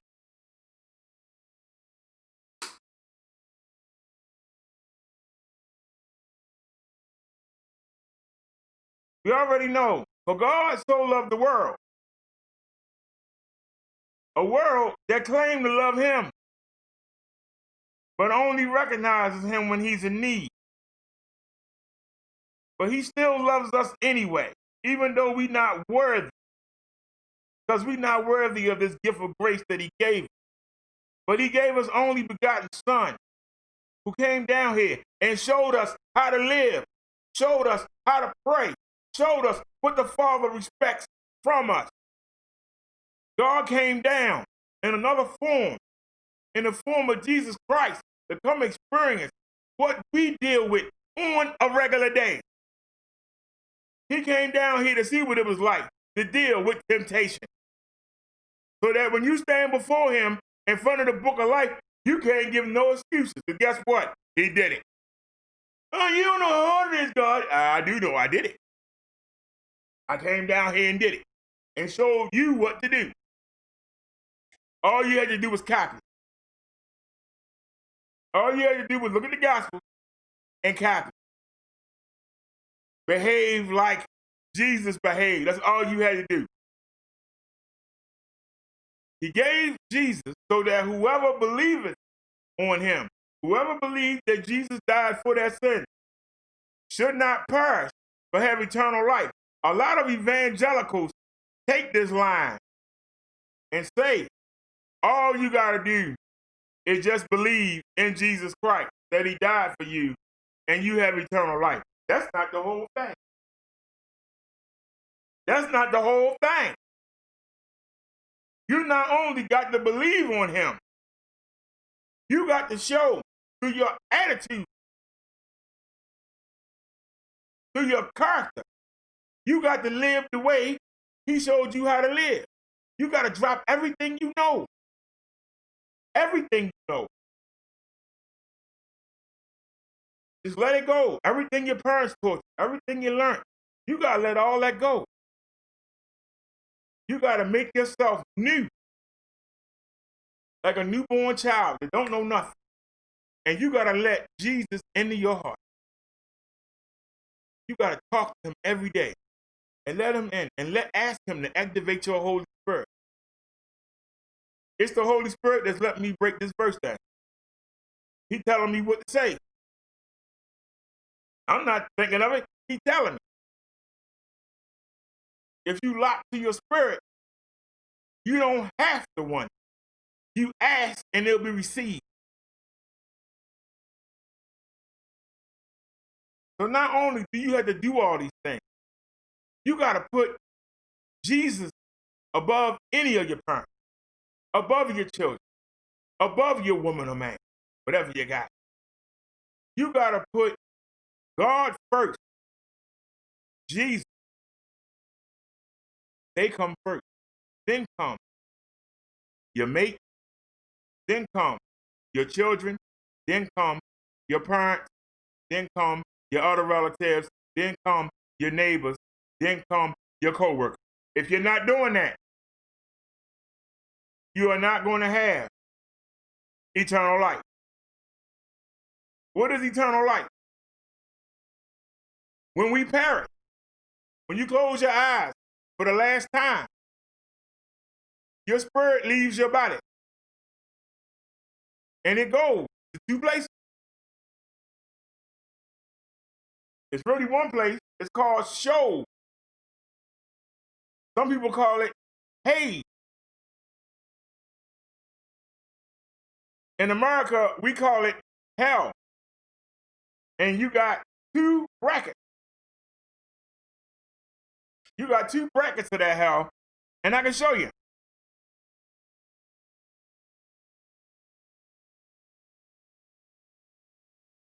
Come on.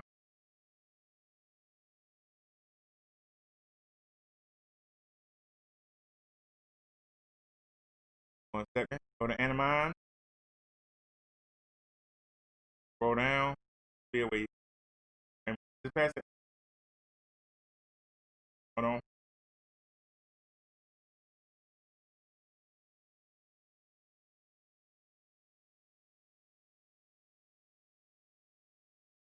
Come on.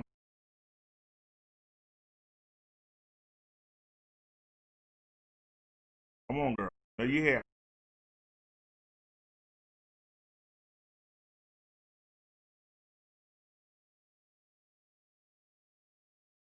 Come on.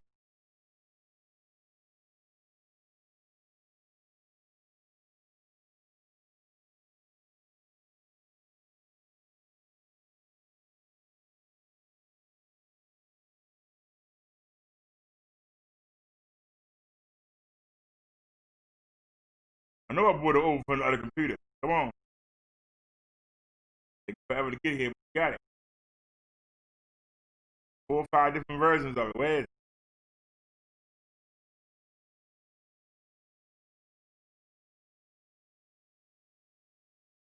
We got a lot of animation. Come on.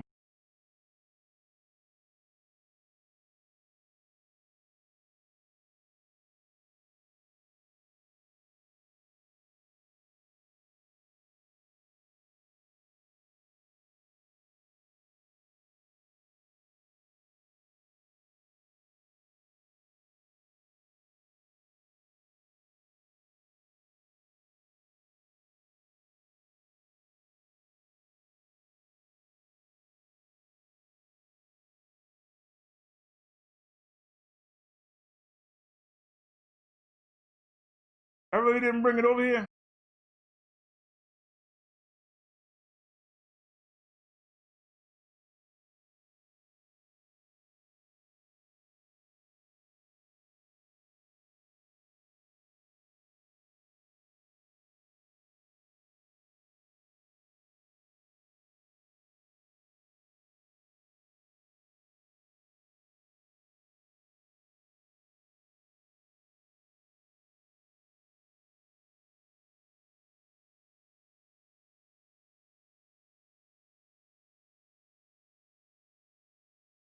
Wait a minute.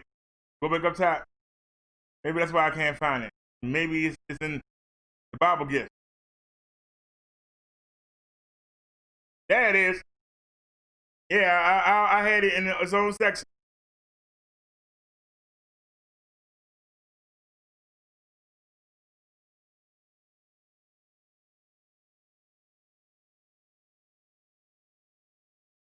Wait a minute. What did I do?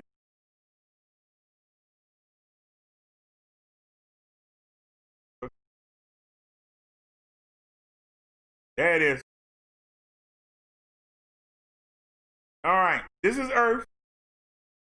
This is death. You either go to paradise or you go to torment.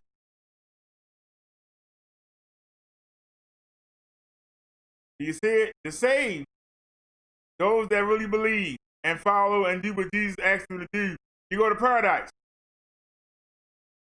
Those that are lost, you go down here to torment or baby hell. See how wide the gate is? Look how narrow the gate is to get into paradise. Look how wide it is to get into hell. Rewarded, judgment day. And wait for it to come around again.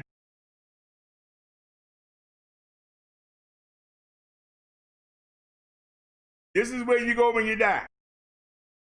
Now you see, judgment day condemned. You get thrown into the furnace of fire or lake of fire. Those will be in paradise until judgment day, and then they go to heaven. So now that I've shown you that,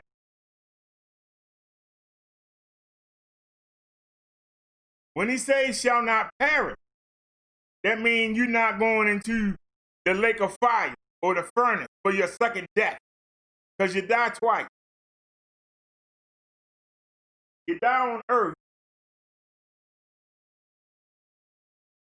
but your spirit don't die.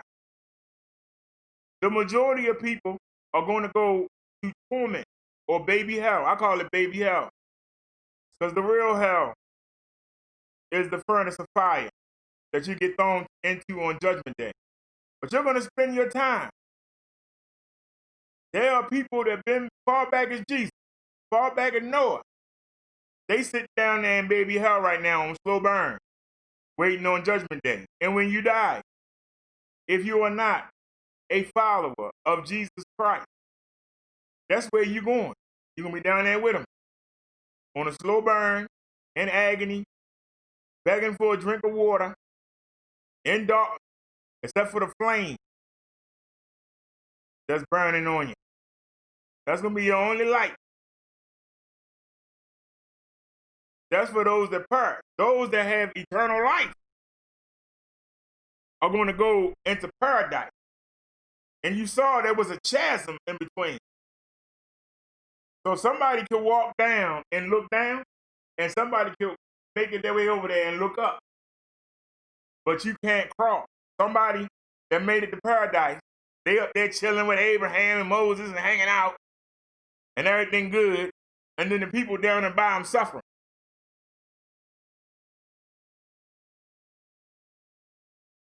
So, if you want the eternal life, you have to live as Jesus did, the best you can.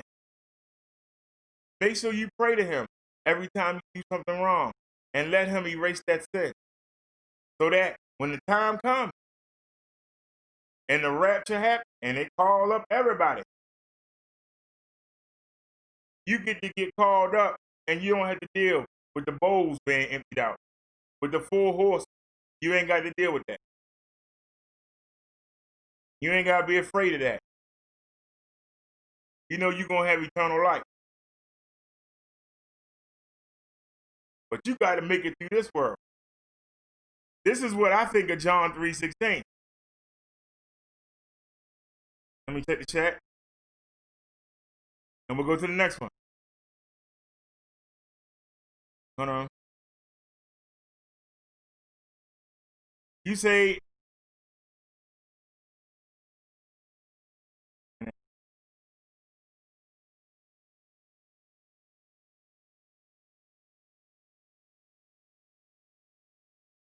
the quote you gave was a baby quote, man. Give me a real quote.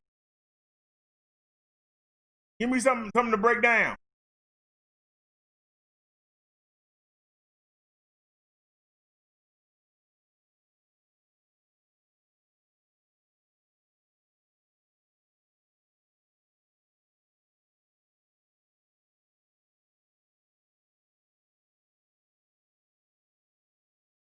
I'm looking for it. Why don't I see it?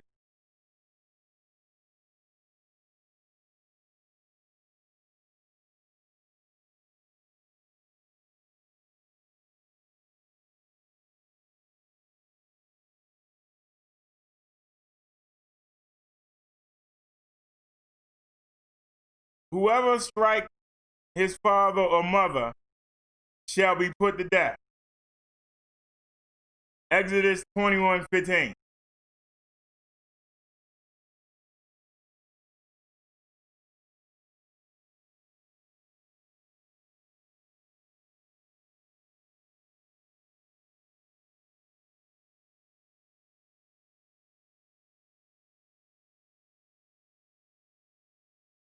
Let's get it.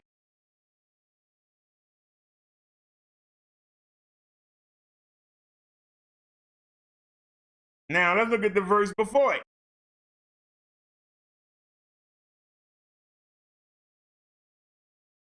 But if anyone schemes and kills someone deliberately, that person is to be taken from my altar and put to death. Now let's skip ahead to 16.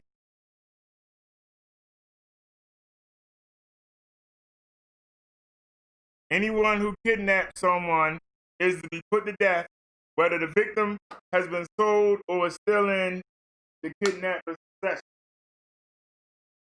Now let's come back to your verse. We've seen it before, we've seen it after. Anyone who attacks their father or mother is to be put to death. So let's get it. Back in the biblical days, biblical laws, not the laws we have in the United States, if you attack your mother or your father, if you hit them, refuse to do what they said, you would be put to death.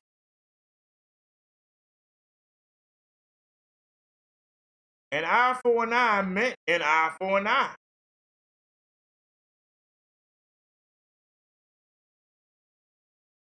That was the law. You were supposed to do what your parents said. I don't know if you ever been around any Arab. I've lived with them. I lived with an Arab family in 2016. I rented the basement apartment. Beautiful house. Everything that man said was law. The wife never talked back to him. The children never talked back to them. Because where they come from, you get flogged publicly or you get killed.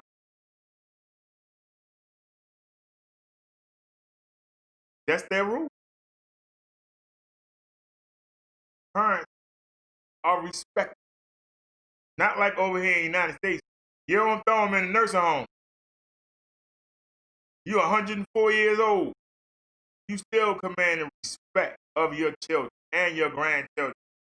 Don't nobody going around saying, look at that funny old man. Look at that old dried up lady. That would get you flogged badly in public in front of everybody, embarrassed. Put your hands on somebody old, you're dead. They would stone you to death.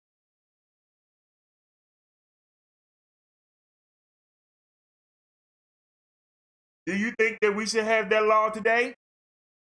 If you put your hand on your parent, should you be allowed to be killed today?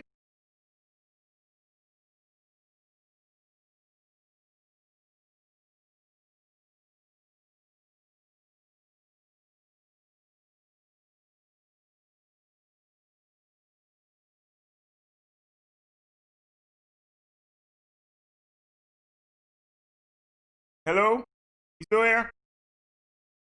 Hello? Are you still here?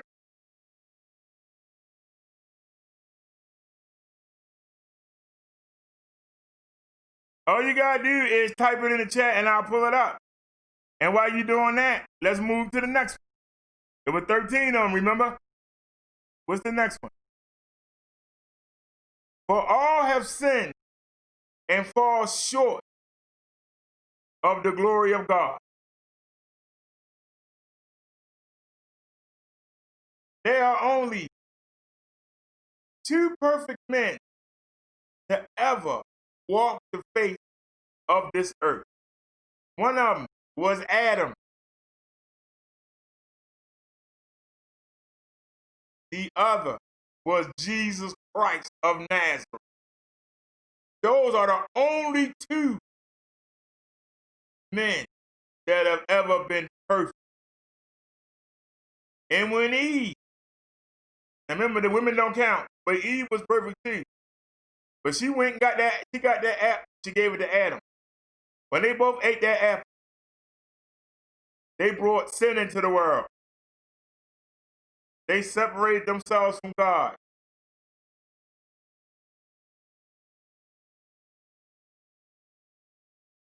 Every child that came from them, up until today, has inherited that sin, that sinful nature. Sin means death. Sin leads to death. When you sin, you do something that God abhors. Adultery, cheating, lying, stealing, hurting people. God can't stand. And there's no way you coming up there to heaven with him if you do these things.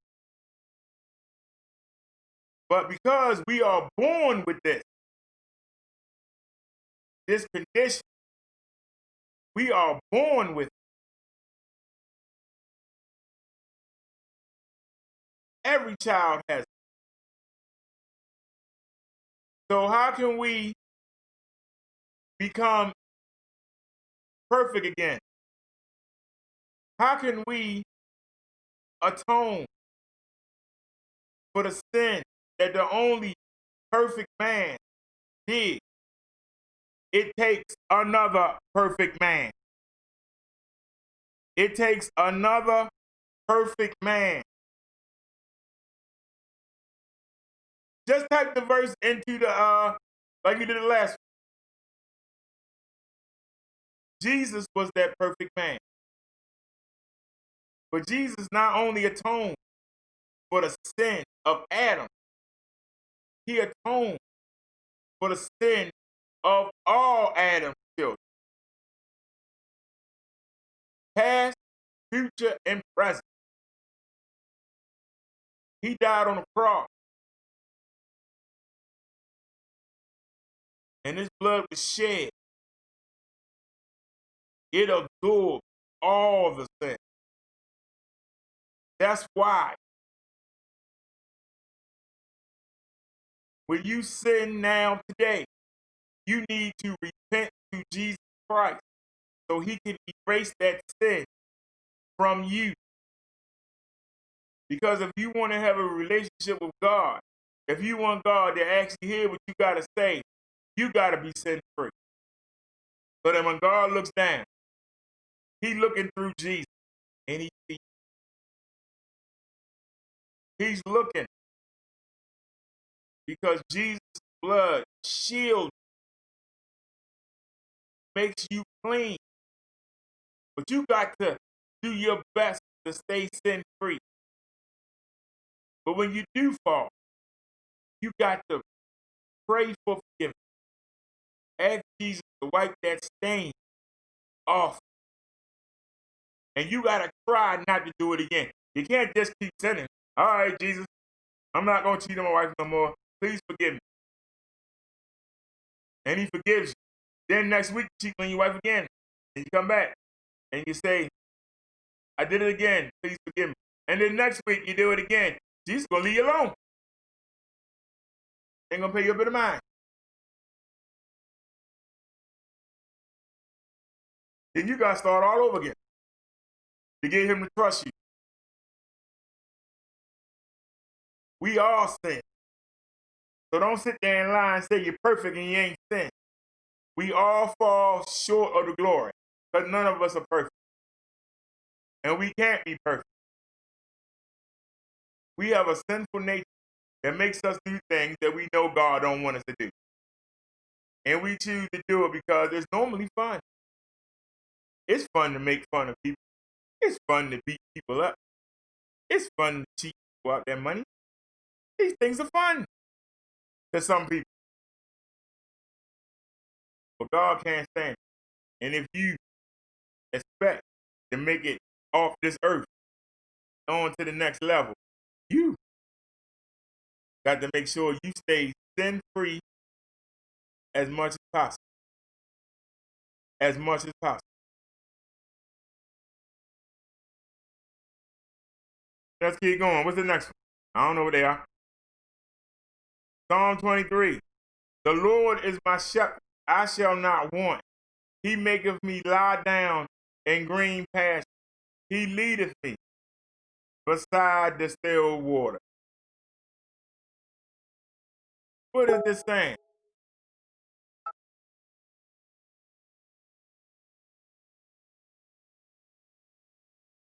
Now you sent something on the hangout. What's going on now?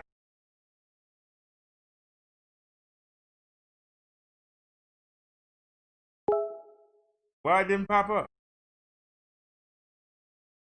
Where is Naya? There she is.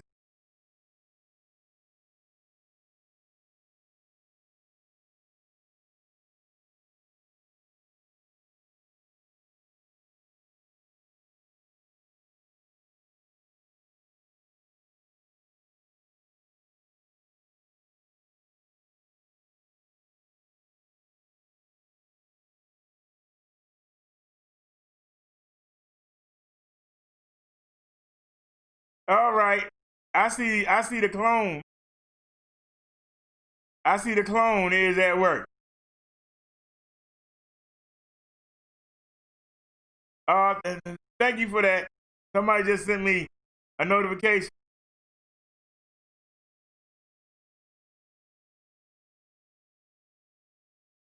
You say I'm good at deflecting, rock bottom. Why don't you explain yourself, sir? You say I'm good at deflecting. Explain yourself. I'm going to walk over here and grab another can of pouches, and you better have an explanation.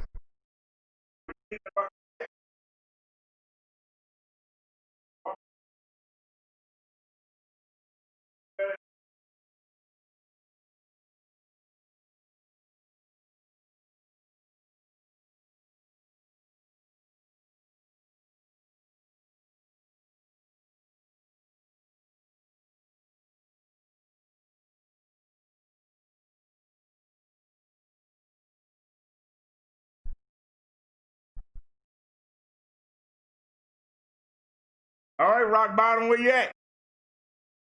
Where you at, rock bottom? Come on. I'm good at deflecting what? Because some troll just made a video saying that verse was babyish. I know the verse was babyish. That's why I gave you a full breakdown on it. But I bet you that person couldn't come in this chat and decipher something. I didn't pick them verses out.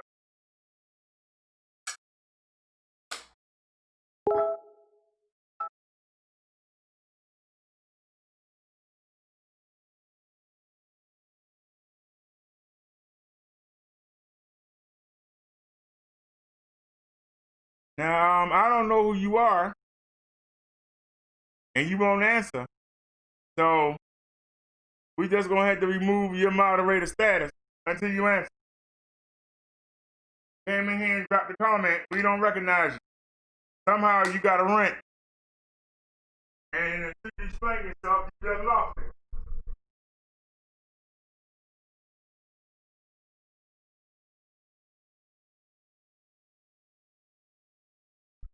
Until you explain yourself, you just lost.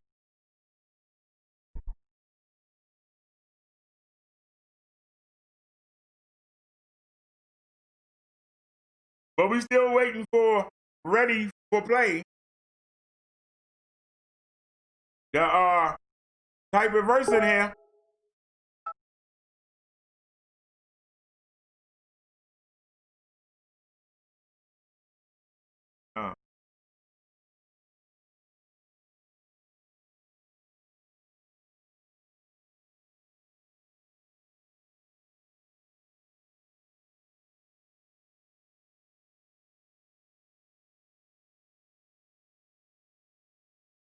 Are we waiting on you ready for play?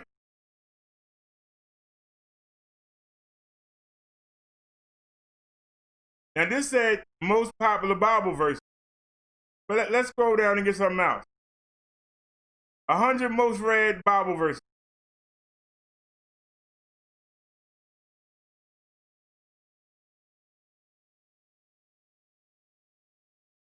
Look at that. John 3:16 popped right up.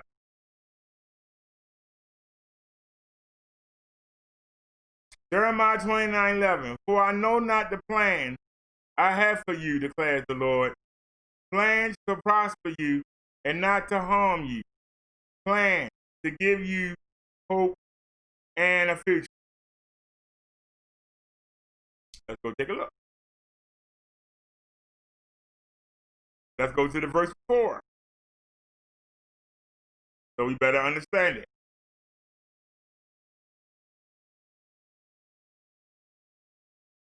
In the 5th month of that same year, the 4th year, early in the reign of King Zedekiah, king of Judah, the prophet Hananiah, son of Azur, who was from Gibeon, said to me, in the house of the Lord, in the presence of the priest and all the people, this is what the Lord Almighty, the God of Israel says. I will break the yoke of the king of Babylon. Within 2 years, I will bring back to this place all the articles of the Lord's house that Nebuchadnezzar, king of Babylon, removed from here and took to Babylon. I will also bring back to this place Jehoiachin, the son of Jehoiakim, king of Judah, and all the other exiles from Judah who went to Babylon, declares the Lord. For I will break the yoke of the king of Babylon.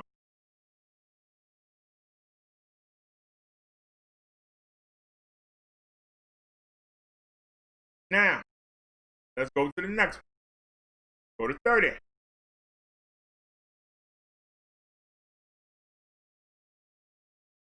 This is the word that came to Jeremiah from the Lord. This is what the Lord, the God of Israel, says. Write in the book all the words I've spoken to you.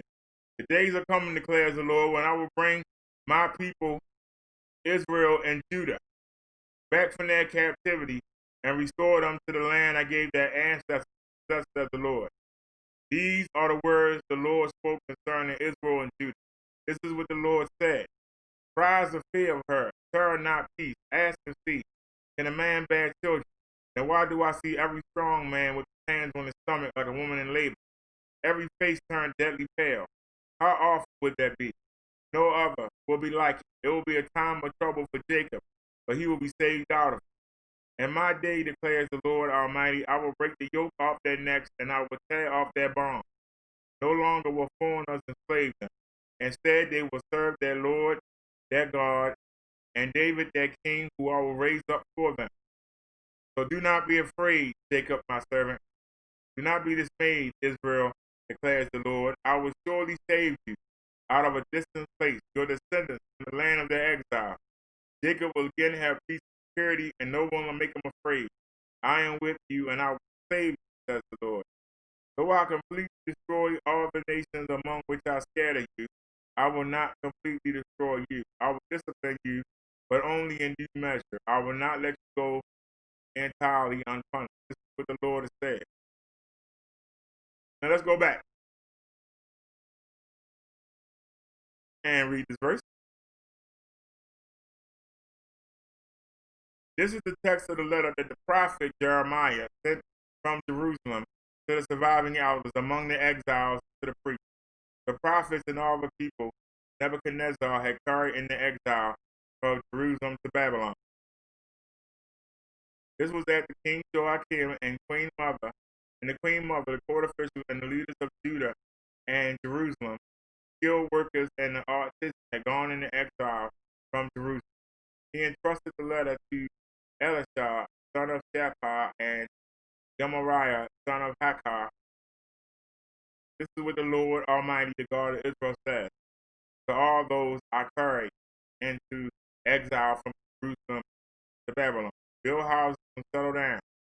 Plant gardens and see what they produce. Marry and have sons and daughters.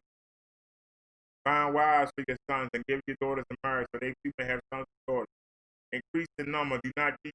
Also seek peace and prosperity of the city for which I'll carry you into exile. Pray to the Lord for it, because if it prospers, you will prosper. Yes, this is what the Lord, O God of Israel Almighty, says. Do not let the prophet find among you deceive. Do not listen to the dream you encourage them to have. They are prophesying lies in my name. I have not sent them, declares the Lord.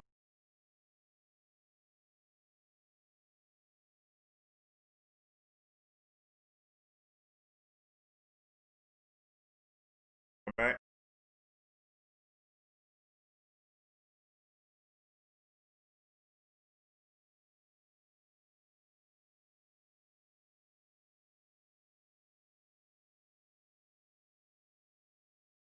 All right, let's come back. We're back. Jeremiah 29:11. For I know the plans I have for you, declared the Lord. Plans to prosper you and not to harm you. Plans to give you a hope in the future. This prophecy, hello, y'all paying attention? This prophecy, I believe, was misinterpreted. The people believed that God was going to send them a Messiah from the tribe of David, and that he was going to come and restore Jerusalem and Judah back to the glory of the old days when the Israelites ran everything. But they wouldn't listen to God. They were too hard-headed, and so he punished them and sent the Babylonians, and they carried them off. But God is talking about when Jesus comes. Because God told them, stop worrying about going back to Jerusalem. Stop worrying about going back to Judah. Told the son, find you a wife, marry and increase. Do a good job. Work hard for your slave masters, the Babylonians. As they increase, you increase. God is telling them to settle in. But the teachers of the law are telling the people that a Messiah is going to come rescue you. The people were never rescued because after the Babylonians, the Romans defeated them and they became under the Romans. So the people never did get free. He wasn't saying they was going to be free. He told them, make the best of it. Go ahead and marry. Increase your number. Do a good job so that you can prosper. He wasn't telling you that I'm taking you out. But that's what the ministers, the reverends, the teachers of the law was telling the people, giving them hope, lying to them. And he even tells you, what did he say at the end? Don't listen to those prophets. I didn't send them. The prophets that were telling them that everything was going to be okay. He even said, I will not forgive you. I will continue to punish you.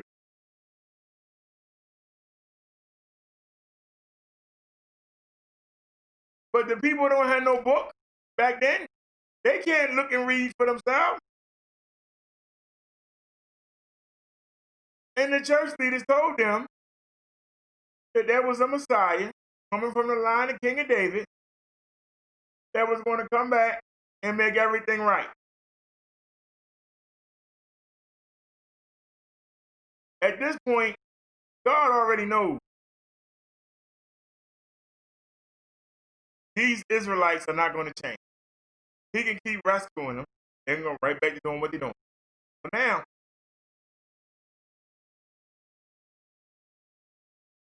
he's saying not only am I not going to rescue you, get used to it. Go ahead and fit in. Make the best of it.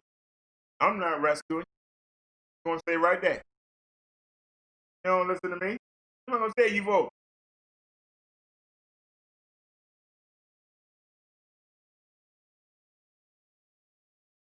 And then when Jesus did come, Jesus was not received well.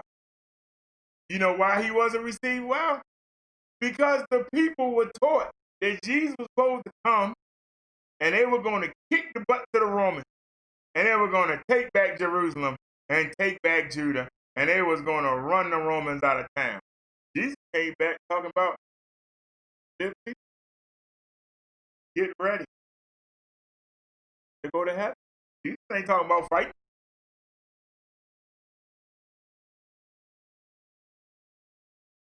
And that's why Judas turned him in. Because Judas was a civil rights activist. Judas had led rebellion against the Romans, where they tried to overthrow him.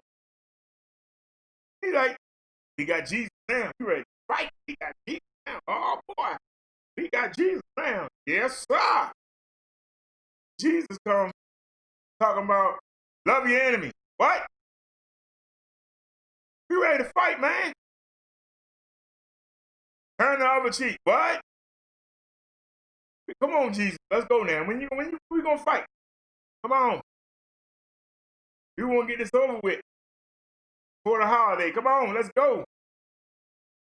We just walking around going from town to town. When we gonna fight? This is why Judas sold him for 30 pieces of silver. Because he was duped, just like everybody else was, by the preachers. The same preachers that Ready for Play and Master Blaster propping up. These trained teachers, these trained liars were telling them that the Messiah was going to come rescue them from captivity. Never happened. Never happened. And that's why they crucified Jesus. They thought that Jesus was coming to do it. And they thought he was a fraud. And that's why they killed him.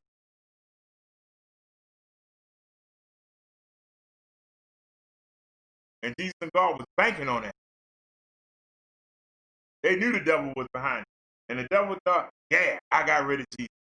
And didn't know he gave us the key to defeat that. That's the biggest joke on the devil in the whole Bible. The devil thought that he had it all. So now, through Jesus, you can escape that. The second. And you can live forever with no pain, with no sorrow, with no tears. That time is coming. I look forward. You got to know the difference between somebody that's telling the truth, somebody that's telling you a lie. The people didn't have the book. They didn't have the word. You do. You got less than this today. You got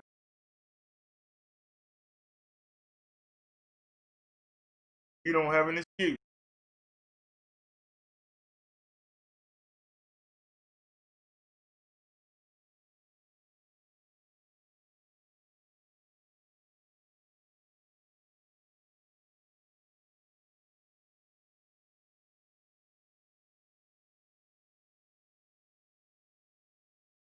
Anybody else have any comments? Because I think the trolls done ran off. Y'all still here? I'm still waiting for your link. You ain't got it. All you gotta do is type in the verse, name and number in the chat. I'll pull it up.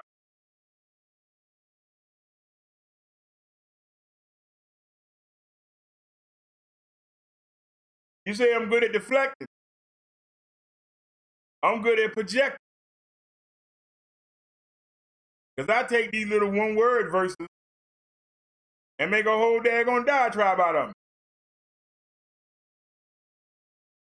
You say I'm fake.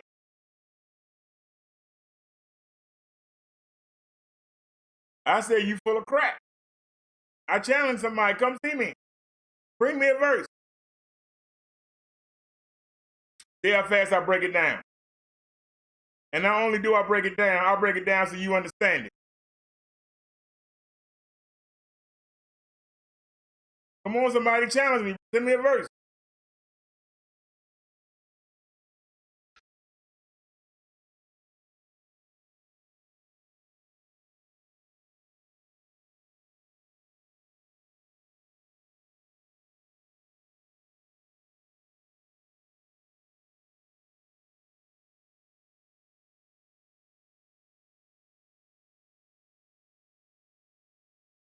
"35 inspiration, Bible verse and quote." Y'all see this?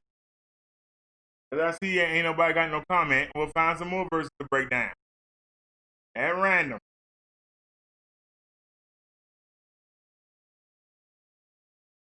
Look at that. That popped up again. We just broke that down. Get on to the next one. Psalms 24. One thing that I ask from the Lord, this only do I seek, that I may dwell in the house of the Lord all the days of my life, to gaze on the beauty of the Lord and seek him in his temple. Anybody want to take a crack at that? I'll listen. Anybody want to take a crack at that? It's on your screen. Anybody want to take a crack at it? I see it on the screen. Come on, somebody. Where everybody go?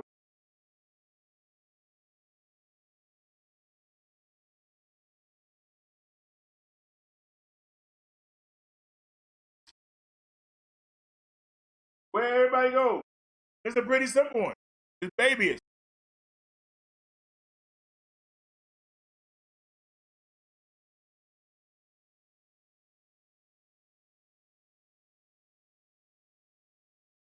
All it says, in a nutshell, this person wanted to go to heaven. He wanted to go to heaven, and he wanted to see the Lord in his church. But what he don't understand is, God don't, Jesus Christ is the church.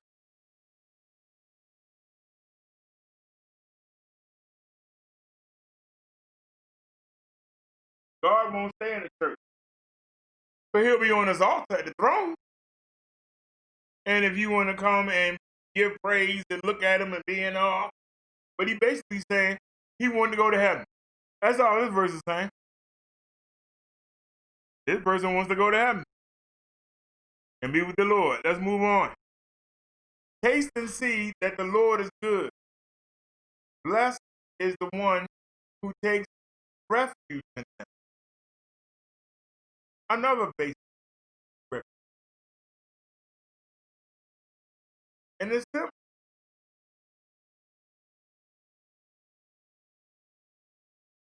If you are devouring yourself into the things that God likes, you don't have to worry about it because you'll be ready to fight off any kind of thing.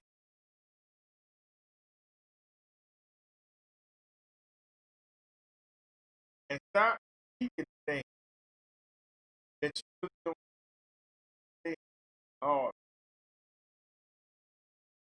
all. And you'll be able to, in time of trouble, you'll be able to come to it. That's all. First, try God. You try it your way. Try God's way and see for yourself. See if your life ain't. See if everything don't go. When you stop doing stuff, things, when you start eagerly doing the things for better life. Take it. That's what that verse is saying. Let's keep moving. A friend loves at all times, and a brother is born for a time of adversity. A friend loves at all times, and a brother is born for a time of adversity. Anybody want to take a shot at this one? Come on. Anybody? Hello? Anybody want to take a shot?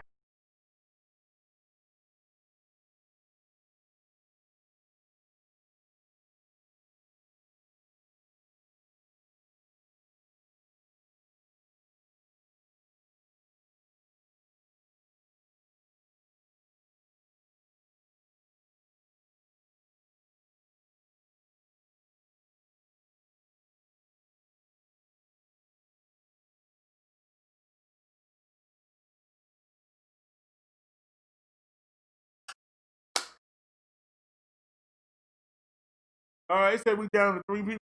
Maybe stop.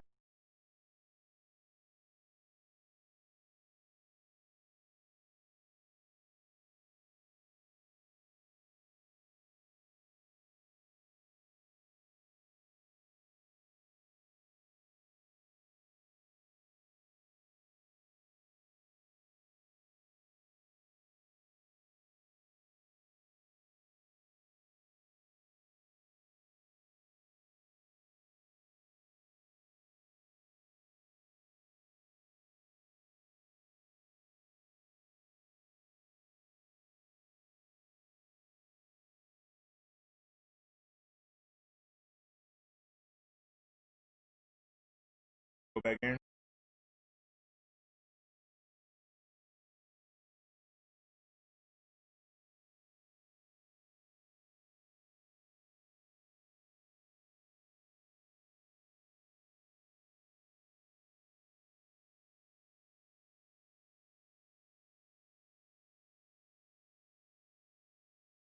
All right. Take the main page. Anything new, command?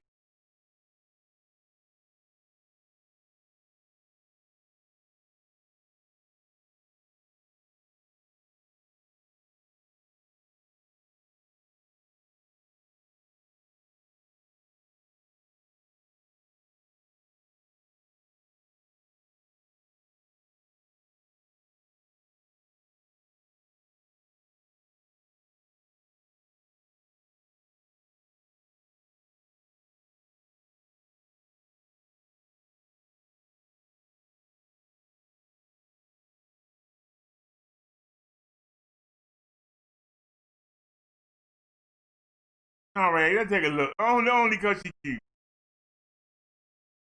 Welcome back, everybody. I'm glad you guys are joining me today and over the weekend on the fake news talking shows. They decided to go after Kayleigh McEnany again. These people don't learn. They continue to go after her, and she'll continue to slam dunk on these individuals. Chuck Todd was the most recent person coming out and just spreading false things about her, basically taking everything she said out of context. And so and what happened, if you guys remember, Jim Acosta had tweeted out, many other reporters tweeted out the science is not with us on this or something like that to that effect. And they tweeted all that out, and then they had to issue corrections on it because they completely took it out of context, basically lying to the American people. Well, since then, it's been debunked.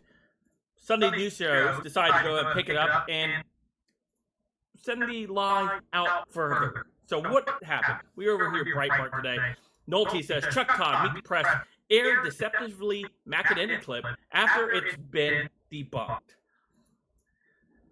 NBC Meet the Press aired a deceptively edited and widely debunked clip of White House Press Secretary Kayleigh McEnany on Sunday. This is the second time in 3 months the far-left current affairs show has deliberately taken a top White House official out of context using deceptive editing. What each of these far-left outlets did, CNN and New York Times, the Washington Post, NBC, CBS, Daily Beast, etc., was deliberately deceive their viewers and the readers and the false headlines like this one. The White House press secretary says science should not stand in the way of reopening schools. Of course, we know there is more to that context. I've played that video numerous times already. He says open, he means open and full, kids being able to attend each and every day at their school. The science should not stand in the way of this. And as Dr. Scott Atlas said, I thought this was a good quote. Of course we can do it. Everyone else in the Western world, our peer nations, are doing it.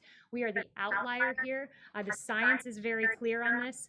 That, for instance, you look at the JAMA pediatric study of 46 pediatric hospitals in North America that said the risk of critical illness from COVID is far less for children than that of season.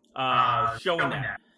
So Chuck Todd decided to go ahead and do that exact same thing. He went ahead and played that clip again. That standing alone clip without any other context behind it. Are we going to see an apology from Chuck Todd? I don't know. I don't care at this point because fake news is absolutely fake news, and that's what we're currently seeing all over the place in this country right now. And it's going to take another term of the president being president in order to continue to fight against these overlords in corporate media and tech. So do your research. Go out there. Actually watch the press conferences. If you have time, watch the entire press conference. I do. I watch them every single time Kayleigh McEnany's having a press conference. I'm there. I watch it to the very end. They're normally about 25 minutes. And they're pretty entertaining with the way she interacts with the press. So, give it a good watch. 25 minutes. And that way you won't be deceived by the mainstream media when they send it out there and they send out these hit clips that they love to do.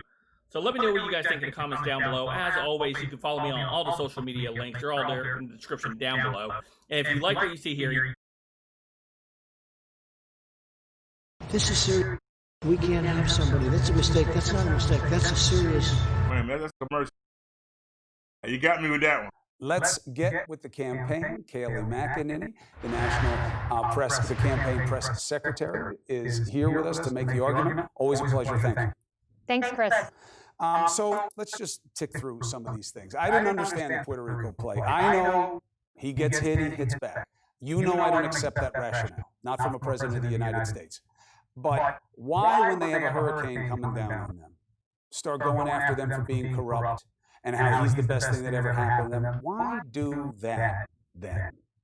Because he's fighting for the people of Puerto Rico by calling out the corrupt politicians. I think it speaks for itself when there are 375 public corruption convictions over a 10-year period. We have a hurricane coming. There were misused funds last time around. We don't want to see that happen this time around. This president delivered the largest FEMA response effort ever in the history of FEMA to Puerto Rico. So these corrupt politicians must use these resources on the people, bottom line. All right, look, nobody's going to argue with that. However, what they will argue with are the facts, which is, one, he didn't pass it, Congress did, he was against it, he fought it, he tried to slow walk it, and now he lies about the number, Kayleigh. He keeps coming up with his 90-plus number. You know it's nowhere near that. Why? Why not just tell the truth?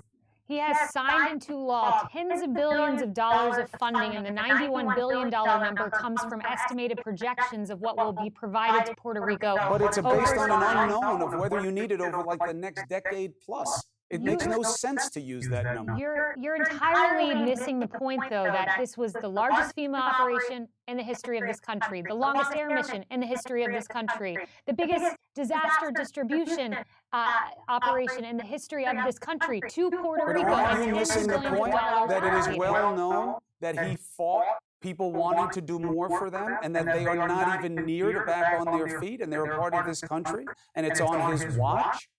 There has been enough done for James Lee Witt, the FEMA director of Bill Clinton, saying that this president gets an A+ on his FEMA response effort, and that's straight from Bill Clinton's FEMA director. The facts don't lie. You got to work for Bill Clinton and be dead wrong. There are 30,000 homes that have blue tarps on them.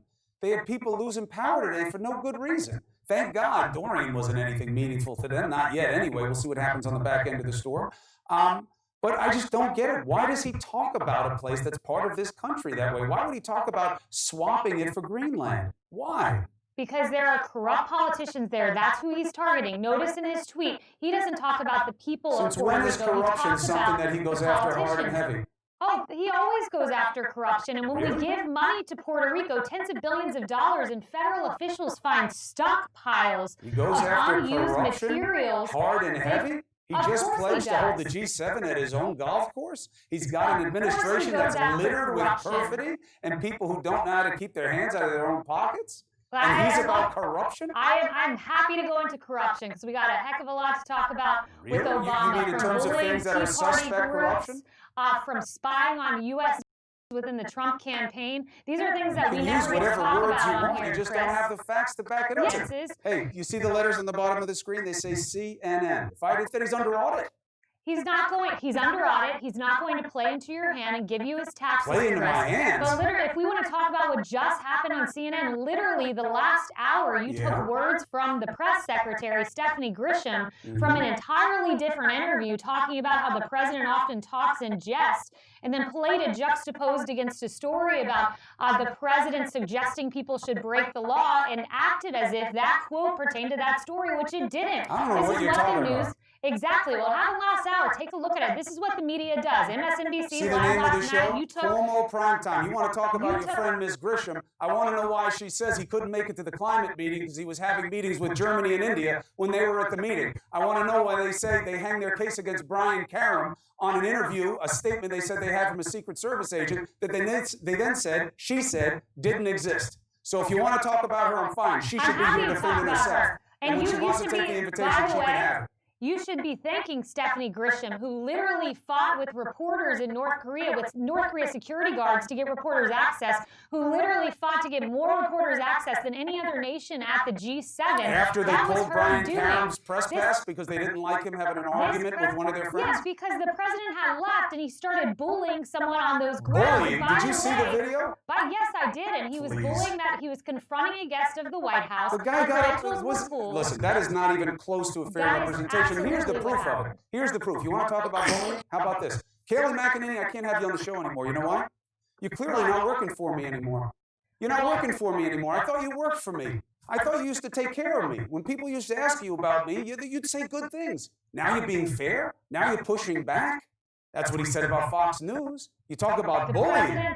The president's not bullying anyone. The president is lied about constantly. On Fox literally News? Time and time again. He's frustrated with media coverage. On Fox News? He's frustrated with media coverage. He's fighting for the people in his movement. He didn't say Fox News should work for him. That's again. He said they're not working. Put the tweet back. No, he said they're not working for us. The network as a whole is not working for his movement, meaning they can't watch Fox because isn't they working feel for us anymore. You are again. They were here we never go supposed again. to be working This for is him. You didn't more- think they were working for you, This did you? is more fake news. Literally in the last 24 hours, you tweets took right in front Stephanie of their faces. Grisham out of context. You take the president I'm out not of taking context. anybody out of MSNBC context. lies about the president and our campaign manager. This is why Harvard, by the way, says 90% of the news coverage of the president is negative. Not my words. Honey, you niggas speaking now. You were doing good at the Harvard beginning. said 90% of the coverage is negative. They didn't say why. The why is his mouth. and his actions. If he didn't lie, if he didn't take things out of context, if he didn't demonize people for being different, if he didn't make it okay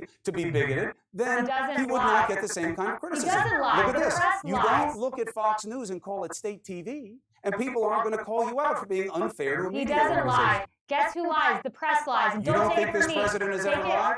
Take it from Jim Comey, who literally called out You don't think this president has lied to the American people? No, you I have don't to answer think the that president question has first. lied. He has never lied to the American people. No, I don't Kayleigh think the McEnany, president your has credibility lied. will be I shot think with my CNN audience if you has don't lied back to the off that American statement. people. I think MSNBC has lied to the American people. I think the fake news has lied to the American Has the people. president lied to the American people? Chris, let me respond. Can't Jim answer it. Comey Bad sign. literally testified before Congress under oath that a New York Times story about Russian connections was false and in the main not true, and the Russia reporting was false. And for 2 years, you've talked about Russia, and now you moved on to Did recession. Russia interfere in the election? All lies about this Did Russia president. interfere in the election? There was no collusion. Was there Did collusion? Russia interfere in the election? It's a Was yes there no question. collusion? You're very smart. You can answer Was it. there Did they collusion? interfere? Well, answer my question Yes. first. Was there collusion? The answer is yes. And here's why. Collusion is a behavior, not a crime. You learned that in law school. And here's what they did. This president went out there stoking their efforts. His son took a meeting he should have never taken. It was beyond the line of stupid. And he went to that meeting with two people who knew better. No conspiracy theory. They went to the meeting. It's collusive behavior. Was it a crime? No. And I never said it was, and I said it was good news that it wasn't. But they interfered, and you can't even mention it. You He talks about Vladimir conspiracy Putin as a theory guy who for should be 2 in the years. G7, and he fights with our allies about it. He stands next to him on the national, actually the world stage, and says he takes his word for it against his own intel agencies.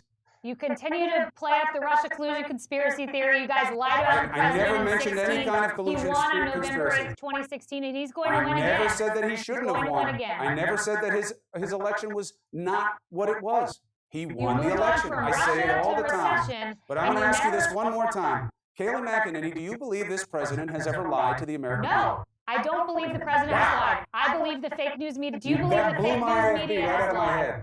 Do you believe the fake news media has Interview's lied? over, Kayleigh. Please, The if you fake news can't admit media that this lies every president day has about lied this to the president. American people, you will not The have fake credibility with the news audience. media lies, You and got that's a why you've long lost way to credibility. go, Kayleigh. Look, listen, when a president is telling the American people every day not to believe in a free press, that they're the enemy of the state, and gives he lies more about the access allies to at you G7 than saying any- what we any really want to know is president in why your history. media hates the country, he is to blame He for just sowing the did seeds a of division. 40-minute press avail And he in lies 90-degree weather. all that, so The what? president gives access, and you lie about everything he says and take him out of I have context, and the people are never frustrated. lied about this president people are in my frustrated. life. You may not like what I say. That doesn't make it a lie. He lies all the time, and you know it. Go And if watch you your don't last own it, hour, they won't taking listen to Stephanie you as Grisham well. out of context and putting one story with You another show and me what trying I to lied make about, it seem Kayleigh. as if the president You lied you, and Stephanie you lied show and it me was not lying true. about this president, and I'll give you a prize. You admit the truth about him, I'll give you 2 prizes. But you're still welcome on the show. I don't although need you any may, prizes you may from have the hurt fake me. news media. You may have hurt me tonight in inviting you back, because if you can't admit that he lied, these people are never going to believe you about I think you should anything. take a look in the mirror. All right? I do. And I don't like these lines, but I do like that I don't lie to my audience every damn chance I get. Thank you for coming on the show. I disagree, Thanks, Chris. but with decency. Oh, I like that. Yeah. Yeah. He went out, he ain't back down. Yeah.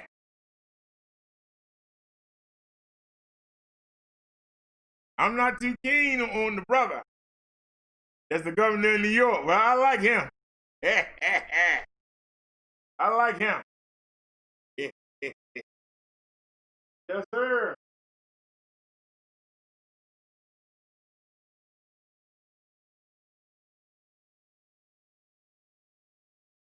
Real quick.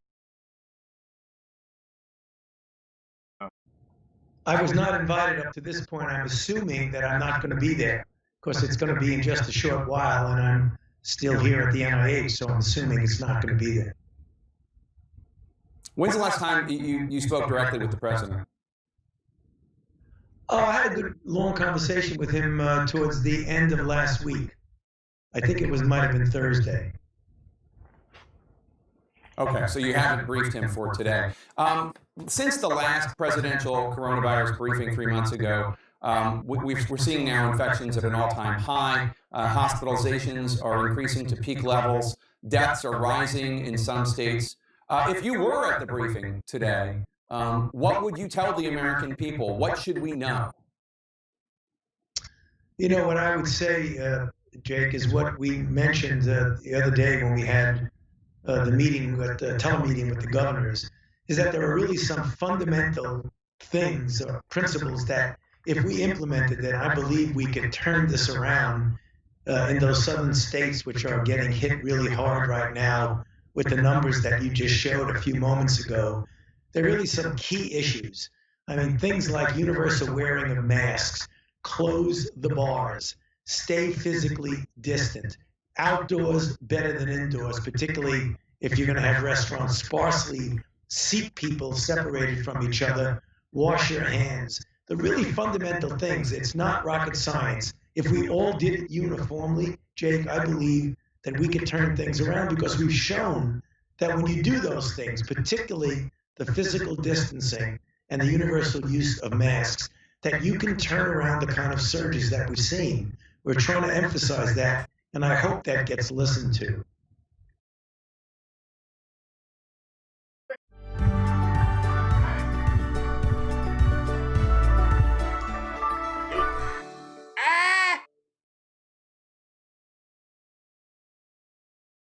Nothing. I've also heard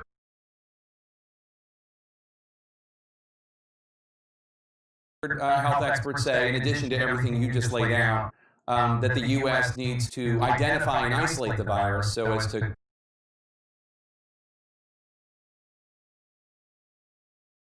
keep people from spreading it. And that would require, it seems, a national campaign of much more aggressive testing, quicker turnaround time for results, and detailed contact tracing. Somebody tests positive, you find out everybody they came in contact with the previous week or so. Do you have any idea why the federal government is not attempting a Manhattan Project-like approach to this, going after the virus that way through testing and quick results and contact tracing? Well, there certainly are attempts to do that, but we still have to make it better, Jake. One of the things that I hear when I call up colleagues that I know that are in the trenches out there is one of the things that is an issue that we need to do better on. In some places are getting it quite right, but others, the time frame from when you get a test to the time you get the result back is sometimes measured in a few days. If that's the case, it kind of negates the purpose of the contact tracing, because if you don't know if that person gets the results back very, at a period of time that's reasonable, 24 hours, 48 hours at the most, when you get to 6 or 7 days, that kind of really mitigates against getting a good tracing and a good isolation. So we've got to do better on that. So I guess the question is, how then do we do better on that? Some of these labs are federal labs, and so theoretically, the government, the federal government, could put more money into them, buy more supplies, hire more staffers. Some of them are private labs, which means that President Trump is the only one who has the power to invoke the Defense Production Act and require more equipment to go to those labs and require that those labs hire more people as an official act. Is it going to take the federal government doing something about it? I mean, because we're 6 months into this, and testing results still take far too long as even the testings are. Yeah, I'm bored about this coronavirus stuff. Let's back out.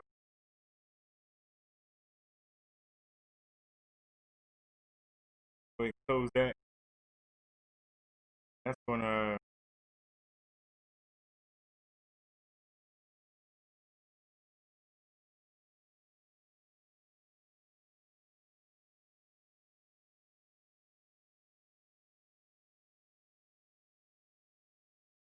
So it didn't close.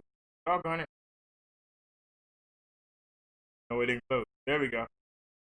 Alrighty, y'all. Y'all have a great night. I'll see y'all tomorrow. We've been on for 10 hours and 10 hours and 7 minutes. Y'all have a great night, and I'll see y'all tomorrow. As Naya would say, I will see y'all soon. And I'll say I'll see y'all later on today. Y'all have a great night. Thanks for watching, everybody. Peace.